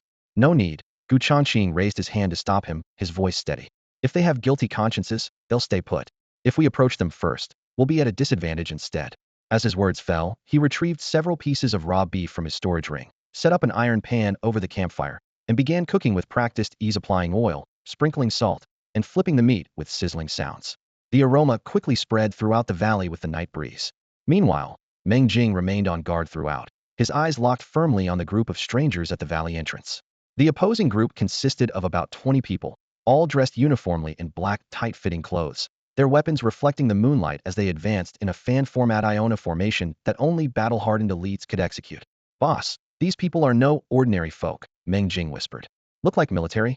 Gu Changqing smiled faintly. "As long as they don't cause trouble, we'll continue eating our meat." The campfire danced, and spices exploded into oil droplets as they hit the beef surface, making the aroma even richer. On the other side by the carriages, a burly guard reported in a low voice. "Sixth Prince, there are only 2 people ahead, but that sword energy was extremely powerful. For safety's sake, I suggest we take a detour." Inside the carriage, the black-clad young man Chu Linyuan set down his scroll, ignoring the suggestion about taking a detour, and instead took a deep breath. The meat's aroma entered his nostrils, and his eyes immediately lit up. "Do you smell that? This craftsmanship is top-notch." The guard captain's sword remained sheathed, but his feet had already shifted half a step, clearly still on alert. Chu Linyuan pushed open the carriage door and lowered his voice. "When we're out here, call me Sixth Young Master. Don't make a scene." He jumped down from the carriage, wiping drool while walking toward the campfire on his own. "Anyone who can roast meat with this aroma is definitely a good person. I can't hold back anymore." The guards exchanged glances and had no choice but to grip their weapons tightly and follow with reluctance, surrounding him protectively. "Boss, they're coming." Meng Jing suddenly stood up, his shoulders slightly hunched, secretly gripping hidden weapons in his palms. Gu Changqing merely rotated the iron pan slightly to ensure even heating of the meat. In the shadows, the shadow spider had quietly climbed onto the rock wall, its 8 eyes gleaming coldly. In the blink of an eye, Chu Linyuan arrived at the fire with his guards. The burly men's sharp gazes swept over Gu Changqing and Meng Jing, their right hands constantly gripping their sword hilts, alert to the extreme. Meng Jing's shoulders tensed accordingly, his breathing lightened, ready to strike at any moment. However, the 2 most composed individuals were Gu Changqing and Chu Linyuan on either side of the fire. As fat dripped onto the coals and sparked tiny flames, Chu Linyuan watched the meat juices sizzling and bubbling on the iron pan, swallowed his saliva, and grinned. "Brother, could you please treat me to some roasted meat?" After speaking, he casually sat cross-legged across from Gu Changqing, his gaze glued to those pieces of beef. After traveling all day, he was truly famished. Gu Changqing lifted his gaze and glanced at him indifferently, saying coolly, "Suit yourself." "Wait." The burly man's expression suddenly darkened as he strode forward. With a flick of his sleeve, he revealed a silver needle about the length of a thumb, which he thrust directly into the glistening, oil-rich beef. The needle went in and came out, its cold gleam showing not a trace of black spots. Seeing this, he bent down, stepped back, and reported to Chu Linyuan in a low voice, "Sixth Young Master, it's safe to eat. You want to eat our meat but fear my boss might poison it? How ironic." Meng Jing crossed his arms and snorted coldly, the firelight casting a reddish glow on his face. Gu Changqing paid no attention, merely deducing from the skilled and practiced poison testing movements that this person was clearly accustomed to assassination attempts. "My apologies, my man is a bit on edge. Please excuse the rudeness." Chu Linyuan smiled apologetically, then without further ceremony, reached out to tear off a piece of beef that was crispy on the outside and tender within, stuffing it into his mouth. The meat fibers burst between his teeth as the roasted aroma mixed with the spicy sauce instantly awakened his taste buds. His eyes lit up. This timing, these spices absolutely perfect. Before he'd even finished speaking, he eagerly turned to Gu Changqing, his gaze bright with interest. "Brother, which high-end restaurant are you the head chef at? I'd like to come find you directly when I want to eat like this. I wouldn't call myself a head chef, just roast a bit for myself when I get a craving." Gu Changqing shook his head lightly, his smile faint. "Pity there's no ice-cold beer." "Beer?" Chu Linyuan was momentarily puzzled, then laughed heartily. "I'm not sure what kind of beer you're referring to, but I have some treasured spiritual fruit wine here." With that, he reached into his storage space and produced 2 warm, lustrous jade wine vessels. As the stoppers were removed, a subtle fruit fragrance mixed with cool air drifted out, like wisps of cold mist spilling into the night breeze. Gu Changqing accepted the wine vessel, and the moment his fingertips touched it, he felt a bone-chilling coolness. "Not bad, it's actually chilled." He tilted his head back for a small sip. The crisp liquid entered his mouth like sweet spring water, yet suddenly a blazing warm current surged through his lower abdomen. His true essence trembled and circulated accordingly, moving several degrees faster than before. Gu Changqing's eyes brightened slightly, and he couldn't help but take another look at Chu Linyuan, who could casually produce such spiritual wine. Certainly had an extraordinary background. However, he didn't particularly care. As far as he was concerned, as long as there was no conflict and there was wine and meat, that was enough. The fire crackled and the beef fat sizzled. The burly man suddenly stepped forward and asked in a deep voice, "Where are you from? Why are you here in the dead of night?" His voice was low and carried an unquestionable authority, his sharp gaze constantly scanning Gu Changqing as if trying to see right through him. "What's it to you that we're here?" The night wind howled fiercely as the campfire crackled. Facing the burly man's aggressive questioning, Meng Jing showed no sign of backing down, retorting coldly. The man let out a scornful laugh, his gaze sharp as steel. In these desolate mountains, you two roasting meat in the dead of night. Your behavior is highly suspicious. His stare burned like that of an interrogator examining criminals. Meng Jing lifted his chin disdainfully, a mocking smile playing at the corners of his mouth. What the hell business is that of yours? Insolent. Before the burly man finished his low growl, he had already stepped forward heavily. In an instant, an invisible force exploded from beneath his feet, sending shattered stones and dust rolling like an earth serpent, carrying fierce winds straight toward Meng Jing.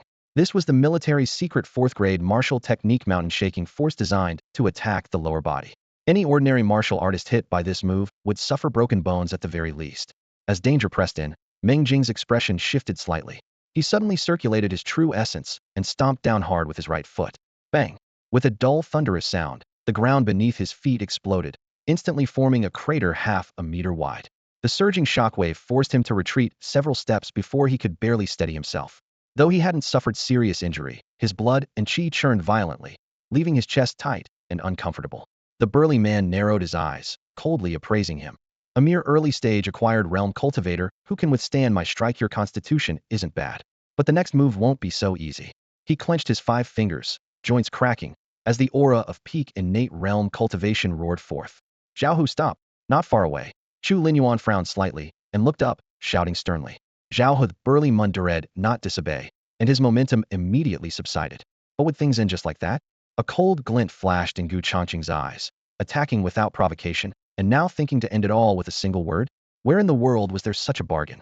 He used his finger as a sword, true essence surging within his body as the dark intent stirred accordingly. Whoosh! With a light stroke of his sword finger, the nearby campfire suddenly dimmed. In the next instant, 9 miniature sword shadows wreathed in black mist shot through the air, their sword momentum fierce and sharp, aimed directly at Zhao Hu. Caught off guard, Zhao Hu's pupils contracted sharply as he roared and drew his blade to counter. Bang! Bang! Bang! The piercing sound of clashing metal rang out in rapid succession. Zhao Hu's combat experience was extremely rich, and his blade light danced as he barely managed to block all 9 sword shadows. However, with each block, his arm bones felt as if they'd been struck by a 1,000-pound hammer, excruciating pain penetrating to the marrow.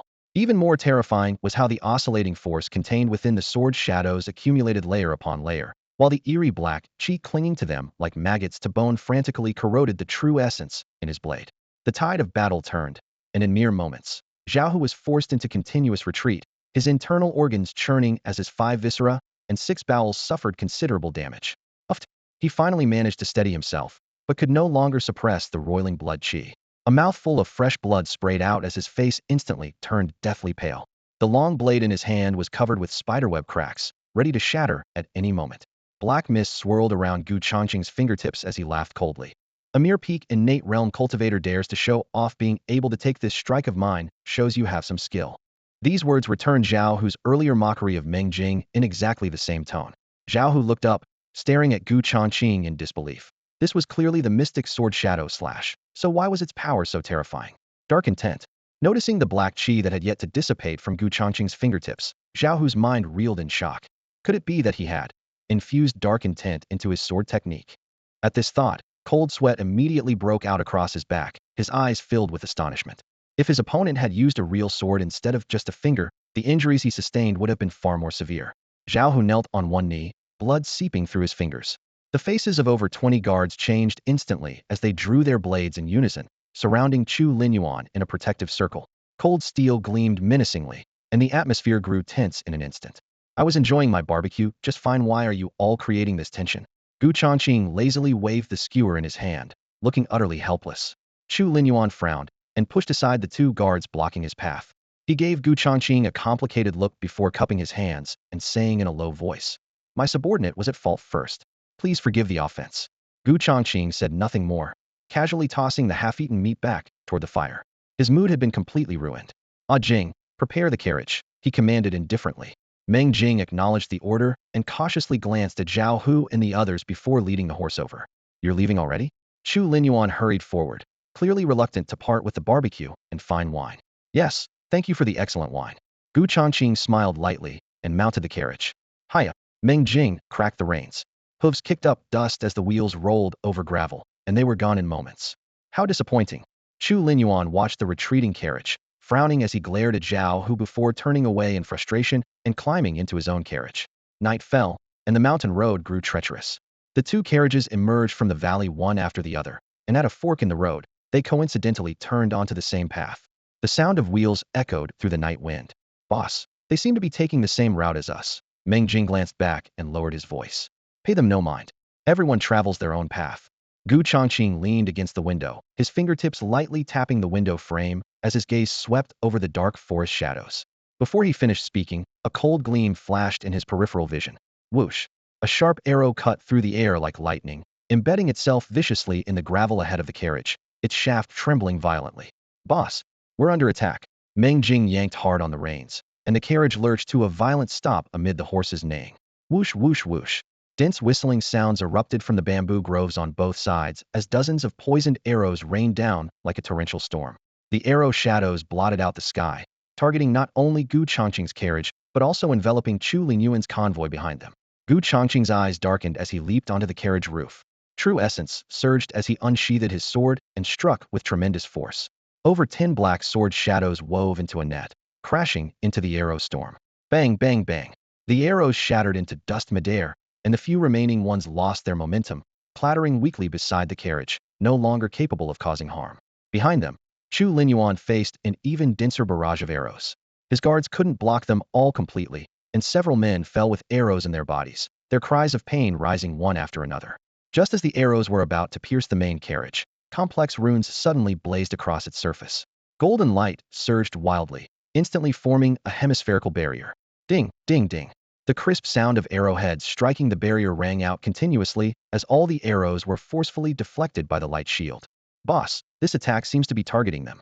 Meng Jing's wrist trembled as he raised his long blade, his gaze sweeping along the trajectory of the arrows and instantly pinpointing the location of the hidden killers. Move quickly, otherwise it'll be too late.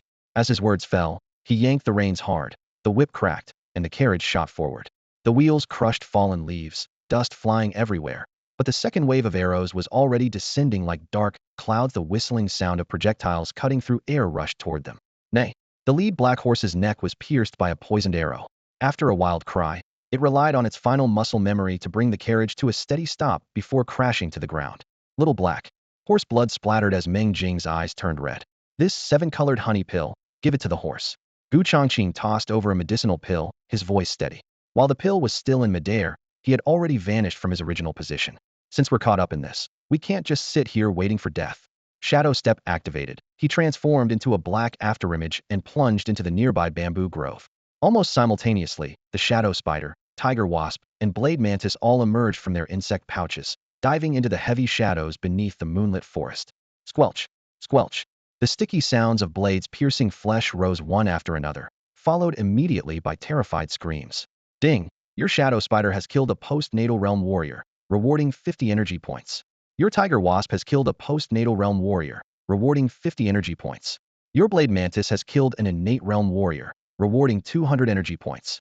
Gu Changqing concealed himself among bamboo branches 10 feet high, his cold gaze overlooking the slaughter below. Over 100 black-clad figures, mostly post-natal realm with a few at innate peak. On a battlefield, this force would be enough to sweep through a small army, but in a dense forest ruled by insect overlords, they couldn't even make out their enemies' silhouettes. These things are monsters. Quick, retreat. The encirclement instantly collapsed as survivors screamed in panic, scattering in all directions. Within moments, the bamboo grove fell silent again, leaving only the stench of blood churning in the cold night wind. So many people, yet not a single storage ring among them. Damn. The shadow spider crawled over the corpses, searching one by one, but the loot from these targets was pitifully scarce. Clearly, these people had come prepared, carrying nothing but weapons, preferring death over leaving any clues. It seems that Sixth Young Master's identity is far more complicated than I imagined. Gu Changqing's thoughts raced as he whispered, drawing his sword and running it across a corpse to let blood soak the blade before stepping out of the bamboo grove. Outside the bamboo grove on the official road, Meng Jing paced anxiously. The 7-colored honey pill's medicinal power had already helped the fallen black horse stand again, breathing heavily. Why is there no sound anymore? Zhao Hu and the other guards stared intently at the dark forest shadows, their expressions alert and puzzled, yet none dared to venture forward to investigate. Those attackers were clearly coming for me, and you have the nerve to just stand there watching instead of helping. Seeing that Gu Changqing had yet to return, Chu Linyuan's brow furrowed deeply as he coldly berated them. Your Highness, Sixth Prince, this subordinate must protect your safety at all times and never leave your side. Zhao Hu lowered his voice, his face full of difficulty. Besides, we don't even know that young man. If he insists on throwing his life away, what does it have to do with us? We should take this opportunity to leave quickly. Slap. Before he could finish speaking, a crisp slap rang out. Chu Lingyuan's hand moved like lightning, striking Zhao Hu's face with such force that it sent this peak innate realm warrior stumbling back 2 steps, blood instantly seeping from the corner of his mouth. Bastard. Chu Lingyuan's eyes were ice cold. Immediately take Min into the bamboo grove. I want to see him alive or see his corpse. This prince is not one who fears death. Zhao Hu's expression changed drastically as he bowed in compliance. This subordinate obeys. As he turned, his heart trembled. The usually carefree 6th prince was now releasing a pressure even more suffocating than his majesty's. 6th prince. Not far away, Meng Jing's ears twitched slightly. Though separated by the bamboo grove, he still heard the title clearly and couldn't help but be secretly surprised. Come, follow me and kill our way in. Zhao Hu drew his long blade, signaling the guards to form ranks as killing intent condensed into a wave. However, just as they were about to step into the bamboo grove, a calm voice froze everyone in place. No need to trouble yourselves. Under the moonlight, Changqing emerged slowly from the dark bamboo shadows. The iron sword, still wet with blood, hung from his fingers, its blade reflecting a crimson cold light that sent chills down one's spine. Boss, are you alright? Meng Jing stepped forward, his shock mixed with uncontainable fervent admiration. Just a bunch of ants. Those who didn't die have fled. Changqing's wrist trembled slightly, the sword's edge humming as the remaining blood was instantly shaken off, falling onto the soil at his feet while cold light pressed outward. It's all resolved. Zhao Hu and all the guards collectively gasped. They knew clearly that the ambushers numbered in the dozens and understood ranged suppression obviously trained assassins. Yet this man had single-handedly annihilated them all without a scratch. Such strength was terrifying to hear. Chu Linyuan suppressed his inner shock and bowed solemnly. Today I mistakenly dragged you into this. Without your intervention, we would likely have faced grave danger. I, Chu Linyuan, will remember this debt of gratitude. Changqing's gaze lingered on Chu Linyuan for a moment. Surname Chu? In the Great Yong Dynasty, only the imperial family bore the surname Chu. Boss, I just overheard them calling him the 6th prince. Meng Jing moved close to Changqing and whispered. So he's from the imperial family, no wonder. Changqing raised an eyebrow, casting a meaningful glance at Chu Linyuan. Since ancient times, imperial power struggles had been ruthlessly cruel, with familial bonds fragile as paper before the dragon throne. That Chu Linyuan was ambushed tonight clearly indicated he already wielded considerable power. Seeing this, Zhao Hu's official authority surged. Since you now know the 6th prince's identity, why don't you kneel and pay your respects? Oh, a faint smile played at the corner of Changqing's mouth. And if I don't kneel, what can you do about it? Zhao Hu's eyes blazed with anger. Do you really think that helping us gives you the right to be so insolent and disrespectful? Your master hasn't even spoken, yet you, a mere guard, are quite imposing. Changqing's expression remained indifferent. If the earlier lesson wasn't enough, I don't mind letting you experience it again. With that, Changqing lightly shook his long sword, and dense black energy suddenly surged from the blade. What arrogant words! Zhao Hu flew into a rage, thinking to himself that if he hadn't been caught completely off guard earlier, how could he have been wounded by this man? Outside the valley, the campfire crackled and popped, its crimson sparks casting flickering shadows across everyone's faces. Zhao Hu clutched his injured shoulder, his expression darker than the firelight itself, his gaze fixed intently on Changqing. I even seriously suspect that tonight's ambush was a trap you orchestrated. Otherwise, with your mere peak innate realm cultivation, how could you possibly have single-handedly repelled so many attackers? At these words, the surrounding guards seemed to awaken from a dream, unconsciously tightening their grips on their blades, their eyes filled with suspicion and wariness.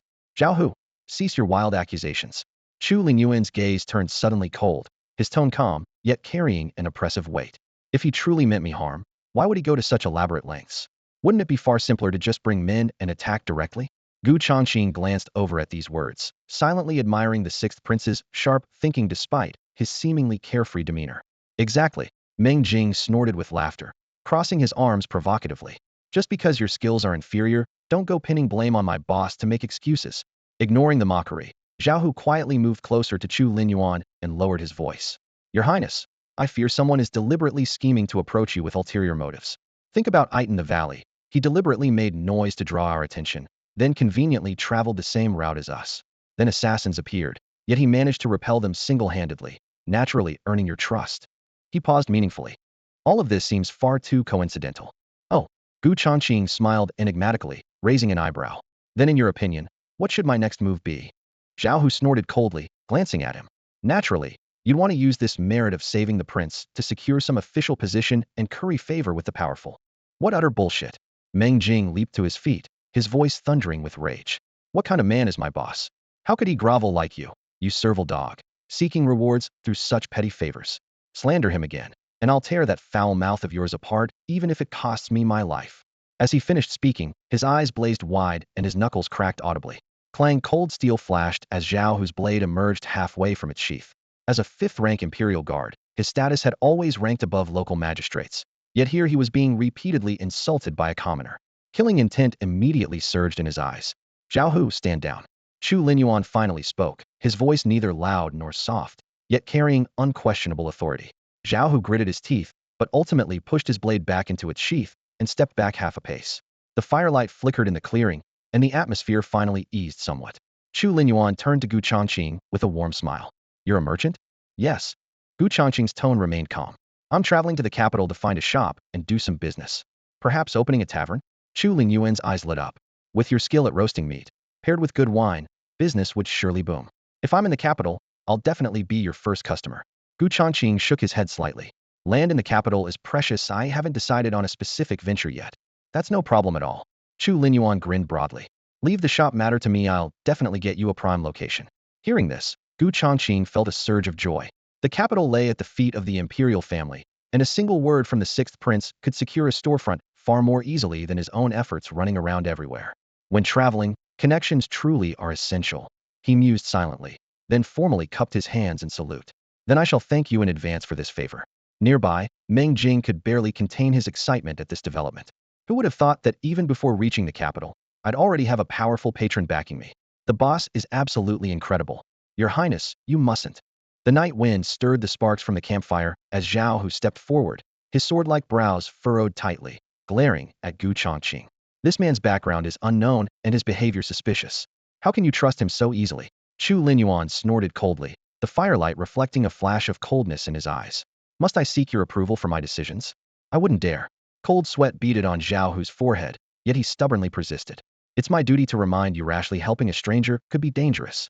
I'll stake my honor on if this fellow is definitely no good.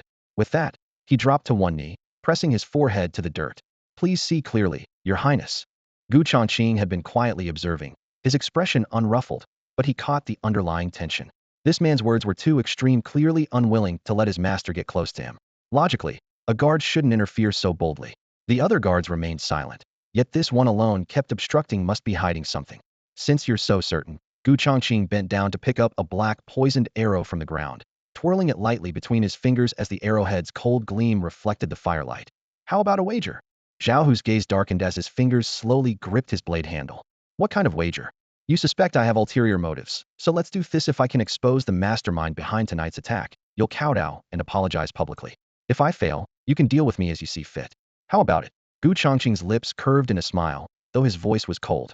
As his words fell, the surrounding guards exchanged glances, their eyes filled with astonishment. Chu Linyuan looked intrigued. You know who it is? Just a guess. Gu Changqing replied casually, keeping everyone guessing. Zhao Hu's expression shifted between light and dark as he rapidly weighed his options. He had intended to stir the sixth prince's suspicions against Gu Changqing, but hadn't expected the man to turn the tables with a counterwager. Refusing would make him look guilty. Accepting risked the possibility that this person had hidden cards to play. Gu Changqing glanced around, his tone calm, yet resolute. Tonight's ambush was precisely executed with perfect timing. Without inside information, how could they have intercepted us so easily? Unfortunately for them, they didn't account for Mei, a mere passerby. The guards looked at each other uneasily, their expressions suddenly tense. Are you saying there's a traitor among my men? Chu Linyuan frowned, his gaze moving between his subordinates. Bastard! How dare you slander us? Zhao Hu's face turned ashen as he roared. Your Highness, this man has malicious intents, clearly trying to sow discord. Before finishing his words, he drew his blade, its cold gleam aimed directly at Gu Changqing. Sow discord. Gu Changqing's lips curved in a cold smile. You're not worth the effort. In an instant, he flicked his wrist, sending the poisoned arrow flying in reverse. Clang! Zhao Hu reacted in alarm, raising his blade to block. The arrow shaft was deflected, but not before scratching a thin line across his cheek. This! Zhao Hu touched the blood on his face, terror flooding his eyes as the wound quickly turned purple-black, the poison spreading along his blood vessels like a dark spider's web. Brother Hu, that arrow is poisoned. The guards' breathing hitched as they all stared at the wound. the scene suddenly frozen. No one had expected a verbal dispute to escalate into a life-or-death confrontation so quickly. Chu Linyuan frowned at Gu Changqing, his voice low and measured. Is this your evidence? I hope you can give me a reasonable explanation. The boss is actually serious? Seeing the situation instantly grow tense, Meng Jing's Adam's apple bobbed as he clicked his tongue in amazement, though he wasn't truly worried. He knew the 7-colored honey pills could cure any poison, and the boss must have a backup plan to dare test with a poisoned arrow. Gu Changqing picked up the blood-stained arrow and sniffed it lightly, his voice calm, yet resolute. If I'm not mistaken, this arrow is coated with heart-corroding powder. This poison is extremely potent with no antidote. Death is certain within half an hour. He surveyed the crowd, his gaze finally settling on Zhao Hu. To prevent accidental harm, the traitor must carry the antidote. Do you see any flaws in this reasoning? Heart-corroding poison. The guards gasped in shock, exchanging glances filled with horror. In an instant, everyone understood this was naked coercion, and anyone without an antidote would die. Chu Lingyuan's expression shifted slightly, but he didn't intervene. He too didn't want a spy lurking nearby. Nonsense. How would I have an antidote? Zhao Hu suddenly stepped back, his face deathly pale as he stared at Gu Changqing. You're framing me.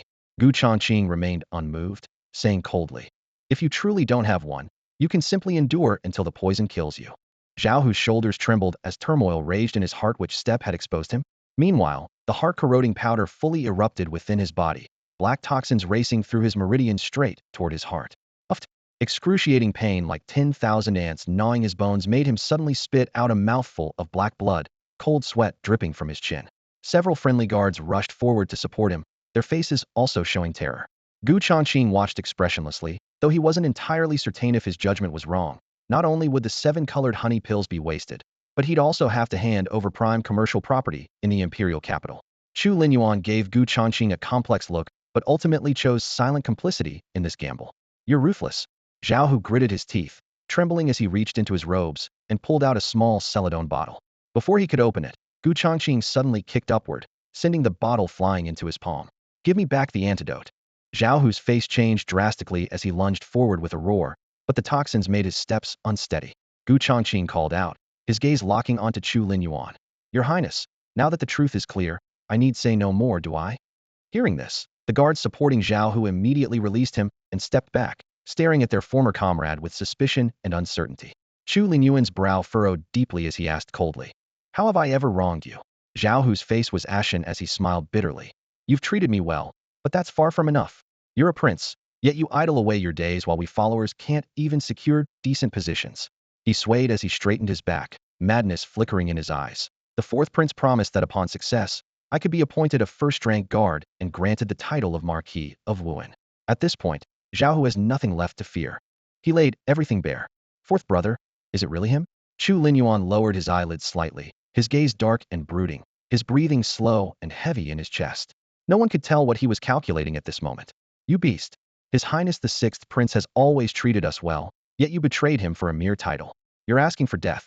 One of the guards, consumed with rage, kicked Zhao Hu down into the mud. Kill this traitor. This ungrateful dog. The other guards swarmed forward, their fists and feet raining down like a storm, the dull thuds echoing continuously. Wet mud splattered onto their ironclad leg armor and across Zhao Hu's face, mixing with blood. Your Highness, spare me. Please spare me. Zhao Hu convulsed all over, extending his broken arm with bone showing through torn flesh, his voice hoarse with desperate pleas for mercy. Chu Linyuan stood with his hands clasped behind his back, the tip of his boot stopping just half an inch from the dark red muddy water. His expression remained cold and rigid, like a taut sculpture, showing not the slightest emotion.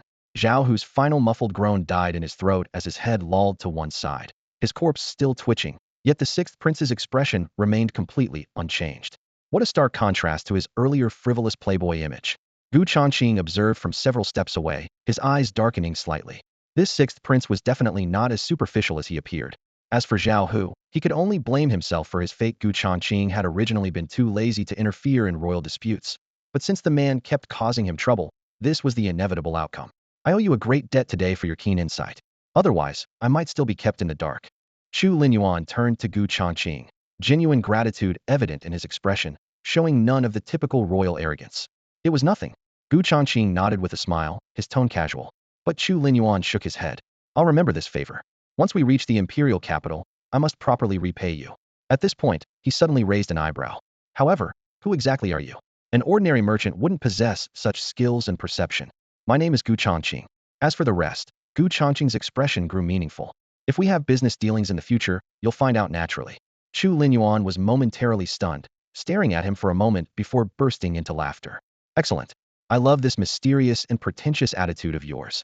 In the blink of an eye, he had reverted to his carefree, unrestrained demeanor. Gu Changqing couldn't completely see through him, but he didn't mind as long as there was no ill intent toward him. That was enough. Your Highness, this place is not safe for lingering. Please, we should depart. A guard brought over horses and carriage, respectfully reminding him. Brother Gu, since we're heading the same way, why don't we travel together for the remaining journey? Chu Linyuan smiled sincerely, clearly hoping to cultivate this connection. I'll have to decline. My horse is injured and needs to rest for the night. Gu Changqing politely refused, thinking to himself, helping once was fine, but serving as a traveling bodyguard was out of the question. In that case, I'll take my leave first. We'll meet again in the imperial capital. Chu Linyuan gave him a complex look before leaping onto the carriage, the curtains falling closed. The carriage swayed gently. Chu Linyuan toyed with an ancient bronze ring on his finger, murmuring to himself, Elder Shi, what do you make of this man? A faint glow appeared on the surface of the bronze ring, and then an aged voice echoed in his mind. Calm and composed when facing situations, yet ruthless and decisive when taking action. This young man is no ordinary person. Elder Shi, do you think he's worth recruiting? Chu Linyuan lowered his gaze, fingers absently stroking the bronze ring as the cool metal reflected the dancing firelight, his voice deep and contemplative. The ring's surface flickered with an eerie glow as Elder Shi's voice reached him through their spiritual connection, carrying a note of gravity. Hard to say.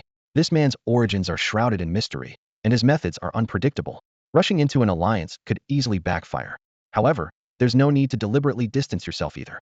You'll encounter him again when you return to the capital. I can observe his every move from the shadows then. Chu Linyuan nodded silently, his gaze profound. After a moment, Elder Shi's voice emerged from the ring again.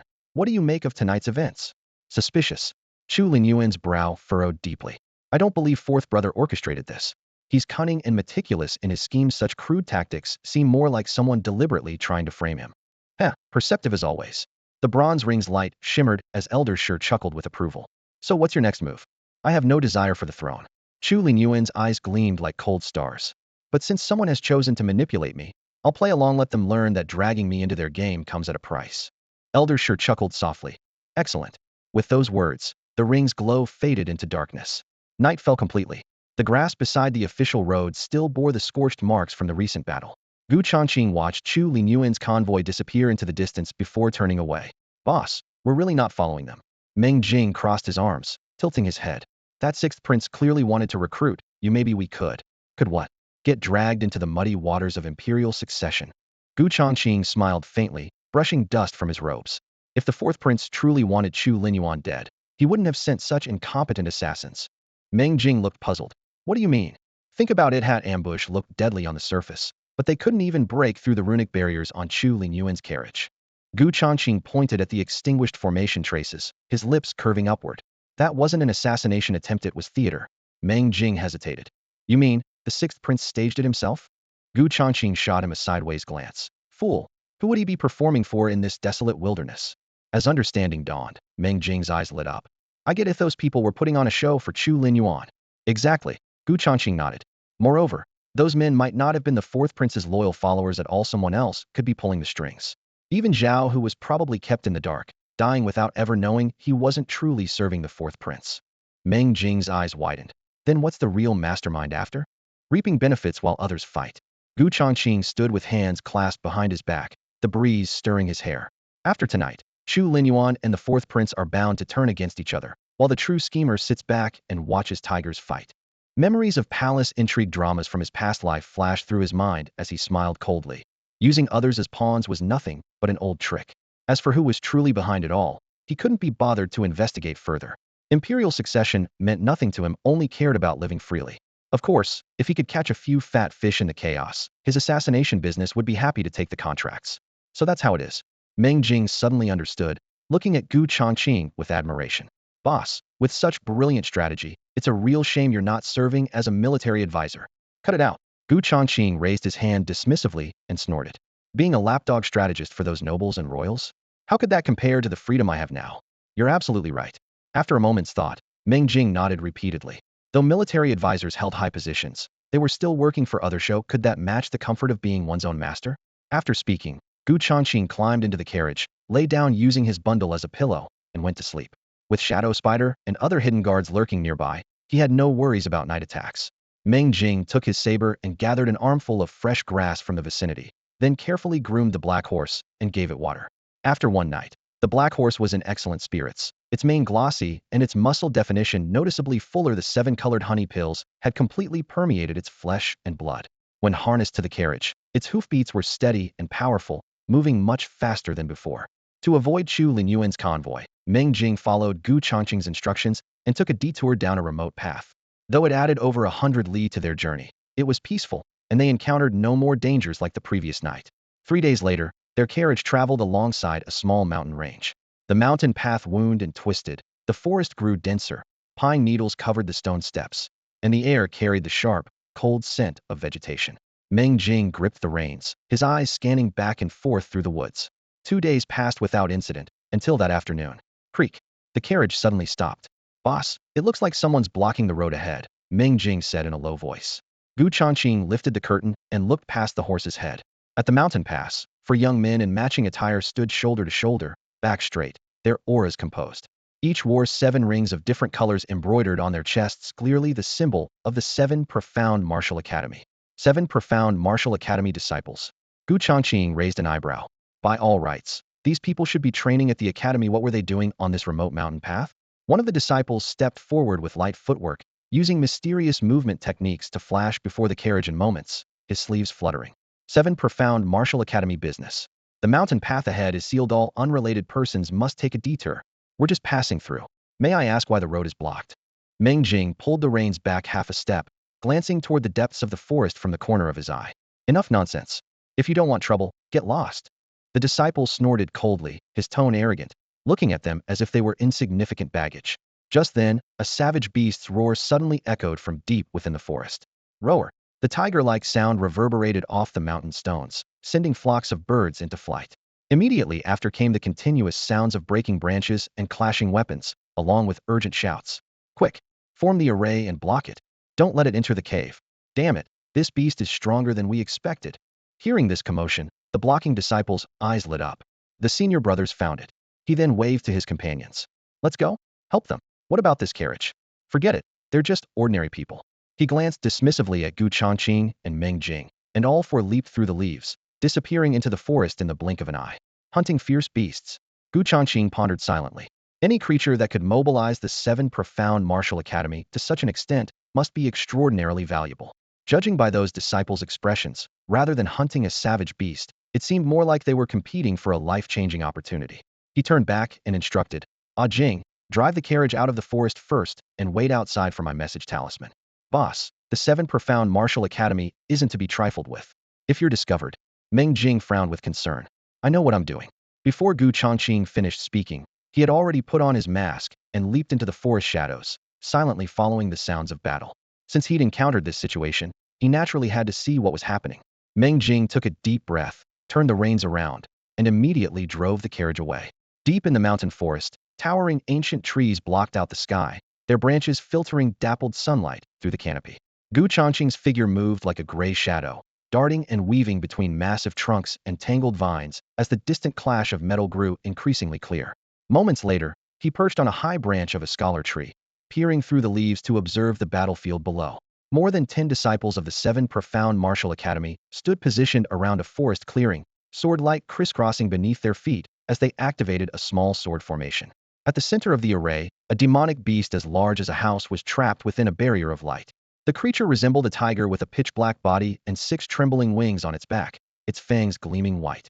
What made it truly terrifying was how its form constantly shifted within the dark mist, one moment stretching into a python, the next swelling into an iron-horned bull, its shape never remaining constant. Hiss! The beast suddenly let out a piercing shriek, its body trembling as it transformed into the likeness of one of the disciples in the formation, even mimicking their spiritual energy fluctuations almost perfectly. Gu Changqing's pupils contracted sharply. If not for each disciple maintaining their position in the array, this creature could have infiltrated their ranks and caused catastrophe. What they thought was a cub turned out to be a fully mature phantom demon beast. Outside the formation, the long-haired youth leading the group wore a grave expression. A mature phantom demon beast, is already a fifth-tier demonic creature and underestimate it. Despite his warning, the other disciples' eyes burned with fervor. Someone whispered, "The stronger the better, its demon core is worth a fortune." Another nodded, "Let's finish it in one strike and return to the academy to exchange it for massive resources." With that, everyone channeled their spiritual energy, surging sword chi flowing through their blades into the formation's foundation. With a thunderous roar, the array's focal points erupted in blinding light, sword beams weaving into a dense net that descended upon the beast. Bang! Bang! Bang! A series of explosive sounds shattered the air. Smoke and dust billowed as the phantom demon beast was torn by layers of sword chi, leaving several bloody gashes, its 6 wings mangled and black blood spattering everywhere. Its crimson pupils gleamed with an eerie light as violent black mist swirled into a tempest. Oh no, it's going to force its way through the formation. The long-haired youth frantically formed hand seals, but it was too late. The phantom demon beast's body suddenly expanded, transforming into a 10-foot giant ape that brought both palms crashing down on the light barrier. Boom. The sword formation's barrier cracked inch by inch before instantly collapsing. The backlash sent over a dozen disciples flying backward with muffled groans, blood spurting from their mouths, their faces pale with shock. The giant ape form immediately dissolved as the beast contracted into a black serpent, slithering swiftly into the undergrowth and racing toward the mountain depths. From his perch in the treetops, Changqing's eyes flashed like lightning as he called out in a low voice, "Tiger bee! Mantis! Cut it off!" The leaves trembled slightly as 2 insect Shadowsa fist-sized yellow-striped tiger bee and an emerald-armored mantis with razor-sharp arm blade shot out in blurs, diving straight for the black snake's escape route. Simultaneously, he used his shadow spider ability to merge into the shadows, his form silently vanishing as he gave chase. The phantom demon beast, having suffered severe injuries and forcibly broken through the formation, was now at the end of its strength. Changqing's mind raced with excitement. If he could claim the demon core and select an insect body to modify, he would gain a powerful new general. On the ground, the long-haired youth wiped blood from the corner of his mouth, struggling to scan the surroundings as he shouted, "Chase it! We absolutely cannot let it escape." However, all that met his eyes were rolling dead grass and tree roots shredded by sword Kido. His shock and fury, the phantom demon beast had already vanished without a trace. At that moment, he immediately led over a dozen fellow disciples to spread out and conduct a carpet search through the mountain forest. The mountain wind rustled the treetops and grass leaves whispered in response, yet they failed to disturb the true hunter lurking in the shadows. Changqing. At this moment, he relied on the tiger bee and blade mantis's extraordinary sense of smell and perception, far beyond ordinary humans, to lock onto every trace of bloody scent left by the phantom demon beast. Changqing remained calm and unhurried, maintaining a safe distance between the 3 spirit beasts and his main body as they trailed behind their target. Every time the tiger bee wanted to dive down, he suppressed it with his mental command. Every time the blade mantis raised its blade-like limbs, he signaled to Waith wanted to drag this 5th-tier demon beast until it was completely exhausted. A 5th-tier demon beast was equivalent to a human at the peak of the mortal Dao realm, and if fully mature, could even challenge masters of the core formation realm. Moreover, with disciples from the 7 profound martial academy still lurking nearby, like tigers watching their prey, acting rashly would only result in complete failure. After tracking for several miles with blood dripping along the path, the phantom demon beast finally collapsed with a thunderous crash in a lowling area overgrown with weeds due to excessive blood loss. It no longer had the strength to maintain its illusory form, revealing its true body, a black mass of flesh the size of a wash basin, covered with twisted patterns that writhed like a living creature. Whoosh! Changqing stepped out from the shadows, his mask cold and merciless in the night. The shadow spider glided silently along the ground, its 8 legs spreading simultaneously as it shot out a spray of silver-white webbing, instantly weaving an inescapable net that bound the flesh mass tightly. Roar! The phantom demon beast let out a piercing shriek, its ball-like body rolling violently as it tried to transform again. Swish! Cold light flashed as the blade mantis's ice-blue blade limb struck precisely, cleaving the demon beast in half at the waist. Black-red pus splattered on the grass leaves, hissing and smoking, as a fist-sized demon core surrounded by black mist rolled out. Got it! Changqing's lips curved slightly as he picked up the demon core. The pitch-black core body faintly displayed overlapping shadows of various demon beast characteristics, so eerie it made one's scalp tingle. "Master, someone's coming." The tiger bee's warning exploded in his consciousness. Before the words faded, 3 whooshing sounds of cutting wind broke the forest silence. The shadow spider, blade mantis, and tiger bee simultaneously retreated into the grass, completely concealing their presence. That's the phantom demon beast's corpse. 3 disciples from the 7 profound martial academy appeared, their pupils contracting sharply. The long-haired young man in the lead's face instantly darkened. His gaze fixed on the demon core in Gu Changqing's hand. The target they had painstakingly hunted had been stolen right from under them. Drop the demon core and get lost, the long-haired young man commanded coldly. Gu Changqing's gaze through his mask remained calm as an ancient well, without the slightest ripple. He tossed the demon core into his storage ring, and with a flash of his fingertips, it vanished without a trace. This barren mountain was ownerless territory to begin with, and demon beasts had no concept of ownership. If he hadn't acted, whether these three could have driven the phantom demon beast to its desperate end was questionable. Gu Changqing couldn't be bothered to explain. You bastard. You're seeking death, another disciple glared furiously. The long-haired young man raised his hand to stop his companion, his tone icy. We are disciples of the 7 Profound Martial Academy. Hand over the phantom demon core, and the 7 Profound Martial Academy will let bygones be bygones. Otherwise than blame us for being impolite. These words were clearly an attempt to use their background and influence to intimidate through power. Oh. Gu Changqing raised his eyes to look at the long-haired young man and said indifferently. So the 7 Profound Martial Mansion can just rob others of their belongings? The phantom demon beast was our quarry to begin with. Where's the robbery in that? The long-haired young man's face darkened, his gaze sharp as a blade. You'd better think carefully. Don't lose your life over momentary greed. The undisguised threat in his words struck directly. Gu Changqing sneered coldly. The demon core belongs to no one. I killed the phantom demon beast with my own hands.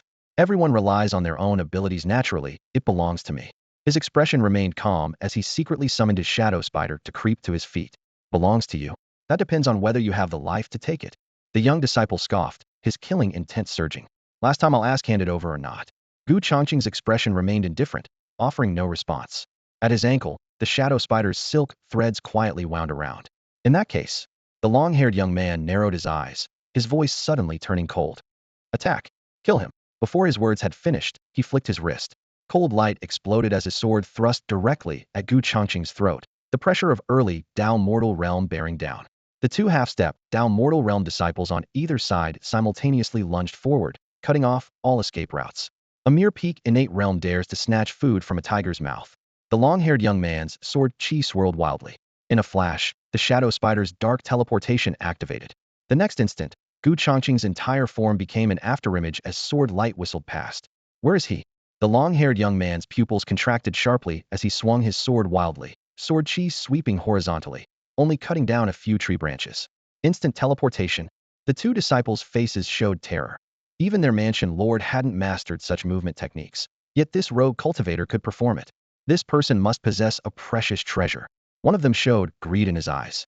If we seize his opportunities, our cultivation will surely advance by leaps and bounds.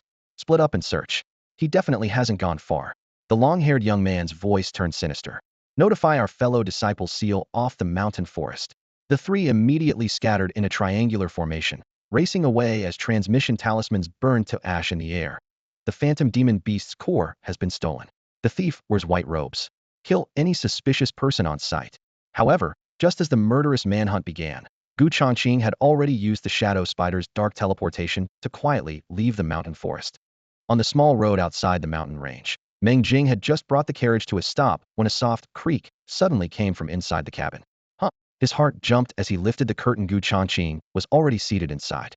Meng Jing gasped. Boss, when did you arrive? Don't ask questions now, go quickly. Gu Changqing didn't explain much, urging him on. If we delay any longer, they'll discover us. Meng Jing froze at these words, staring at Gu Changqing with astonishment as understanding dawned on him. He immediately flicked his wrist and cracked the whip. The horse whinnied in pain, its hooves drumming against the official road like rapid raindrops as the carriage shot forward. The shaft swayed violently, and the wheels kicked up a long trail of dust, but Meng Jing felt only relief. This risky venture had been worth it. Inside the carriage, as the vehicle bounced along, Gu Changqing sat steadily on the soft cushions and drew from his storage ring a demon core the size of an infant's fist. The core was a deep purple throughout, its surface shimmering with flowing light, and the faint magical patterns of the phantom beast could be seen churning within. The corner of Gu Changqing's mouth curved upward slightly, offending the 7 mystic martial manner was certainly troublesome, but obtaining this treasure made any conflict worthwhile. System, absorb this item as editing material. With a thought, the demon core seemed to be sucked away by an invisible vortex, leaving his palm instantly empty. Ding. Absorption successful. 5th tier phantom beast demon core detected. Material properties extracted. Energy required for editing, 10,000 points. As the system notification faded, Gu Changqing's throat bobbed slightly. The shadow spider's advancement from ordinary to extraordinary had cost the same amount of energy, and now a single editing required 10,000 points, but he understood clearly that higher energy meant more terrifying potential for the edited Zerg. With the right host, it might be born at the extraordinary tier, not to mention the Phantom Beast's shape-shifting abilities, which would be like adding a blade to future assassination missions. What insect should I choose next? He parted the carriage curtain slightly, his gaze sweeping over the rapidly retreating mountain forests as his mind raced.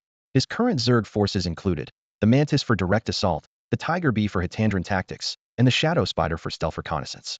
The Phantom Beast's mimicry clearly leaned towards support, requiring an equally deceptive insect for seamless integration. Master, is there even a question? Obviously the ghost-faced moth. The Tiger Bee's voice suddenly echoed in his consciousness, interrupting his calculations. Ghost-faced moth. Gu Changqing raised an eyebrow. What's special about it? Besides being ugly, it can secrete pheromones similar to honeybees, making real bees mistake it for one of their own so it can infiltrate hives and steal honey. The Tiger Bee spoke rapidly, unable to hide its excitement. Gu Changqing's interest was immediately piqued. The technique of using scent to mislead targets was essentially a primitive form of mental illusion when applied to human cultivators. The problem wash was currently on an official road, making it difficult to specifically hunt for ghost-faced moths. Master, that's no problem. Leave it to me. With permission granted, the Tiger Bee shot out like a released bowstring, leaping from the system space. Buzz. A black shadow burst through the window, its wings slicing through the wind. The Tiger Bee soared to several dozen zhang in height, its dark carapace gleaming coldly in the sunlight. Suddenly it beat its wings and activated its skill swarm summoning. Bang! The air seemed to tear open, and a dark mass of bee soldiers thundered into existence. After the Tiger Bee's advancement to extraordinary tier, its summoning limit had skyrocketed to 300, with a duration extended to a full 2 hours. Now it hovered above, surveying the swarm like a true bee king. Target, ghost-faced moths. Little ones attack. With a single command, hundreds of bee soldiers scattered in all directions amid intense buzzing, spreading throughout the mountain forests to begin their search. Before long, the swarm had swiftly spread throughout the mountain range, darting rapidly through the dense forest. Through their shared vision, Gu Changqing clearly observed several bee soldiers encountering disciples from the 7 Profound Martial Academy Heathen, including that long-haired young man. The disciples wore furious expressions as they searched inch by inch along cliff faces, through bushes, and between rock crevices, clearly determined to succeed at any cost. Having their prize snatched away at the last moment would be hard for anyone to swallow, let alone the proud prodigies of the 7 Profound Martial Academy. With nothing better to do, Gu Changqing dispatched a bee soldier to secretly follow and observe. Through the bee's eyes and ears, he quickly gathered intelligence on this group. Though they appeared to be mere outer disciples on the surface, their strength was not to be underestimated. Over 10 individuals, all at the half-step down mortal realm without exception. Their leader, the long-haired youth named Changqing, was only 28 years old, yet had already reached the early stage of the down mortal realm. However, at 28, he had already exceeded the age limit for inner disciple examinations. This suppressed frustration had left him perpetually angry, ready to explode at the slightest provocation. Can't even find a single innate realm rogue cultivator. What a bunch of useless trash. Changqing's face was ashen as he gripped his sword, his words dripping with mockery and violence. Senior brother Li hasn't found anything either. So isn't that the same? A young disciple couldn't help but mutter under his breath. Whoosh. Sharp sword chi whistled through the air. Before the disciple could finish speaking, his right shoulder was pierced through, blood spattering across the wet leaves. Ah! He cried out in pain and staggered backward, his face deathly pale as he hastily retrieved a hemostatic pill from his storage ring and swallowed it. The others gasped in shock, but dared not step forward. Changqing sheathed his sword, his gaze cold as ice as he swept it across their faces. Anyone else have something to say? No one dared speak. The air seemed to freeze. Keep searching. That thief is definitely still nearby. When you find him, kill him on sight, he commanded coldly. Yes. The disciples voiced no further complaints and reluctantly dispersed to continue their search. After all, this wasn't the Academy's territory, and all sorts of underhanded methods were commonplace here. If they truly angered this temperamental senior brother Li, a simple excuse like killed by demonic beasts or enemy faction attack would be enough to cover up their corpses. None dared test the limits of his patience with their lives. In the treetops, a bee soldier crouched behind a thick branch, transmitting every detail of the scene back to Gu Changqing's mind. Ruthless enough to attack his own sect brothers, truly vicious indeed. Gu Changqing narrowed his eyes, keeping Changqing firmly locked in his sights through the bee's compound eyes. Such a vindictive person would surely become a major threat if not dealt with promptly. The imperial capital was merely a stone's throw from the 7 profound martial academy. If this man were to cause trouble from the shadows once they arrived, wouldn't that be problematic? Better to eliminate this threat at its root while the opportunity presented itself. However, the dozen or so outer disciples surrounding Li Changfeng posed an unavoidable obstacle. His 3 spirit pets, Shadow Spider, Blade Mantis, and Tiger Bee, working together would be more than sufficient to handle Li Changfeng alone. But with the addition of those half-step, down mortal realm disciples, a direct confrontation would offer virtually no chance of victory. Gu Changqing frowned slightly, his mind racing through possible strategies. There would be only one chance. If he missed it, there would be no second opportunity. Even if he couldn't kill his target, he had to cripple him enough to ensure the man would spend considerable time rotting in the 7 profound martial manners dungeon. Master, I found the ghost-faced moth. Hu Feng's voice suddenly rang out from outside the carriage. Gu Changqing peered through the window and saw a dark shadow skimming swiftly along the treetops through the night. In the blink of an eye, Hu Feng burst through the window, its wings beating with a low, resonant hum. Gripped firmly in its claws was a grayish-brown moth about 2 fingers wide, with eerie and menacing patterns on its back that vaguely outlined the shape of a skull. Ding! Host has captured a ghost-faced moth. Would you like to tame it as a pet? Yes. Gu Changqing responded without hesitation. Ding! Successfully tamed. He then retrieved a smooth, white jade vial and gently tilted it, allowing a drop of crimson human blood to fall into his palm, which he collected as editing material. With this, he had gathered 3 of the required materials for the editing formula, leaving only the final requirement. 10,000 energy points. 3,500 points. Still needs 6,500 more. Gu Changqing pulled up the system interface, staring at the numbers as he pondered. Killing was too conspicuous, but robbery was both efficient and quick. The thought flashed through his mind, and a meaningful smile crept across his lips. Whether in the mundane world or among martial cultivators, conflict was constant, fighting for chi, for wealth, for resources. Without struggle and competition, wouldn't one simply be waiting for death? So-called morality was nothing but shackles for the weak. If that was the case, why shouldn't he take bold action? Shadow Spider, Hu Feng, Blade Mantis, move out. Gu Changqing commanded decisively. Hee. Now that's the spirit I like to see from my master. Hu Feng chuckled darkly as it leaped out the window alongside Shadow Spider and Blade Mantis, flying swiftly toward the distant mountains. Outside the carriage canopy, the driver Ming Jing continued guiding the horses, completely unaware that his master was secretly orchestrating a deadly trap. Boss, once we pass through that mountain road ahead, we'll be close to the imperial capital.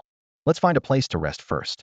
Gu Changqing casually instructed, deliberately slowing their journey to ensure his pets remained within the 2,000-kilometer shared perception range.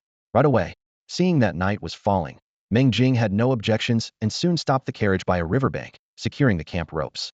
The night breeze was cool as Gu Changqing sat cross-legged in the carriage, watching the shared vision from his pets. The bee soldier he had deployed earlier remained hidden in the treetops, monitoring the 7 profound martial manner group. Having found nothing in their search, they were gradually losing patience, with most disciples beginning to slack off. Only Li Changfeng, driven by rage, continued pushing deeper into the mountains. Dark shadows crisscrossed through the forest as Li Changfeng slaughtered every beast he encountered, his sword creating sprays of blood and scattered flesh. Damn it, you'd better hope I don't find you, or I'll flay you alive and turn you into a corpse puppet. His gaze was sinister, his killing intent leaking out as he teetered on the edge of chi deviation. Little did he know that his movements were being quietly tracked by 3 pairs of cold, predatory eyes. Another wild boar. Damn beast. Deep in the dense forest, a furious roar erupted. Li Changfeng's face was twisted with rage, looking utterly deranged as he swung his sword in a sweeping arc. Azure sword energy carved a brilliant streak through the air, cleaving the charging boar in half at the waist, sending blood, flesh, and scattered leaves flying. The thunderous crash shook the forest, causing the Martial Academy disciples patrolling the perimeter to halt in their tracks, exchanging uneasy glances. Senior Brother Li's madness is acting up again, one disciple whispered, his voice trembling with lingering fear. Every time he feels wronged, he becomes a completely different person. Another frowned in response. Just now he severely injured Junior Brother Chun with a single sword strike. Next time, even if an elder specifically assigns me, I'll find an excuse to decline. Exactly. Training with this lunatic puts our very lives at risk. In just a few exchanges, the group's expressions grew complex, some angry, others fearful, but all were secretly making the same resolution. Never again would they accompany Li Changfeng. Their whispers and movements were captured in perfect detail by Gu Changqing's surveillance. 300 bee soldiers scattered among the high branches and undergrowth, weaving an inescapable net that caught every nuance. Gu Changqing didn't immediately order the kill. Still too close, he thought, suppressing his murderous intent. The madder he gets, the better it'll make the martial academy disciples gradually let their guard down. Shadow spiders crept silently along the ground while mantis soldiers perched on tree trunks, their blade-like forelimbs gleaming with cold light. Tiger wasps lay in ambush along the return route, ready to cut off any retreat. After several coordinated assassinations, their teamwork had become seamless. However, as the chaotic sounds from deeper in the forest grew distant, the disciples could no longer contain themselves. If we keep wasting time like this, shouldn't we just return to the martial academy? A young disciple suddenly stood up, his suppressed voice tinged with anxiety. But how do we explain this to the supervising elders when we get back? His companion hesitated. Simple, we say Senior Brotherly insisted on continuing his training, and we couldn't dissuade him, so we had no choice but to return first. As long as we all stick to the same story. Brilliant. The group's eyes lit up as they nodded in agreement. Then it settled. The speaking disciple made the final decision, and more than 10 people immediately packed their belongings and hurried back along the path they'd come. Before leaving, they couldn't help but glance toward the depths of the forest trees crashed down thunderously, while Li Changfeng's hysterical laughter mixed with his screams, sending chills down their spines. Through his bee soldier's vision, Changqing watched those dozen or so fleeing figures and shook his head slightly. This is what complete isolation looks like. If Li Changfeng had fallen to such a state, he had only himself to blame. Prepare to strike. The moment had arrived, and Changqing gave the mental command. Such a violent person absolutely could not be allowed to live. If he could respond to his own junior brother's complaints with such brutality, what would he do to an outsider like himself? If he didn't take advantage of this chaos to eliminate the threat, it would surely become a future disaster. Just then, Li Changfeng's roars came to an abrupt halt. They're all gone. Deep in the forest, Li Changfeng sheathed his sword and stood still, his voice suddenly eerily calm. The madness receded from his eyes, replaced by a profound, calculating coldness. Finally got rid of those burdens. Li Changfeng swiftly ascended to the treetop, gazing in the direction where his junior disciples had retreated, a cold smile gradually spreading across his lips. Thin clouds drifted through the branches, casting dappled shadows that danced across his silhouette, yet he remained as composed as someone enjoying a theatrical performance. He sheathed his sword and drew a gray-white cloth from his robes, carefully wiping away the viscous beast blood from the blade. Crimson droplets slid down the edge, dripping onto the bark with a dark, translucent gleam. His movements remained unhurried and elegant, a stark contrast to the frenzied, roaring figure from moments before. Something's not right. Hidden in the shadows, Changqing felt a chill in his heart. Could Li Changfeng's madness have been entirely an act?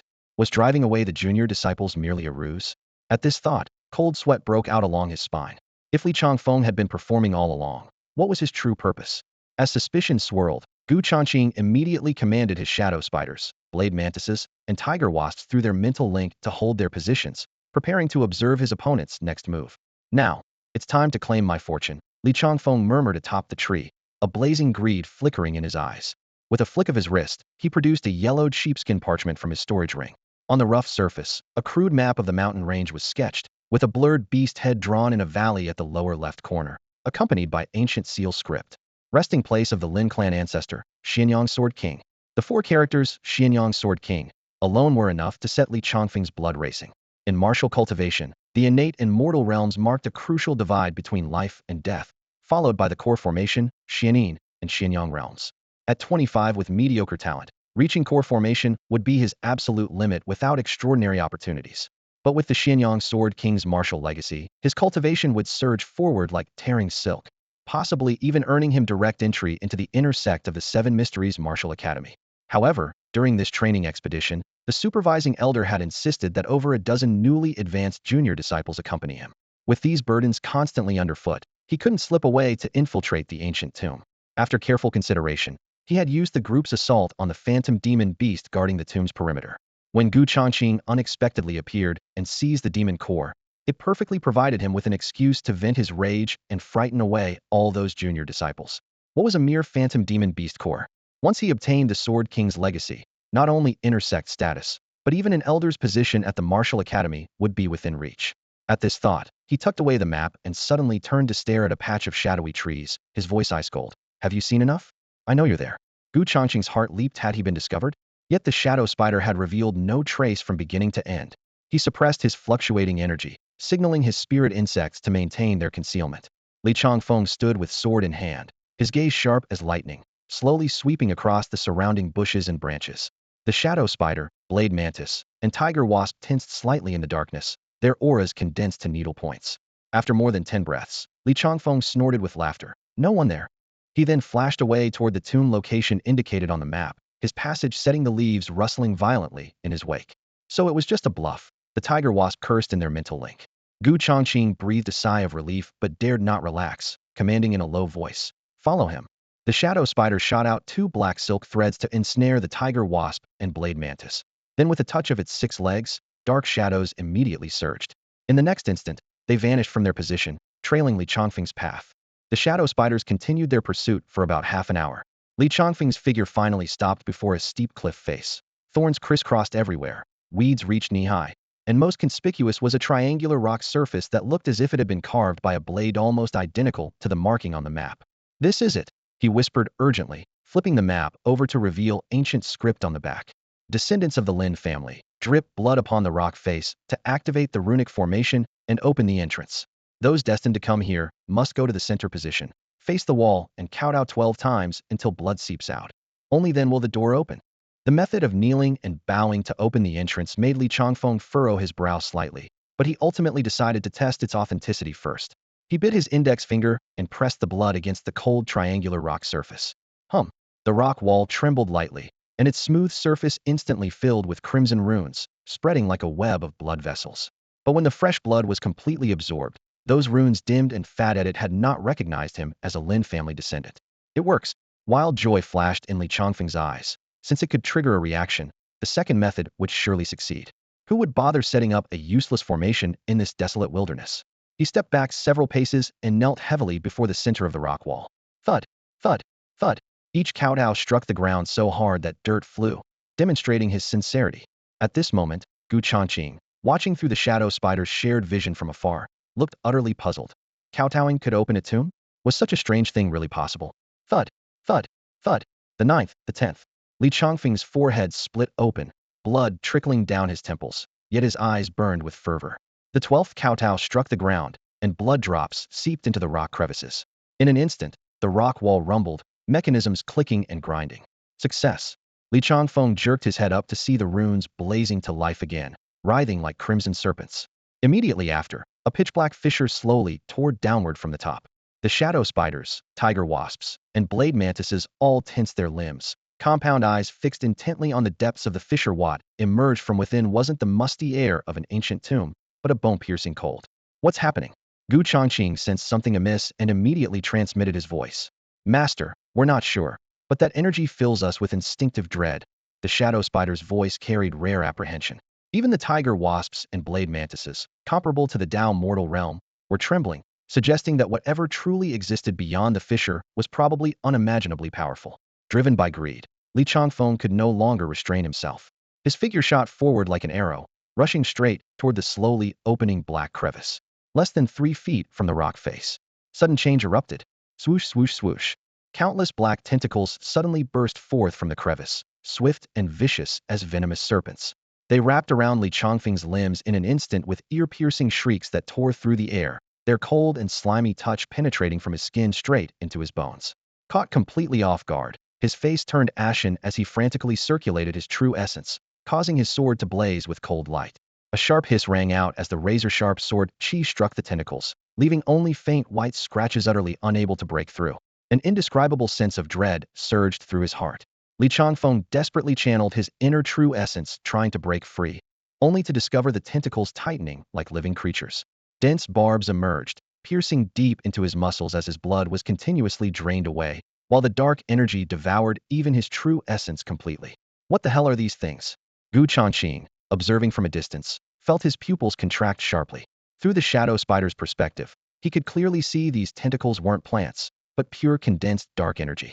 The mighty Tao mortal realm cultivator Li Changfeng had instantly fallen into absolute helplessness, a sight that chilled him to the bone.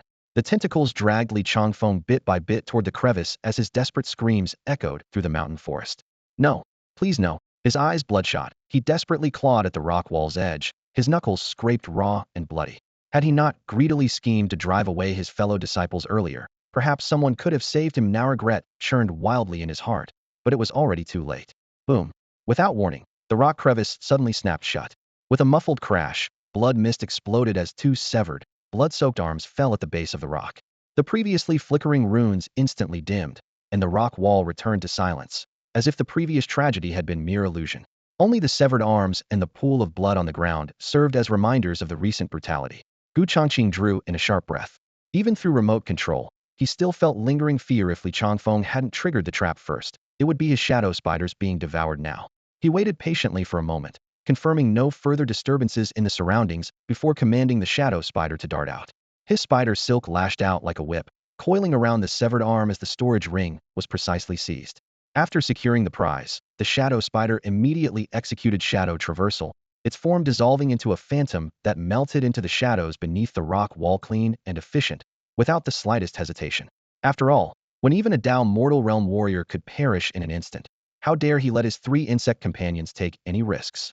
Any mishap would reduce his carefully cultivated shadow spider, tiger bee, and blade mantis to ashes. Whoosh! Just as the shadow spider cleared the rock wall's perimeter, a sinister wind silently arose, causing the forest leaves to rustle. Immediately after, a figure completely shrouded in black robes had somehow appeared before the rock wall. A withered hand gently caressed the remaining blood on the wall as a hoarse, low voice carried a chilling tone. A simple little scheme, and greedy fools come delivering themselves to death. These fellows can serve as nourishment for my blood puppet refinement. Their deaths serve a purpose. Through the blade mantis's compound eyes, Changqing's heart lurched from beginning to end. His shadow spider and the others had completely failed to detect this person's approach. The black-robed figure suddenly turned his head, 2 crimson points lighting up beneath his hood. "Young friend, won't you show yourself?" Before the words finished, 3 sharp black rays shot through the air, striking directly at the hiding spots of the shadow spider, tiger bee, and blade mantis. This time, unlike Li Changfeng's pretentious mystique, he had truly discovered the 3 insects. Whoosh! 3 streaks of black light instantly tore through the air, shooting with deadly precision toward the shadow spider and its companions. The mantis reacted fastest, springing from the undergrowth as its blade-like limbs flashed with cold light and slashed downward clang. Metal struck metal, sparks flying everywhere. The wasp followed immediately, its stinger quivering as a venomous barb wreathed in sickly green mist shot toward the black streaks, exploding thunderously upon contact. The shadow spider cast out silk threads, weaving them into a silver-gray web in the blink of an eye.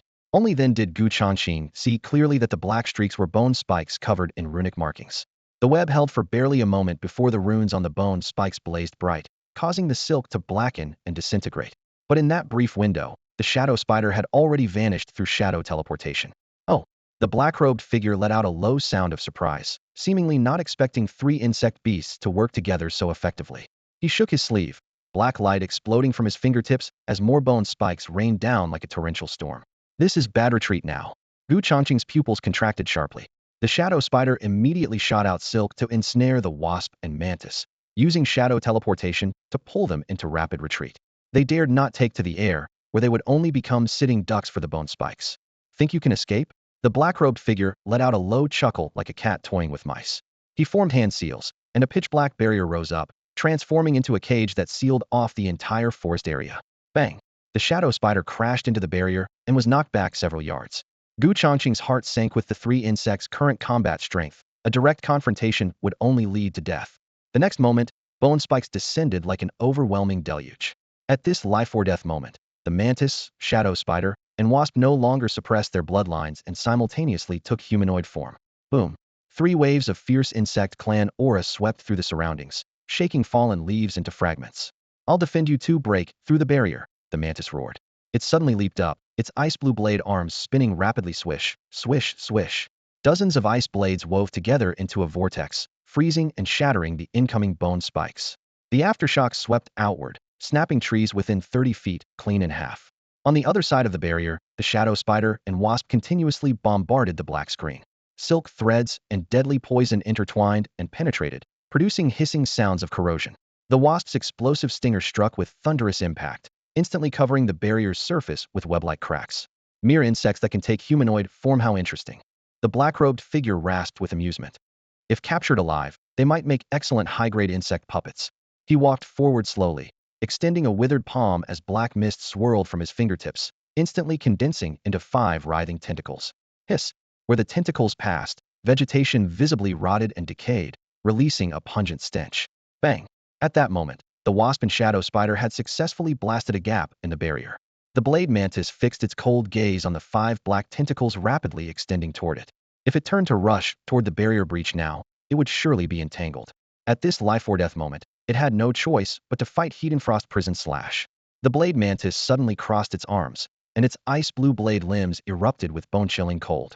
In an instant, an extreme frost domain spread outward, freezing everything nearby: rock walls, withered leaves, and even the moisture in the air.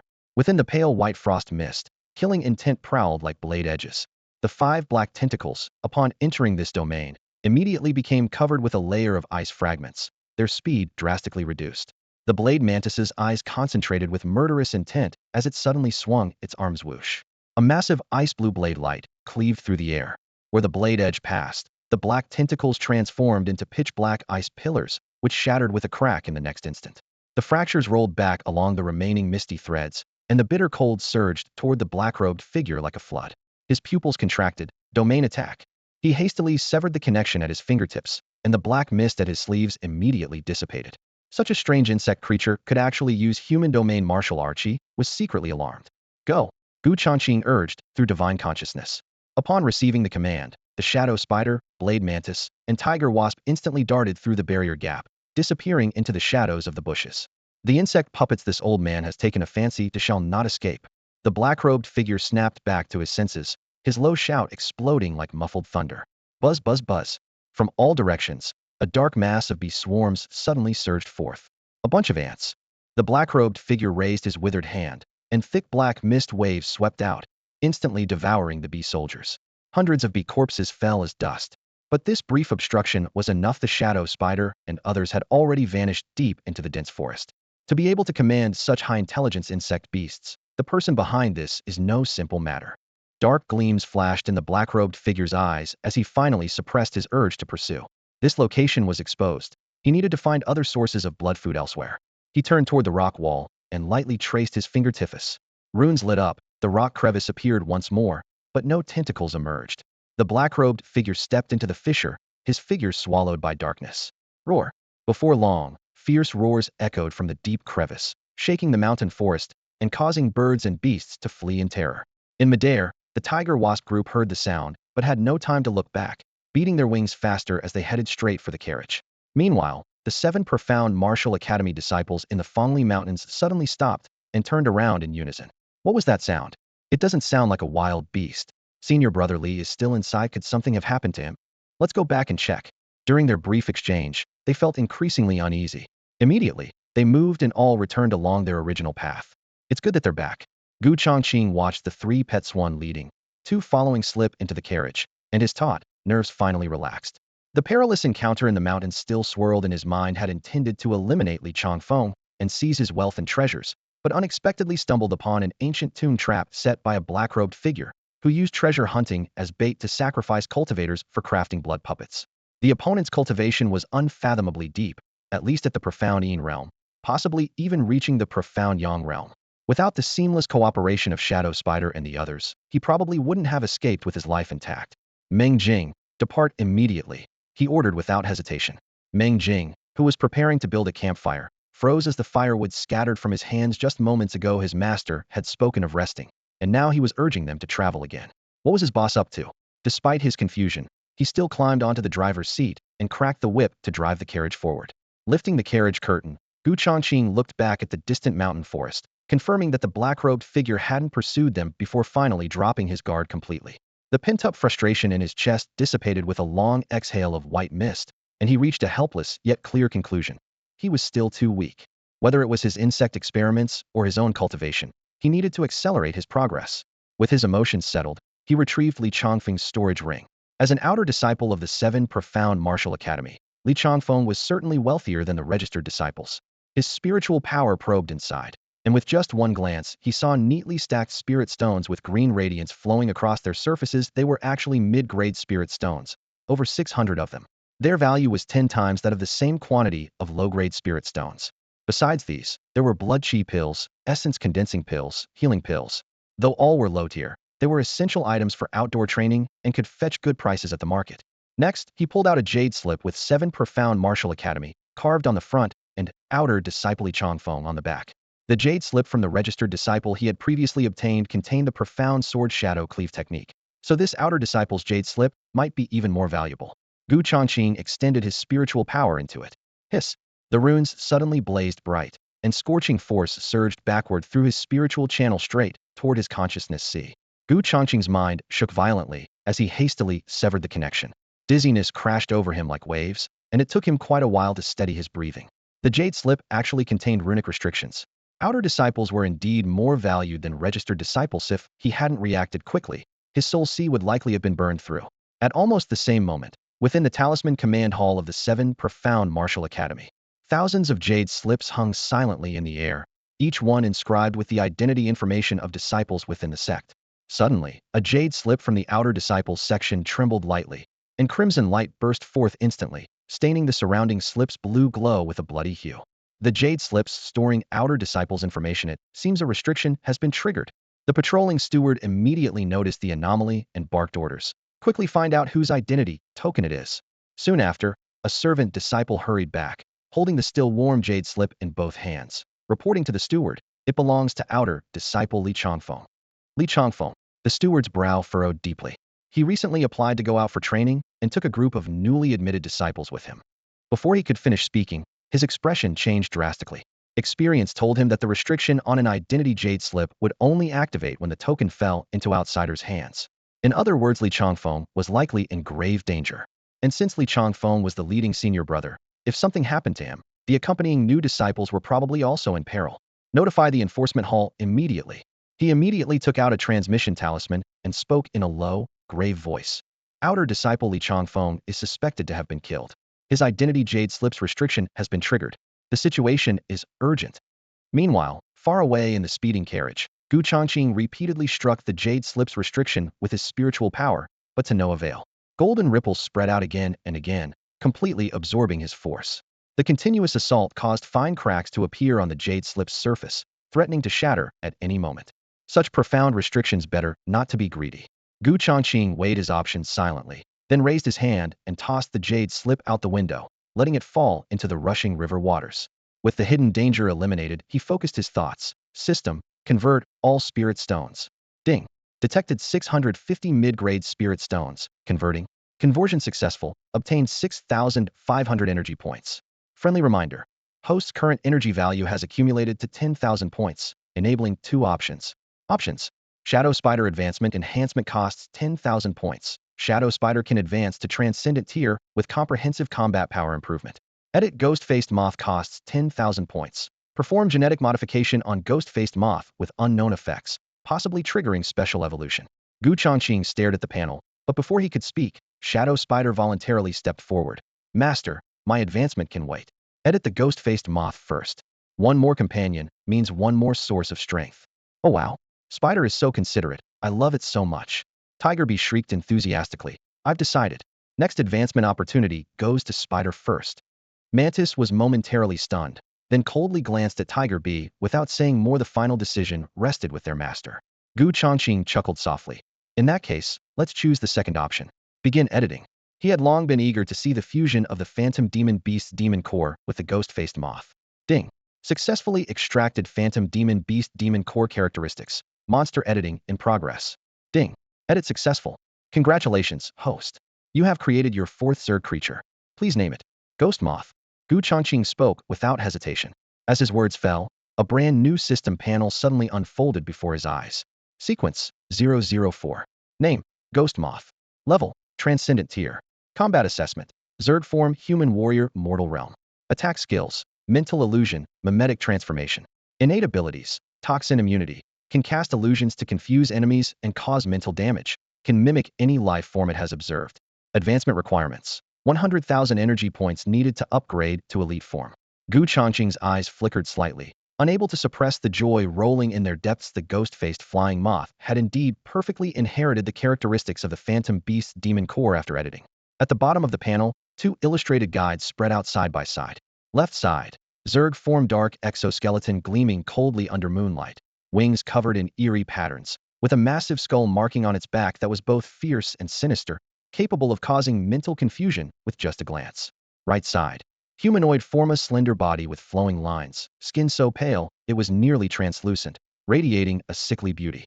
The face was covered by an exquisite black bone armor forming a half-smiling ghost mask, with 6 delicate moth antennae extending from the mask's edges. trembling gently with each breath. Wings fluttered lightly, phosphorescent scales forming layers of twisted illusions around the body. The prominent chest, slender waist, and curved hips all indicated this was a female creature. Not bad. Changqing nodded to himself and summoned it with a thought. Whoosh. A black shadow slid out from the void, landing gracefully on the windowsill. Its wings vibrated slightly, the dark luster like a coat of lacquer. Master, what are your orders? A slightly feminine voice echoed directly in Changqing's mind. Show me your mimicry ability. As he spoke, he directed his gaze toward the nearby shadow spider, blade mantis, and tiger wasp. The ghost moth's compound eyes swept over the three battle pets, and a black aura suddenly flared. First transformation, shadow spider. 8 razor-sharp legs, carapace patterns appearing one by one, even the finest hairs rendered in perfect detail. Second transformation, blade mantis. Ice blue blade limbs raised together, emanating bone-chilling coldness, its entire aura identical to the original. Third transformation, tiger wasp. Black and yellow striped shell reflecting cold light, tail stinger radiating menace, wings buzzing with a sound indistinguishable from the real thing. Holy crap! The original tiger wasp's pupils contracted sharply as it circled around itself, twice, eyes full of amazement. You're female, and I'm male, can you even mimic that thing? It lowered its body, expression lecherous as it moved toward the ghost moth's abdomen, trying to distinguish real from fake. The black light surged again. In the blink of an eye, the ghost moth transformed into Changqing's appearance, copying even the creases in his clothing with perfect precision. Inside the carriage, 2 Changqings sat facing each other. Master, how about this? The ghost moth's lips quirked, its calm tone identical to Changqing's own, while the tiger wasp's compound eyes went round as it stared at the master in disbelief. It could clearly sense that the other party had not only copied his appearance, but perfectly replicated his soul's resonance as well. The shadow spider and the mantis tightened instinctively, facing a presence that had become 2 overlords radiating the same crushing pressure. Nice. Changqing praised from the heart. He pinched his own chin, fingertips tracing over skin and Adam's apple, pausing at the carotid to feel a pulse no different from his real Bodis. The ghost moth tilted its face up, quietly accepting the inspection. It could even simulate body heat. Changqing was increasingly stunned. This wasn't just imitation.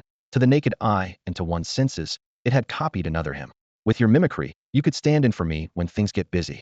He mused, then asked aloud, beyond appearance, can you mimic my abilities? The ghost moth shook its head. Master, my shapeshifting only copies appearance.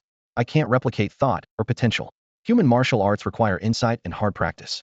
Even if I take your form, I can't directly use the techniques you've mastered. That made sense. If a simple imitation could duplicate one's whole skill set, it would be absurdly overpowered. But if the ghost moth trained along its own path, wouldn't that make up the gap? Apply the same approach to any target, and it would be hard to expose. With that thought, Changqing focused and opened shared perception, linking his consciousness to the ghost moth's.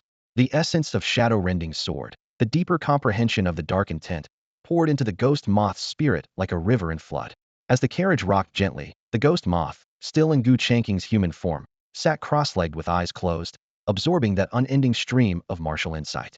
Through the direct conduit to its master's mind, its grasp of shadow-rending sword, every strand of sword intent, every layer of darkness settled swiftly into its soul. Day by day, 5 days flashed by. In the carriage, the ghost moth in Changqing's guise snapped its eyes open, a dim sword glow flickering in its pupils, the master's recent gains fully digested. Try it outside. Changqing smiled, curious to see the progress. Yes, master. The ghost moth bowed, turned into a ghost-faced moth, slipped out of the carriage, and swept toward a quiet patch of grass, then resumed human shape. It made a grasping motion with its right hand, and an iron sword formed in its palm. Whoosh! The blade's light surged and split into 12 afterimages, cleaving toward the rock ahead. Boom!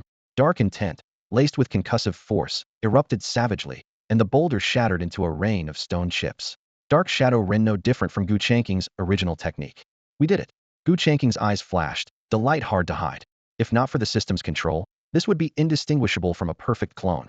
But the system's absolute loyalty in its creations left him without the slightest fear. The ghost moth reverted to its insect form and sped toward the carriage. Swish, swish, swish. Suddenly, a shrill tearing of air came from the distant sky. Changqing's brow tightened. Through the ghost moth's vision, he saw more than a dozen giant avian shadows sweeping down from midair, diving straight at the convoy. Inspection from the 7th Xuanwu Prefecture. Carriages below, halt immediately. Executors from the 7 Profound Martial Manor. Hearing the commotion, Meng Jing jerked his head up, his pupils contracting sharply. Over a dozen black shadows dove down from the sky, 12 massive azure eagles with wingspans exceeding 5 meters, third-tier demonic beasts known as Azure Wind Eagles. On each eagle's back sat an executor clad in dark-patterned martial robes, their aura cold and imposing. Executors of the 7 profound martial manor on patrol. The convoy below must halt immediately. The leading middle-aged executor's voice was deep and resonant, carrying an undeniable authority. Boss, what should we do? Meng Jing turned back, lowering his voice as he sought Gu Changqing's guidance. Stop. Gu Changqing lifted the carriage curtain, his expression calm as he gazed upward.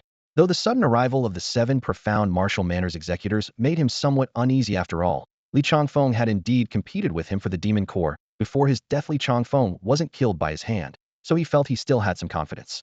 The middle-aged executor looked down with sharp eyes. On your journey, have you encountered any disciples from the 7 profound martial manor? So they were indeed here for Li Changfeng's group. Gu Changqing's heart sank, though his expression remained unchanged. Meng Jing held his breath, keeping his peripheral vision on his boss and choosing to remain silent. Gu Changqing appeared to be recalling, then after a moment looked up. We did encounter them. 5 days ago, while passing through the mountain range to the north, we met disciples from your manor, about 14 people. 14 people exactly matching Li Changfeng's group. The middle-aged executor gave an almost imperceptible nod and coldly commanded, "Move out." The 12 Azure Wind Eagles spread their wings and soared skyward, their roaring winds stirring up clouds of dust. In the blink of an eye, they had become tiny black dots in the distance. Gu Changqing watched the receding giant shadows, a trace of envy flashing in his eye. A uniform fleet of flying mounts. Truly an extraordinary display of grandeur. If he ever had the chance, he'd need to acquire one himself, saving him from the exhaustion of long journeys on foot. The executors departed as swiftly as they'd arrived. Only then did Meng Jing whisper, "Boss, didn't you have a conflict with those people back in the mountains? Was it wise for us to reveal their location so completely? If we hadn't, our current direction of travel would have aroused even more suspicion." Gu Changqing chuckled softly. They appeared to be questioning us, but were actually testing us. Meng Jing was surprised. You mean they already knew the whereabouts of those disciples? Just speculation, but we can't let our guard down. Sometimes the truth is hardest to discern, and half-truths are even more inscrutable. Gu Changqing replied casually. Meng Jing suddenly understood, secretly admiring his boss. Gu Changqing, meanwhile, thought to himself. Even if the executors went searching, facing that terrifying black-robed figure, Li Changfeng and the other outer disciples were likely doomed. If that were truly the case, it would actually save him future trouble with no witnesses left alive. It was better than leaving loose ends.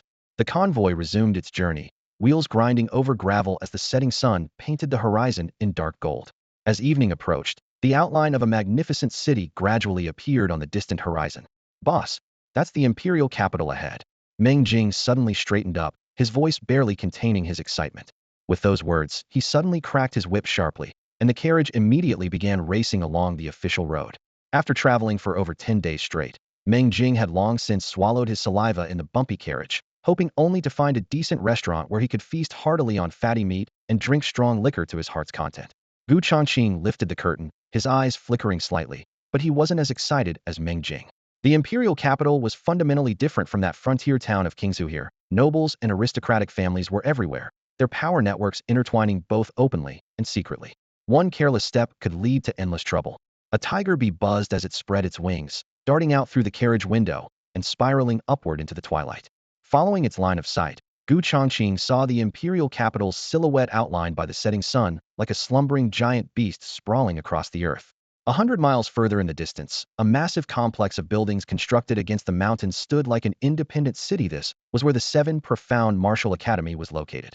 Since the academy always kept its doors closed to visitors, young people participating in the examinations could only settle in the city first. When darkness had completely fallen, the carriage reached the city gate that towered 10 zhang high. Gu Changqing noticed that the guards' sabers were covered with dense runic inscriptions, their blades flowing with spiritual light. Even ordinary soldiers were equipped with such fine weapons, proving that the imperial capital's defenses were indeed formidable. He withdrew his gaze just as commotion suddenly erupted at the city gate. All the carriages ahead were stopped, and a guard captain in silver light armor shouted sternly, "Everyone out for inspection. Those who refuse will face the consequences." Upon hearing this, everyone immediately climbed down obediently and formed a long line in front of the gate. When it was Gu Changqing's turn, the captain's gaze was hawk-like, studying him with particular attention. "Where are you from? What brings you here?" "Qingzhou City," Gu Changqing replied with an indifferent expression. "We've come to the imperial capital to conduct some business." The captain's eyes shifted upon hearing this, and he pressed further, "Your name?" Routine inspections rarely involved such detailed questioning. Gu Changqing felt a sense of wariness rising in his heart and was still weighing his words when the captain had already lowered his voice. Are you Gu Changqing? Gu Changqing was slightly surprised, then nodded faintly. Already having a guess in his mind in this imperial capital, there was only one person who could have any connection to him, and that was the sixth Prince Zhu Linyuan. Master Gu, you finally arrived. After confirming Gu Changqing's identity, the guard captain immediately straightened his back, his tone carrying a hint of reverence. He first glanced around to ensure no one was watching, then lowered his voice. The sixth prince has given orders that if you enter the city, I must deliver this to you. With that, he pulled out a neatly folded scroll from his chest, holding it up with both hands. When unfolded, it revealed a deed bearing an official seal, with bold characters reading Ziyun Tower, located on the most prosperous street in the southern district of the imperial capital. What is this? Gu Changqing's gaze paused. A deed to a tavern that the sixth prince has prepared for you, the guard captain said with a smile. Once you sign and place your handprint, this Ziyun Tower will be your property from now on. Meng Jing gripped his riding whip, his jaw nearly dropping. The sixth prince was directly gifting an entire tavern. Such generosity was extraordinary. Gu Changqing had thought the sixth prince's earlier words were mere courtesy, but seeing this written commitment, his expression remained calm, though a flicker of surprise crossed his eyes. He tucked away the deed and said quietly, "Please convey my thanks to His Highness." The guard captain was secretly amazed. Ziyun Tower sat in a prime location, earning a fortune daily.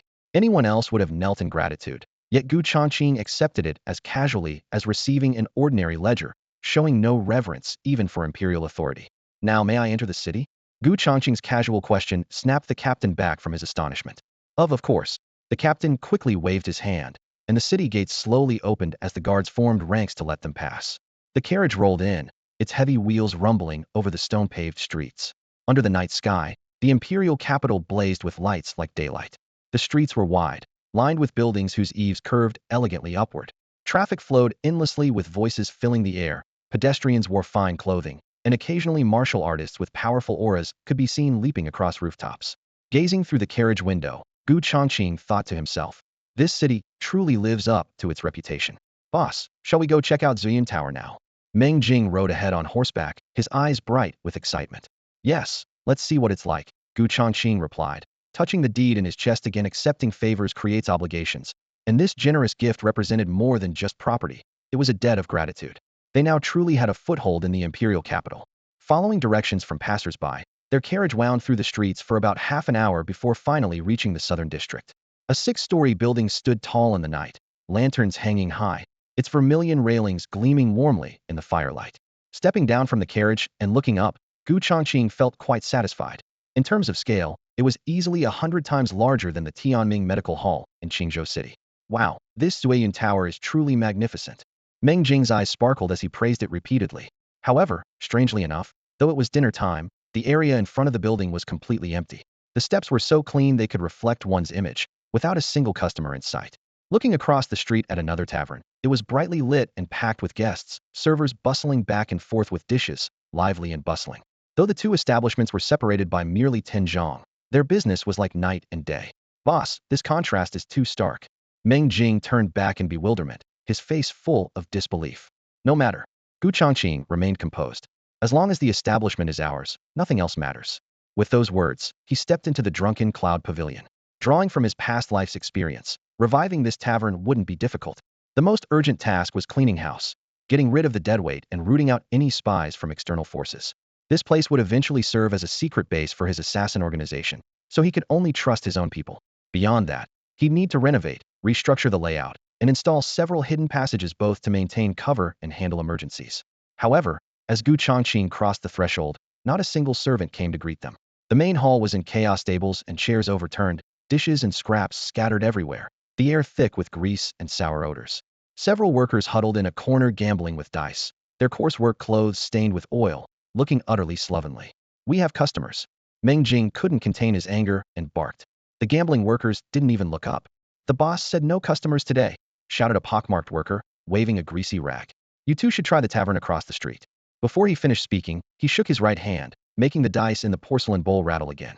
No wonder there's no business, Meng Jing frowned. What a den of thieves.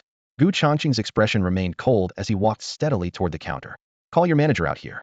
Though his voice was soft, enhanced by his inner energy, it thundered through the room. The gambling workers trembled and looked up in unison. Who do you think you are? Our manager Lu isn't someone you can just demand to see. The pockmarked man stood up, glaring angrily.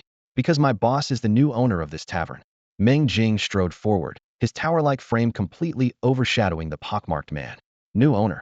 The workers were stunned, then burst into mocking laughter. Him? Our manager Lu is the nephew of the sixth prince's wet nurse. He's always managed the Drunken Cloud Pavilion. What new owner? Get lost while you still can, or don't blame us for getting rough. Riding on his tenuous connection to royalty, the pockmarked man became increasingly arrogant. You piece of trash. You're the one who should get lost. Meng Jing roared and slapped him hard. Smack. The crisp sound echoed as the pockmarked man staggered backward, blood and broken teeth spraying from his mouth as he collapsed with a scream. You dare hit me? This is the sixth princess. Prince my ass. Meng Jing's eyes blazed as he grabbed the man by the collar, lifted him like a chicken, and hurled him outside. Bang. The man rolled several times in the street, sprawled on the ground wailing like his bones were broken. The tavern fell dead silent. The remaining workers broke into cold sweats, dice scattering across the floor. Just then, shuffling footsteps came from the stairs. A portly middle-aged man appeared, arm around a heavily made-up prostitute, eyes bleary with drink, clutching a half-empty wine jug in his right hand, looking thoroughly annoyed. If you're going to gamble, then gamble. Why all the noise? Are you looking for trouble? Manager Lu, someone's causing trouble. One worker called out, as if seeing his savior. Which blind bastard dares to cause trouble on my turf? Manager Lu stood in the center of Ziyun Tower's main hall, his round belly protruding as his voice rang out like a broken gong. His beady eyes swept across the crowd one by one before finally settling on Changqing and Meng Jing at the entrance. Just you two brats. He squinted as he sized them up, his face full of disdain. A courtesan beside him chimed in with a soft voice, deliberately pressing her body against Manager Lu's chest, her lips curling into a provocative smile. Master Lu, didn't you say that Ziyun Tower was a business gifted to you by the sixth prince? How can anyone still dare to cause trouble here?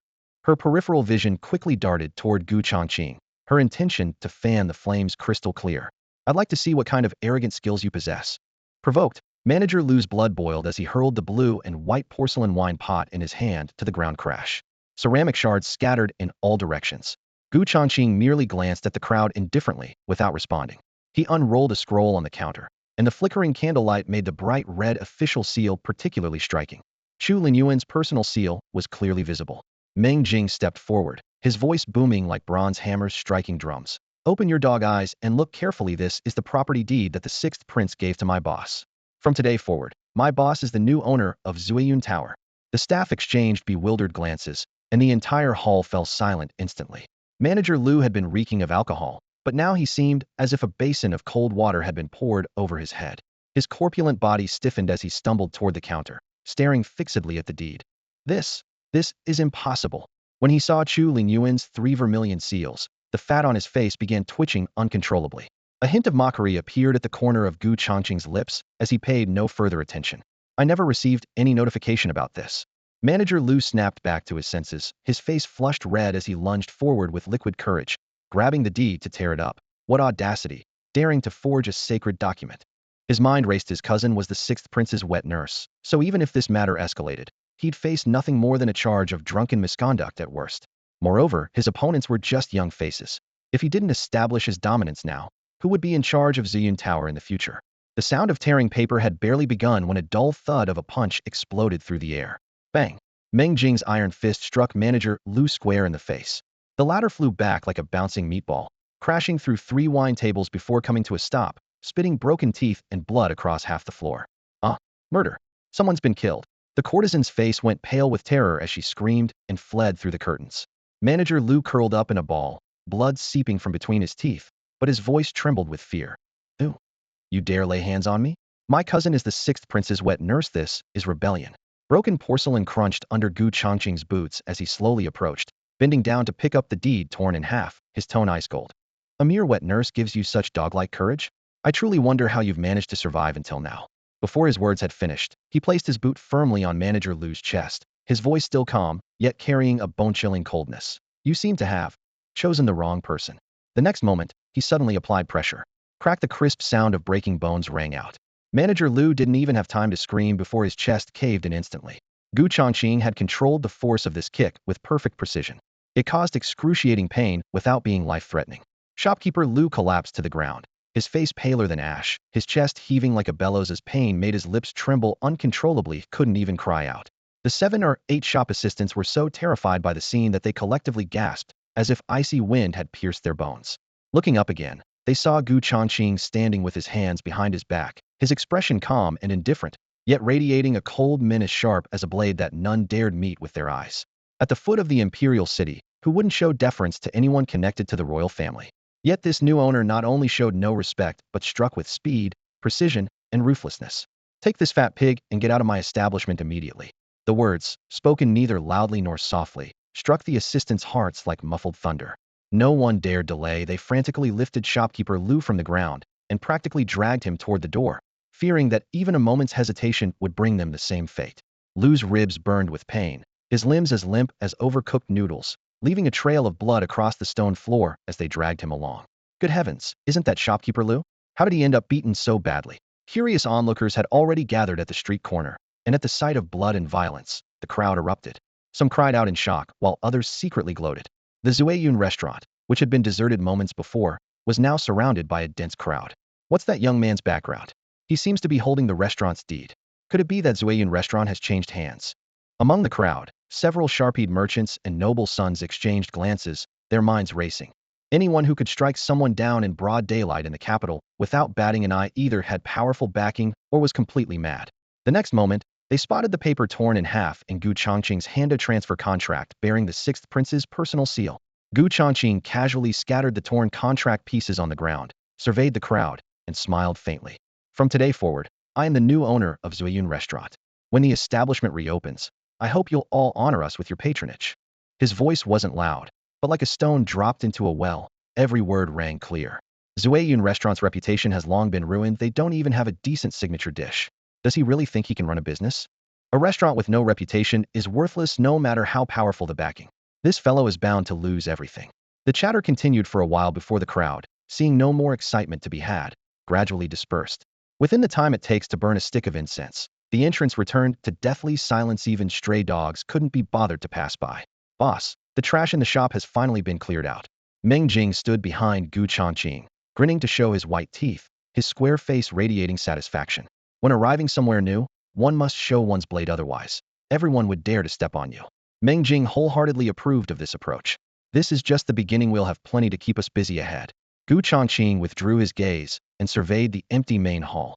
Broken tables and chairs, layers of grease, spider webs hanging in mid-era scene of complete decay. He quickly calculated in his mind that to transform this place into a secret base for an underground assassin organization, he first needed to make it bustling with activity. Otherwise, a deserted establishment with suspicious assassins constantly coming and going would surely arouse suspicion. What a mess. Gu Changqing stood in the center of the main hall, surveying the interior with a subtle shake of his head. Though the drunken cloud tower occupied considerable space, everywhere he looked revealed signs of neglect: weathered beams and pillars, yellowed window paper, thick grime coating the floors, and debris scattered in every corner. The air hung heavy with a mixture of dampness, mold, and the sour smell of old wine dregs, while even the silk lantern covers dripped with moisture stains. If he were choosing a place to dine himself, he would never set foot through these doors, let alone the refined nobles and officials who valued their reputation. Manager Lu and his parasitic crew had only cared about lining their own pockets, turning what should have been a respectable establishment into a garbage heap. Boss, what should we do next? Just give the word. Meng Jing rolled up his sleeves, scanning the surroundings with eyes ready to scrape the floors spotless if needed. No need. Gu Changqing raised his hand to stop him. First, go find a group of skilled craftsmen. Pay them well, and make it fast. His tone shifted as he continued. Also, send word to Fong Baiyu and Zhao Rong. Tell them to come to the capital as soon as possible. Yes, I'll handle it right away. Meng Jing took his orders and rushed out of the tavern, his footsteps kicking up clouds of dust. The vast hall suddenly fell quiet with only Gu Changqing remaining. He stood before the broken carved railings, his expression calm and thoughtful. Only 20-some days remained until the 7 profound Martial Academy examinations, when talented individuals from every province would gather in the capital, creating a surge of visitors. If he wanted the drunken cloud tower to rebuild its reputation, this was his only window of opportunity. Late into the night, he sat by lamplight, carefully sketching renovation plans on paper. The first floor's main hall would be redesigned with improved traffic flow, additional private seating areas, and more windows to flood the entire level with natural light. The second and third floors would be converted entirely into private dining rooms, ensuring both privacy and elegance. The fourth floor and above would serve as the secret headquarters for his assassin organization, complete with hidden doors, mechanisms, and secret passages, all carefully marked. The top sixth floor would remain his private sanctuary. At dawn, Meng Jing had already arrived with a large crew of skilled craftsmen. Changqing didn't bother waiting for an auspicious day and began construction immediately. The lure of triple wages had everyone working like clockwork. The sounds of sawing wood, chiseling stone, and workers calling out instructions filled the air with no one slacking off. Meng Jing supervised downstairs while Changqing set aside all other matters to focus on his own affairs. At this moment, he stood before a broken window on the top floor, gazing down at the high-walled compound across the street, the Ma family's Earl residence. With a light twist of his fingers, an assassination contract slipped from his storage ring into his palm. Target, Ma Xiao. Identity, heir of the Ma family, son of the current Earl. Strength, peak innate realm. Location, Great Yong Dynasty, capital city. Recent activities, participating in next month's 7 Profound Martial Academy recruitment examination. Mission requirements, complete assassination on examination day. Payment, 500,000 silver notes. At the bottom of the paper, a portrait showed a young man with sinister eyes and an arrogant expression. While Ma Zhao's abilities were limited, the assassination location would be the 7 Profound Martial Academy, crawling with experts. In such a place, even the smallest mistake could prove fatal. Every step had to be calculated perfectly. Changqing studied the contract for a long moment, already forming preliminary plans. He called softly, "Ghost Moth, scout the target." Whoosh! Black mist suddenly surged forth, condensing into a tiny fly that buzzed toward the Ma residence. Though the assassination was still far off, understanding Ma Zhao's background thoroughly would ensure nothing could go wrong. A moment later, the ghost moth, taking the form of a common fly, silently infiltrated the Ma family estate. Disguised as an insignificant insect, it darted through the layered corridors and eaves, hugging the shadows cast by lanterns and wall corners, catching every word of the servants' idle chatter. Ma Xiao, the heir of the Ma family, resided in the northern courtyard. Through their shared perception, Changqing instinctively held his breath. Deep within the estate, several fierce streams of spiritual energy lurked ominously, clearly indicating the presence of skilled guardians. He immediately ordered the ghost moth to remain hidden and avoid any rash actions. As night deepened, the courtyard walls reflected the uneven glow of scattered lights. Only after confirming the changing of the guard did the ghost moth take flight again, riding the dark currents of night wind as it silently approached the northern courtyard. Upon entering, it immediately sensed something amiss. A gaunt man was carrying a bulging burlap sack, sneaking furtively into the master bedroom. The sack's surface trembled slightly from movement within, its outline clearly revealing a small human form. Changqing frowned, and Wardlethier was a child inside the sack. The gaunt man then slipped into the adjacent training room, raising his hand to knock on the door. "Young master, tonight's plaything has been delivered to the master bedroom. Please enjoy yourself to your heart's content." His voice was obsequious, practically groveling in the dust. You may withdraw." A cold male voice emerged from within, its tone casual, yet unable to conceal a hint of restless excitement. The door creaked open, and a young man in fine silk robes stepped out, his features sharp and sinister. This was Ma Xiao, heir of the Ma family. "Master, target located." The ghost moth immediately locked on. "Continue surveillance, maintain concealment." Changqing responded in a low voice, his gaze cold as frost. Ma Xiao walked straight into the master bedroom. Beside the bed, the bulging sack lay collapsed like a discarded marionette. "MPH, let me go, I want to go home." A tender, tearful voice leaked through the gaps in the sack. Ma Xiao's interest was piqued, and he raised an eyebrow slightly. He tore open the sack's opening, and a girl of about 10 years old tumbled onto the wooden floor. The child had delicate skin and refined features, but she trembled continuously from terror, tears dampening her eyelashes. "Big brother, please let me go." She cowered back toward the foot of the bed until her spine pressed against the sandalwood railing, leaving her nowhere to retreat. Ma Xiao bent down and gripped her chin, forcing her to meet his gaze. "Let you go? That's possible. As long as you can survive tonight, I'll consider it." His mocking words sent a chill through Changqing's heart. The contract stipulated that he must wait until the day of the 7 Profound Martial Academy assessment and act at the examination grounds, or it would be considered a breach. Remembering this, he forcibly suppressed his surging killing intent. On the table beside the bed, a black leather whip lay coiled quietly. Ma Xiao gripped the handle tightly, a sick gleam dancing in his eyes as he slowly approached the girl cowering in the corner. The whip's shadow was about to fall. "Young master, the family head urgently needs to see you." Sharp knocking suddenly erupted at the door. Ma Zhao's wrist froze, his brow furrowing instantly. "Father? What's the matter?" "There's been a change regarding the 7 Profound Martial Academy assessment. Please come to the council hall immediately." The person outside replied urgently. Ma Xiao gritted his teeth, forced to suppress his desires. He struck with the edge of his palm, and the little girl immediately lost consciousness, collapsing softly against the bed's edge. He casually tossed aside the whip and pushed through the door. At the doorway, the same gaunt man who had made the announcement stood hunched over, as respectful as ever. Keep a close watch, or you'll answer to me when I return. Ma Xiao commanded coldly. Young master, rest assured, I stake my life on it. The gaunt man nodded with a fawning smile. However, just as Ma Xiao turned to leave, a subtle glint of cold light flashed in the man's eyes. Ghost Moth, move quickly and try not to get caught. Seeing that the diversion tactic had worked, Changqing immediately urged in a low voice. Without a doubt, the thin man from earlier was Ghost Moth in disguise. It crouched low and slipped into the house, taking quick steps to stuff the unconscious little girl into a coarse burlap sack before darting back outside. The moment it crossed the threshold, its body twisted like rippling water, and in the next instant it had transformed into a black-winged eagle. Its talons gripped the sack tightly as it spread its wings with a whoosh, soaring into the night sky and disappearing into the dark clouds in the blink of an eye. Bang! The door to the northern courtyard of the Ma residence was kicked open. Ma Zhao's face was so dark with anger it seemed water could drip from it. Earlier, on his way to the council hall, he had learned from the steward that the family head wasn't even at the residence, finally realizing he had been deceived. Where is she? He swept his gaze across the empty room, his voice like an iron hammer striking a bell. Zhao Wu, get out here now.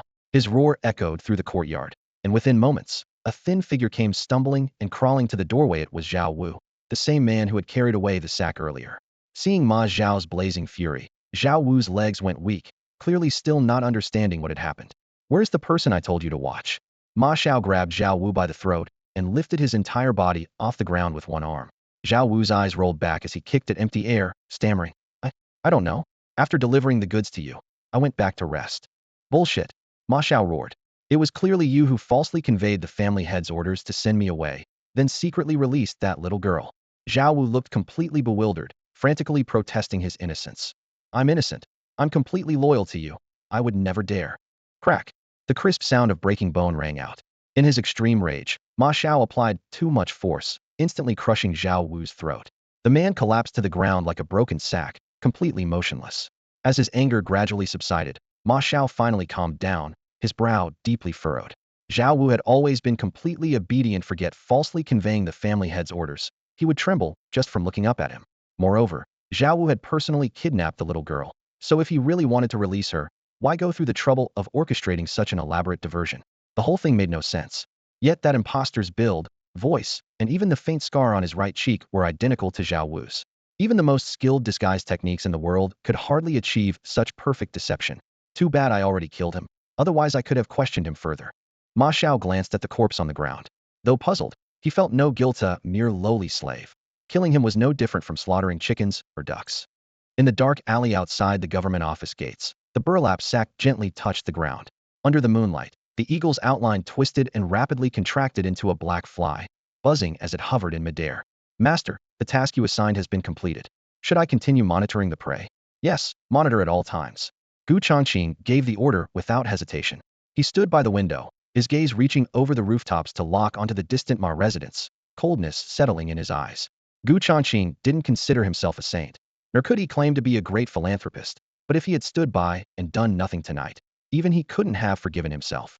He understood even more clearly that martial artists must avoid leaving scars on their state of mind. If he pretended nothing had happened now, it would inevitably form a mental barrier in the future, perhaps even becoming an inner demon that would cut short his martial path. Neither purely evil nor purely righteous. Following one's heart, this was the greatest tempering for a cultivator to break through bottlenecks. Whoosh. The ghost moth, now transformed into a fly, suddenly beat its wings and soared back over the high walls of the Ma estate.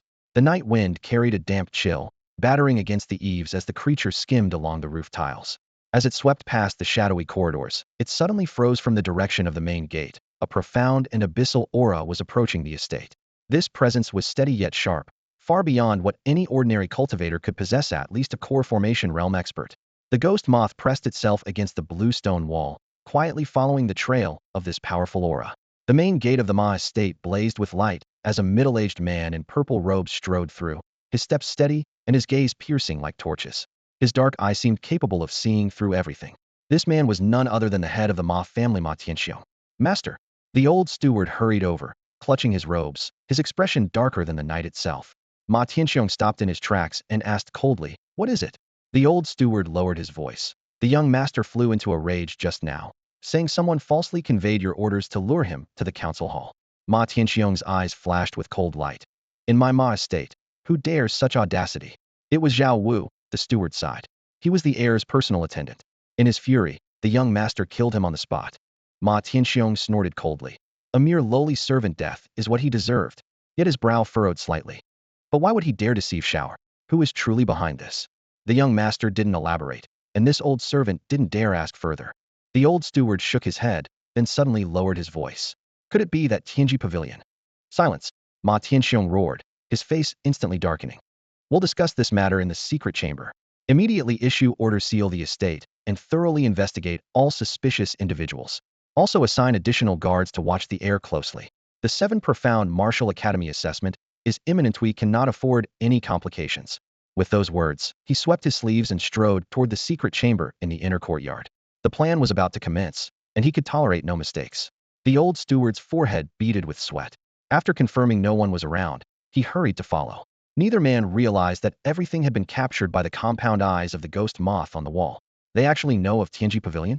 Changqing, hidden in the shadows, felt his heart skip a beat. The so-called Tianji Pavilion was merely an assassin organization name he had improvised when dealing with Zhao Rong and her employer back in Qingzhou City. Theoretically, Zhao Rong might have spread word in the black market, but this was the imperial capital. For information to travel this quickly seemed abnormal. Unless there were other hidden circumstances at play.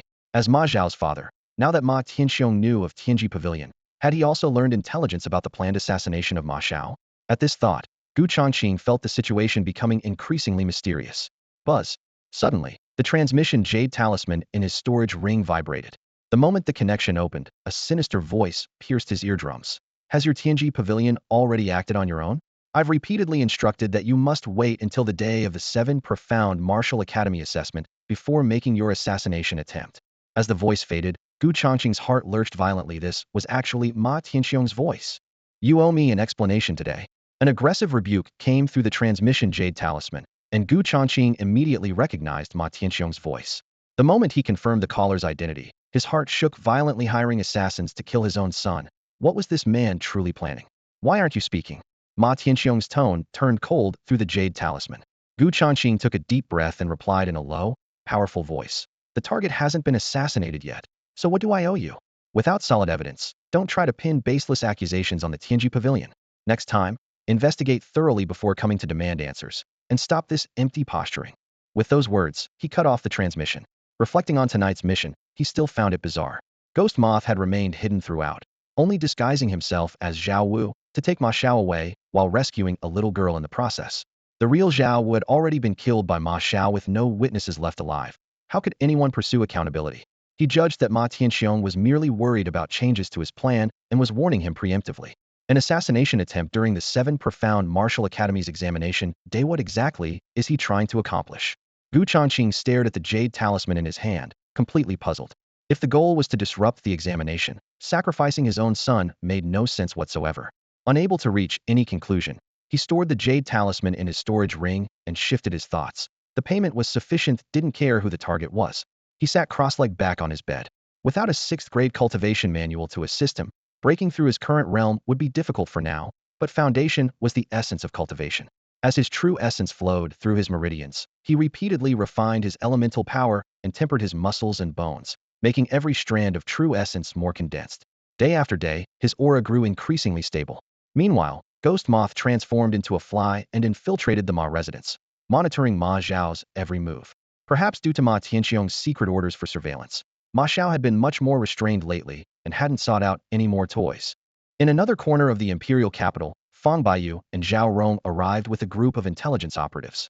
They recruited over 10 assassins from the black market, temporarily using identities as Zuyun Tower staff for cover, while the intelligence personnel disguised themselves as servants of various noble families, quietly infiltrating and establishing an intelligence network.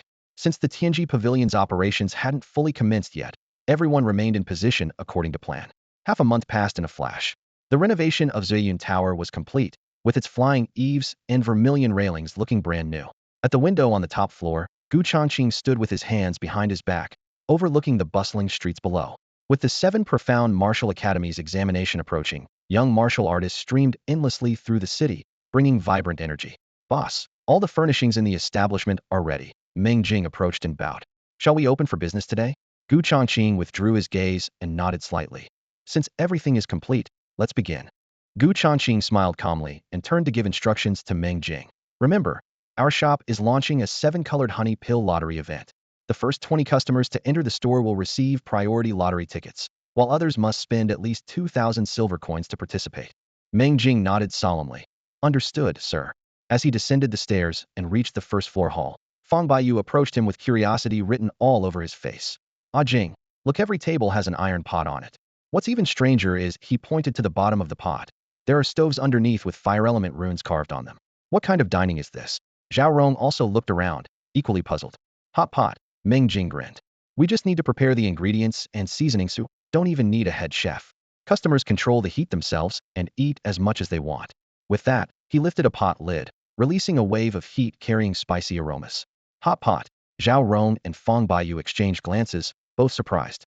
Meng Jing had tried it with Changqing before, so it wasn't new to him, but this was the first time the other two had heard of it. By the way, please call me Manager Meng from now on. He straightened his new manager's uniform and winked at Fang Baiyu. Come on, the boss ordered us to open for business. He then led the staff spiritedly toward the entrance. Tisk, look how proud he is, even more arrogant than me. Fang Baiyu muttered, though his eyes sparkled with excitement.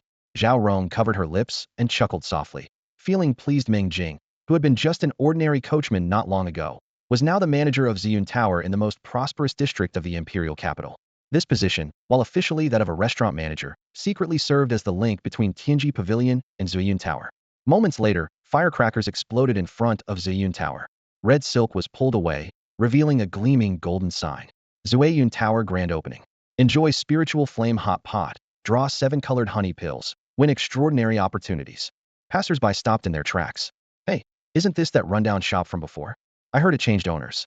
The old manager Lu and his staff were all kicked out. Amid the chatter, the crowd grew denser.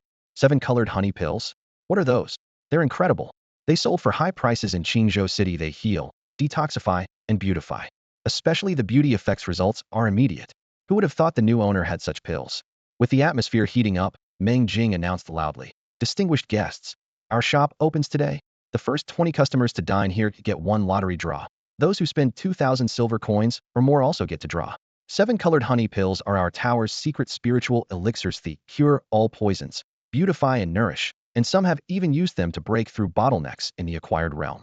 As his words fell, the crowd erupted. Is this real or fake? No harm in trying. If they're lying to us, we'll smash the place. Commotion erupted instantly as customers swarmed into the building. On the top floor, Changqing heard the skeptical voices below, but remained unfazed. The 7-colored honey pills were just a marketing gimmick. The real ace up his sleeve was hot pot. With this novel dining style combined with secret sauces, he was confident it would create a sensation in the imperial capital. Standing by the window and surveying the scene, he suddenly spotted an elegant carriage slowly approaching from the street corner. The design was all too familiar. Prince Chu Lingyuan's exclusive carriage.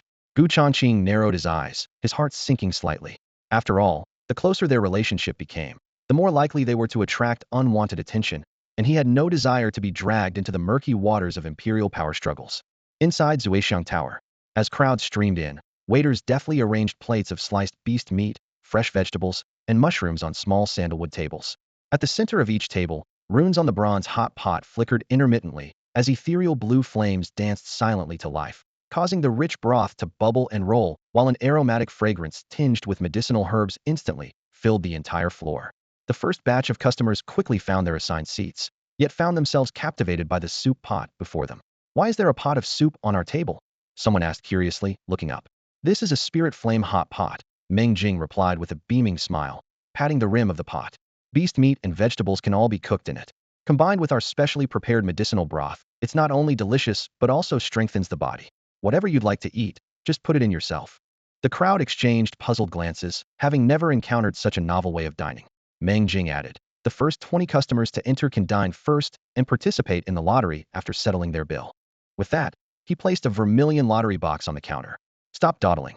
I want to draw now. A wealthy woman with a face full of freckles and jingling golden hairpins snorted heavily, slapping down a thick stack of silver notes. Money is no object for Mirange, it immediately. Seeing that pile of silver notes, Meng Jing smiled with narrowed eyes. Madam is indeed generous. So naturally we can make an exception. He turned around, lightly pressing his palm against the bottom of the box as a hidden mechanism quietly activated. Please proceed. Meng Jing presented the lottery box with both hands. Inside, the contents had been replaced with specially prepared golden prize balls, every single one pointing to the 7-colored honey pill grand prize.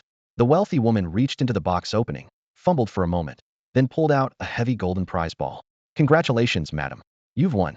Meng Jing's voice rang out triumphantly, as if everything was proceeding according to a predetermined script. I'm so lucky. The woman's eyes lit up, but when she saw the 7-colored honey pill that Meng Jing presented, she froze completely. The pill was as brilliant as a rainbow, yet only the size of a grain of rice, nearly invisible unless one looked closely. That thing isn't even big enough to fill a tooth gap, and you call it a spirit pill? The onlooking customers erupted in laughter. Just as we thought, a complete sham. Good thing we didn't fight for those first 20 spots. Jeers filled the air as the atmosphere in the main hall instantly turned chaotic. At that moment, Chu Linyuan appeared calmly at the entrance, surveying the chaotic scene and shaking his head slightly. Brother Gu's craftsmanship is excellent, but this business approach. Clearly, he thought the man had botched things completely. Young man, one cannot judge everything by appearances alone. A weathered voice suddenly echoed in his mind. Chu Linyuan looked down at the black ring on his hand. Elder Sure, what do you mean? His thoughts stirred as he examined the 7-colored honey pill again, growing puzzled. Could this item truly possess miraculous effects? This old man has examined it with spiritual power. Though small, this pill's medicinal properties are extremely pure, at least a 5th-grade spirit pill. Elder Sure's voice carried surprise. To compress medicinal power to such a degree requires extraordinary skill. It seems that Gu Changqing is no ordinary person. Hearing this assessment, Chu Linyuan raised an eyebrow, his interest deepening. Meanwhile, the wealthy woman snapped back to attention, seemingly blocking out all the surrounding skeptical voices. Because the legendary 7-colored honey pill was indeed supposed to be this size. Her fingers trembled slightly, yet without hesitation, she popped the pill into her mouth. The main hall fell silent as death, every gaze locked on her face. The moment the pill entered her mouth, a dramatic transformation began. The wealthy woman's sagging facial skin began to tighten. The wrinkles at the corners of her eyes gradually smoothed away, and even the age spots on her face visibly faded and disappeared. She leaned toward the bronze mirror, her fingertips gently touching her jade-smooth cheeks, then suddenly let out a piercing scream. I've become younger. I'm truly beautiful again. Her crisp cry echoed through the hall as waves of amazement surged from the crowd. The pill's effectiveness was undeniable. Chu Linyuan stood among the crowd, gazing at the woman before the mirror with genuine expression. This pill truly has miraculous effects. Meng Jing, standing beside the wealthy woman, stepped forward and announced loudly. Everyone has witnessed the results with their own eyes. Those who have taken the pill may proceed to the front desk to draw prize balls. Whether you win depends entirely on luck. As he spoke, his gaze swept over the long queue outside the door. Furthermore, any customer who spends 2,000 silver coins in our establishment may also participate in the lottery. Opportunities are limited, first come, first served. Everyone, please now enjoy our signature hot pot. As his words fell, Meng Jing caught sight of a tall figure from the corner of his eye, the 6th Prince, Chu Linyuan, standing at the threshold. Meng Jing's heart tightened, and he was about to approach when he saw the prince merely nod slightly before turning away with his hands clasped behind his back, clearly having no intention of entering. Meanwhile, the first batch of seated customers had already begun eating. Snowflake beef was briefly swished in the bubbling red oil broth, emerging coated with a thin layer of soup, then dipped in special sauce before entering their mouths, exploding with flavor. My goodness! This is absolutely delicious. Someone chewed heartily, face full of shock. Fresh and savory. This sauce is incredible. At another table, spice lovers exclaimed. The broth is both fresh and spicy, more addictive with every bite. The continuous praise completely ignited those watching from outside the door. Fearing they'd miss out if they waited any longer, they swarmed into Zuyun Tower. In mere moments, every seat in the main hall was packed. Servers weaved between crowded tables carrying ingredients, and steam mixed with medicinal aromas rose to the ceiling. On the 3rd-floor corridor, Fang Baiyu looked down at the crowd below in amazement. The boss's business tactics are truly remarkable. Yet thinking of the spiritual herbs used in the broth, he frowned secretly. The cost isn't low, can we really make it back? Zhao Rong leaned against the railing, gently stroking her chin, her tone soft yet confident. Just having that thought shows you don't match the boss's far-reaching considerations. What do you mean? Isn't business about making money? Fang Baiyu was even more puzzled. Zhao Rong lowered her voice. Once Ziyun Tower's reputation spreads, the city's nobles and influential figures will surely make this their first choice for entertaining guests. Their every move here can be collected by the Tianji Pavilion.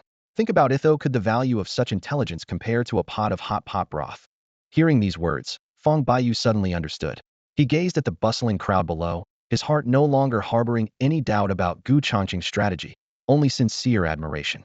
On the second day of Ziyun Tower's opening, the sweet fragrance of seven-color honey pills and the spicy aroma of spirit flame hot pot intertwined like two waves of heat, instantly sweeping across the entire imperial capital. What was once a deserted storefront now kept its lights burning deep into the night, with winding queues still stretching outside the door. For ordinary workers, such intensity would have been exhausting, but Ziyun Tower's dozen or so staff members were all assassins who had reached the acquired realm, with iron-strong bones and enduring stamina, remaining composed after a full day of bustling work. Only occasionally, when wiping away sweat, would they grumble inwardly. Aren't I supposed to be an assassin? How did I become a waiter? On the top floor of the building, the great hall was brightly lit. Gu Changqing sat in the main seat, his sword-like eyebrows unmoved as he calmly surveyed Feng Baiyu, Meng Jing, and Zhao Rong, who had come to report. From now on, Meng Jing will have full authority over Ziyun Tower's business operations. You two will assist discreetly when you have time. His tone was calm, yet brooked no argument. I cannot show myself when recruiting new assassins. Gu Changqing turned to Zhao Rong. You will screen for loyal and reliable individuals to form Darkblade, under your command. Finally, his gaze fell on Feng Baiyu. The intelligence network must be completed as soon as possible, and every piece of mission information must be accurate. Also, aside from this black operation involving the 7 mysterious martial mansions, handle routine matters at your own discretion. If you encounter anything troublesome, report immediately. The three clasped their fists and responded in unison. We obey your orders. They understood that their boss intended to become a hands-off manager. Now Tianji Pavilion was taking initial shape in the surface. Ziyun Tower served as the information hub, while secretly Feng Baiyu's intelligence network handled reconnaissance, and Zhao Rong's Darkblade handled elimination, two parallel operations of investigation and assassination. Unless they truly encountered formidable opponents, Gu Changqing could rest easy. All right, go attend to your duties. Gu Changqing raised his hand dismissively. After the three departed, he rose and entered the inner chamber, lightly pressing a blue brick on the wall with his fingertip. Click-click mechanisms turned, and the wall slowly parted, revealing a deep, dark passage. Gu Changqing stepped inside, and the heavy stone wall immediately closed behind him, swallowing the sound of his footsteps. Moments later, he emerged in the alley behind Ziyun Tower. The night breeze carried the lingering aroma of hot pot across his face. Just as he stepped onto the street corner, Hu Feng's voice echoed in his mind. Master, there are quite a few watchers positioned around this area. Gu Changqing's expression remained unchanged as his gaze swept across the street scene. On the second floor of the tea house across the way, a thin man held up his cup, but hadn't drunk from it for quite some time. Several seemingly idle passers-by on the street kept circling around Ziyun Tower. With such prominence comes Skirtinathat's normal. His gaze sharpened slightly, though he wasn't particularly worried. Most of these people were likely spies from rival establishments and couldn't stir up much trouble. He was even less concerned about anyone causing problems with over a dozen acquired realm assassins in the shop. Anyone foolish enough to make trouble would have only themselves to blame. Withdrawing his gaze, he melted into the night and headed toward the marketplace district, planning to purchase spirit stones to convert into energy points. Among his 4 current pets, only the Shadow Spider had the weakest strength. With only 3 days left until the 7 Profound Martial Academy assessment, they had to quickly boost their overall combat strength to improve their chances of success. As soon as Gu Changqing left, a middle-aged man with a mustache appeared at the street corner. Standing where Gu Changqing had just been, he squinted at the brightly lit Drunken Cloud Tower across the street, his gloomy voice filled with anger. An outsider dares to steal business from our fragrant gathering pavilion. After speaking, he turned to his subordinate. Go investigate the background of Drunken Cloud Tower's new owner. I want to see what this kid is made of. Yes, Manager Wang. The subordinate didn't dare say more and hurried away with his head down. A vicious glint flashed in Manager Wang's eyes. If he's just some reckless fool who doesn't know his place, don't blame me for being ruthless. He swept his sleeves and strode toward fragrant gathering pavilion. The entrance, once bustling with customers, now stood cold and deserted, forming a stark contrast to the busy scene in front of Drunken Cloud Tower. Manager Wang gritted his teeth. Within 3 days, I'll make sure Drunken Cloud Tower shuts down. The night was deep, yet the imperial capital's prosperity continued unabated. Gu Changqing walked through the crowded streets and stopped beneath the massive red lacquered plaque of Myriad Treasure Tower. This was the city's largest spiritual materials trading center, where spirit stones, weapons, and talismans were all available. As long as you could pay the price, even rare heavenly treasures could be purchased. As he stepped through the threshold, a rich spiritual energy hit him. The hall was brightly lit, with spiritual materials glowing softly on rows of sandalwood shelves. However, after seeing the price tags, his pupils contracted slightly. Even the cheapest items started at 6 figures, often reaching millions. With only just over 1 million silver notes in his storage ring, enough for an ordinary person to live comfortably for life, he could barely afford even one high-grade spiritual material. Gu Changqing sighed inwardly. Martial cultivation truly was a money-burning pursuit. At the same time, he marveled at myriad treasure towers' foundation. A value of just the displayed items could probably buy the entire golden commercial street of the imperial capital. What can I help you with, sir? A female attendant with an appropriate smile quickly approached. Mid-grade spirit stones, 1,000 pieces. Gu Changqing collected his thoughts and spoke directly. He would avoid heavenly treasures for now. Once he had more money, he'd return to select materials for his insect creatures. Certainly, please wait a moment. The attendant bowed and left. While waiting, several young martial artists entered the shop, attracted by the dazzling array of spiritual materials and exclaiming in amazement. The Liu family truly deserves to be the great Yong dynasty's premier noble house. Myriad Treasure Tower is just a drop in the ocean of the Liu clan's enterprises. I heard that Miss Liu Schwanger of the Liu family has already been pre-selected by the 7 Profound Martial Academy. How enviable. If we pass the assessment, we'll be fellow disciples in the future. Hearing their casual conversation, Gu Changqing raised an eyebrow slightly. So Myriad Treasure Tower belonged to the Liu family. He wondered if the golden VIP card Liu Rian had given him could be used. If it offered a discount, every bit saved would help. After all, 1,000 mid-grade spirit stones were worth nearly 1 million. Move aside. Are you all blind? A harsh shout suddenly shattered the shop's tranquility. A long-haired young man, named Ma Xiao, burst through the door with 2 followers, roughly pushing aside several young martial artists blocking his way. Bastard, what do you think you are? A tall, sturdy man glared angrily, but was quickly restrained by his companion. Shoo. That's Ma Xiao, the heir of the Ma family. We can't afford to provoke him. The Ma family commanders of the imperial capital city guard, and a hereditary earl's household. The sturdy man's face instantly turned pale, his previous fierce momentum completely deflated. Ma Xiao caught the fearful looks from others, a superior smile curving his lips as he walked straight toward Gu Changqing, his eyes seeing only the path ahead while treating everyone else as obstacles in his way. A good dog doesn't block the road. Seeing that Gu Changqing hadn't stepped aside, his follower scowled and barked coldly. Why don't you be smart and get lost? Faced with the harsh rebuke from the attendant, Gu Changqing didn't budge an inch, merely casting a casual glance at Ma Xiao. What a narrow path for enemies to meet. If not for the assassination mission's strict time and location constraints, Gu Changqing would have already taken his life. Seeing his indifference, the attendant's angry shout hadn't even finished when his palm reached for Gu Changqing's collar.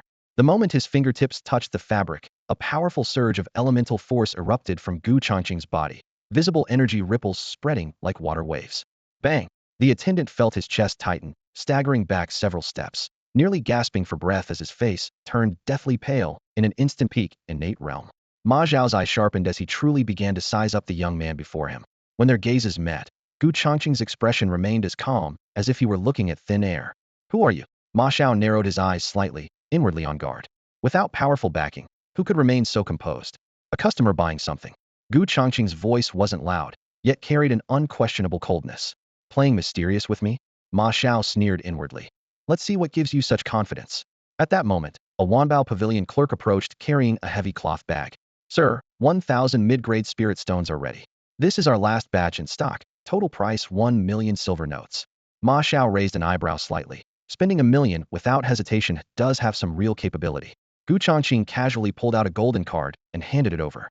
Golden Sea Pavilion VIP card, can you accept this? The clerk examined the card's patterns and said with surprise, my apologies, though both are Liu family enterprises, this card is only valid at the Golden Sea Pavilion auction house in Qingzhou City. Our pavilion cannot process it. She respectfully returned it with both hands. Bowing even lower, any customer holding such a card was certainly no ordinary person. Qingzhou City. Ma Xiao chuckled lightly, his eyes showing more disdain. This young master thought you were someone important. Turns out you're just a country bumpkin from the borderlands. Gu Changqing couldn't be bothered with the mockery, taking out silver notes and raising his hand to make payment. Wait. Ma Xiao blocked the counter with his arm, throwing down another stack of silver notes. This batch of spirit stones, this young master wants them. The clerk's face stiffened immediately. She couldn't afford to offend an earl's heir, but the customer before her had already made a reservation according to the rules.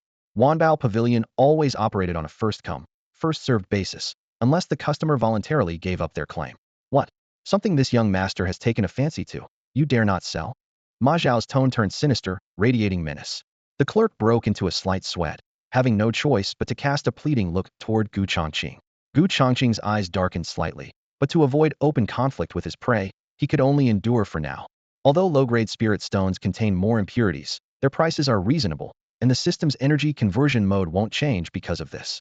As for high-grade spirit stones, they are rare spiritual materials monopolized by royal families and sect martial academies, and are generally not sold publicly on the market. Peak of the innate realm? Nothing special. Seeing Gu Changqing compromised in a different way, Ma Zhao's lips curved into a disdainful smile, but he no longer continued his provocation. He stepped toward the center of the shop, where the shelves were brilliantly lit, with cold gleams and spiritual radiance intertwining. Various weapons and armor were displayed there, almost dazzling to the eyes. With the Qichuan Martial Academy assessment approaching, he had to pick a suitable piece of equipment for himself. Dear customer, 10,000 low-grade spirit stones is quite a large amount. Please come to the counter to collect them. The attendant took Gu Changqing's storage pouch, nodded gratefully at him, then trotted ahead to lead the way. From the corner of his eye, Gu Changqing caught sight of Ma Zhao's movements, a flash of coldness passing through his gaze. Ghost Moth, keep an eye on the equipment he selects. If this guy bought defensive equipment, he would undoubtedly be much harder to deal with. Hopefully, he wouldn't fancy any. Yes, master. The ghost moth in the shadows maintained its fly form, circling silently among the beams and pillars, its compound eyes locked firmly on Ma Xiao. After Gu Changqing finished counting and collecting the 10,000 low-grade spirit stones at the counter, he walked straight out of the Wanbao Pavilion, stood in the shadows at the street corner, and immediately activated shared perception. Instantly, the ghost moth's vision appeared in his mind. Ma Xiao stood before the shelves, his fingertips hovering between several long sabers and 2 long spears, seemingly weighing their feel and balance. The attendant beside him patiently introduced, "This black steel heavy halberd has extremely high killing power. That silver-scaled treasure armor is renowned for its defense, nearly impervious to water and fire. I'll take this one." Ma Zhao's eyes focused, finally pointing to the silver-gleaming defensive treasure armor. The armor was entirely like condensed moonlight, with scales as fine as fish scales. Each scale was carved with minute spiritual patterns, and the silver radiance flowed like living streams under the lamplight. Just by looking with the naked eye, one could sense its astonishing defensive power. Damn, what he feared most had come to pass. Gu Changqing's heart sank heavily. With that treasure armor protecting Ma Zhao's body, trying to assassinate him in full view of everyone while achieving a fatal blow in one strike would be exponentially more difficult. Young Master Ma, you truly have an excellent eye.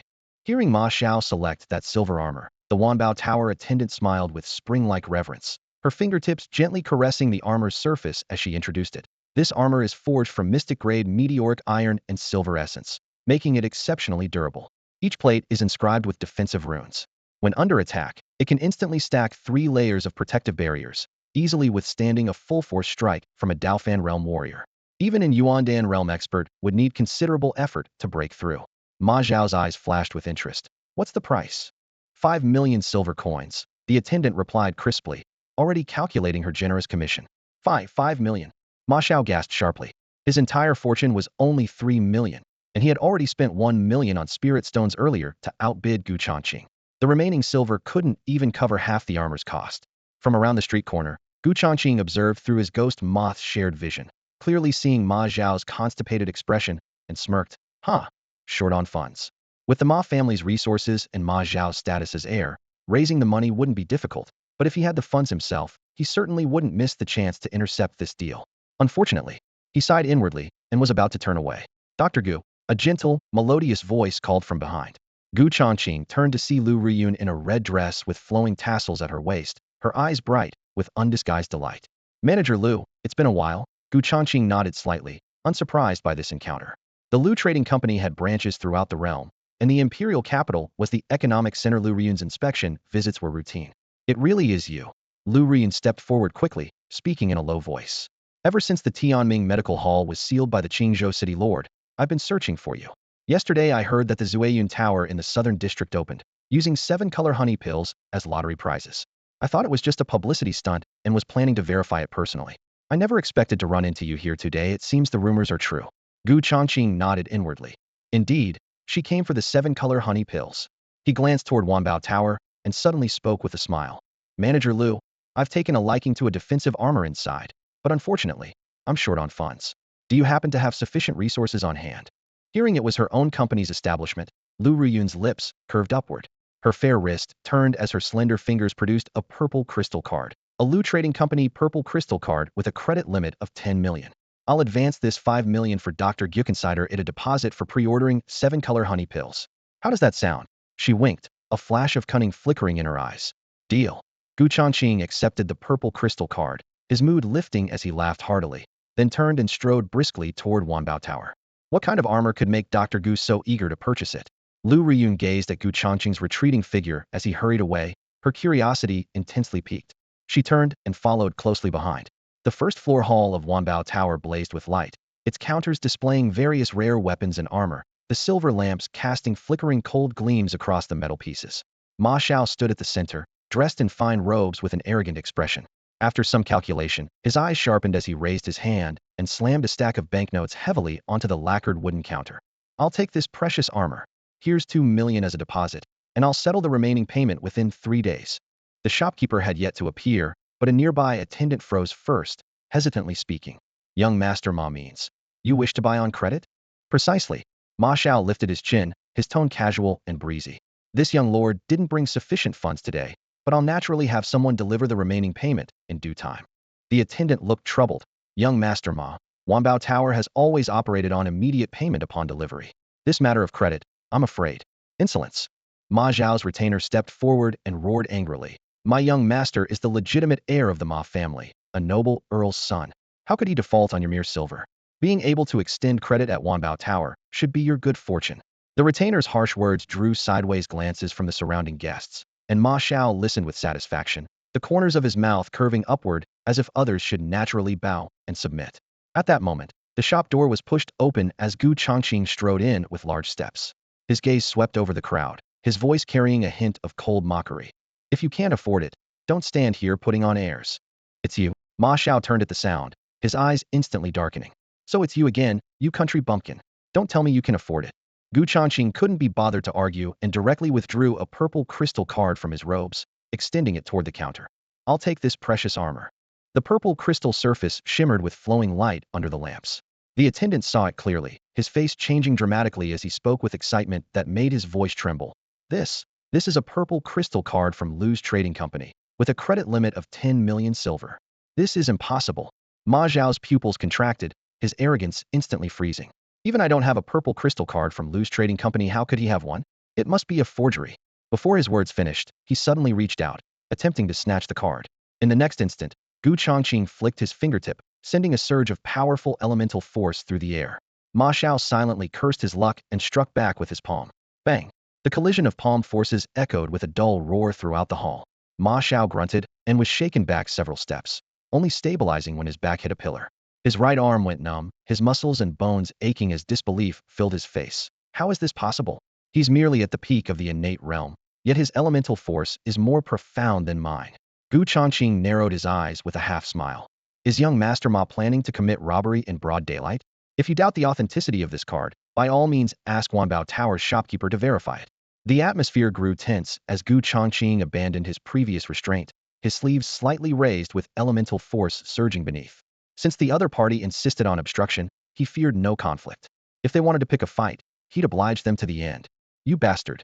The attendant beside him flew into a rage upon hearing this, his eyes bulging as he growled in a lowered voice. How dare you attack the Earl's heir? You must have a death wish. Despite his fierce words, his feet remained rooted to the spot, not daring to take a single step toward Gu Changqing. Who's making all this commotion here? Accompanied by an authoritative bellow, a purple-robed elder emerged from the inner hall, his sleeves embroidered with the golden insignia of the Lu Trading Company. Manager Wu. The clerk hurried forward and quickly recounted the entire conflict in hushed tones. Manager Wu nodded slightly, waving his hand to signal the clerk to attend to other customers. He then took the purple crystal card that Gu Changqing handed him, his fingertips gently caressing its surface as it shimmered with a faint purple glow. After examining it carefully for a moment, when he looked up again, his eyes held a newfound reverence. Only 2 people in the Lu Trading Company could issue purple crystal cards, the Lu family head and manager Lu himself. The cardholder could overdraw 10 million silver taels across all Lu properties. Such a privilege was impossible to obtain without deep connections to the trading company. This plainly dressed young man before him clearly had extraordinary backing. His thoughts racing, Manager Wu turned to Ma Xiao with a tone that was polite, yet brooking no argument. Young Master Ma, I deeply apologize for today's incident, but Wanbao Tower has always maintained a strict no-credit policy. If you're short on funds today, please feel free to return another time. Earl's heir Ma Xiao's face instantly darkened, his chest burning with indignation. Was his status really worth less than a few shop rules? Seeing his master rebuffed, The attendant felt even more humiliated and arrogantly lifted his chin with a cold snort. Old fool, you're being ungrateful. Do you dare look down on our young master? Believe it or not, with just one word from the young master, Wanbao Tower will have no place left in the imperial capital. Manager Wu remained calm and unruffled, stroking his beard with a faint smile, though his gaze was sharp. This young fellow certainly has a big mouth. However, he glanced sideways at Ma Xiao. In my 60-plus years, this is the first time I've seen a servant making decisions for his master. These words struck like a crushing blow, leaving Ma Xiao's face alternating between pale and flushed, more humiliating than being slapped in public. The attendant trembled in fear, hastily explaining, "Young master, I didn't mean it that way." Before he could finish, Ma Xiao raised his hand and delivered a slap. "Get out of my sight." The attendant covered his swollen face and cowered in a corner, silent as a cicada in winter. Gu Changqing observed this scene and raised an eyebrow. This old manager had made his opponents eat humble pie with just a few words. Indeed, ginger gets spicier with age. Ma Xiao gritted his teeth, his gaze fixed hatefully on Gu Changqing. "Boy, you're quite capable. I'll remember today's humiliation." With that, he turned and strode away, no longer in any mood to browse equipment.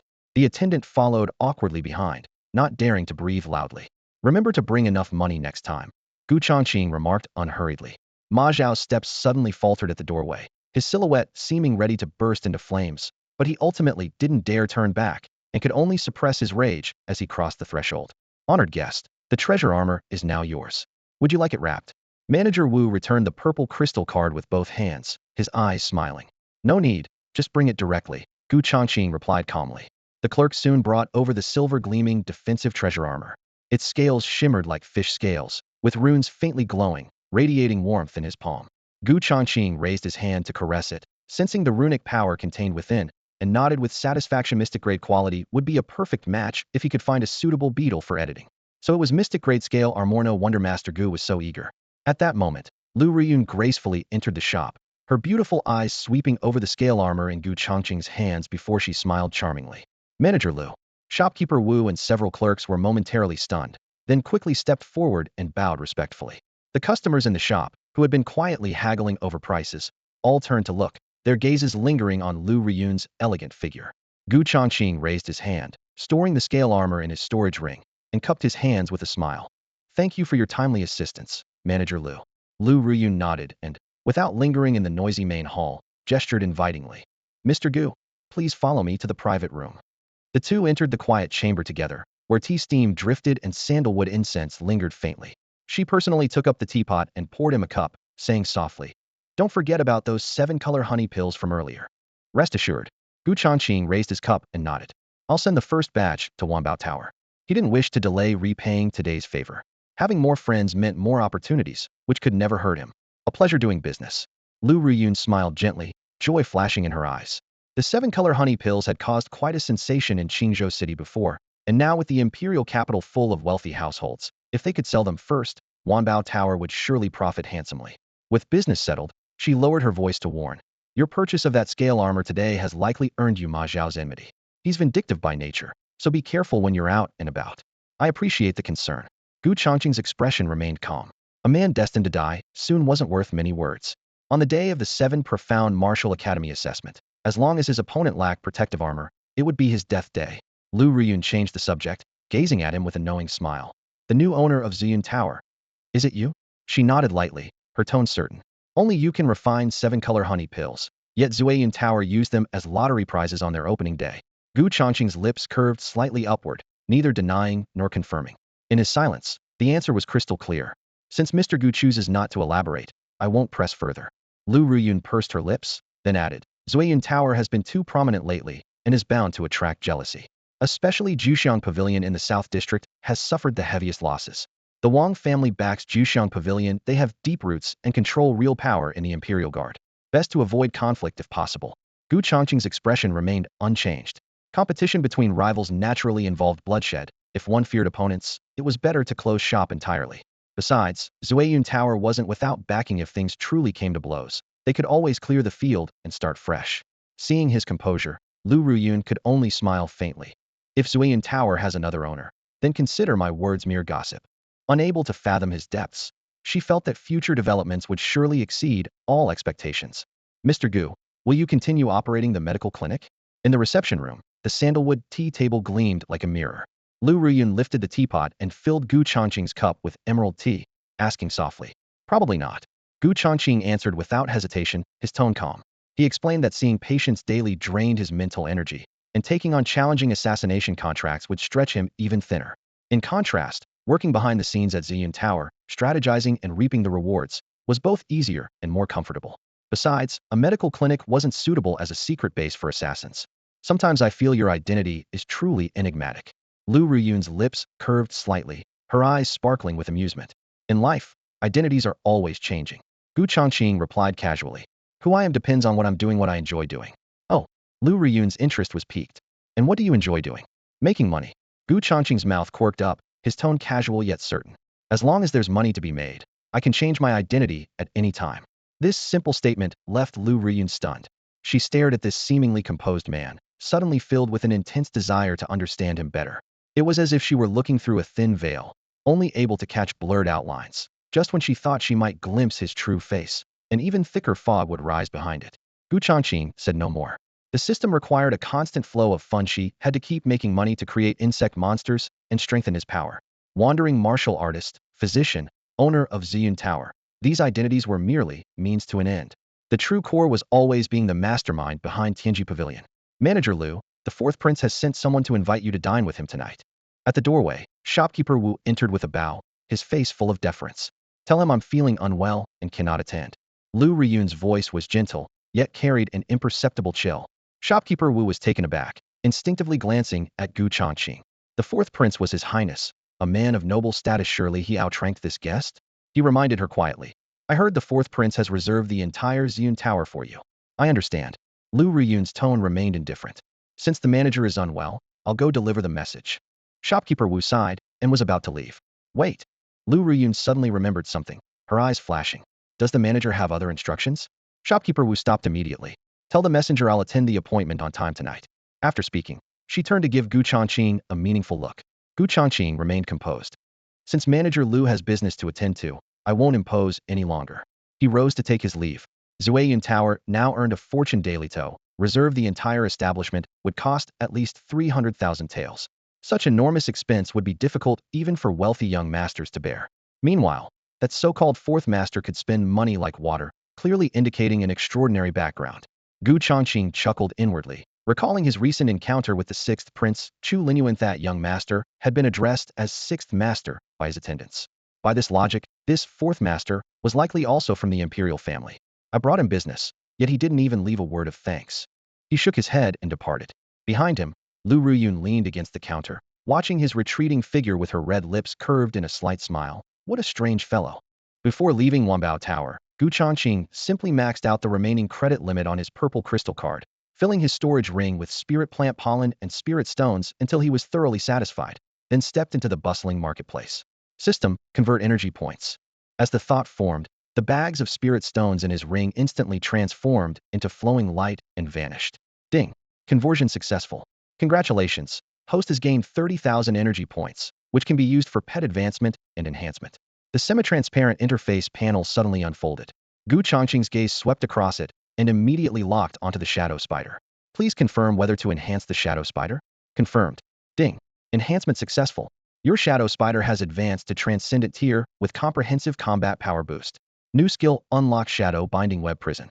The skill panel popped up accordingly. Shadow binding web prison can project shadow silk within a designated area, instantly entangling the target's shadow to complete restraint, and can even manipulate the target's limbs. This is the advanced version of web binding. Gu Changqing's eyes blazed with excitement, his heart pounding.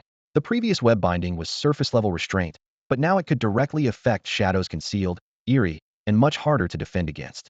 Shadow traversal, stealth concealment, shadow binding web prison. Any one of these skills rivaled top-tier martial arts.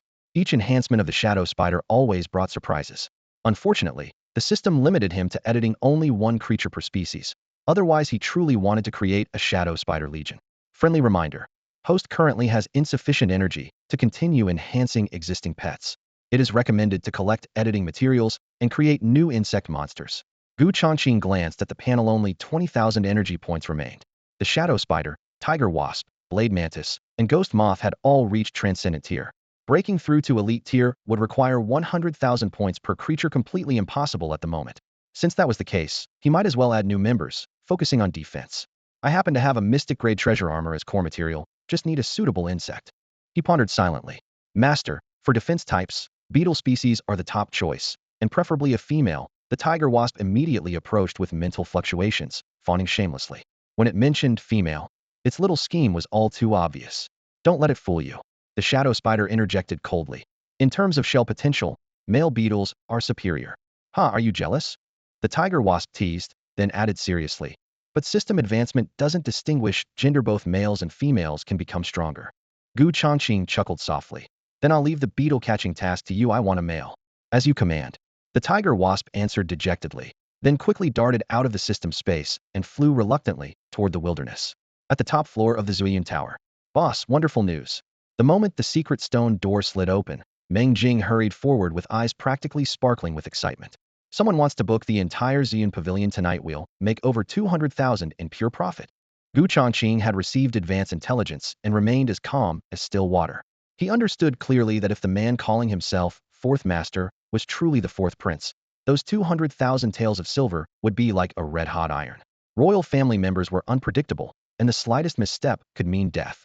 Noticing something amiss, Meng Jing carefully inquired. Boss, you don't seem particularly pleased? It's fine. Changqing stood with his hands clasped behind his back, giving calm instructions. Handle everything according to the guest's requirements, without missing a single detail. Remember, be meticulous about every aspect. After a pause, he added, Lu Riyun will be among tonight's guests. When you see her, don't mention anything related to me. Manager Lu? Meng Jing was momentarily stunned. Then understanding did no wonder the boss remained so composed. He had known about this all along. Reflecting on the details, Meng Jing realized the guest had specifically requested the meat be cut into heart shapes, clearly a romantic gesture. The woman he was trying to impress was most likely Lu Riyun. If he mentioned the boss in front of Manager Lu, it would surely arouse the suitor's suspicion and ruin the atmosphere. Boss, I understand. Meng Jing nodded solemnly and turned to attend to his duties. Changqing took his seat, his gaze as tranquil as still water. Unless absolutely necessary, he preferred to avoid entanglements with the royal family. The Tianji Pavilion was still in its infancy and couldn't withstand the slightest turbulence. One wrong move could lead to complete destruction. The unexpected appearance of the sixth prince Chu Linyuan was already troublesome enough. Tonight's fourth master of uncertain identity required even more careful avoidance. Master, I have arrived. The window paper suddenly trembled as a black shadow burst through. Tiger Bee fluttered down onto the table, its 6 legs firmly gripping a jet-black rhinoceros beetle. This is a prime adult male I carefully selected. Tiger Bee released its grip and raised its head proudly, clearly expecting praise. Rather than fleeing after landing, the rhinoceros beetle raised its shaped horn and charged angrily at Tiger Bee. Get lost. Tiger Bee casually swatted it away with seemingly effortless ease. Had it not deliberately held back its supernatural tier strength, a single strike would have torn the beetle in half. Changqing picked up the rhinoceros beetle, his fingertips touching the hard shell. Robust build, abundant strength, truly exceptional quality. He retrieved the profound grade treasure armor in a jade bottle containing his own blood, then focused his thoughts. System, activate material editing. In an instant, the rhinoceros beetle, treasure armor, and blood all disappeared into the system interface. Ding. Congratulations, host. Materials collected. Insect monster editing template activated. Detected scale armor material, profound grade meteoric iron. Editing requires 2,000 energy points. Confirm operation? Yes. Changqing answered without hesitation. Ding. Confirmed. 5th insect monster editing in progress. Another crisp chime sounded. Editing successful. Please name the new insect monster. Destroyer. He chose the name casually. Instantly, a brand new pet interface flashed into view.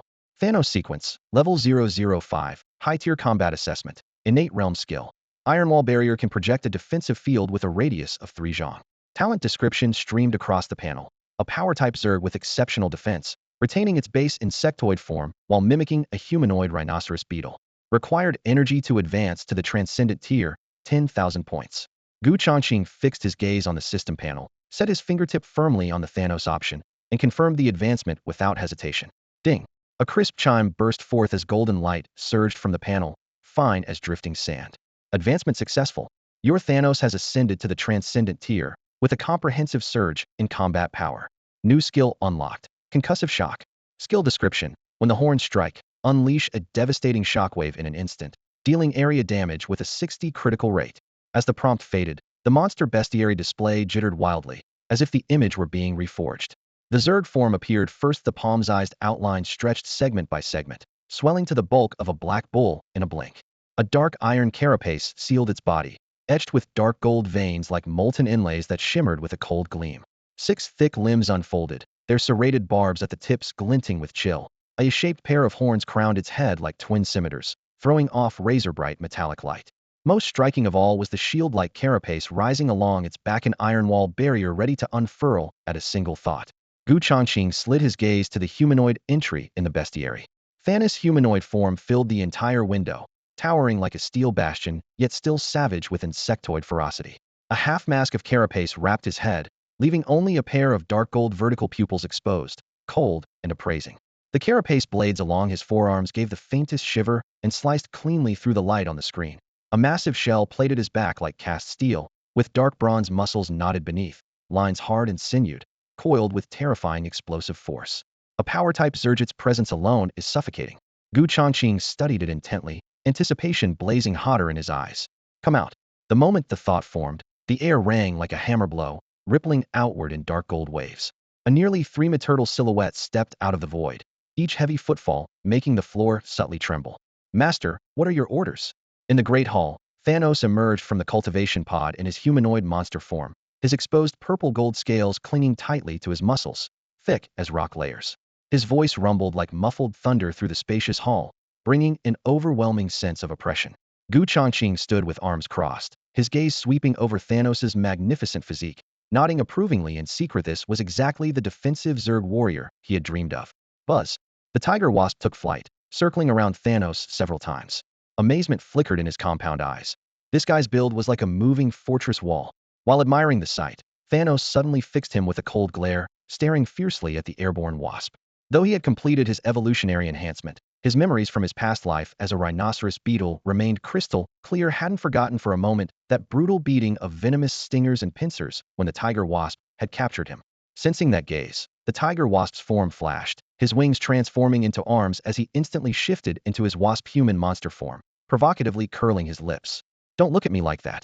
If I hadn't captured you and presented you to our master, would you have achieved today's transformation?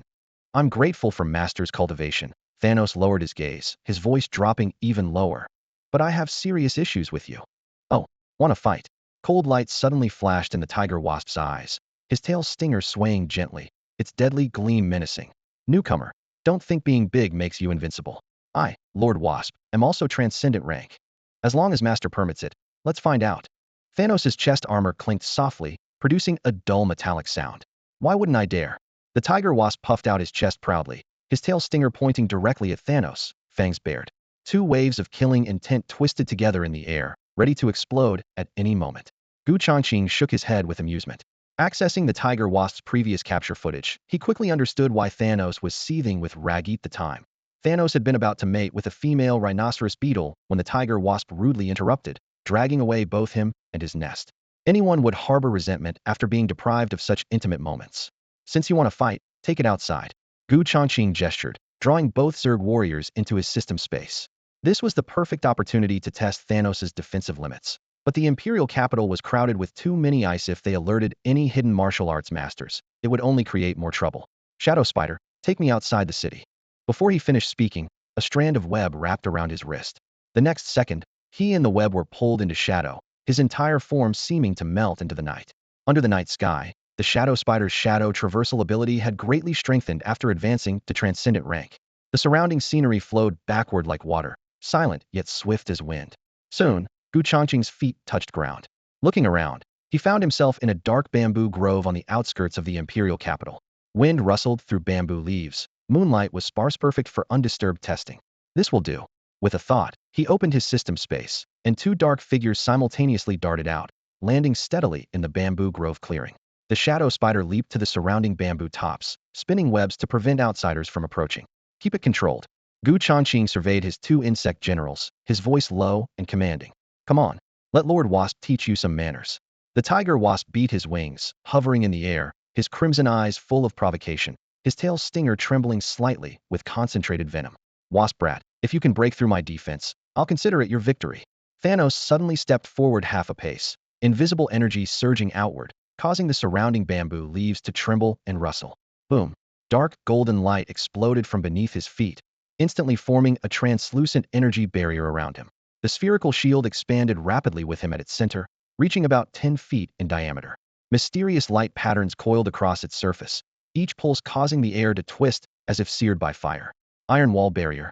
Gu Changqing's eyebrows twitched slightly as he recognized Thanos' initial skill within this domain. All external attacks could be blocked. He called out mockingly, "Big guy, don't come crying to your master for mercy later." Buzz. The tiger wasp dove from above, its wings beating as its tail whipped out a series of black shadows like whips and spears, fierce as a torrential downpour. Its multi-stage assault struck the barrier. Bang, bang, bang.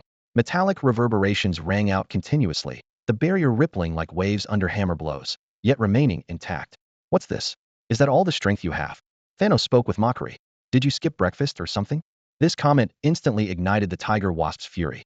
Proud by nature, it had never bowed to anyone except Gu Changqing. "I'll show you, stubborn." Hiss. The tiger wasp's stinger blazed with intense dark red light, fire poison energy compressed to its limit, like a heart about to explode. This was its new skill gained after advancing to the extraordinary realm explosive poison sting, exploding on impact with both burning and toxic damage. Without warning, the tiger wasp beat its wings fiercely, diving straight at the barrier with a piercing shriek. Hiss boom. The moment the stinger made contact, the fire poison exploded, crimson ripples spreading rapidly across the dark golden barrier as waves of corrosive toxic fire roared forth. Crack. The previously impregnable barrier showed dense fractures, fire poison racing wildly through the cracks with sizzling sounds. However, despite the web-like breaks, the barrier still held. "This shell is really tough." The tiger wasp's pupils contracted in disbelief. Gu Changqing stood quietly to the side, equally shocked. Such defense would be difficult even for core formation realm masters to break. "One more strike will definitely break it." The tiger wasp gritted its teeth, its stinger tensing again as the second explosive poison sting thundered down. Boom. The fire poison energy exploded even more violently, cracks spreading across the barrier like a dense web, as if it would shatter at any moment. Buzz. Suddenly, a brilliant beam of energy shot from the horns atop Thanos' head, and the cracks began healing at a visible rate. The energy flowed into the barrier, forming circular shock waves within. Bang! An astounding rebound exploded outward. Caught off guard, the tiger wasp was hurled away, crashing through over 10 bamboo stalks before staggering to a stop. "You lose." Thanos surveyed coldly. "Cheating. Master, it's cheating." The tiger wasp roared. "You clearly said defense only, but suddenly counterattacked." Thanos shrugged. "My skill is inherently both offensive and defensive, capable of switching at any time." Gu Changqing pondered for a moment, then asked, "The shock impact can be released while stacked in defensive mode?" "Yes, Master." Thanos replied respectfully. "When the barrier sustains high-intensity attacks, it can use vibrations to repair damage and convert excess energy into counterattacks." As these words fell, a gleam flashed in Gu Changqing's eyes. His cultivation technique, the Mystic Sword Fracture Shadow Slash, used elemental energy vibrations to split sword shadows for increased power. If he could borrow this concept and integrate vibrations into defensive shields, wouldn't that provide both offense and defense? This unexpected discovery filled him with excitement. Just then, Shadow Spider's voice came through their mental link. "Master, someone is approaching rapidly with extremely fast movement techniques, must be a martial arts expert." Gu Changqing's expression turned serious as he immediately recalled Shadow Spider, Tiger Wasp, and Thanos into the system space. Almost simultaneously, fierce wind broke through the air outside the bamboo grove. Whoosh! Bamboo leaves rustled down as a black shadow swept into the grove like a specter, appearing before Gu Changqing in an instant. As the dark figure came to a halt, Gu Chang's eyes narrowed slightly, and he used the moonlight to make out the person's appearance. The man wore purple robes, his graying hair casually bound with an ebony hairpin, and his face was as sharp and cold as if carved by a blade. The 7 Profound Martial Academy's emblem on his purple robe's chest stood out prominently in the moonlight. Moments ago, violent energy had been surging through the valley, but now it was eerily silent, raising suspicions. The purple-robed elder stood with his hands clasped behind his back, surveying the area with lightning-sharp eyes that searched inch by inch through the darkness before finally settling on Gu Changqing. A thought stirred in his mind. Could that earlier disturbance have come from this young man? As soon as the idea formed, his sleeves billowed, and invisible waves of force shot out like a tide, enveloping Gu Changqing. Gu Changqing suddenly felt his entire body tighten, as if countless transparent tendrils were wrapping around him, probing every inch of his skin and even attempting to penetrate his meridians. In that critical moment, his inner true essence roared to life. reversing direction to unleash dense shock waves. Boom. The air rippled with visible distortions as those invisible tendrils struck the layered shock barriers, bouncing off like blades hitting steel plates. Oh, the purple-robed elder raised an eyebrow, his expression showing rare surprise. His probing had revealed clearly that the youth hadn't employed any specialized defensive technique, but had forcibly reversed the shock properties of some offensive martial art to use as protection.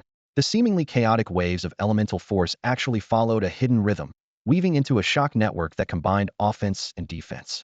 This essence, it actually resembled the shock foundation of their academy's third-grade sword technique, the profound sword shadow-splitting strike.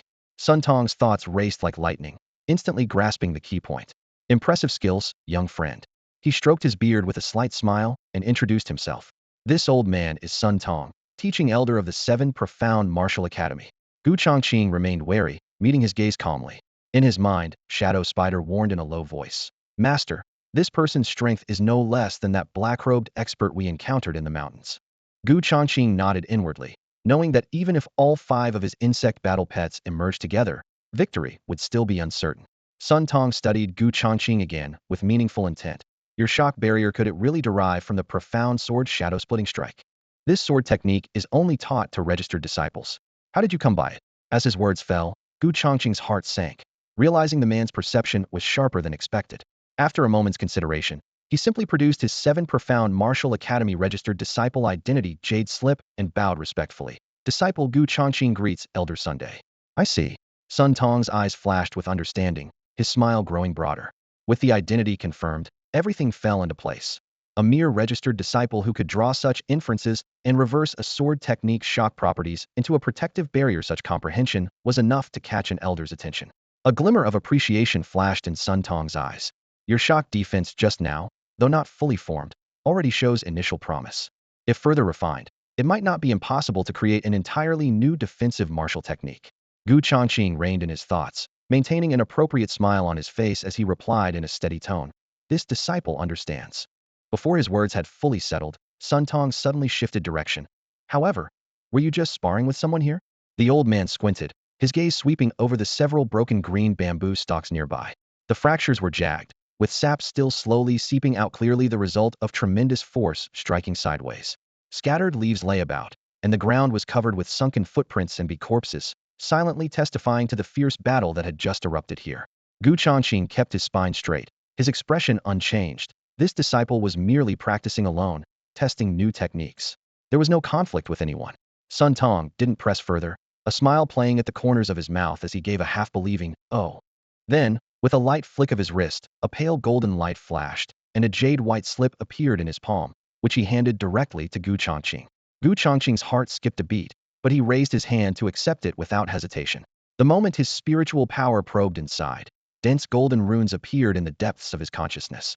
These runes weren't static text, but vibrated at high speed, breaking apart and recombining with each other, instantly transforming into 3-dimensional array diagrams like a miniature world that breathed with his thoughts. In just one breath, he had confirmed it. This was a dynamic cultivation manual. Ordinary jade slips for techniques below 6th grade mostly contained flat inscriptions, but this one would automatically evolve according to one's level of comprehension. Whenever he tried to grasp a particular rune to understand it, the characters would split into countless golden threads, weaving into 3-dimensional arrays that rolled with magnificent resonant intent. Seeing his expression change, Sun Tong cleared his throat softly. This is the introductory chapter of the 9 layers heaven-shaking formula, a fragment of a 7th grade cultivation manual. He raised his finger and gently pointed at Changqing's chest. Earlier, you used elemental energy vibrations to deflect this old man's probinjit bears 7 parts similarity to this formula's resonant force deflection technique. Observing your exceptional comprehension, this old man thought this item might assist you. A 7th grade cultivation manual? A flash of brilliant light appeared in Changqing's eyes. Currently stuck at the peak of the innate realm, what he lacked most was precisely a manual of 6th grade or above. Even if it was just a fragment, as long as he could comprehend it thoroughly, it would be enough to let him test the threshold of the half-step transcendent realm. Sun Tong stood with his hands behind his back, his gaze profound. If you want the complete manual, your current status as a nominal disciple is far from sufficient. He paused here, then slowly added, in 3 days, there will be a Martial Academy assessment. If you pass the test, bring this jade slip to find this old man, and you can exchange it for the complete version. Hearing these words, Changqing was secretly alarmed. using the fragment as bait and the assessment as the hook. This was clearly the Seven Mysteries Martial Academy trying to win him over. Gu Changqing raised his eyes, meeting Sun Tong's smiling yet deeply probing gaze, various possibilities rapidly flashing through his mind. Could this old man have discovered some clue? Gu Changqing gazed at the incomplete jade slip in his hand, lost in thought. The complete 7th grade cultivation manual was indeed tempting for breaking through his current bottleneck. However, as the master of Tianji Pavilion, his pride ran deep. How could he humble himself to join the Seven Mysteries Martial Academy and bow to outsiders as their disciple? Still, with benefits right before him, there was no reason to refuse. This gift would surely be repaid someday. With this thought, a meaningful smile curved his lips as he casually tossed the jade slip into his storage ring and cupped his fists, saying coolly, "Farewell." Before his words faded, he shifted his stance and activated the shadow step technique. His figure transformed into a black streak, darting out of the bamboo grove. He's leaving just like that? Sun Tong stood frozen, watching the dark shadow weave through the bamboo, his eyes filled with bewilderment. Usually, those registered disciples would tremble with fear and desperately try to please him, a transmission elder. Gu Changqing's attitude was simply incomprehensible. After a moment, he shook his head with self-mockery. This young man has extraordinary comprehension. If he could become a formal disciple of our Seven Mysteries Martial Academy, he'd be quite promising. I hope he won't waste that incomplete manual and my good intentions. Little did he know, this supposed favor would one day become his lifeline. After leaving the bamboo grove, Gu Changqing summoned his shadow spider and activated the shadow traverse technique, merging with his creature as they melted into the night. Master, that old man seems to value you highly. Tiger Wasp chuckled. Why not take this chance to infiltrate the Seven Mysteries Martial Academy? Having you present during the examination would make our assassination mission much easier. Gu Changqing weighed his options. Tiger Wasp's idea of easier meant leveraging the absolute secrecy of his system's space. Regardless of success or failure in the assassination, he could recall all his creatures with a single thought, leaving no trace. The Seven Mysteries Martial Academy was filled with experts, and even if Shadow Spider and the others succeeded, exposure would mean certain death. His personal presence would allow him to control the situation and truly leave no trail. With this realization, his decision was made. It seems I'll need to make a personal trip on examination day. The 5 insectoid creatures were his creations, possessing independent consciousness like companions. While making money was important, he didn't want them blindly risking their lives. Master is mighty, Tiger Wasp cheered, then added mischievously. It would be even more perfect if I could give Destroyer a good beating. Gu Changqing laughed and scolded. Keep talking nonsense, and I'll have the other 4 gang up on you. Agreed. Shadow Spider, Mantis Blade, and Destroyer chimed in almost simultaneously. Fine, I'll shut up. Tiger Wasp immediately deflated. Just then, Ghost Moth, who was monitoring Ma Xiao in the Imperial capital, suddenly transmitted. Master, assassins are targeting our prey. Assassins? Gu Changqing's expression darkened. Someone was stealing his business. With a thought, he shared Ghost Moth's perception, and his vision immediately switched to the surroundings, revealing a dark alley in the district. Ma Xiao moved alone through the narrow passages, his movements suspicious as he headed deeper into the alley. The dim stone corridor was thick with moisture, and he pulled his hood low, his footsteps so light they made barely a sound. Puddles clinging to the wall corners reflected his distorted figure like a mirror ready to shatter at any moment. Overhead, an ordinary-looking fly circled Laziliot. Was the Ghost Moth in disguise. Its compound eyes flickered with a faint red glow, transmitting everything it saw directly to Gu Changqing's mind. At the alley entrance, lamplight swayed as a black shadow glided silently less than 30 feet behind Ma Xiao. The figure wore tight-fitting night clothes with sound-absorbing velvet sewn into the sleeves, a short dagger concealed against his leg, its cold gleam occasionally flashing in the shifting light. Without the Ghost Moth's ability to lock onto the scent of blood, this person's presence would have been nearly impossible to detect a professional assassin through and through. Gu Changqing leaned against the railing atop the western tea house, his brow furrowing sharply. Not another one of those filthy deals, surely? He recalled how Ma Xiao had once kidnapped a little girl to trade for information, and a cold, murderous glint flashed in his eyes. Master, shall I intercept? The Ghost Moth hovered in the air, its icy thoughts reaching him as it kept the target firmly locked in its sights. No need. Keep watching. Gu Changqing replied quietly, his tone indifferent. Though Ma Tianxiong had stolen his business, he had no obligation to save this prey's life. But considering his employer's potential blame, he decided to report first that didn't want to be caught in the crossfire and suffer in silence later.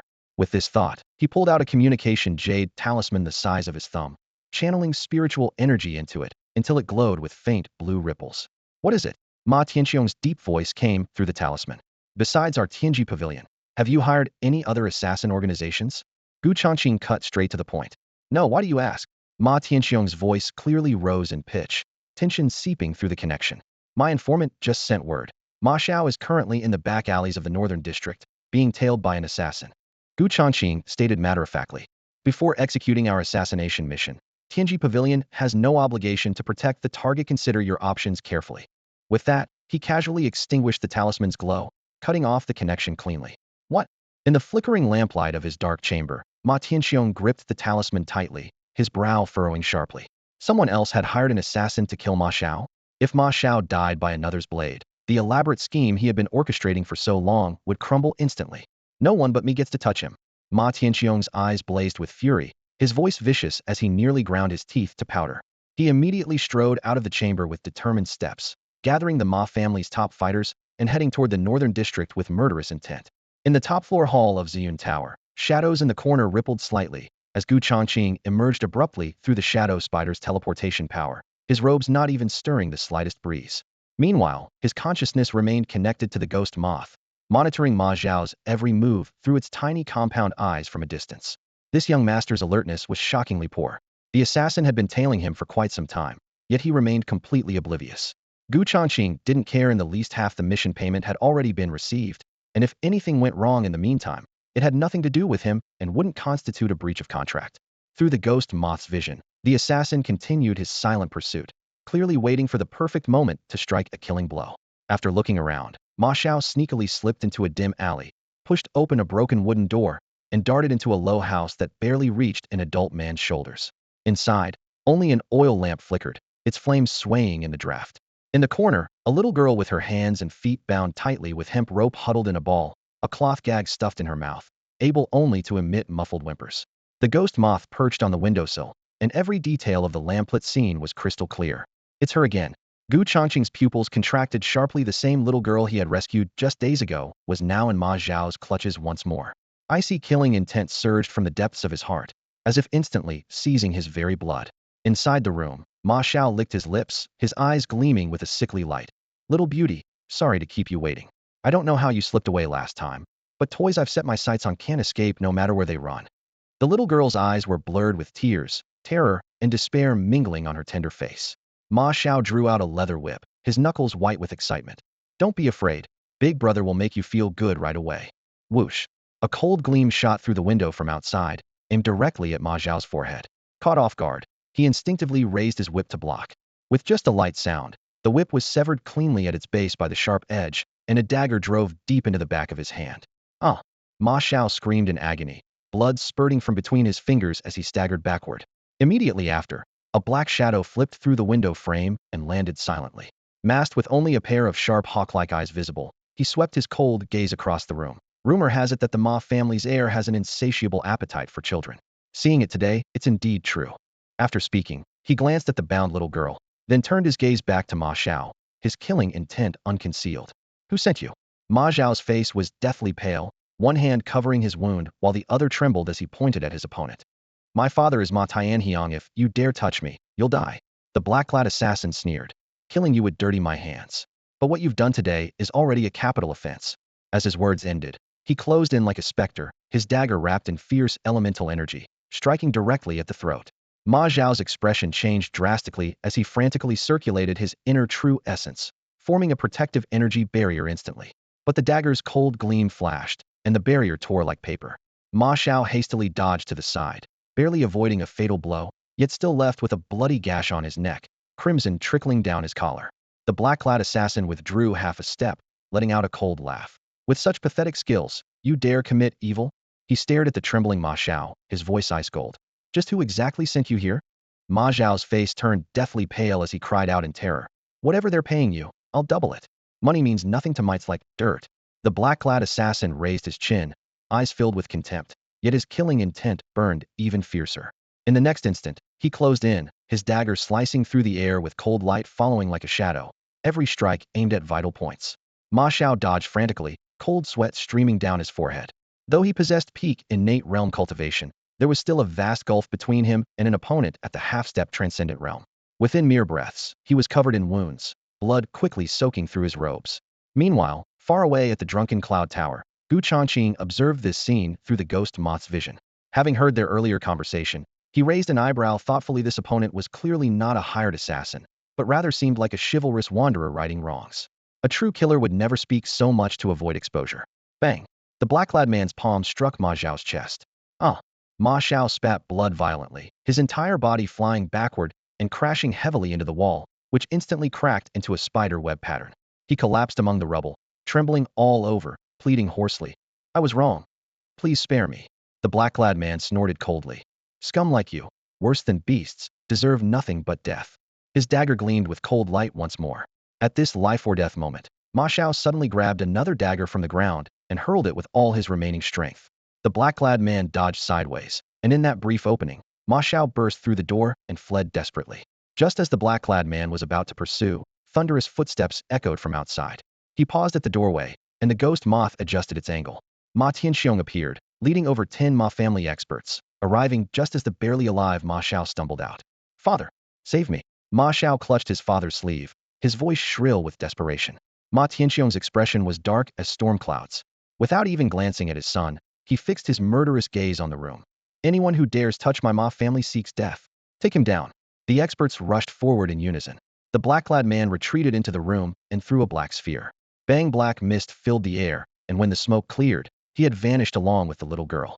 Family head, the assassin escaped. Should we pursue? A guard asked with cupped fists. No need. Ma Tianxiong's voice was ice cold. What happened tonight? No one speaks of it. Yes, they responded in unison. Ma Tianxiong turned to his son, his expression complex. Are you all right? I'm fine, thanks to father's timely arrival. Ma Xiao hung his head guiltily, not daring to meet his father's eyes. Good. Take the young master back to the estate immediately for treatment. Ma Tianxiong took a deep breath, suppressing his churning rage.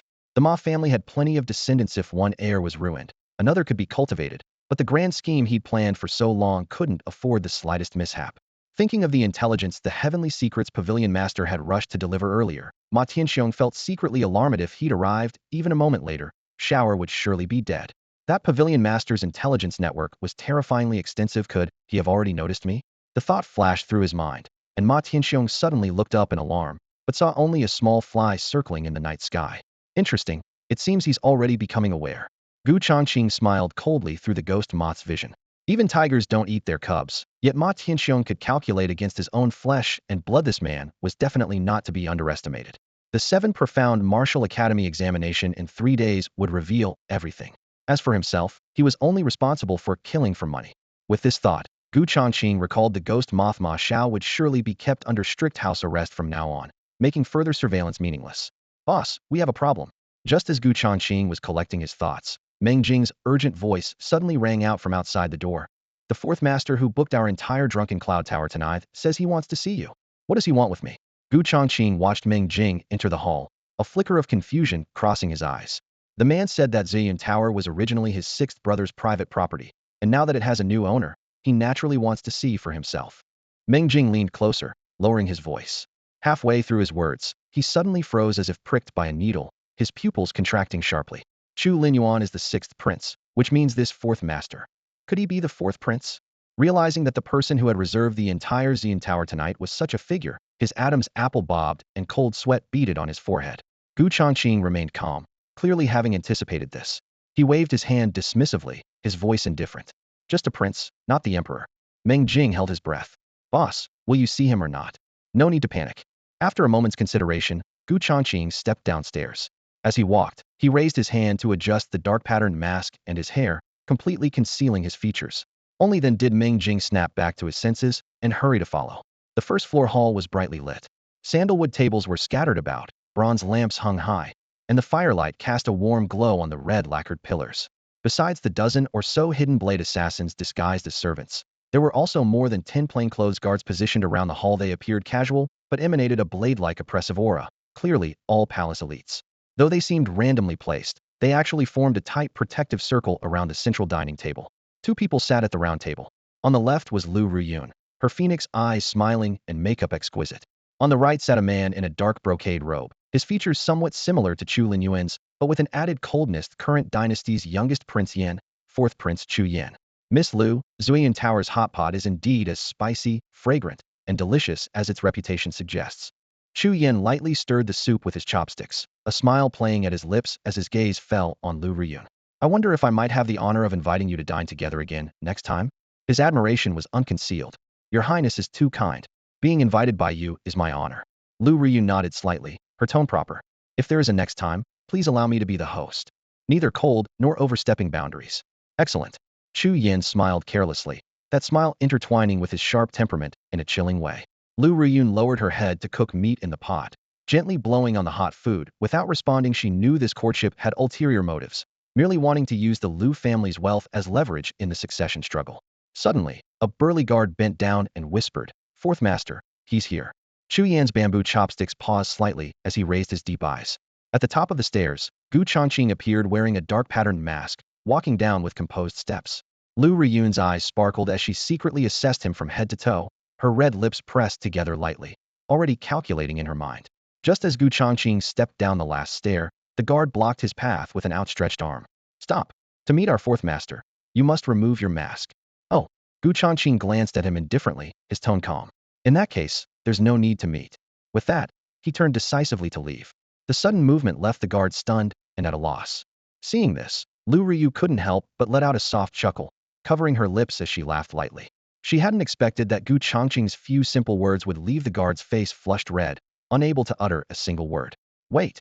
The crisp sound of silver chopsticks striking a porcelain plate rang out as Chu Yin raised his eyes, his voice unhurried and measured. "So you're the new owner of Zuiyin Tower? You won't even show your true face, yet you certainly put on quite the airs." As his words fell, the air seemed to tighten. Lu Riyu's smile faded as she secretly worried, for Gu Changqing offending the fourth prince was hardly a wise move, especially when Chu Yin now held the title of Prince Yin with military authority at his command. "Heirs." Gu Changqing's steps paused slightly as he smiled faintly with his back to the crowd. "Fourth prince, you came here as fourth master, wearing a mask yourself, didn't you?" The moment he finished speaking, the entire hall erupted in shocked murmurs. Meng Jing straightened up abruptly, staring at his boss in disbelief. This was clearly like pulling teeth from a tiger's mouth. A cold glint flashed in Chu Yan's eyes. The lead guard shouted, "Insolence! Since you recognize His Highness, why don't you kneel and pay your respects?" As his words fell, the other disguised guards instantly shifted formation, blocking all of Gu Changqing's escape routes. In the shadows around them, the hidden blades of Tianji Pavilion trembled, cold steel sliding into their sleeves, ready to strike at any moment. Yet Gu Changqing acted as if he heard nothing. As he turned, his shadow step technique suddenly unfolded, leaving only an afterimage swaying in place while he had already broken through the encirclement, taking a seat across from Chu Yin and casually brushing dust from his robes. Amusement flickered in Chu Yan's eyes. "Interesting. Sixth brother gave you this Yin Tower, truly didn't misjudge you." He raised his hand, signaling the guards to withdraw. "However, I came here today with no intention of pursuing this matter." "Then what brings fourth prince here?" The corners of Gu Changqing's lips curved slightly beneath his mask. "I heard that sixth brother encountered an ambush on his way back to the imperial capital, but was fortunately aided by an expert who even exposed a spy." Chu Yin lifted his cup, swirling it gently as his gaze sharpened. "Does this matter have anything to do with you?" Gu Changqing's eyes dimmed slightly, though his tone remained calm. "I happened to be passing by and lent a hand. Sixth prince was grateful for the life-saving assistance and gifted me the deed to Ziyun Tower." Lu Ryu was secretly astonished, thinking to herself that no wonder Gu Changqing had acquired such prime real estate upon arriving in the imperial capital, had this connection with the sixth prince. Chu Yin gently set down his wine cup, seemingly finding this information perfectly aligned with his intelligence reports. He smiled as he studied Gu Changqing. "In just over 20 days, you've made Zuiyin Tower the new darling of the imperial capital's elite. Given more time, I fear all the taverns in the city would be overshadowed by you." "Your Highness flatters me. This establishment merely seeks to make a living." Gu Changqing replied with composure. Chu Yin suddenly shifted his tone. "If someone were to cut off this livelihood of yours, what would you do?" Lu Riyu's expression grew tense as she glanced toward Gu Changqing. She knew all too well that this was the fourth prince's typical method of testing people. However, his thoughts had always run deep, making it difficult to discern his true intentions. Cutting off someone's livelihood is like killing their parents. Gu Changqing raised his eyes, his brows arching slightly as the deep gaze beneath his mask narrowed. Though he didn't fully grasp the underlying meaning of Chu Yan's words, he answered without hesitation. "I shall repay others using their own methods." "Well said." A flash of approval crossed Chu Yan's eyes, as if he had been waiting for precisely this response. With a half smile, he lifted his teacup and studied Gu Changqing with casual interest. "Your Zuiyin Tower has only been open for 2 days, yet it's already caused the nearby restaurants and taverns to lose most of their business. Especially the Juxiang Pavilion across the street. If I hadn't reserved the entire Zuiyin Tower tonight, they probably wouldn't have even a handful of customers by now. Gu Changqing remained composed, his tone steady. Your Highness's words seem to take things out of context. Competition is natural in business, but Zueyun Tower has never resorted to underhanded tactics. Whether customers come or not is entirely their choice. Chu Yin shook his head gently, his voice carrying weight despite its softness. The marketplace is like a battlefield. Without solid backing, it's difficult to survive long-term. Without someone powerful behind it, Zueyun Tower will be nothing more than a flash in the pan. Gu Changqing's eyes darkened as he saw through Chu Yan's intentions completely. The prince was beating around the bush, but ultimately wanted to acquire Ziyun Tower for nothing.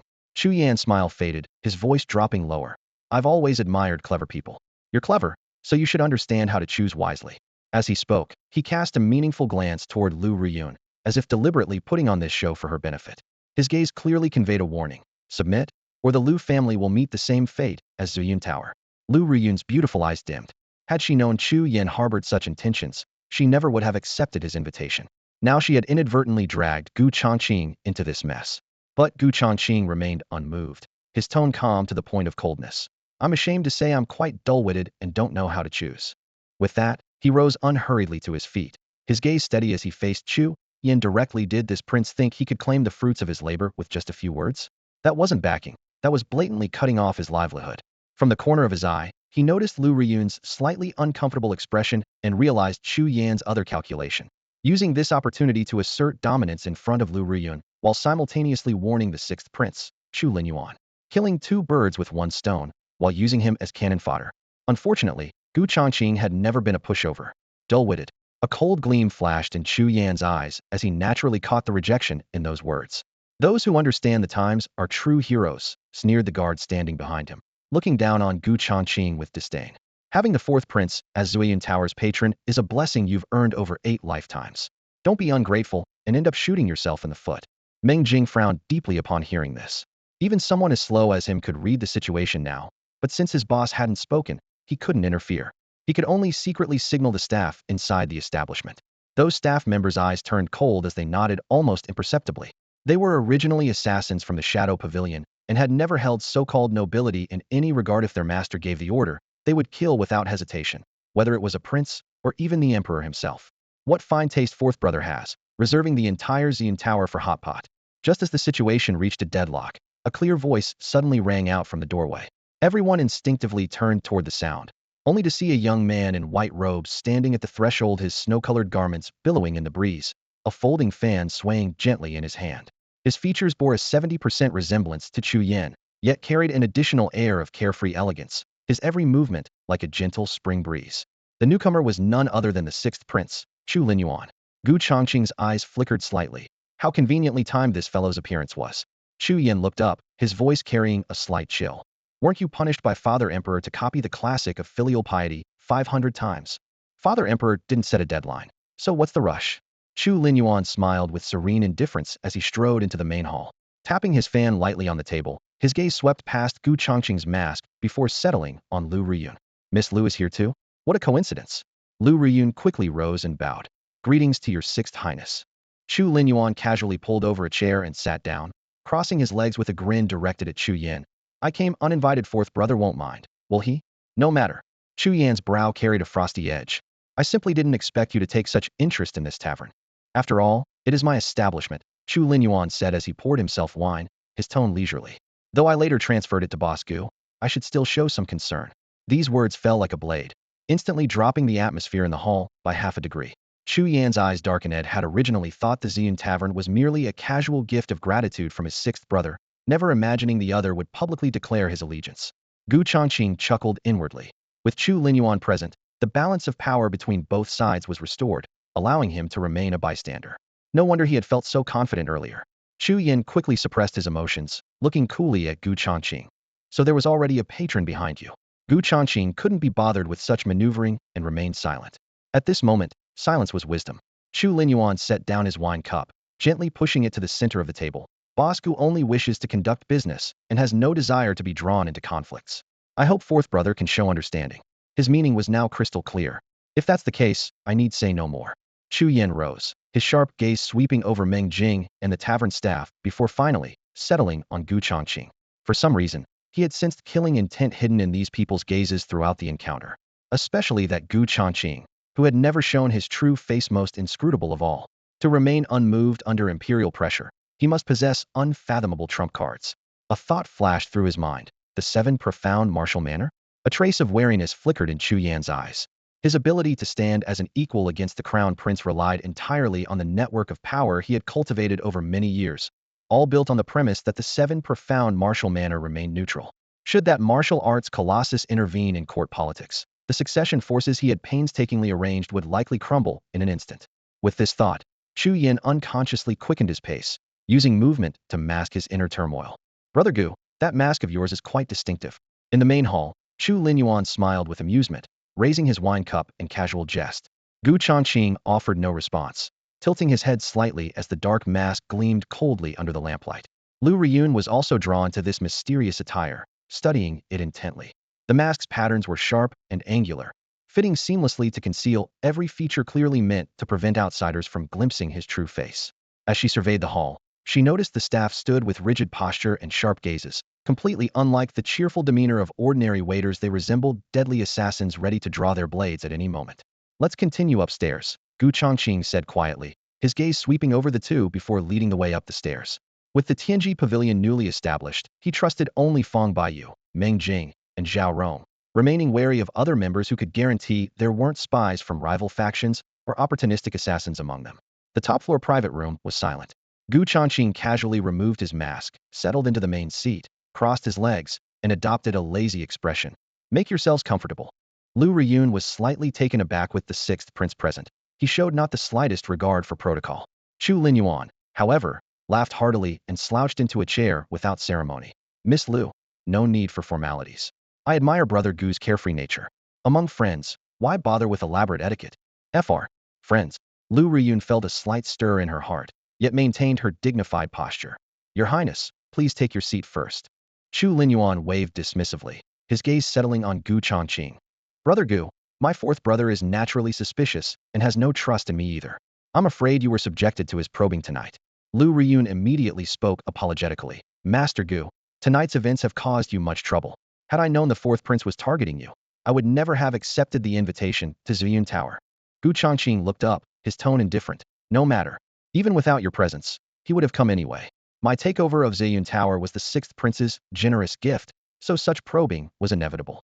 Chu Linyuan smiled bitterly, raising his cup for a sip of tea, feeling helpless inside. The undercurrents of succession struggle surged through the court, and even he, an idle prince, was being manipulated within this game. The conversation paused there. Though Lu Riyun was a woman, she possessed a merchant's shrewdness and knew well that the Lu family had always supported orthodoxy as long as the crown prince remained unharmed. The Lu family would never act rashly. Moreover, with Lu Xuanger, the designated prodigy of the 7 profound martial academy, who would dare touch the Lu family? Chu Linyuan clapped his hands and laughed. Brother Gu, in just half a month since taking over Ziyun Tower, you've transformed that mess into a thriving establishment. Your methods are truly admirable. Merely minor tricks. Gu Changqing smoothly shifted the atmosphere. Since your Highness and Miss Lu honor us with your presence, why not try our establishment's new 9 Palace hot pot? Chu Lingyuan's eyes immediately brightened. Exactly what I had in mind.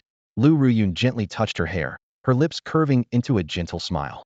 Earlier, dining with Chu Yan, her mind had been entirely focused on staying alert, barely touching her chopsticks. Now, sharing a table with Gu Changqing and Chu Linyuan, she found the atmosphere relaxed and genuinely felt inclined to savor the cuisine. The aroma of charcoal fire gradually intensified in the air. Footsteps approached from afar, and Meng Jing pushed through the door, followed closely by several attendants carrying gilded copper pots. The 9-grid hot pot bubbled with red and white broth, and the aroma of Sichuan peppercorns and beef tallow instantly filled the entire hall. It smells incredible. Chu Lingyuan's eyes lit up like lanterns as he took a deep breath of the fragrant steam and couldn't help but praise. Just the smell of this 9-grid hot pot is enough to make my mouth water. Before he finished speaking, he had already picked up a slice of marbled beef and gently swished it in the bubbling red broth. The thin meat immediately curled when it met the heat, changing color from bright red to tender white as oil seeped along the grain. Dipped in minced garlic, scallions, and secret spicy sauce, the moment it touched his tongue, numbing spice, heat, freshness, and fragrance exploded across his taste buds. This numbing, spicy, fresh flavor is absolutely divine. He squinted his eyes and nodded repeatedly. This taste would put even the imperial kitchen to shame. Across from him, Lu Riyun was equally tempted by the aroma. She held her chopsticks with the grace of fingers plucking flowers, picking up a translucent slice of mandarin fish and placing it in the clear broth compartment. After a moment, she retrieved the fish meat snow white and melting on the tongue, carrying the subtle sweetness of the broth. Lu Ruyun's eyes brightened with amazement. Even this clear broth is so delicious. Master Gu truly has ingenious ideas. Chu Linyuan was too busy to respond, his chopsticks dancing through the 9 compartments. Beef tripe rolled in the red broth for 3 seconds came out crispy and bouncy. Duck blood absorbed the rich broth and burst with flavor at the slightest bite. He ate with pure joy, secretly delighted. Such delicious food must bring Father Emperor to try it someday. If Father Emperor enjoyed it, perhaps he'd be spared those 500 recitations of the classic of filial piety. At the same moment, the Juxiang Pavilion was brightly lit. Manager Wang stood with arms crossed at the entrance, squinting at the bustling crowd inside, his plump face full of smugness.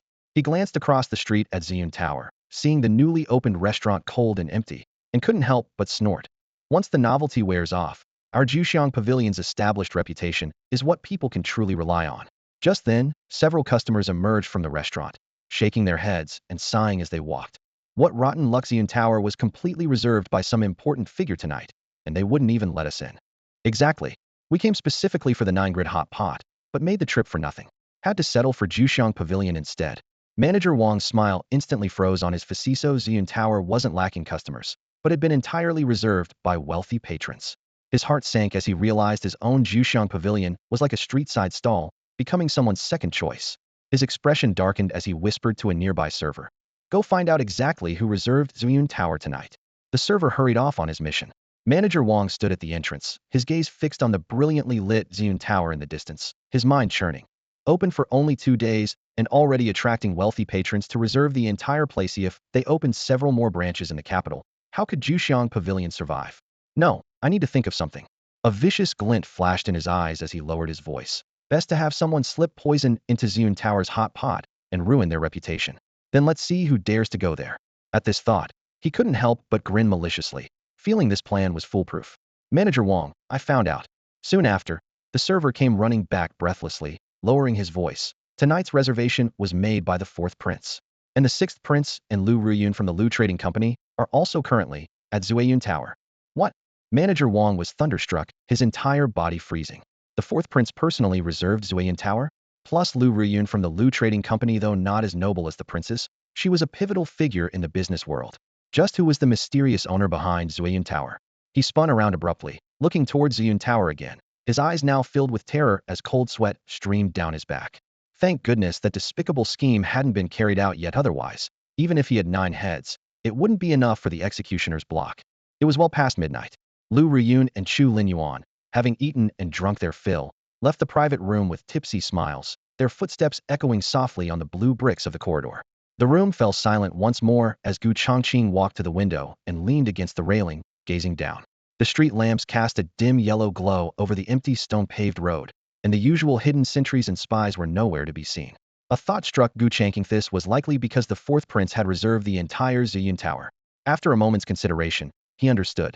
Though Chu Yan harbored hostile intentions, he had inadvertently shielded him from many troubles. An unintended blessing, yet quite convenient. He raised an eyebrow with a faint smile and was about to turn away from the window when, scrape, a wall on one side of the hall suddenly split open, the grinding of stone against stone particularly sharp in the night silence. A black shadow emerged swiftly from the hidden passage, dark robes fluttering it, was Fong Baiyu. Boss, I've investigated what you asked me to look into. Fong Baiyu approached Gu Changqing directly and reported in a low voice. Ma Tianxiong is indeed the crown prince's man. On the surface, he's the commander of the city guard, but in reality, he's one of the crown prince's hidden pieces in the court and among the most crucial ones. Gu Changqing's gaze remained calm. What forces are truly aligned under the 4th prince Chu Yan? Fong Baiyu lowered his voice further. The 4th prince has been building his power under the title of Prince Yan for many years. His influence runs deep and wide, making it difficult to uncover everything in a short time. But his faction can now stand toe-to-toe with the crown prince. At this rate, without strong external support, the crown prince's path to the throne won't be smooth. Gu Changqing's eyes darkened slightly, his mind already forming a plan. The assassination attempt on Ma Xiao during the 7 Profound Martial Academy examination was finally beginning to reveal its true nature. Fong Baiyu continued his analysis. Ma Xiao is the heir of the Ma family. The future head of the household. His position is extraordinary. Logically speaking, the employer behind this is most likely someone from the 4th prince's faction. What do you think, boss? He looked up at Gu Changqing with confidence. Gu Changqing shook his head slightly. If I didn't already know the inside story, I would probably reach the same conclusion as you. Fong Baiyu's expression froze. Boss, you mean, the real mastermind is someone else? You might find this hard to believe, Gu Changqing said in a calm tone, yet each word was crystal clear.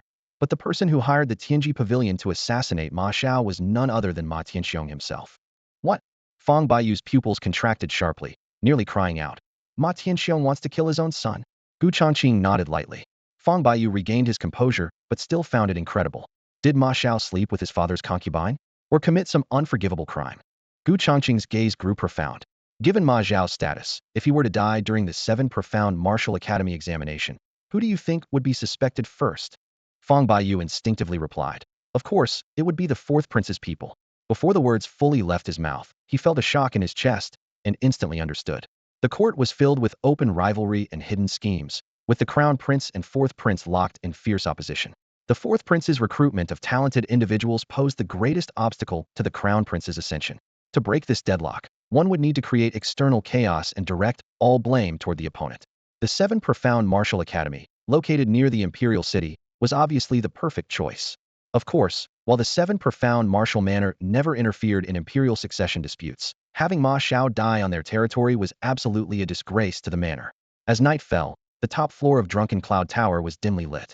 Fong Baiyu stood by the window, his gaze sweeping across the street below. If the 7 Profound Martial Manor wanted to use this incident to assert their authority, all factions in the court would inevitably face their wrath. Since the Ma family were both the Crown Prince's confidants and the victims this time, the manor would surely turn a blind eye to them. However, the 4th Prince's faction was destined to bear the brunt of it. Using his son as bait to draw the 7 Profound Martial Manor into the game, realizing this, Fong Baiyu sharply drew in a cold breath. Who could have imagined that Ma Tianxiong would be ruthless enough to use his own son as bait, all just to completely drag the 4th Prince down? Boss, should we continue with this dark business? Fong Baiyu withdrew his gaze, his expression grave. Continue. Gu Changqing sat in his soft chair, his fingertips lightly tapping the armrest. Once the Heavenly Secrets Pavilion takes a contract, we must see it through. Tonight, the 4th Prince Chu Yan's subtle probing had already put him on alert. If they could use this situation to weaken the 4th Prince's power, it would significantly reduce future troubles for Drunken Cloud Tower. Fong Baiyu furrowed his brow tightly. Ma Tianxiong can even strike at his own son. If we actually move against Ma Xiao, I'm afraid we'll become scapegoats. In our line of work, we're already blades in others' hands. Gu Changqing's tone was calm. If you were assassinated, would you desperately pursue the assassin, or would you go after the mastermind? A gleam flashed in Fong Baiyu's eyes, and he suddenly grinned. Understood. What are your arrangements? Should I select a few top assassins from the Shadowblade group? No need. Gu Changqing pondered for a moment, then said slowly. On the day of the 7 Profound Martial Manors examination, I'll make the trip personally. You guard Drunken Cloud Tower. Hearing the word personally, Fong Baiyu's heart trembled, but he said nothing more. He knew better than anyone that his boss commanded a mysterious team of assassins. Their previous missions had been completed without a trace. Even the middleman Chun Kuei's stronghold had been eliminated overnight. Moreover, Ma Xiao was merely at the peak of the innate realm. The difficulty wasn't great. Gu Changqing's personal involvement likely concealed other purposes. Recently, plant more informants around the Ma residence. Report any disturbances immediately. Gu Changqing instructed. Understood, I'll handle it right away. Fong Baiyu nodded solemnly and strode away. The room returned to silence. Gu Changqing rose and pushed open the window. Night wind rushed in, and the lamplight outlined his features with cold clarity. The situation was clear, only needed to follow the current. The Heavenly Secrets Pavilion's principle was simple. Take money, kill people. As for everything else, they simply didn't care. 3 days later, at dawn, boom, a thunderous roar suddenly erupted from the top floor of the Ziyun Tower, causing the entire building to tremble as dust cascaded down. Gu Changqing, who had been sitting cross-legged in meditation, slowly opened his eyes and reined in the surging waves of elemental energy around his body. The violent aftershocks still reverberated through the air as wood splinters, porcelain shards, and tea stains scattered across the floor. Tables, chairs, and screens had all been reduced to debris, the result of his elemental energy bursting forth when he had just attempted to break through his cultivation realm using the 9 Heavens Thunder technique. Half-step down mortal realm had finally achieved it. A slight smile curved Gu Changqing's lips as his gaze swept across the devastated hall. He silently marveled at this technique, which, despite being incomplete, was still a 7th-grade cultivation method. If he could find the complete version, he was confident he could break through his limitations in one fell swoop and become a true Dao mortal realm expert. Boss, are you alright? Hurried footsteps echoed from the staircase as Meng Jing rushed into the hall first, his expression tense with worry. Close behind him, Fong Baiyu and Zhao Rong emerged from the secret passage, surveying the devastation around them with alarm and instinctively assuming defensive stances. I'm fine, just cultivating. Changqing rose from the shattered meditation cushion, his tone calm as he casually gestured around. I'd appreciate it if you could clean this up later. Fong Baiyu's eyes sparkled as he carefully sensed the faint but imposing aura emanating from Changqing's body. He whispered excitedly, Boss, your aura has become much more solid. Could it be that you've reached half-step down mortal realm? Zhao Rong and Meng Jing exchanged glances, their eyes blazing with fervor. In the Tianji pavilion, Changqing's strength virtually determined their future. Changqing raised his hand and passed a jade slip to Meng Jing. I've fully comprehended this incomplete manual. You can study it as well. Incomplete. Meng Jing accepted the jade slip, initially thinking nothing of it. But when his spiritual consciousness probed inside, his pupils contracted sharply, and his voice trembled. 7th grade cultivation manual? Let me see. Fong Baiyu eagerly snatched it away, and after scanning it with his divine sense, his entire face flushed red with excitement. It really is 7th grade, and it's a mental cultivation method. Zhao Rong leaned in to look as well, unable to hide her delight. In the martial cultivation world, superior mental cultivation methods of 6th grade and above were monopolized by major sects, royal families, and ancient martial clans. Independent cultivators could hardly even glimpse such techniques, let alone practice them. Now Changqing had casually gifted them an incomplete 7th grade mental cultivation manual, something that would drive countless martial artists to madness. Boss, this is far too precious. Meng Jing hesitated, torn between desire and reluctance to accept such a valuable gift. Changqing surveyed the three of them and smiled faintly. We're all family here, what's this talk of precious or not? Since you're following me, if I have meat to eat, I won't let you go hungry. His tone was casual, yet carried the warmth of a spring breeze. Thank you for your guidance, boss. Meng Jing and Fong Baiyu clasped their fists in unison, their eyes filled with gratitude and determination. If their cultivation didn't advance, they would fall behind in the future development of Tianji Pavilion. Zhao Rong fingered her sleeve and laughed softly. This technique is too forceful and masculine for me to handle. When there's a suitable mental cultivation method for women next time, I'll practice then. Her voice was melodious and alluring, her eyes sparkling with mirth. Such an enchanting display made Changqing's expression stiffen, and he quickly averted his gaze, because it was truly unbearable to watch. Buzz. The storage ring trembled slightly, and the transmission jade talisman suddenly lit up. Changqing's mind stirred as a sinister, cold voice drilled into his ear. The prey has set out for the 7 Profound Martial Academy. Have your Tianji Pavilion assassins prepare for the kill immediately. Changqing put away the jade talisman, a playful cold smile curling at the corner of his mouth. Ma Tianxiong. Oh Ma Tianxiong, to ensure the prince's smooth ascension to the throne, you're even willing to kill your own son. You're more desperate than I imagined. Serving a ruler is like keeping company with a tiger. Whether things will go as you wish in the end remains to be seen. Today was the day of the 7 Profound Martial Academy's examination. Fong Baiyu stood at the entrance to the secret passage, looking at him with concern. Must you really go in person? Just joining in the excitement. Changqing's tone was relaxed, as if he were going to watch a street performance. Then I'll prepare the carriage. No need. Changqing raised his hand to stop him. Before Meng Jing could turn around, Zhao Rong smiled with feminine grace. The boss has his own plans. If we follow along, we'll only become a burden. Changqing offered no further explanation and stepped into the secret passage, his figure quickly swallowed by darkness. In the Great Yong Dynasty, every 3 years at the beginning of autumn, the 7 Profound Martial Academy's recruitment examination arrived as scheduled. For countless young martial artists, this day was a watershed moment of destiny, especially for those helpless children from humble families. Once they crossed this dragon gate, they could soar to great heights. Changqing agreed with this point. In his previous life, the college entrance examination was the same for ordinary students. But for those young masters born with golden spoons in their mouths, the examination was merely a topic of conversation. Their performance didn't affect their quality of life, as money could always compensate for shortcomings. The secret passage led directly to the marketplace. Pushing open the door, morning wind mixed with lively voices hit him in the face. Nearby and doors opened one after another, and young figures poured out with hurried steps and burning gazes, all heading toward the same destination, the 7 Profound Martial Academy outside the western part of the city. The crowd quickly gathered into a tide, with pushing and jostling inevitable, yet no one minded. For today's examination, everyone kept their temper firmly suppressed. Changqing whispered instructions. Ghost Moth, go lock onto the prey's whereabouts and await orders. With a flick of his sleeve, a small gray-black insect took flight, transforming into an eagle in the blink of an eye and soaring high. Changqing concealed his aura and blended into the crowd of examinees. The shadow step technique quietly unfolded in the crowded stream of people, neither falling behind nor standing out. The city gates had been opened early by the guards, allowing this mighty army of young martial artists to surge through without pause, rushing toward the back mountains in the suburbs where the Seven Profound Martial Academy was located. Dozens of miles might be difficult for ordinary people, but those who came here possessed at least postnatal realm cultivation. Throughout the entire sprint, almost no one stopped, with fierce wind cutting like knives across their faces, yet no one retreated. Changqing's feet flowed with shadows, maintaining a steady rhythm.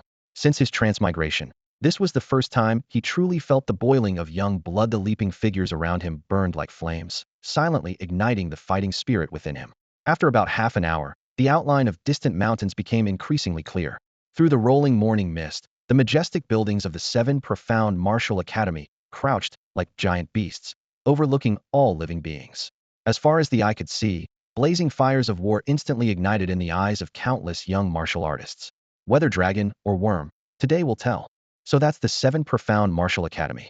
Changqing gazed at the massive complex in the distance, his heart filled with awe. Built against the mountainside, the Martial Academy stood majestic and imposing, with layers of halls and pavilions cascading along the mountain's contours like a self-contained city. The outer ring of gray-white walls stretched along the ridge until they disappeared beyond the horizon, their surfaces bearing clear scars from blades and arrows that added an air of iron-blooded solemnity to the already overwhelming grandeur. Changqing clenched his fists silently. If my Tianji pavilion could one day expand to such a scale, it would be more than enough. With this thought, he joined the crowd flowing onto the official road at the mountain's base. The area was already packed with countless martial artists here for the examination, their shouts, vendors' calls, and the clashing of weapons blending together like a pot of boiling water bubbling away. Rather than pushing to the front, Changqing remained at the periphery, his gaze sweeping back and forth through the noisy throng. Meanwhile, Ghost Moth had transformed into an inconspicuous gray-black fly, circling in the air currents overhead. Hundreds upon thousands of faces flashed through its compound eyes like pages being rapidly turned.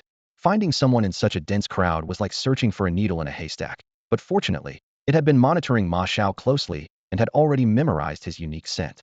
After a brief comparison, the direction was locked. Ghost Moth beat its wings and skimmed over the crowd, its gaze cold as a blade as it instantly spotted Ma Xiao's figure. Master, target locked. Shall I proceed with the kill? Changqing surveyed his surroundings and transmitted his thoughts in a lowered voice. Not yet. The mission requirements stipulated that the assassination must be completed during the examination process. Though this area was already under the Seven Profound Martial Academy's jurisdiction, there was still a stretch of mountain path before reaching the actual examination grounds, and the Academy's examiners had yet to appear. Acting now would violate the employer's specifications. Even if he successfully killed Ma Xiao, he wouldn't receive payment. He wouldn't engage in a deal that would render all previous efforts futile. We wait. Move only after entering the examination area. Continue surveillance, but avoid exposing our position. Upon receiving the order, Ghost Moth immediately gained altitude, blending into the shimmering heat waves under the sunlight, though its cold gaze remained fixed on Ma Xiao without wavering for a moment. Strange, why do I keep feeling like someone's watching me? Ma Xiao's brow furrowed as he unconsciously looked around. Since escaping the last assassination attempt, his nerves had been stretched tighter than a bowstring, catching every disturbance in his surroundings.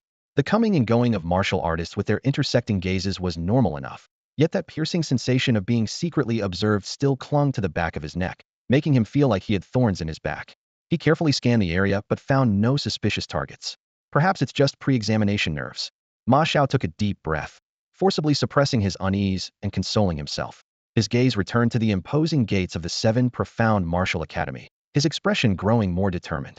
Little did he know that when he looked away, that inconspicuous fly had eerily circled back, once again fixing its deadly stare upon him. Like a persistent ghost, Ma Xiao suddenly whirled around, his sharp gaze sweeping the surroundings. The young martial artists in the nearest circle felt their scalps tingle under his intense scrutiny. What's wrong with this guy? Why does he keep staring at us? Those eyes sits like he wants to devour someone. Thus, under Ghost Moth's continuous surveillance, Ma Xiao's nerves grew increasingly taut. The feeling of being watched followed him like a shadow, yet he could never pinpoint its source. Damn it, I'd better not catch whoever's doing this. The cool morning breeze swept across the plaza outside the training grounds as Ma Xiao's knuckles turned white from clenching his fists. He gritted his teeth, his entire body trembling slightly with rage. Brother Xiao, what's wrong with you? Several Ma family disciples waiting for the examination immediately noticed something was amiss. One of them approached and asked in a low voice, "Did you not sleep well last night? Help me look around. Ma Zhao's face was ashen, his voice barely above a whisper. I feel like someone is watching me. Watching you. The group looked around, seeing nothing but examination candidates and attendants everywhere, with no suspicious figures in sight.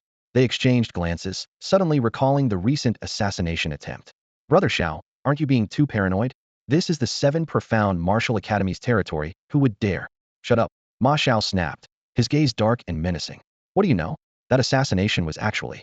The words reached his throat, but he swallowed them back. If he revealed that shameful incident, the entire capital would treat it as a joke. You reap what you sow.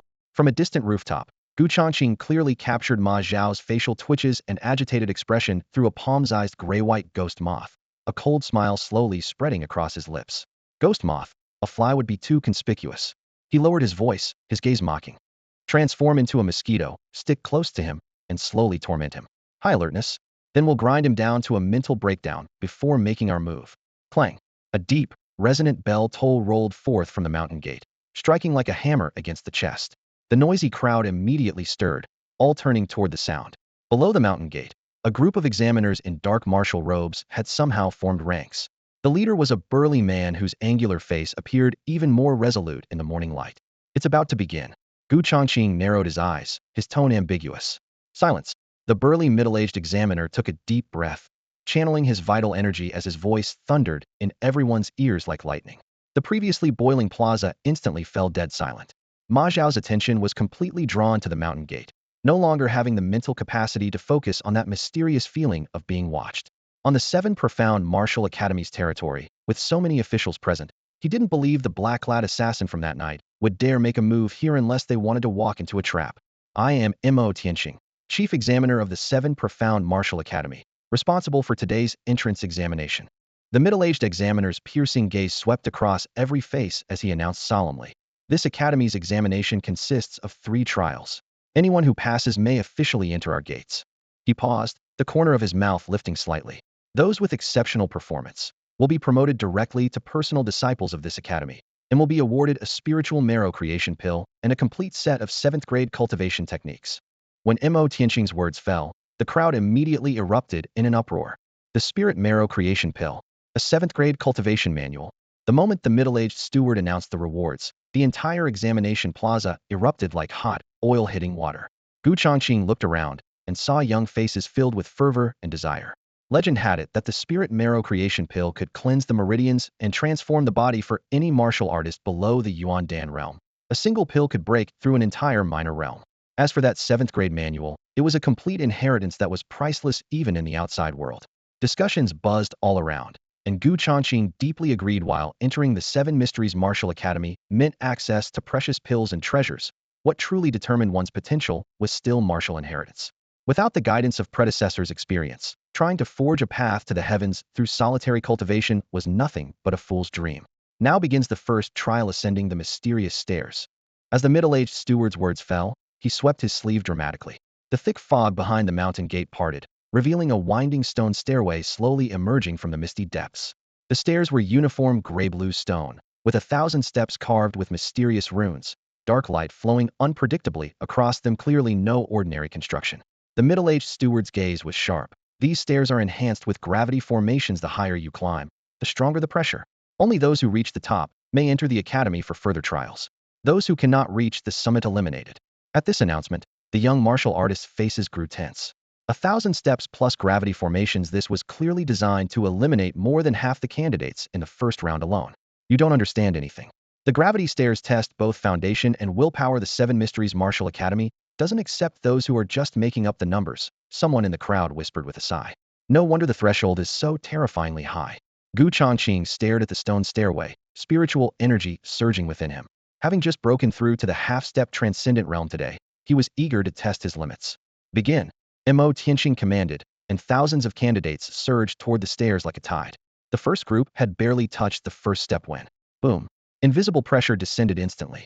Holy crap, so heavy. A fat candidate's face went pale as his steps immediately slowed to a crawl, as if trapped in mud. This is just the first step. Won't the rest be deadly? Seeing this, the candidates behind began circulating their energy in preparation. Changqing didn't rush forward, but instead observed the reactions of those in front. Thud. The fat candidate from before couldn't hold on and rolled down the stairs like a meatball. Worthless. Mo Tianqing cast him a cold glance. Can't even make it past 10 steps and dares to take the examination? Everyone's hearts tightened, and they immediately steadied their breathing. Gu Changqing noticed that those with solid foundations and robust cultivation moved significantly faster, while those who had relied on pills to boost their cultivation could barely move. This formation could directly expose one's true strength. Meanwhile, through his ghost moth's vision, Gu Changqing saw Ma Xiao also stepping onto the stairs. The man's steps were steady and his aura restrained. Clearly his foundation wasn't bad. The moment the ghost moth caught up, it suddenly felt its body grow heavy under the gravitational field of the formation, nearly reverting to its original form. Though suspended in midair, it remained bound by gravity, its wing movements instantly becoming rigid. Gu Changqing caught this detail from the corner of his eye, his heart sinking as he immediately abandoned any thought of striking on the gravity stone steps. With the enemy hidden and himself exposed, the all-encompassing gravitational suppression would reduce the ghost moth and shadow spider's speed by at least 60%, making any assassination plan futile. If he forced an attack, the patrolling deacons of the 7 Profound Martial Academy would detect the anomaly within minutes. Worse still, climbing the stone steps in insect form was already conspicuous enough. Remaining unaffected under such pressure would only arouse more suspicion. His thoughts racing, Gu Changqing immediately willed the ghost moth back into the system space. Haste makes waste. There are still 2 more trials ahead anyway. He suppressed his killing intent and joined the last group approaching the stone steps. The massive stone stairway rose majestically, each step carved with intricate formation patterns that pulsed with ethereal light. Gu Changqing took a deep breath, paused briefly, then lifted his foot onto the first stone step. Buzz! The instant his foot touched down, a weight like a 100-pound boulder crashed over him, instantly constraining his flesh, bones, and even the circulation of his true essence. Gu Changqing's form sank slightly, but he didn't draw upon his true essence, relying solely on his long-tempered physical body to endure as he steadily advanced to the second step, then the third. He understood clearly that the long journey of 1,000 steps had only just begun. If he depleted his elemental power too early, he would only die more miserably later. At the 100th step, he glanced up slightly. Among the martial artists in his group, several already showed pale faces and labored breathing, their legs trembling violently. Though the female martial artists were equally pale, they could still regulate their breathing calmly and continue climbing.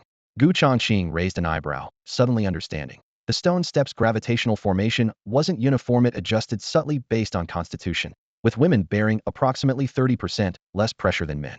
He thought no more of it, lowering his gaze and exhaling a breath of stale air as he continued his steady ascent. The 500th step. As his foot landed on this dividing line, the stairway's gravity suddenly doubled, and the light emanating from the stone patterns seemed to deepen a shade. By now, some candidates with unstable foundations had exhausted their true essence, their legs shaking uncontrollably. Some simply collapsed to their knees, supporting themselves with their hands, yet still being forced into hunched positions by the ever-increasing pressure. After struggling a bit longer, they could only tumble down the stone steps in disgrace, collapsing on the outer grassland and admitting defeat. On the high platform above, deacons and examiners overlooked the entire scene. The silver-haired elder Mo Tianqing stood with his hands clasped behind his back, his gaze sharp as a blade as it swept over each candidate. This year's examination has produced some promising talents, he said. The young deacon beside him flipped through a roster, nodding indifferently. Eliminating 60% in the first trial is about the same as previous years. 60% is just probability. Mo Tianqing narrowed his eyes, his tone grave. I'm referring to those few candidates with exceptional performance. One in particular has endured 500 steps using physical strength alone. I want to see how far he can persist before drawing upon his true essence.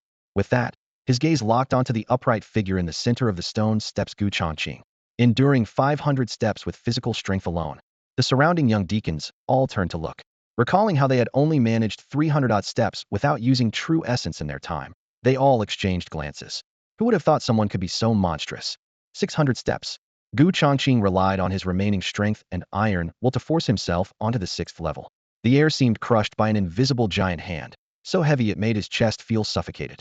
He gasped for breath, his leg bones and knee joints creaking with each movement, every step feeling like it was draining all the blood and flesh from his body. Looking up, he could see that some of the warriors who had started first had already reached the summit, while Ma Xiao stood steadily at the 900th step, just dozens of steps away from the top. It's time. Gu Changqing took a deep breath of the blood-tinged air and silently released his dantian. Boom. Pure true essence exploded like a torrent, creating visible waves of energy around his body that instantly dispersed the surrounding pressure. He felt his body lighten as the soreness and fatigue were swept away, replaced by surging, overwhelming power. In the next breath, He touched the ground with his toes and suddenly unleashed the shadow step technique. His figure transformed into a streak of ink-black light, soaring upward. 600 steps, 700 steps, 800 steps. The stone steps flew backward beneath his feet as he cut through the pressure barriers like a blade carried by a fierce wind. Holy crap! Who is that? That's insane! Young warriors along the way cried out in shock, their pupils contracting to pinpoints. The black shadow flashed past their vision in an instant, leaving behind turbulent air currents. Almost there. Ma Xiao eyed the remaining dozen or so steps, a confident smile spreading across his lips. Whoosh! The black shadow swept past his shoulder, instantly claiming the lead. What? Ma Xiao's face went pale as he instinctively looked up. Gu Changqing was already standing firmly on the final step. I'm one step ahead of you. Gu Changqing looked back with a meaningful smile curving his lips, then took another step, officially reaching the summit. As the final step fell, the heavy pressure field completely dissolved. Ma Xiao followed close behind, finally stepping onto the finish line, but his legs went weak from exhaustion, nearly collapsing. Gu Changqing restrained his aura and surveyed his surroundings. On the mountain peak plaza, hundreds of candidates were either standing or sitting. 300 to 400 people were still struggling to climb the stone steps. Thinking of the 1,000 or so people who had started, he sighed inward. Live elimination rate for this round was truly terrifying. Using true essence only at the 600th step. Excellent bone structure. Not far away, Mo Tianqing's gaze swept over Gu Changqing as he nodded approvingly. Several stewards couldn't help but swallow, clearly caught off guard by this outstanding performance. At this moment, however, Gu Changqing's attention was entirely focused on Ma Xiao. He pretended his breathing was irregular and retreated to the back of the crowd, his eyes dark and cold. Ma Xiao's face was pale, and like the other successful climbers, he was sitting cross-legged to regulate his breathing and swallowing pills, completely unguarded perhaps, because the stewards from 7 Profound Martial Academy were nearby. He had relaxed too much. The stewards were checking the steps to prevent cheating, no longer paying attention to those who had already reached the top. Seeing this, a cold gleam flashed in Gu Changqing's eyes. Ma Xiao was exhausted and mentally relaxed. This was the perfect opportunity to strike. Shadow Spider, Ghost Moth, Blade Mantis. Quick battle, quick victory. With a single thought from Gu Changqing, 3 insect pets suddenly materialized and vanished into the shadows. The ghost moth instantly folded its wings, shrinking to the size of a mosquito, and silently approached Ma Xiao's forehead. In the next moment, mental assault. A piercing shriek. An invisible psychic wave penetrated his skull, causing Ma Xiao's pupils to contract sharply as his body swayed, and his consciousness was instantly torn apart, plunging him into brief disorientation. Seizing this opportunity, the shadow spider opened a dark passage and flashed forward with the mantis. Spider silk slipped along Ma Xiao's sleeve unnoticed. The black spider shadow crawled to his chest, aimed its fangs at his heart, and bit down viciously. Dark venom spread through his blood vessels like cutting knives, jolting Ma Xiao awake with excruciating pain. Ah! His agonized scream had barely escaped when the mantis launched itself upward, its gleaming blade limbs slicing through the air. Flash! His carotid artery was severed instantly, blood spraying several feet. What? Mo Tianqing's brow twitched in the distance as his sharp gaze swept over like a blade. In that split second, Gu Changqing withdrew his consciousness, and the shadow spider, mantis, and ghost moth all melted back into the shadows as if they had never appeared. What happened?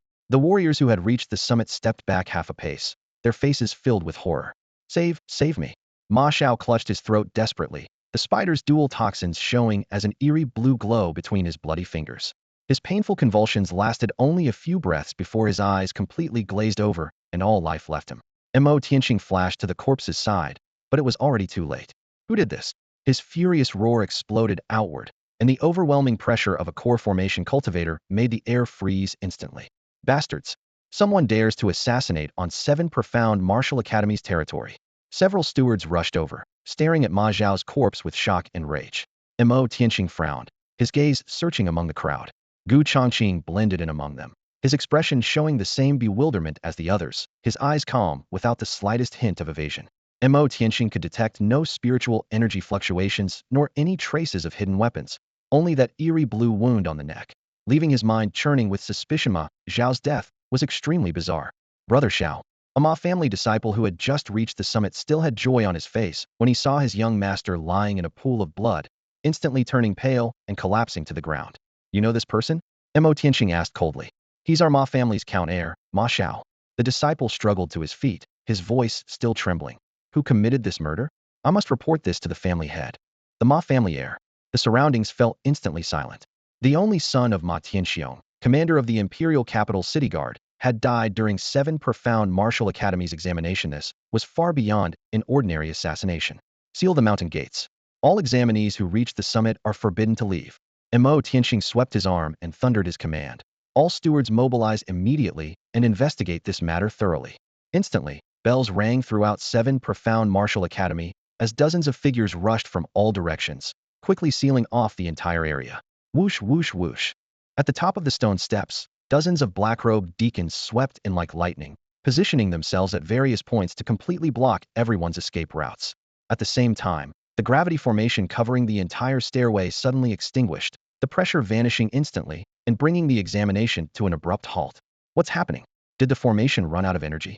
The young warriors who hadn't yet reached the summit stood frozen in place, their previously tense bodies swaying slightly from the sudden loss of pressure, yet none dared move a single step for fear of being judged in violation. Due to an unexpected incident today, the examination is temporarily suspended. Mo Tianqing hovered in midair, his gaze sharp as a blade as he announced in a deep voice, the echo rolling across the sky above the stone steps. As his words fell, everyone's expressions changed dramatically. What happened? Could someone have cheated? This is the entrance examination for the 7 profound martial academy. Who would dare tamper with it? Whispered conversations spread instantly, while those who had already been judged as failures secretly rejoiced. If the examination were to restart, they might have a chance to make a comeback. Mo Tianqing cast the clamoring voices aside, his gaze locking onto the hundreds of candidates who had reached the summit first, with Changqing prominently among them. Changqing took a deep breath, forcibly suppressing the turmoil in his chest. The Shadow Spider's assassination had been clean and efficient. Apart from the fatal wound on Ma Zhao's neck, no trace of evidence remained at the scene. The Shadow Spider and Blade Mantis had long been stored in the system space, an absolutely isolated secret realm that even the most powerful experts of the 7 profound martial academy couldn't detect. At this moment, there was only one thing he could do: remain calm.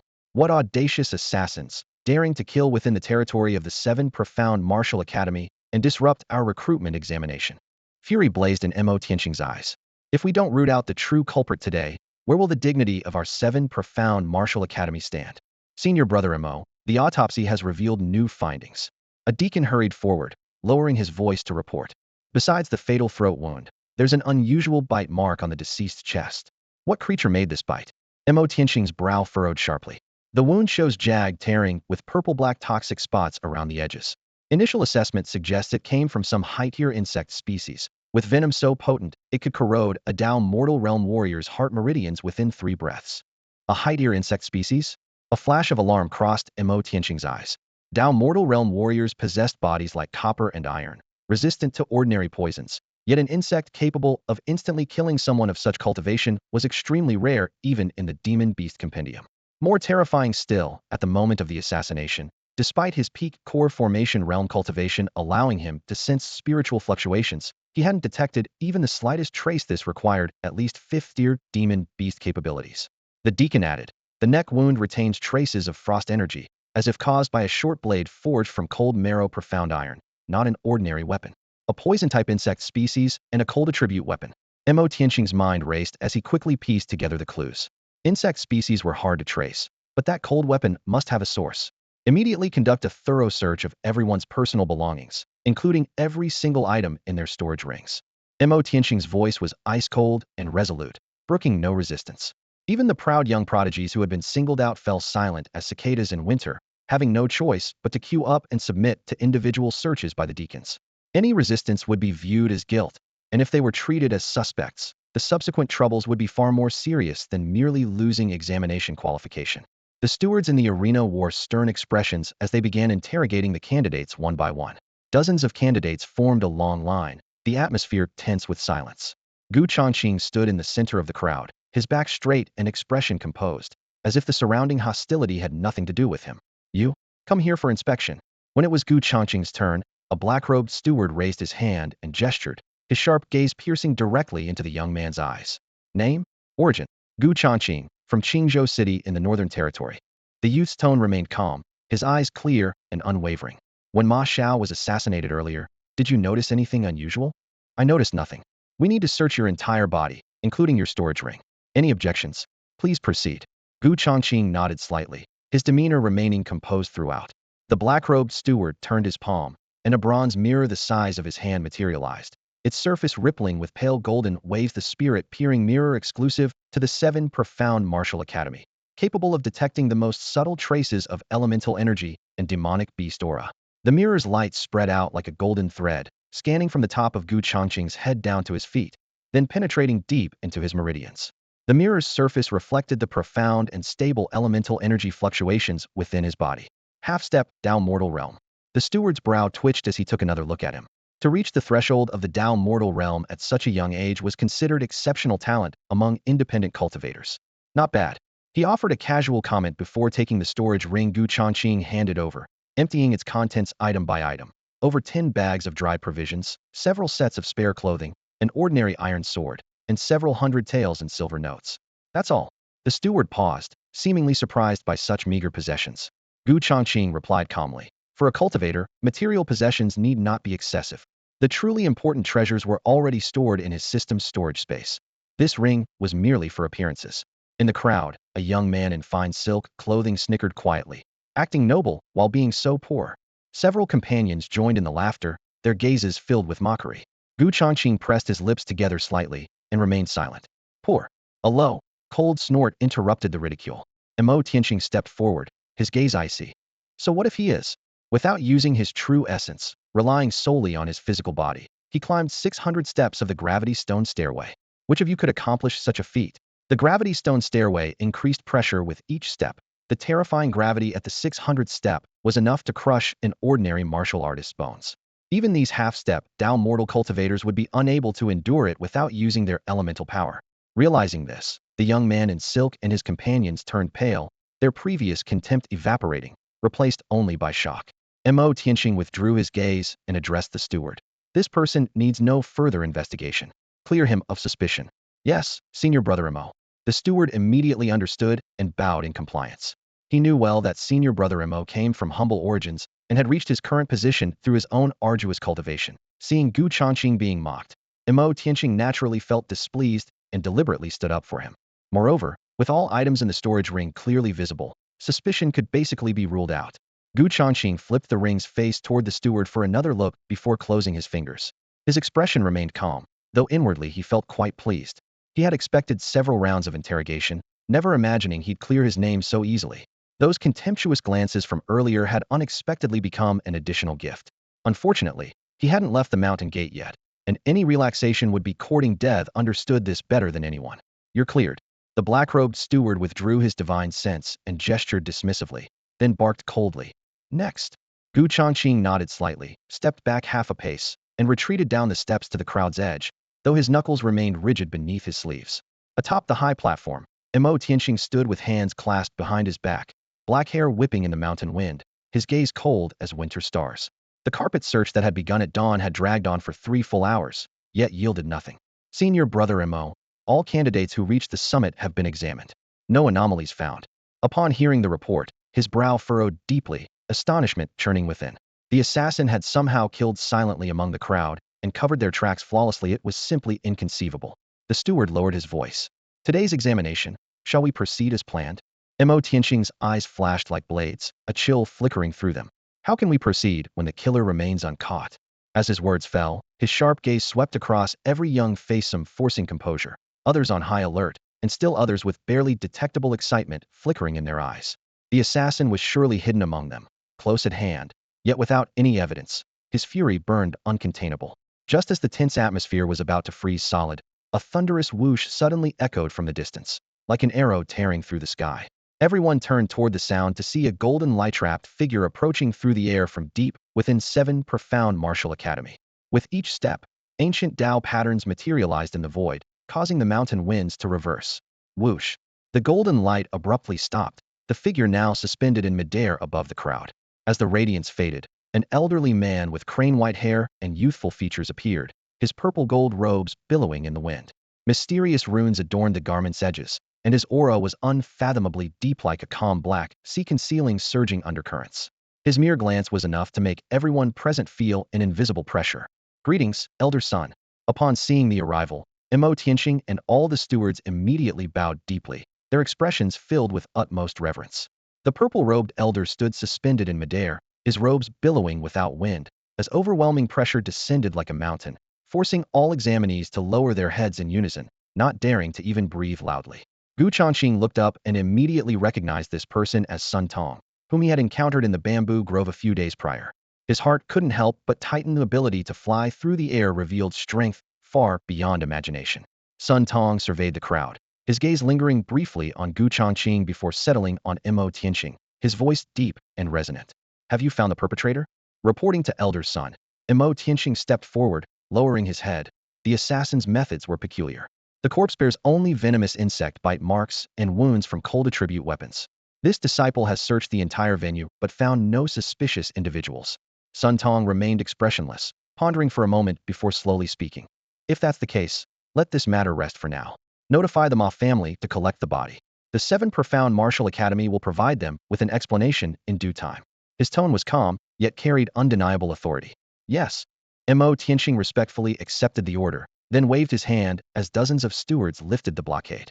Once the restrictions were removed, the examinees who had been holding their breath simultaneously sighed in relief, yet their hearts remained unsettled with a murder occurring at the examination grounds.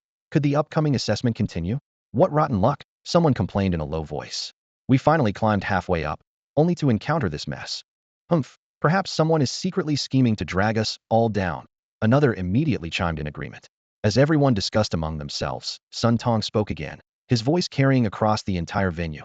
Today's examination is cancelled and will be held again in 3 days.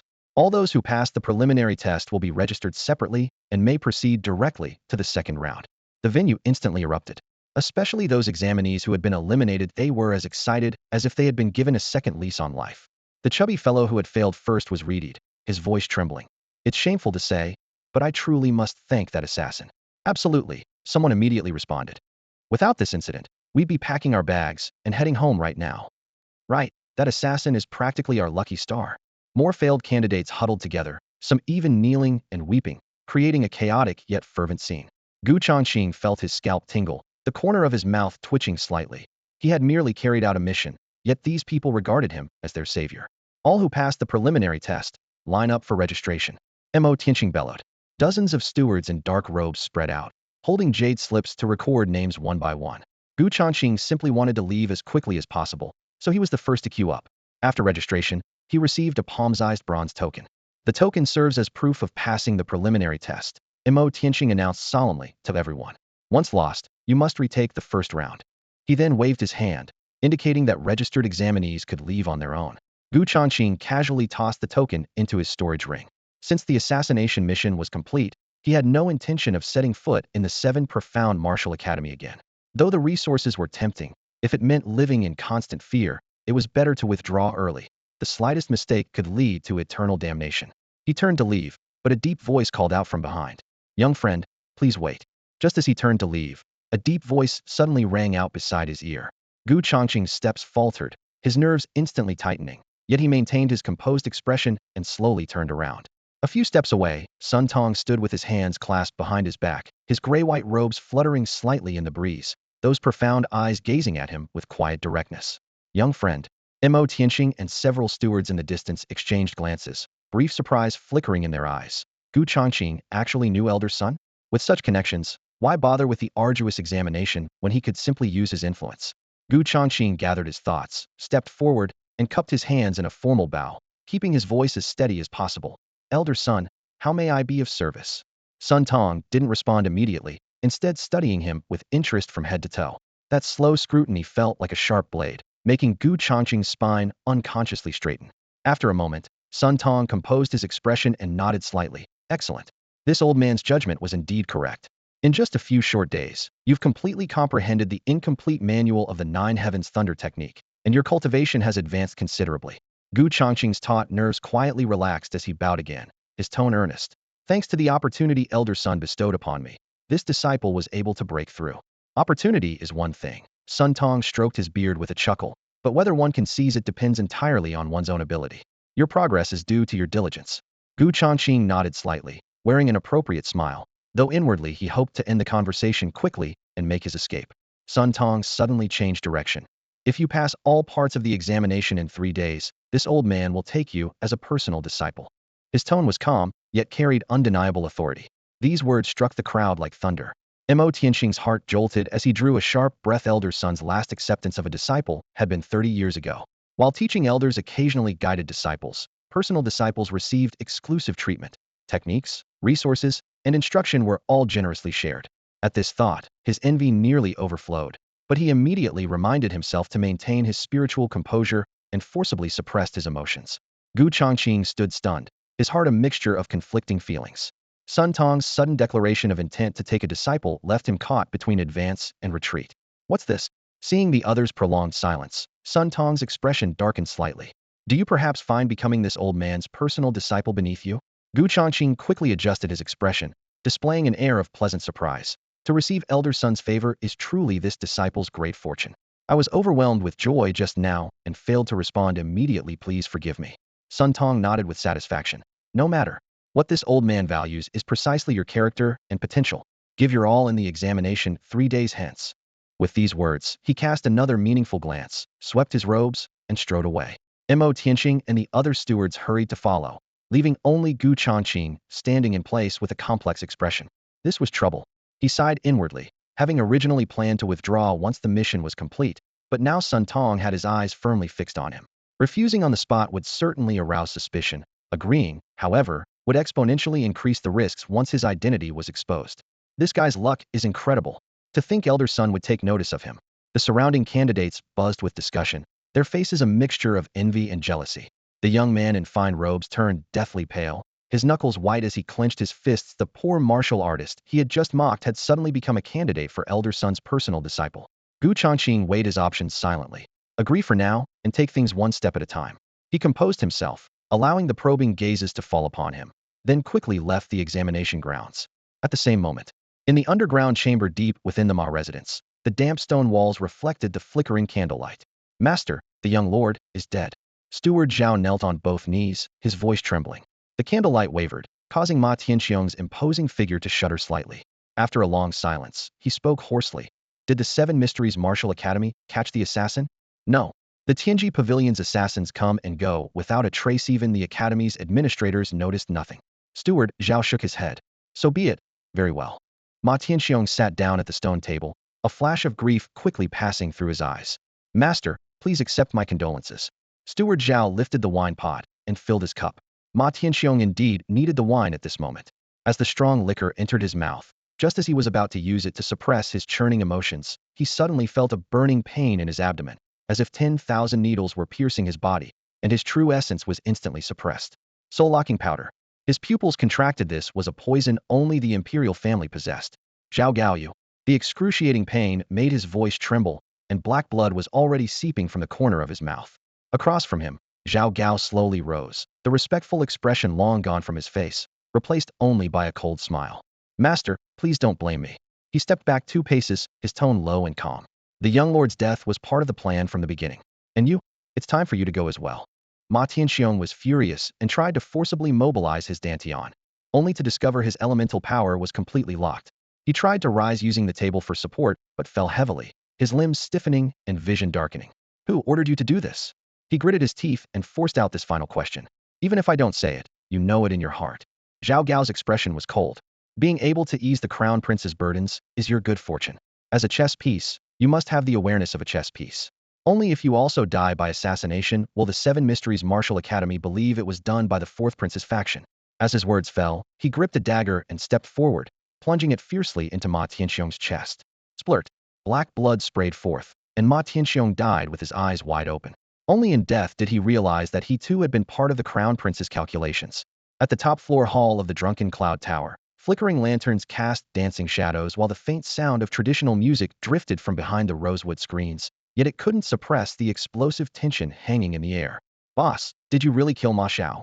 Meng Jing's pupils dilated as he leaned forward slightly, his voice trembling with barely contained excitement, his gaze toward Gu Changqing filled with resounding admiration.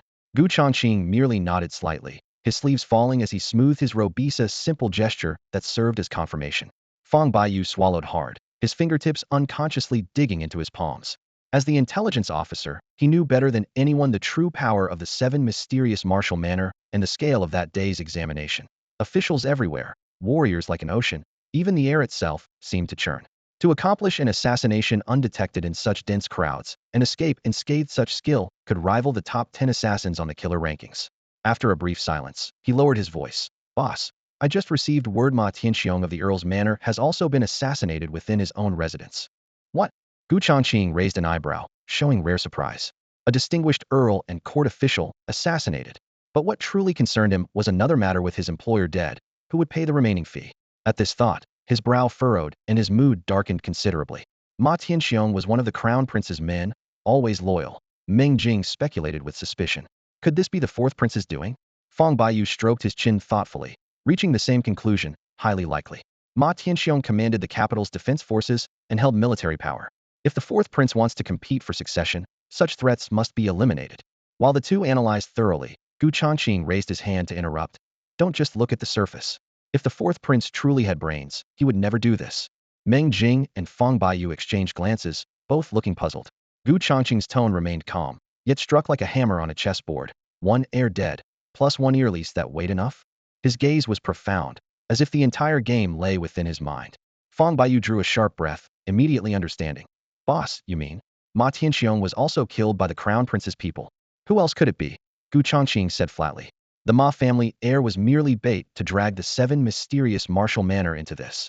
What can truly frame the fourth prince is Ma Tianxiong's death. Hearing this, Fang Baiyu sighed with genuine admiration. What a masterful chain of schemes! The crown prince's cunning is terrifyingly deep. Only now did Meng Jing understand, his eyes widening. To kill even his own trusted subordinate, how ruthless. Gu Changqing glanced at both men, his voice steady. In this game, where are there any trusted subordinates? To the crown prince, there are only pieces and sacrificial pawns. To claim that throne, he'll squeeze every last drop of value from each person. As he finished speaking, his lips pressed into a straight line, gravity surfacing in his eyes. He had known Ma Tianxiong's wishes would be difficult to fulfill, but hadn't expected the crown prince's methods to be so ruthless. Having personally eliminated Ma Xiao, he had essentially stepped into these murky waters. The Heavenly Secrets Pavilion had likely already been treated as a chess piece by the crown prince. Boss, with Ma Tianxiong dead, hasn't our Heavenly Secrets Pavilion's covert connection been severed as well? Fang Baiyu asked, getting to the heart of the matter. The Tianji Pavilion has been expanding rapidly lately, recruiting more and more new members, which requires increasingly substantial operating funds. In the council chamber, candlelight flickered as Gu Changqing sat upright in the main seat, his fingertips lightly tapping the armrest. Fang Baiyu and Meng Jing stood on either side, both dressed in silver armor and night clothes, their eyes unable to hide their concern. If they lost the income provided by this covert connection within the court, it would likely have a significant impact on the pavilion's operations. Not necessarily. Gu Changqing raised an eyebrow slightly, pondering for a moment before speaking. This assassination of Ma Xiao at the 7 Profound Martial Academy's examination grounds perfectly fits the chess game the Crown Prince has set up. He should have already reassessed the weight of Tianji Pavilion. As long as he still wants to use our blade to kill, he'll find ways to reconnect this line. At this point, his gaze darkened. If he truly wanted to treat Tianji Pavilion as chess pieces, that Crown Prince would need to see if he had the capability. Although the two had never met, the Crown Prince's deep scheming was well known throughout the imperial capital, so he had to maintain extra vigilance. After all, their relationship was merely payment for services. Cooperation. Tianji Pavilion took the money, but that didn't necessarily mean they had to obey every command.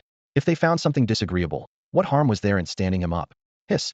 The transmission jade talisman in his storage ring suddenly vibrated, and pale blue light patterns flashed briefly.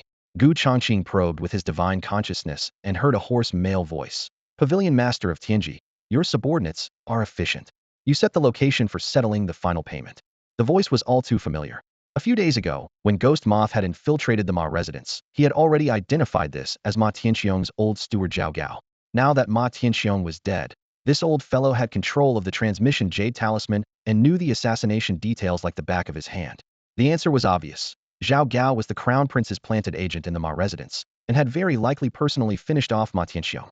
A hint of amused smile flickered in Gu Changqing's eyes, all his thoughts concealed within his gaze. Tonight at the hour of the dog, Juxiang Pavilion north of the imperial capital. His voice was steady as he unhurriedly provided the location. Juxiang Pavilion was separated from Tianji Pavilion by only one bluestone street, convenient for covert surveillance. Fine, then we'll meet in the Tianji private room. Zhao Gao readily agreed, and the light immediately extinguished. Fang Baiyu looked at the darkened jade talisman and asked curiously in a low voice, Boss, is this person a spy planted by the Crown Prince? Yes. Gu Changqing responded briefly, then raised his hand to take out a transmission talisman, which burned to ashes with a touch of spiritual power. Zhao Rong, go to the Tianzi private room at Juxiang Pavilion tonight at the hour of the dog to collect the mission payment. With Zhao Rong as an intermediary, many troubles would naturally be resolved. Today's murder case has already involved the 7 profound martial academy. Fang Baiyu frowned, his voice extremely low. I'm afraid the crown prince might try to trick us. Meng Jing's expression turned stern. If things are exposed, are you saying he wants Tianji Pavilion to take the blame? The council chamber fell silent instantly. Gu Changqing tapped the table lightly with his fingers, his gaze profound. The possibility Fang Baiyu raised, he believed could almost be ruled out. The crown prince's current layout was virtually flawless, so there was no need to worry about slip-ups for now. But one could never be too careful about others. Caution was always right. If that crown prince truly dared to set a secret trap, a cold light suddenly flashed in Gu Changqing's eyes. I wouldn't mind preventing him from ever sitting on that dragon throne. Under the cover of night, on the 5th floor of Juxiang Pavilion, flickering lights danced along the corridor as sandalwood incense wafted through the air. Zhao Rong stepped forward in perfectly fitted high-heeled boots, her form-fitting red dress accentuating the flowing curves of her waist and hips. With each step, the fabric clung to the subtle movements of her muscles. Arriving at the door of the Tianzi private room, she pushed it open. Through the crack, an inconspicuous black fly slipped inside. It was actually a ghost moth conjured by Gu Changqing's demonic arts, now compressed into insect form, following close behind as it clung to the door frame. The private room was decorated with understated luxury. Candlelight cast a warm amber glow across the sandalwood table. A man in black robes sat motionless in the main seat, his shoulders straight and rigid. A dark gold mask concealed half his face, revealing only a pair of sharp eyes.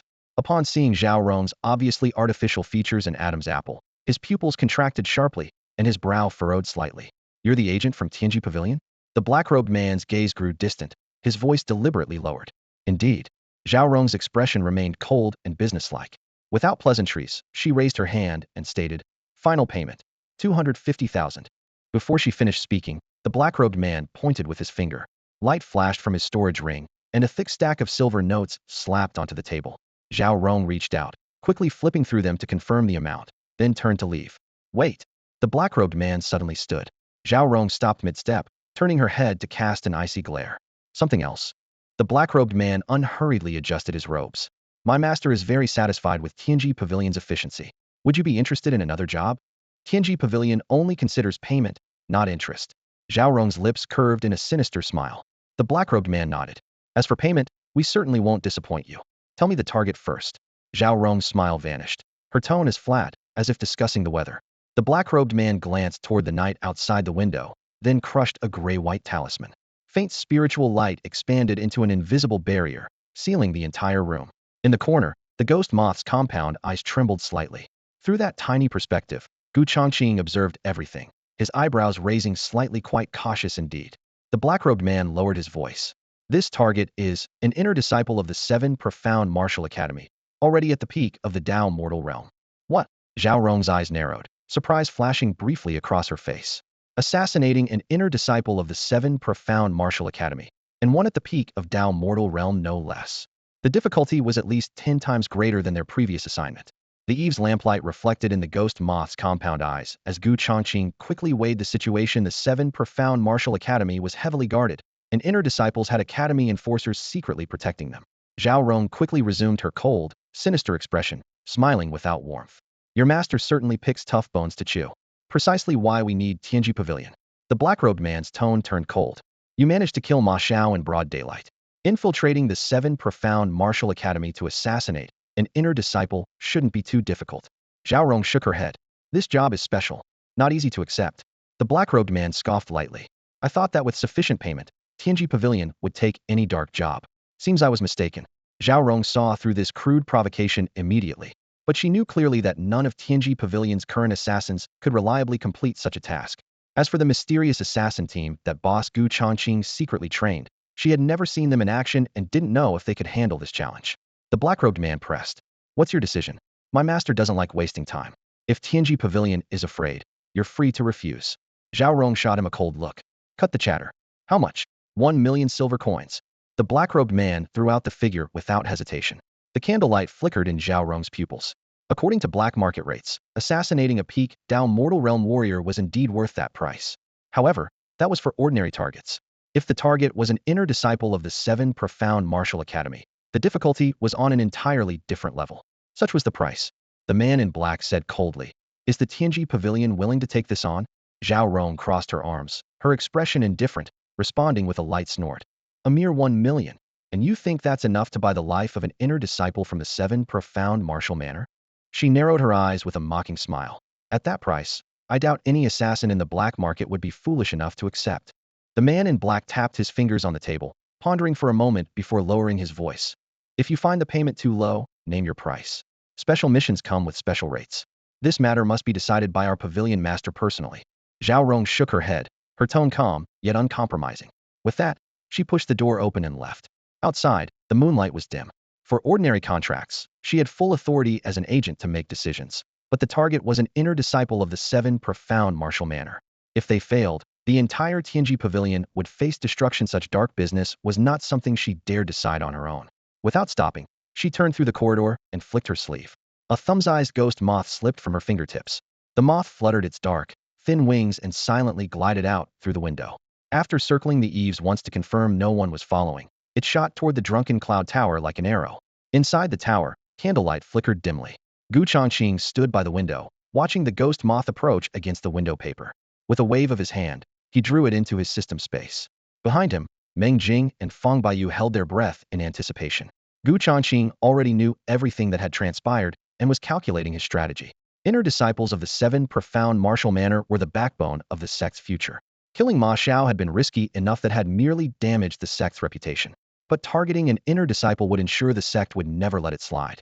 Even so, Changqing remained curious about the employer's identity. Unless there was a blood feud with the prince, why would someone pay such a fortune for his life? Or perhaps the employer was secretly involved in the imperial succession struggle, blocking the prince's path, and thus drawing this deadly intent? As thoughts churned in his mind, the wall clicked open with a crack, revealing a hidden door. "Sister Rong is back." Meng Jing's eyes lit up as he rushed forward. Fang Baiyu grinned teasingly. "Did you get the payment?" Zhao Rong strode in and tossed a money pouch onto the table. 250,000, not a coin less. "The employer has added a new mission." She looked toward Changqing. "This situation is special. The boss needs to make the call." She recounted her conversation with the man in black word for word. Meng Jing and Fang Baiyu's expressions immediately turned strange. "What? Assassinate an inner disciple of the 7 profound martial manner? That's sending us to our deaths." Fang Baiyu gasped. Zhao Rong frowned slightly. When an exam candidate is assassinated, the 7 profound martial manner might at most pressure the court. But if an inner disciple dies by assassination, they'll investigate to the very end. The Tianji Pavilion would become everyone's target. Though her words were incomplete, their weight was sufficiently heavy. The atmosphere in the room grew tense. Changqing slowly surveyed the three, his voice steady.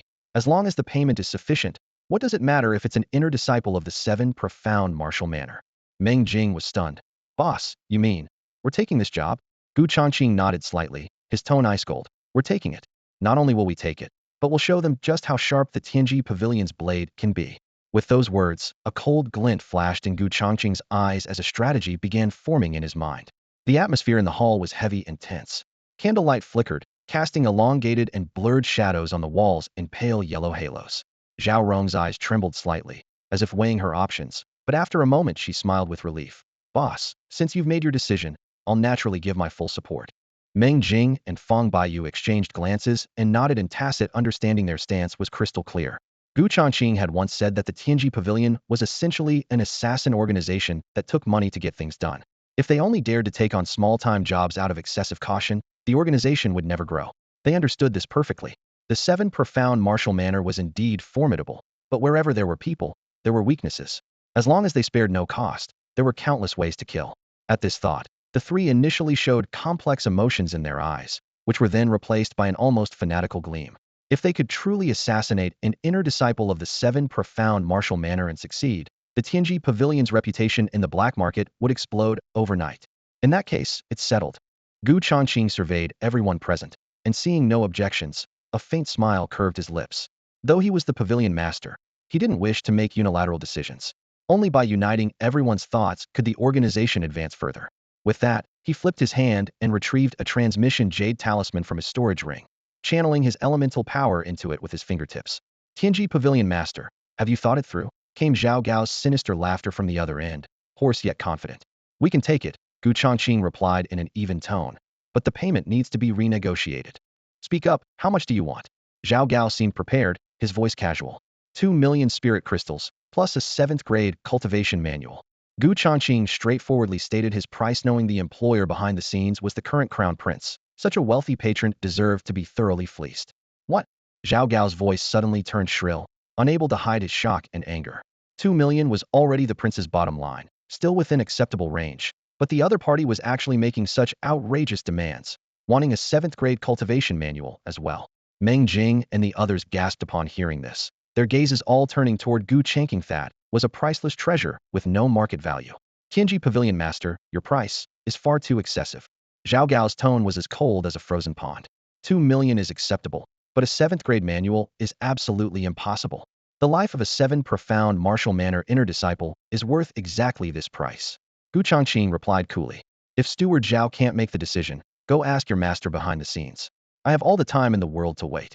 As his words fell, he slightly rotated his wrist. The jade talisman was returned to his storage ring, and the transmission was abruptly cut off. At the Ma Manor, the steward's quarters. How could that Tianji Pavilion Master know my identity? Zhao Gao's face alternated between pale and flushed, the veins on his hand gripping the jade talisman bulging prominently. Having infiltrated the Ma family for over a decade, he believed his disguise was flawless. Even Ma Tianhong harbored no suspicions, yet now his identity seemed to have been exposed with a single phrase. I must immediately report to His Highness the Crown Prince. His eyes flickered as he suppressed his anxiety, rose hastily, and departed. Tianji Pavilion Hall. Meng Jing scratched his head and couldn't help but whisper. Boss, didn't you slip up just now? You directly called him Steward Zhao. And that price was also too ruthless. Fool, what do you understand? Fang Baiyu slapped Meng Jing on the shoulder and grinned.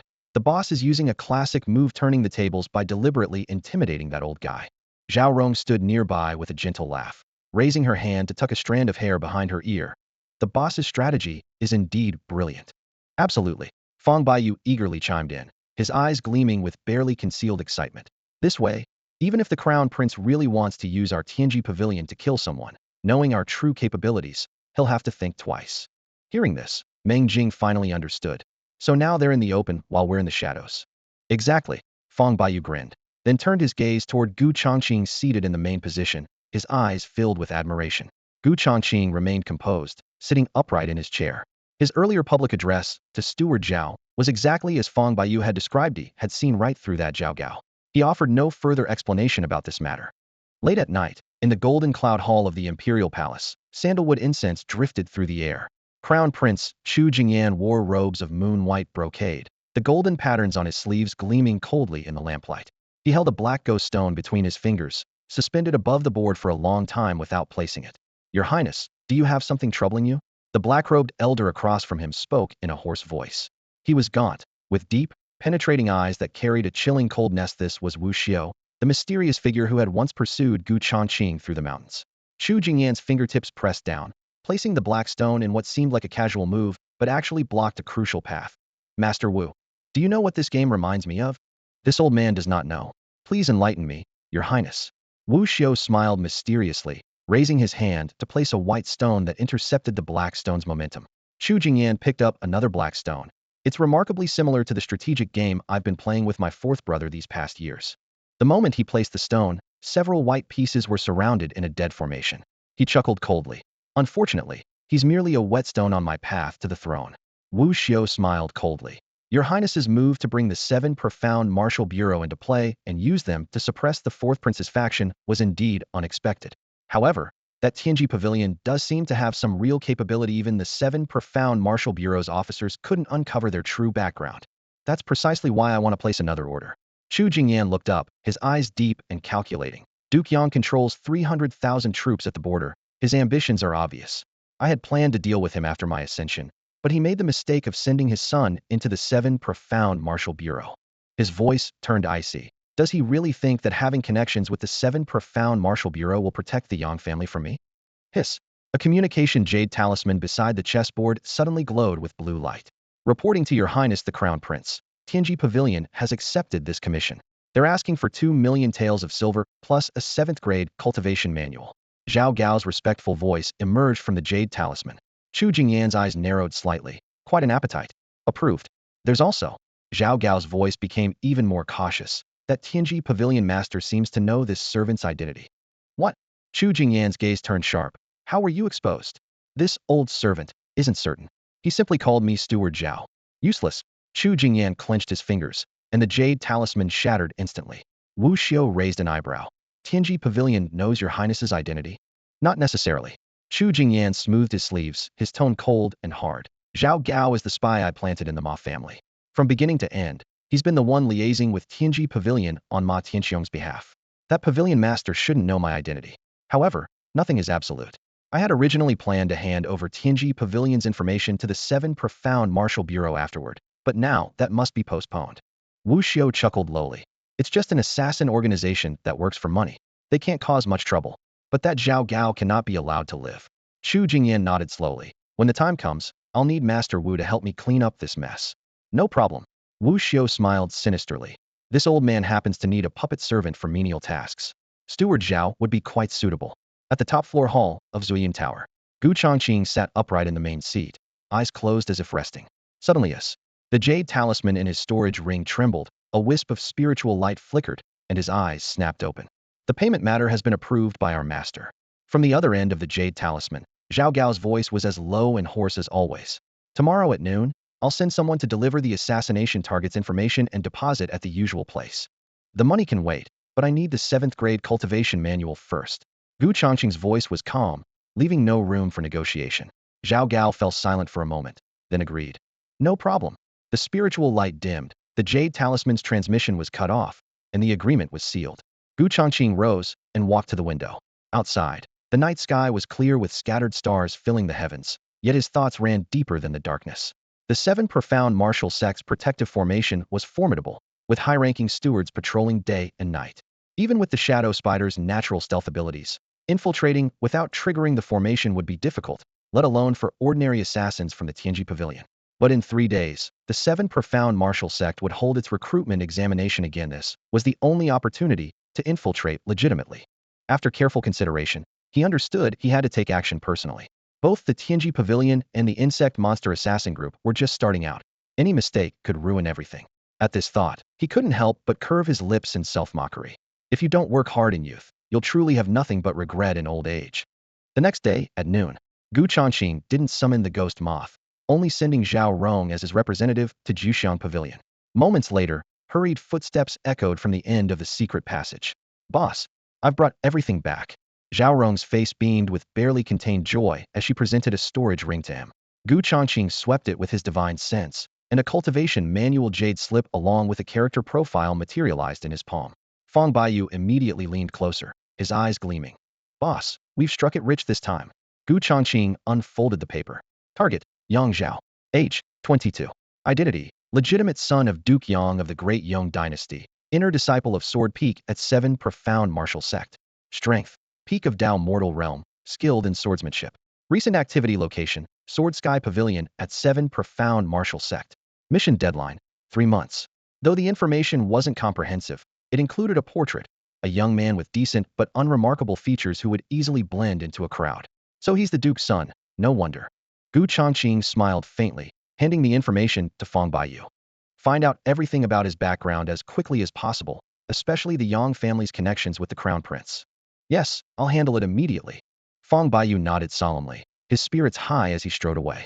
The intelligence network he had secretly established in the imperial capital during this time would undoubtedly prove useful now. After dismissing Meng Jing and the others, Gu Changqing turned his attention to the cultivation technique, Jade Slip. The fact that a 7th grade technique manual could be casually offered revealed just how crucial this assassination was to the prince's grand scheme. With this thought, he immediately channeled his spiritual power into the depths of the Jade Slip. Mystic Yang Domination Technique. 5 ancient characters suddenly materialized in his consciousness, heavy as 1,000 pounds, causing his soul to tremble and ring. Gu Changqing quickly scanned the opening summary, and after confirming this was indeed a genuine 7th grade technique, he unhesitatingly infused his elemental energy into the Jade Slip. Buzz! The Jade Slip burst forth with blinding golden light as countless runes transformed into golden threads that rushed toward his forehead. In the next instant, a vast star chart unfolded in his mind. 9 blazing suns hung high, burning fiercely, each fireball containing a seated, shadowy figure whose meridian circulation patterns were clearly visible, like flowing lava veins. A fire-based body refinement method? His eyebrows lifted slightly as fighting spirit surged within him. He casually activated an isolation talisman, and a light barrier spread like water, sealing the entire hall completely. After completing these preparations, he sat cross-legged and once again immersed himself in the profound technique revealed by the jade slip, using the body as a furnace, transforming qi into fire, burning meridians to forge vessels. Changqing followed the incantation's circulation, causing his elemental energy to instantly reverse flow. His originally docile meridians felt as if molten lava had been poured into them, with tearing, burning pain spreading through every inch of his flesh and blood. Cold sweat instantly soaked his temples, yet his expression remained unchanged. This was precisely the essence of the mystic yang domination technique. Only by reshaping the martial body with fierce flames could one achieve the mystic yang domination body. Taking a deep breath, he steadied his mind and continued the cultivation. The fierce flames repeatedly washed through his 8 extraordinary meridians, the pain sharp as blades, yet it also caused his tendons, bones, and flesh to take on a reddish-gold luster in the burning. Accompanied by soft, sizzling sounds, black impurities were forced from his body's surface, transforming into wisps of smoke that drifted away. 2 days later, boom, a muffled, thunder-like explosion suddenly erupted from within his body. In an instant, his elemental energy erupted like a volcano, with violent fire-based energy breaking through the shackles of his meridians and surging directly into his dantian. Early stage of the mortal transcendence realm achieved. Boom. Within the isolation barrier, crimson light spiraled around Changqing with a roaring intensity as his aura surged wildly upward. After breaking through to the Tao mortal realm, he didn't pause, but instead channeled every last trace of elemental energy from his meridians, pouring it all into his dantian and forcibly compressing it condense.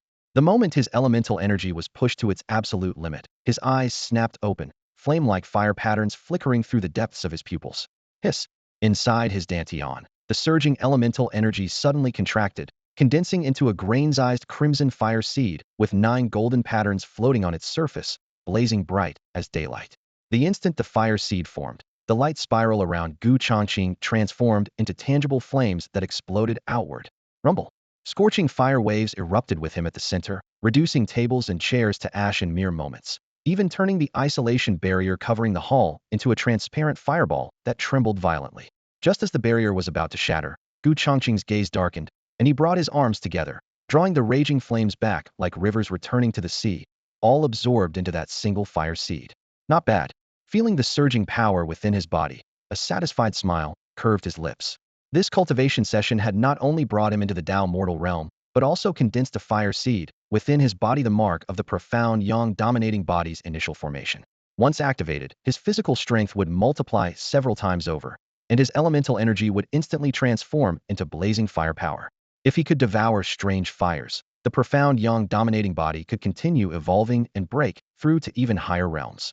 Changqing changed his clothes and waved his hand, causing the isolation barrier to shatter into points of spiritual light. Outside the door, Zhao Rong, Meng Jing, and Fang Baiyu had been waiting for quite some time. "Boss, you've broken through?" The three exclaimed with delighted surprise. Changqing nodded and casually handed over a jade slip containing the profound yang dominating body technique. Without need for explanation, Fang Baiyu and the others immediately understood. Last time it was the ninefold heaven-shaking art, and now it's another complete new technique. Meng Jing's hands trembled as he repeatedly expressed his gratitude. "Thank you, boss."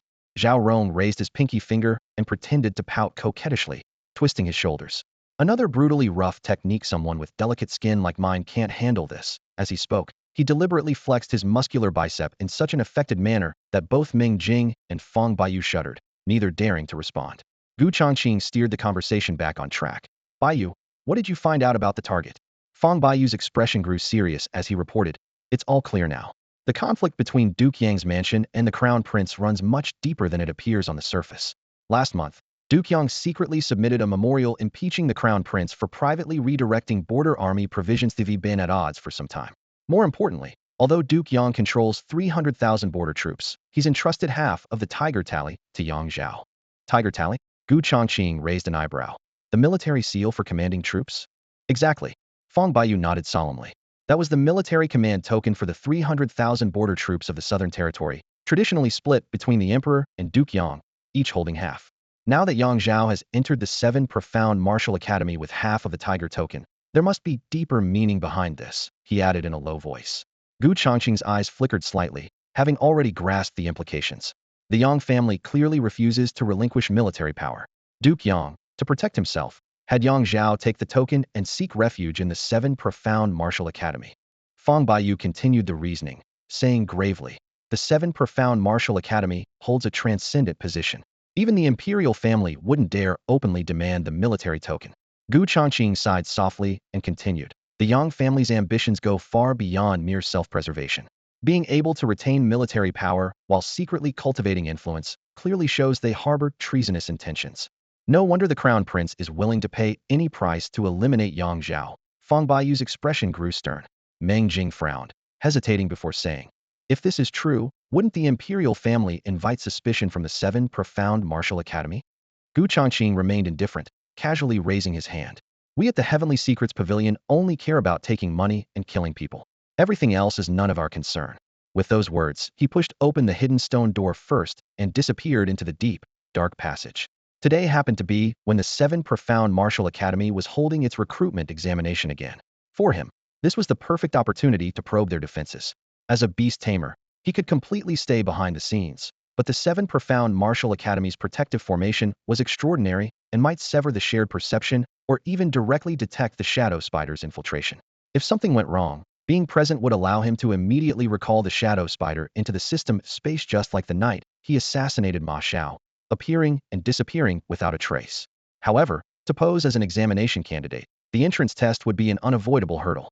If he delayed any longer, he might miss his chance, so he wasted no more time. In the back alley of Drunken Cloud Tower, a ray of sunlight slipped down from the eaves. Gu Changqing looked up to estimate the time, then summoned the ghost moth. Ghost moth, can you transform into a blue-winged eagle? Master, I can mimic any creature I have seen. Before the words finished, blue light surged across the ghost moth's surface, instantly transforming into a blue-winged eagle with a wingspan of over 10 feet. Excellent.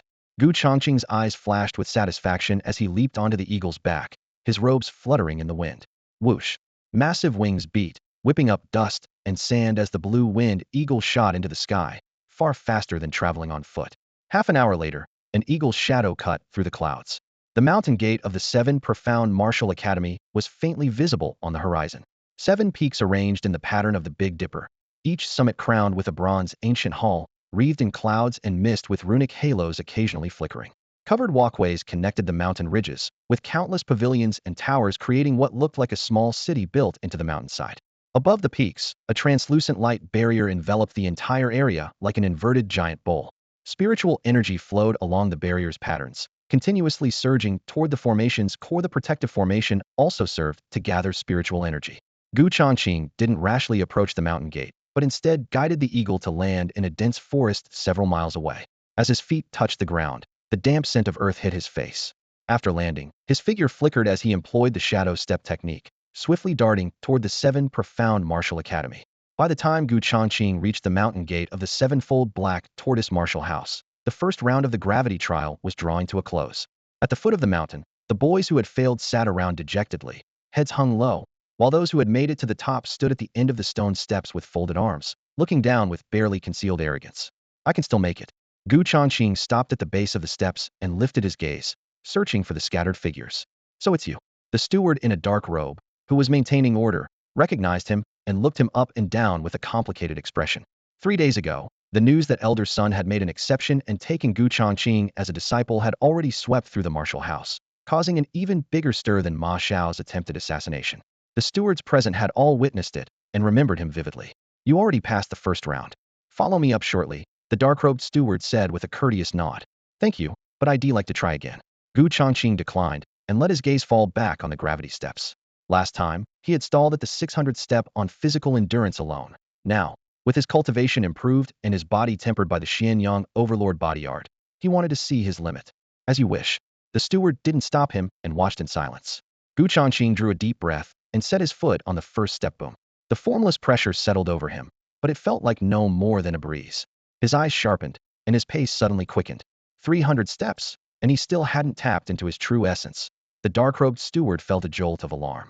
For 100 steps, his stride steady and even faster. That kid's here. At the top of the steps, Chief Examiner Mo Tianqing and the other stewards had also noticed Gu Changqing, their eyes all fixing on that lone figure. 500, 600, the very limit had reached last time. Mo Tianqing and the others held their breath, only to realize Gu Changqing still wasn't circulating his essence.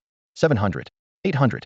The gravity was now so crushing that other candidates had to force their yuan force just to inch forward, sweat pouring down like rain. Gu Changqing's expression remained calm, his breathing long and even. 999. When he stepped onto the final riser, Mo Tianxing's pupils contracted. Gu Changqing's robe was soaked through with sweat, yet his back was ramrod straight, like a spear planted at the summit. A dozen stewards exchanged looks, shaken to the core. In just a few days, the boy had climbed 1,000 gravity steps on raw physical strength alone, something only a handful across the martial house's history had ever achieved. The candidates below were too green to grasp the significance. They gave him a cursory glance and looked away. My physique really has improved, Gu Changqing noted after a brief adjustment. Sensing he still had energy to spare, the 1,000th step clearly wasn't his limit. Good lad. Mo Tianqing strode forward with piercing eyes, scrutinizing Gu Changqing from head to toe before chuckling in a deep voice. Have you encountered some fortuitous opportunity these past few days? Or perhaps, you've been hiding your true abilities all along? Gu Changqing raised his gaze, his eyes clear and bright, offering a slight smile. I simply achieved a breakthrough in cultivation. Oh, Mo Tianqing raised an eyebrow, his expression growing serious. Since Gu Changqing hadn't used even a trace of elemental power throughout the entire process, he couldn't discern the young man's true realm. Unable to contain his curiosity, he pressed further. Have you broken through to the Dao mortal realm? Gu Changqing nodded gently without offering further explanation. Excellent. Truly excellent. Mo Tianqing exclaimed with hearty praise, the gleam in his eyes almost taking physical form. With such talent, no wonder Elder Sun insisted on taking you as his personal disciple. However, remember this: the gravity stone steps merely test your foundation. The next 2 trials are the real challenges. Whether you can pass them depends entirely on your own fortune. Moments later, the other candidates gradually reached the top of the stone steps. At the mountain's base, those who had failed wore dejected expressions as they turned to leave, while the successful ones gathered together, sizing each other up with competitive sparks flickering in their eyes. Mo Tianqing slowly surveyed the scene, nodding inwardly with satisfaction. The first round had eliminated half the candidates, exactly as he had anticipated. The second trial must be conducted within the Martial Academy, he announced, his voice resonant yet authoritative. You are not yet official disciples of this academy, so once inside, do not wander about recklessly, or you'll face the consequences. Before his words had fully faded, he flicked his sleeve, sending a thumb-thick golden beam shooting through the air. In an instant, it merged with the shimmering array barrier before the mountain gate. Ripples spread across the light barrier's surface as tremendous energy surged forth. Even the natural overflow from the formation caused the surrounding air to suddenly thicken. Gu Changqing felt his chest tighten, his breathing nearly stopping. He was secretly alarmed. If ordinary martial artists attempted to force their way through, they would likely be obliterated instantly. Breaking through such a formation would be nothing short of a fool's dream. As the runes flowed, a doorway 3 zhang wide slowly opened in the center of the light barrier. The difference in spiritual energy density between inside and outside was astounding. The moment the passage opened, rolling waves of spiritual energy crashed forth like a mighty tide. The candidates instinctively drew deep breaths, their faces filled with shock.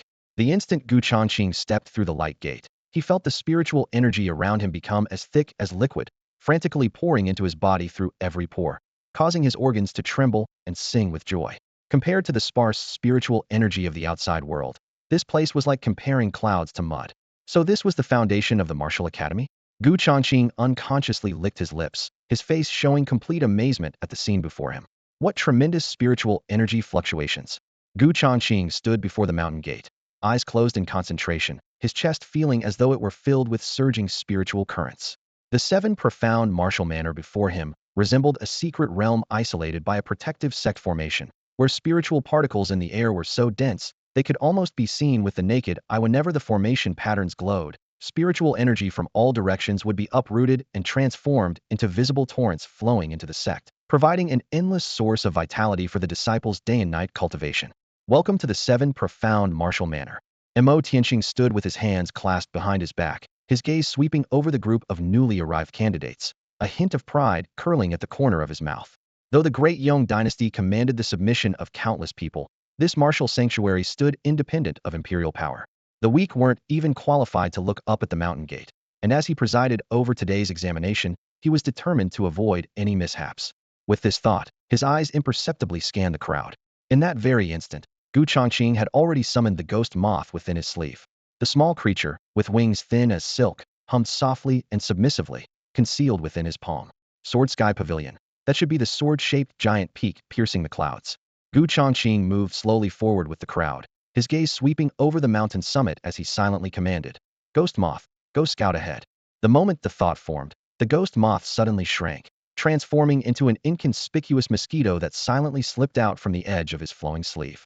He glanced sideways to observe Mo Tianqing, and the stewards maintained their usual expressions, clearly unaware of anything unusual. Within the martial manor's inner grounds, any oversight could prove fatal, and only after confirming no one had noticed did Gu Changqing secretly breathe a sigh of relief. The stewards led the way forward, with the candidates following in single file toward the second-round examination site. Along the path, two young masters from prominent families spoke in hushed tones, drawing the attention of those around them who strained to listen. "I heard they use the heart illusion mirror, which can reveal a person's 7 emotions and 6 desires, and even manifest their deepest fears. The last session eliminated 60% at this stage, and some even suffered complete mental breakdowns on the spot." "Really? That's brutal." Someone couldn't help but gasp, their face turning pale. Gu Changqing's ears twitched slightly as he caught every whispered word, his expression growing calm and composed. Testing one's mental fortitude. On the path of martial cultivation, while talent and resources were important, what truly determined whether one could reach the end was the martial heart, the obsession and unyielding spirit toward the pinnacle. The heart illusion mirror cared nothing for cultivation level, focusing only on weaknesses, and despite considering himself well experienced, he dared not claim he could emerge completely unscathed. The group crossed covered walkways, weaving between pavilions and stone bridges. Though Gu Changqing's movements appeared casual, he continuously used his peripheral vision to measure the positions of buildings, firmly memorizing every corridor turn and hidden corner. Meanwhile, images transmitted back by the ghost moth flowed into his consciousness from within his sleeve. Mountain paths, guard posts, formation nodes, nothing was missed. The peak where Sword Sky Pavilion stood was now within reach, but to avoid detection by patrolling stewards, the ghost moth maintained its ordinary mosquito appearance throughout. The flying vessel maintained a steady, unhurried pace, its speed deliberately controlled to perfection. As they rounded a cloud-shrouded peak, a hexagonal stone platform, black as iron, came into view, the Phantom Heart platform, where the second round of testing would take place. Mo Tianqing halted and raised his hand, pointing ahead. Following his gesture, all the candidates saw a massive bronze mirror, 2 meters wide, suspended at the center of the platform. Its surface rippled like gentle waves, emanating circles of eerie blue-green light that seemed capable of drawing away one's very soul. Around the ancient mirror, 7 stone pillars carved with mysterious runes were arranged in a circle, each topped with a differently colored flame that flickered quietly. "Is that the Phantom Heart mirror?" Gu Changqing's eyes narrowed. After just a brief glance, he felt his mind grow dizzy, as if invisible hands were tugging at his consciousness. He quickly averted his gaze. Many other candidates around him also changed color and hurriedly looked away from the mirror's surface. "The second round tests your mental fortitude." Mo Tianqing turned around, his voice deep and resonant. 10 people per group. Survive the mirror's light for 1 full incense stick's duration to pass. Upon hearing this, Gu Changqing quietly retreated to the back of the group with roughly 600 people present. He would be assigned to the final group, giving him ample time to observe the situation with the ghost moth. As Mo Tianqing spoke, he produced a talisman. Fire danced at his fingertips, and the paper instantly burned to ash. In the next moment, the 7 pillars' flames blazed simultaneously, weaving a net of light that enveloped the entire platform. "First group, step forward." With his commanding shout, 10 candidates entered the mirror's light. The bronze surface erupted in violent ripples as an eerie energy silently invaded their souls. The 10 figures reflected in the mirror instantly twisted and elongated, their expressions frozen and eyes vacant, as if their spirits had been drained away. "Ah!" Within moments, one candidate clutched his head in madness. "No, don't come closer. I was wrong. I shouldn't have harmed you." With terrified screams, he collapsed heavily, foaming at the mouth and losing consciousness on the spot. Mental collapse, Mo Tianqing observed coldly, gesturing for attendants to drag the fallen candidate from the platform. The remaining 9 continued sitting in meditation, their faces displaying various emotions. Some smiled, others groaned in pain, clearly immersed in vastly different illusions. Before half an incense stick had burned, 3 more cried out and tumbled from the light barrier, their faces filled with terror. I don't want to die. Don't kill me. I surrender." They were then recorded as eliminated. In the end, only 4 from the first group lasted the full incense stick, while the other 6 were completely eliminated. The candidates below swallowed nervously, their hearts growing cold. Gu Changqing observed quietly from the rear. He noticed that whenever someone couldn't endure, the mirror's surface would ripple, and the 7 pillar flames would sway violently. Those 7 pillars reflected the 7 emotions and 6 desires: fear, greed, lust for power, carnal desire, and others. Mo Tianqing seemed to perceive the crowd's confusion and spoke indifferently. The stronger your inner emotions, the more dangerous the illusions become. During the test, the phantom heart mirror will seal your memories, making it impossible to distinguish between reality and illusion. Hearing this explanation, Gu Changqing understood. If memories remained intact, anyone could remind themselves they were in a test. Once sealed away, one's mental fortitude could easily become lost. No wonder some collapsed instantly. Master, we've reached the Sword Sky Pavilion. At that moment, the ghost moth's voice suddenly echoed in his mind, interrupting Gu Changqing's thoughts.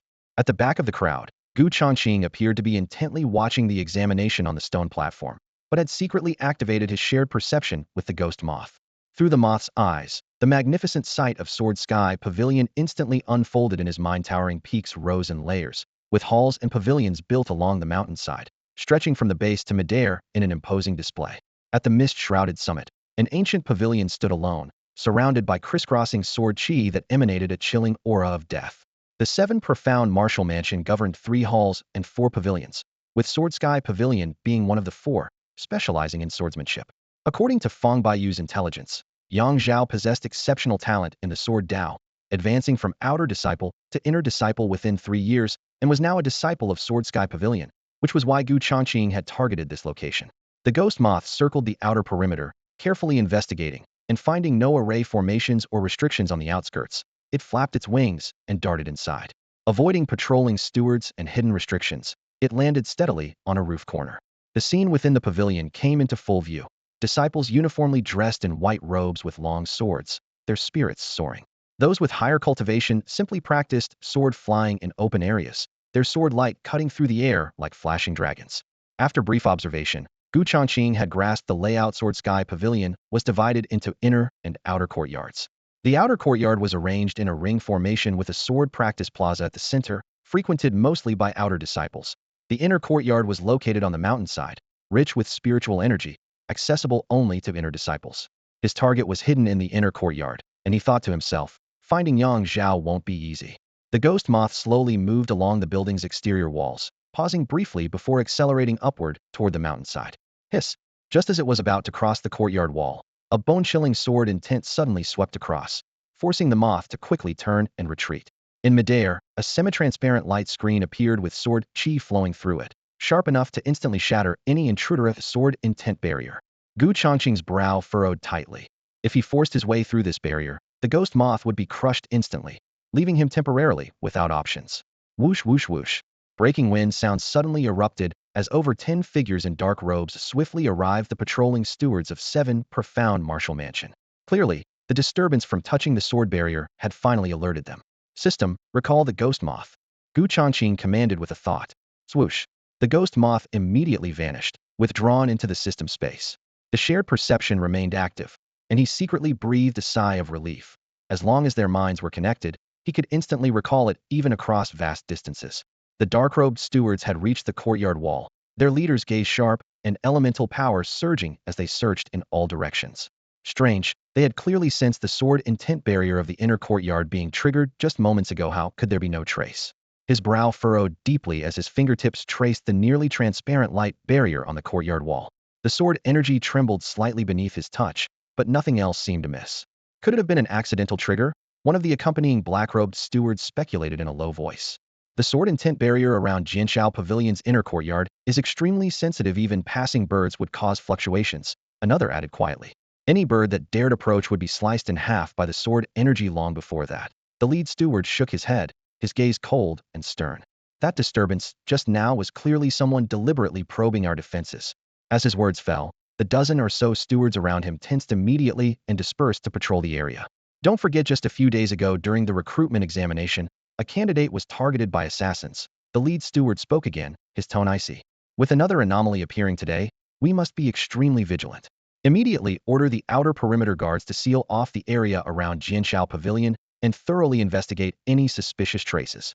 Also, notify senior brother Mo that we cannot let our guard down around any of the candidates entering the estate for today's examination. With orders issued, the black-robed stewards swiftly leaped onto rooftops and darted through corridors, their sword light flickering between tiles and pillars. At the Huanqing platform examination grounds, voices buzzed with excitement. Gu Changqing stood at the back of the crowd, his expression calm, but his eyes harboring wariness. Quosha Blackrobed Steward approached rapidly and whispered something in Mo Tianqing's ear. Mo Tianqing's sword-like brows lifted as his gaze swept over the line of candidates like a cold blade. Gu Changqing lowered his head slightly, keeping his eyes straight ahead as if focused intently on the examination taking place on the stone platform, while secretly tensing every nerve. They're suspicious indeed. He sighed inwardly, breathing steadily as he tried to suppress the subtle unease stirring from his soul contract. The security at 7 Profound Martial Estate is even tighter than I anticipated. Thank goodness for the system space's recall function, otherwise sending the ghost moth to scout would likely have been impossible to escape Jinxiao Pavilion's sword energy blockade. He pondered for a moment, his gaze darkening. This makes it temporarily impossible to infiltrate Jinxiao Pavilion again to assassinate Yang Zhao. With a thought, Gu Changqing sent a message through his consciousness to his 5 contracted spirit beasts. Do any of you have ideas? Just as Shadow Spider was about to respond, Tiger Wasp eagerly interrupted. Master, this kind of brain work is obviously my specialty. I can summon wasp soldiers to surround the entire perimeter of Jinxiao Pavilion the moment the target shows himself. We'll strike immediately. He won't be able to escape, even with wings. Tiger Wasp proudly raised its stinger as it spoke, as if already envisioning its prey falling. Waiting passively is too inefficient. Gu Changqing rejected the idea without hesitation. The longer we drag this out, the more likely we are to alert them. Those without brains should speak less and listen more. Mieba coldly mocked, causing Tiger Wasp's stinger to tremble. Devastated by the criticism, Tiger Wasp shrieked as it turned away. Spider, your turn. Shadow Spider, share your thoughts. Gu Changqing's mind stirred as he decided to gather ideas from all sources. Master, I do have a plan, but it requires the ghost moth's abilities. Shadow Spider's voice was low and calm. If we disguise ourselves as Martial Manor stewards, we could infiltrate the inner courtyard of Sword Sky Pavilion. With proper credentials in hand, we could not only avoid external defenses, but also locate our prey along the way. The inner courtyard of Sword Sky Pavilion was heavily guarded. Forcing entry would be tantamount to walking into a trap. But with a steward's disguise, it would serve as a walking pass. Gu Changqing pondered for a moment, his eyes suddenly brightening. This plan is brilliant. However, recalling his earlier mishap with the sword intent barrier, Sword Sky Pavilion must now be on high alert. He immediately suppressed his excitement. The defenses have just been reinforced. It's not wise to act rashly. Turning his attention back to the present, he looked toward the stone platform not far away. The examination continued in an orderly fashion, with groups of 10 taking turns on the platform. By rough calculation, at this pace, it would likely be dark before his final group could take the stage. As time passed and batch after batch of candidates went up and came down, the crowd around the stone platform rapidly thinned. Gu Changqing observed secretly. The failed warriors looked pale and unsteady, with a rare few even falling unconscious from shattered Dao hearts. In contrast, those who passed the examination appeared energetic and stable, as if nothing had happened. Such a stark contrast made the phantom heart mirror's sinister nature increasingly apparent. It seemed to be devouring the essence and spirit of those who failed. Gu Changqing couldn't help but shake his head. Failing the examination was already miserable enough without having one's mental energy secretly drained. As the sun set and night fell, a circle of black-robed stewards appeared around the phantom heart platform. They wore stern expressions with knife-like gazes, immediately escorting away anyone who failed the examination from the 7 Profound Martial Manor. Those who fell unconscious were dragged away with swift, efficient movements, clearly to prevent any possibility of assassins infiltrating. Final group, take the platform for examination. Mo Tianqing raised his hand to light a new incense stick, sandalwood smoke curling upward. Finally my turn.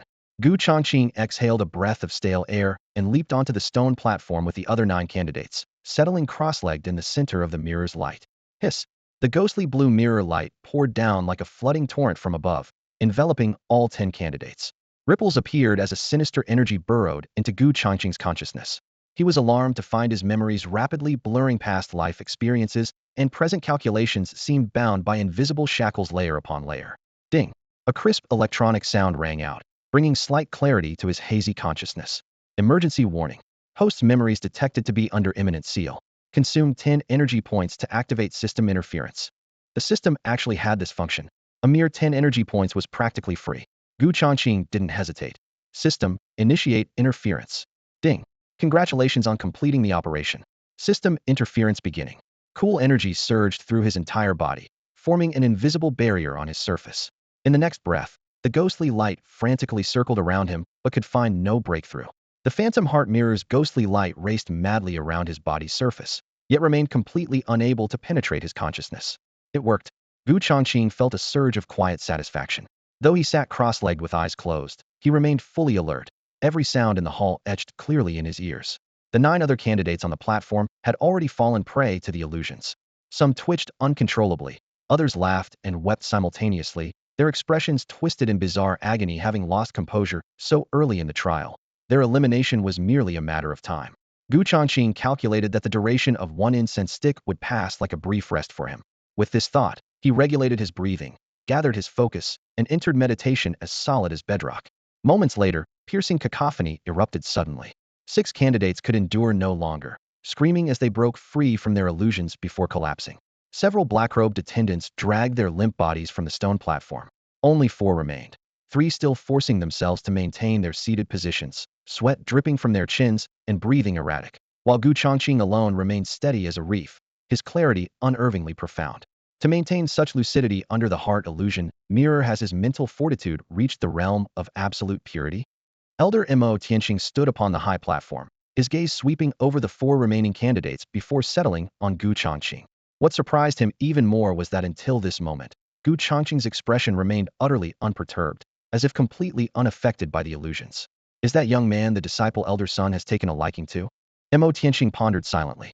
Half an incense stick has passed, and he hasn't even furrowed his brow once. His martial heart is truly remarkable. The surrounding attendants also noticed the anomaly, whispering among themselves. However, the young warriors who had already passed the examination, despite hearing the praise, showed expressions of disdain. What does an unchanged expression prove? It's all an act, one sneered coldly. I barely survived the illusions, there's no way it could be that easy. Exactly. If he can remain this composed during the 3rd trial's phantom killing array, then I'll acknowledge his skill, another chimed in. Discussions rose and fell, yet everyone's gaze remained uncontrollably fixed on Gu Changqing. He sat with spine straight, breathing steady and rhythmic, like an ancient monk in deep meditation. In the front row, the red-robed youth Chun Yu squinted with a cold smile. I'd like to see if he can maintain that deadpan expression during the next round's phantom killing array. Brother Chen speaks truly. A nearby candidate immediately flattered him, whispering, the phantom killing array is where you'll truly shine. No matter how well that boy pretends now, the 3rd trial will expose his true nature. Amid the clamoring voices, Gu Changqing's eyelids moved slightly, and the corner of his mouth curved into an almost imperceptible arc. This minute change caused Mo Tianqing, who had been watching him intently, to suddenly constrict his pupils. This fellow, has he already broken free from the heart illusion mirror's influence? Is he deliberately waiting for the time to end? At this thought, Mo Tianqing's heart jolted violently, his eyes instantly flooding with intense suspicion. Time's up. As the incense stick burned to its end, Mo Tianqing couldn't wait to shout his command. His sharp gaze instantly locked onto Gu Changqing, not missing the slightest expression. Almost the moment his voice fell, Gu Changqing had already opened his eyes, clear as water, without a trace of illusion. In contrast, the other 3 candidates still had their eyes tightly shut, fine sweat soaking their foreheads, clearly trapped deep in the phantom heart mirror's maze. Only when the ethereal light completely dissipated did they awaken as if from a dream, their expressions startled and bewildered. Just as I suspected. Mo Tianqing's heart sank as he finally understood why Gu Changqing had remained completely unperturbed from beginning to end. This person had been utterly unaffected by the phantom heart mirror all along. On the stone platform, Gu Changqing casually brushed his sleeves and stepped down at an unhurried pace. Quite skilled at putting on an act, aren't you? The purple-robed youth Chun Yu sneered coldly, contempt flashing in his eyes. But in the next round's phantom killing array, you won't be able to fake it. Gu Changqing's steps paused slightly as he turned his head and asked indifferently, are you speaking to me? Who else would be showing off like that? Chen Yu met his gaze with a mocking smile. Gu Changqing's eyes instantly turned ice cold, like looking down at a noisy ant, and he walked straight past without even twitching the corner of his mouth. Hey you, for the 3rd trial, do you dare make a wager with me? Chen Yu raised his voice, his provocation clear. Gu Changqing turned a deaf ear and walked to the back of the crowd to stand. You have guts. Chen Yu's face darkened. As the heir of the Chen family, he had always been the center of attention. When had he ever been ignored like this? The hook-nosed man beside him seized the opportunity to fan the flames. Brother Chen Yu, that kid doesn't take you seriously at all, just putting on airs. Chen Yu's anger surged, but he shot the man a cold glance. How could he not see through the other's instigation? This was the 7 Profound Martial Academy, not the outside world where he could act recklessly, otherwise he'd be kicked out in a heartbeat and wouldn't even be able to continue the trials. Silence. Mo Tianqing's shout thundered like lightning as his gaze swept over everyone. He found Gu Changqing's bone-deep disdain rather surprising. Chen Yu and the hook-nosed man were cowed by that single glance, and quickly lowered their heads in silence. The third trial will be held tomorrow. Tonight you'll stay temporarily in the servants' quarters, Changqing announced gravely. Remember, no wandering around freely. Violators will have their trial qualifications revoked. Changqing's eyes brightened slightly. Spending the night at the Seven Profound Martial Academy undoubtedly gave him an excellent opportunity for assassination. Upon hearing this, the other candidates' faces immediately showed barely contained excitement. To experience a night in this sacred martial arts sanctuary would make the journey worthwhile, even if tomorrow's examination ends in failure. Several stewards carrying bronze lanterns led the group down the winding bluestone mountain path to the Qichuan Martial Academy's servant quarters. The servant quarters were humble, with mottled stone walls, yet the knight's embrace lent them an air of profound tranquility. Along the path, busy figures darted back and forth, all servant disciples carrying water buckets and herb baskets. Though their status within the academy was lowly, they could exchange monthly work points for spirit stones and enter the martial arts hall to study cultivation techniques, enjoying resources that wandering cultivators could only dream of. For this overnight stay, the 10 candidates were arranged to share a single room. Changqing was led into a stone chamber furnished with the bare essential stone bed, stone table, everything present and spotlessly clean. Whether by coincidence or design, Chunyu and that hawk-nosed man were assigned to the same room. Changqing gave it little thought, settling cross-legged on the stone bed with eyes closed to regulate his breathing, secretly planning to send out his ghost moth to scout Sword Sky Pavilion in the dead of night. The hawk-nosed man surveyed their surroundings before his gaze finally settled on Changqing. He stepped closer and cupped his fist slightly. "Brother, might I ask your name?" "I am Li Feng of the Li family from Dongling Prefecture." His tone seemed polite, but was actually probing. "An examination candidate," Changqing replied indifferently, not even lifting an eyelid. Rebuffed, Li Feng's eyes flashed with a hint of gloom, though he maintained his forced smile. "Brother, why keep others at such distance? Tomorrow's phantom killing array is extremely dangerous. If we could share information, it would benefit us both." "Unnecessary," Changqing responded with the same two-word dismissal. "What arrogance!" Chunyu sneered, stepping forward. "Brother Li Feng shows such goodwill, yet you're so ungrateful?" This dispute drew the attention of the other 7 candidates, and the stone chamber's atmosphere suddenly grew tense. Only then did Changqing open his eyes, his gaze sweeping over the 2 men like a cold blade. "Noisy."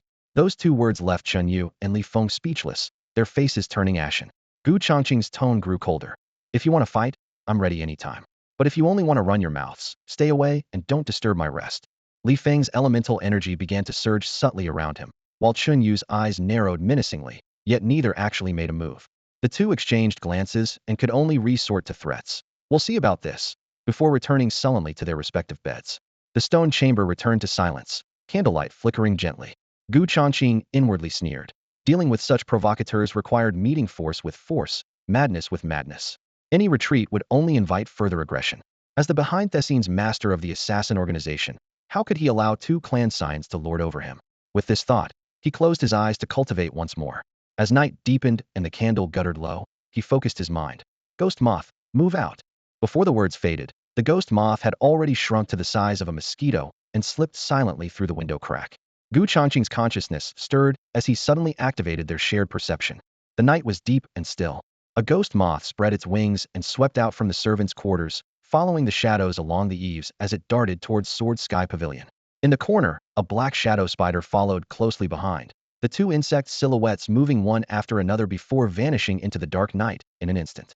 In the servants' courtyard, Changqing sat motionless, his divine consciousness firmly locked onto the shared vision of the 2 insect creatures. This assassination would be quite challenging, but for him as the mastermind behind the scenes, there was no risk whatsoever, only needed to remain safely in the courtyard to watch from the sidelines, and no one would ever suspect him. Moments later, the ghost moth and shadow spider had silently infiltrated the outer courtyard of Sword Sky Pavilion. Their earlier reconnaissance had made them intimately familiar with the routes, and their forms weaved through the gaps between the patrol guards' lantern light, reaching the inner courtyard walls. Through his surveillance, Changqing observed that while Sword Sky Pavilion's defenses were tight tonight, they clearly didn't know who the target was. The stewards could only patrol blindly, maintaining high alert for any disturbance around them, but were unable to implement targeted protection. This oversight actually created an opportunity for the ghost moth and shadow spider. Even more advantageous was that the sword intent barrier around the inner courtyard wasn't completely sealed. At the main gate, the stewards came and went without using talismans or casting spells. The ghost moth's compound eyes rotated slightly, locking onto the appearance and aura of a middle-aged steward in dark robes. When that person turned to patrol elsewhere, the ghost moth's form flickered and instantly transformed into his likeness. The shadow spider leaped quickly, hiding in the ghost moth's sleeve, while simultaneously spinning silk around its wrist in preparation for any sudden changes. After its transformation, the ghost moth walked with steady steps and a composed expression toward the main gate, even perfectly mimicking the middle-aged steward's habitual gestures of adjusting his sleeves and stroking his beard. Senior Brother Sue, finished your patrol so quickly? Two young stewards at the gate cupped their fists in salute, one of them asking with confusion. I suddenly remembered I need to report urgent matters to the inner courtyard. The ghost moth paused slightly, its voice and tone identical to the original. Keep a sharp watch. Don't let your guard down. Yes. The two men's expressions grew serious as they nodded solemnly. The ghost moth entered the gate with an unchanged expression, following the bluestone path deeper into the inner courtyard. Its disguise remained flawless throughout the journey. At the end of the path, the view opened up dramatically, revealing towering pavilions and buildings with flying eaves reaching skyward in magnificent splendor. 5 massive halls at the center were particularly striking, with sword intent faintly visible above their roofs, and sharp, intimidating pressure emanating from them, clearly indicating that masters gathered within. Greetings, Senior Brother Sue. Several inner disciples along the way cupped their fists respectfully. This showed that this Senior Brother Sue held considerable standing within the 7 profound martial academy. Do you know where Yang Zhao is now? The ghost moth's gaze swept around as it asked in a deep voice. Reporting to Senior Brother, Junior Brother Yang Zhao is currently in closed-door cultivation at the Sword Pool, reportedly attempting to break through to the core formation realm recently. One disciple answered respectfully. A flash of light gleamed in the ghost moth's eyes as it nodded slightly. Closed-door cultivation at the Sword Pool? Upon hearing this report, Changqing's heart suddenly tightened. Intelligence indicated that Yang Zhao had already reached the peak of the mortal transcendence realm. If he were allowed to break through to the core formation realm, it would become much more difficult for the shadow spider and ghost moth to kill him with their current strength. Even if the assassination failed, they had to disrupt his closed-door cultivation. As thoughts raced through Changqing's mind, he made his decision in an instant. The ghost moth composed himself and glanced around at the passing stewards, but couldn't distinguish where exactly the sword pool was located. If he asked directly, it would surely arouse suspicion among the inner disciples. His eyes sharpened as he casually stepped toward the left, hoping to find some directional markers first. Senior Brother Sue, the sword pool is to the right. A disciple who was transporting spiritual materials quickly called out a reminder upon seeing this. The ghost moth paused mid-step and without the slightest hesitation, turned around and walked steadily toward the right path. Several disciples exchanged glances. Their expressions slightly puzzled. Stewards of the martial academy were renowned for their familiarity with the terrain, so how could he mistake even the direction to the sword pool? However, this doubt was fleeting. They each lowered their heads to focus on their tasks, and no one pursued the matter further. After all, this steward Su before them was identical to Su Yin in both appearance and aura. Unless someone conducted a thorough spiritual probe, it would be nearly impossible to see through the disguise. Following the path to its end, a waist-high green stone tablet stood quietly. The ghost moth glanced at the carved characters on its surface, confirmed his bearings, then suddenly quickened his pace, his figure flashing through the bamboo grove. The rustling sound of bamboo leaves filled the air, and the clear ringing of sword chimes could be heard distinctly from nearby. This was the renowned training ground of the 7 profound martial academy, the Sword Pool. The Sword Pool was considered the foundation of the Sword Sky Pavilion's heritage, and only genius disciples who distinguished themselves in the academy's grand competitions were qualified to enter and temper their sword intent within. Meanwhile, at the entrance to the inner courtyard of Sword Sky Pavilion, the real steward Susu Yin was approaching at a leisurely pace, followed by several colleagues dressed in dark robes. Senior Brother Su? The 2 young stewards guarding the gate looked shocked upon recognizing the approaching figure, their gazes darting quickly between Su Yin and the inner courtyard. By all logic, Senior Brother Su should currently be conducting his patrol inside the inner courtyard. Su Yan's gaze was sharp as he coldly questioned, "What's the matter? Is there a problem?" One of them frowned deeply. "Senior Brother Su, didn't you just enter the inner courtyard? How are you appearing here again?" "Nonsense." A dark-robed steward behind Su Yin scolded sternly. "Senior Brother Su has been traveling with us the entire time. When did he ever enter the inner courtyard? Then who was that steward Su who just went in?" The 2 guards' faces changed dramatically as they finally sensed something was wrong. "This is bad." Su Yan's pupils contracted as he shouted sharply. "Someone has impersonated me and infiltrated the inner courtyard. Immediately notify all stewards if anyone sees someone resembling me. Apprehend them on the spot." Whoosh, whoosh, whoosh. More than 10 transmission talismans ignited in succession, their crimson flames casting grave expressions on everyone's faces. The urgent messaging sounds exploded in all directions, and the alarm spread throughout the entire inner courtyard in an instant. Su Yin immediately led the group of stewards as they swept inside, their figures scattering like lightning to search in all directions. In the bamboo grove under moonlight, the ghost moth disguised as Steward Su hurried along its path, completely unaware that the true stewards of the seven profound martial manor had already launched a manor-wide manhunt. As it ventured deeper, the clear ringing of sword chimes from the sword pool ahead grew increasingly distinct, like invisible blades slicing through the night. At the end of the bamboo shadows, a circular sword pool built from green jade suddenly appeared. The pool water gleamed with an icy, ethereal light, rippling without wind as fine sword chi crisscrossed like needlework. Any mortal who dared approach would likely be shredded to bloody mist in an instant. The ghost moth paused at the poolside, its compound eyes scanning toward the center. A white-robed young man floated above the water's surface in meditation, countless strands of sword chi swirling around him, forming an impenetrable protective sword barrier. Upon closer inspection, it was indeed Yang Zhao. His internal aura was steadily climbing, clearly having reached the threshold of a breakthrough. Master, target locked. The ghost moth transmitted mentally, yet refrained from rash action. Meanwhile, the shadow spider waited quietly for orders. From a distance, Changqing quickly weighed his options through his perception. Given the current extraordinary ranks of the ghost moth and shadow spider, once they transformed into insectoid monsters and joined forces, they could approach the peak of the Dalmortal realm. 2 against 1 should pose no fear. However, the problem lay in Yang Zhao's advantageous position within the sword pool, surrounded by surging sword chi, and as a sword cultivator, he held complete territorial advantage. A direct assault still carried considerable risk. Ghost Moth, lure him out of the sword pool. Gu Changqing commanded decisively. Shadow Spider, hide in the bamboo grove first, and wait for an opportunity to ambush. Following the order, the Shadow Spider transformed into a dark silhouette, using its shadow traversal ability to slip silently into the forest. Junior Brother Yang, the Pavilion Master summons you.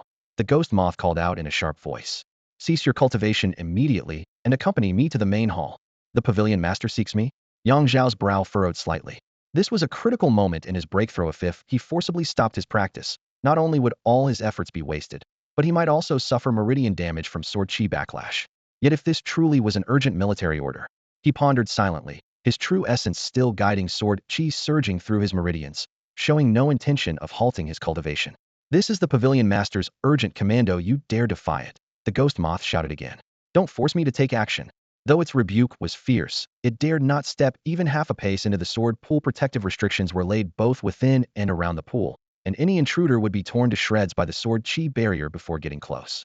Steward Su, why are you being so aggressive? What exactly are you plotting?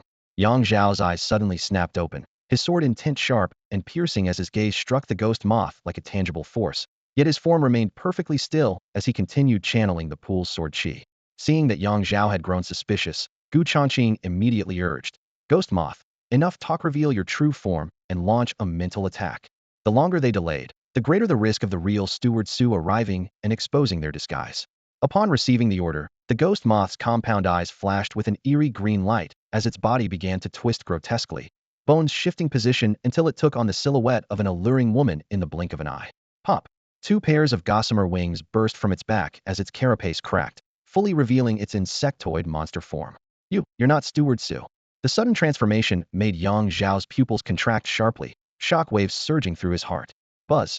In the split second Yang Zhao lost focus, the ghost moth seized its chance and launched a sudden psychic attack. Invisible waves rippled outward like expanding rings, exploding above the sword pool and instantly sweeping across the barrier. While the sword chi shield was impenetrable against physical force, it couldn't block this intangible mental spike. With a sharp hiss, the waves pierced through the light screen like steel needles, driving deep into Yang Zhao's consciousness. Boom! His mind erupted with thunderous noise as excruciating pain threatened to split his skull. Yang Zhao's previously fluid sword techniques abruptly halted, his protective sword aura trembled out of control, and the sword chi churning in the pool reversed course, backlashing into his body. Splurt! He spat crimson blood as his sword aura shattered piece by piece. His aura that had just reached the critical threshold plummeted instantly, and his momentum toward breaking through collapsed on the spot. Damn it! Rage exploded within him as chaotic sword chi continued boiling around his body. Yang Zhao forcibly steadied his roiling blood and chi, then suddenly drew a blue longsword from the sword pool.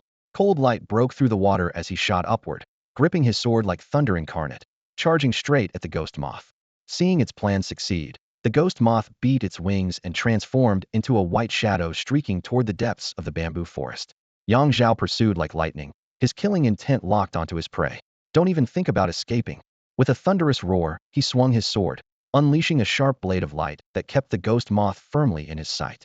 However, he failed to notice that from the shadows beneath his feet, a black spider silk thin as hair had quietly emerged, instantly wrapping around his shadow. Deep in the bamboo forest, the ghost moth suddenly stopped, turned around, and revealed a sinister smile. Demon, die. Yang Zhao raised his sword to strike, but suddenly felt his feet tighten as his limbs seemed pulled by invisible chains, rendering him immobile. That spider silk was the shadow spider's extraordinary tier skill shadow binding web, which could weave silken darkness to bind shadows and even control limbs. Not good. His heart pounded wildly as he ignored the backlash in his body, exploding his sword chi in an attempt to break free. In the next instant, the ghost moth's wings vibrated at high frequency, sending a second wave of psychic impact crashing into his consciousness like a heavy hammer. Yang Zhao's movements faltered slightly. From the shadows, a humanoid black shadow spider suddenly materialized, its claws sharp as blades, piercing through his chest. Blood sprayed as the excruciating pain made him drop his sword. With terrified eyes, he stared at the human spider hybrid female monster before him, struggling to ask, "Are you sent by the prince?" The Seven Profound Martial Academy was heavily guarded, yet insect creatures had infiltrated undetected understood only at death's door.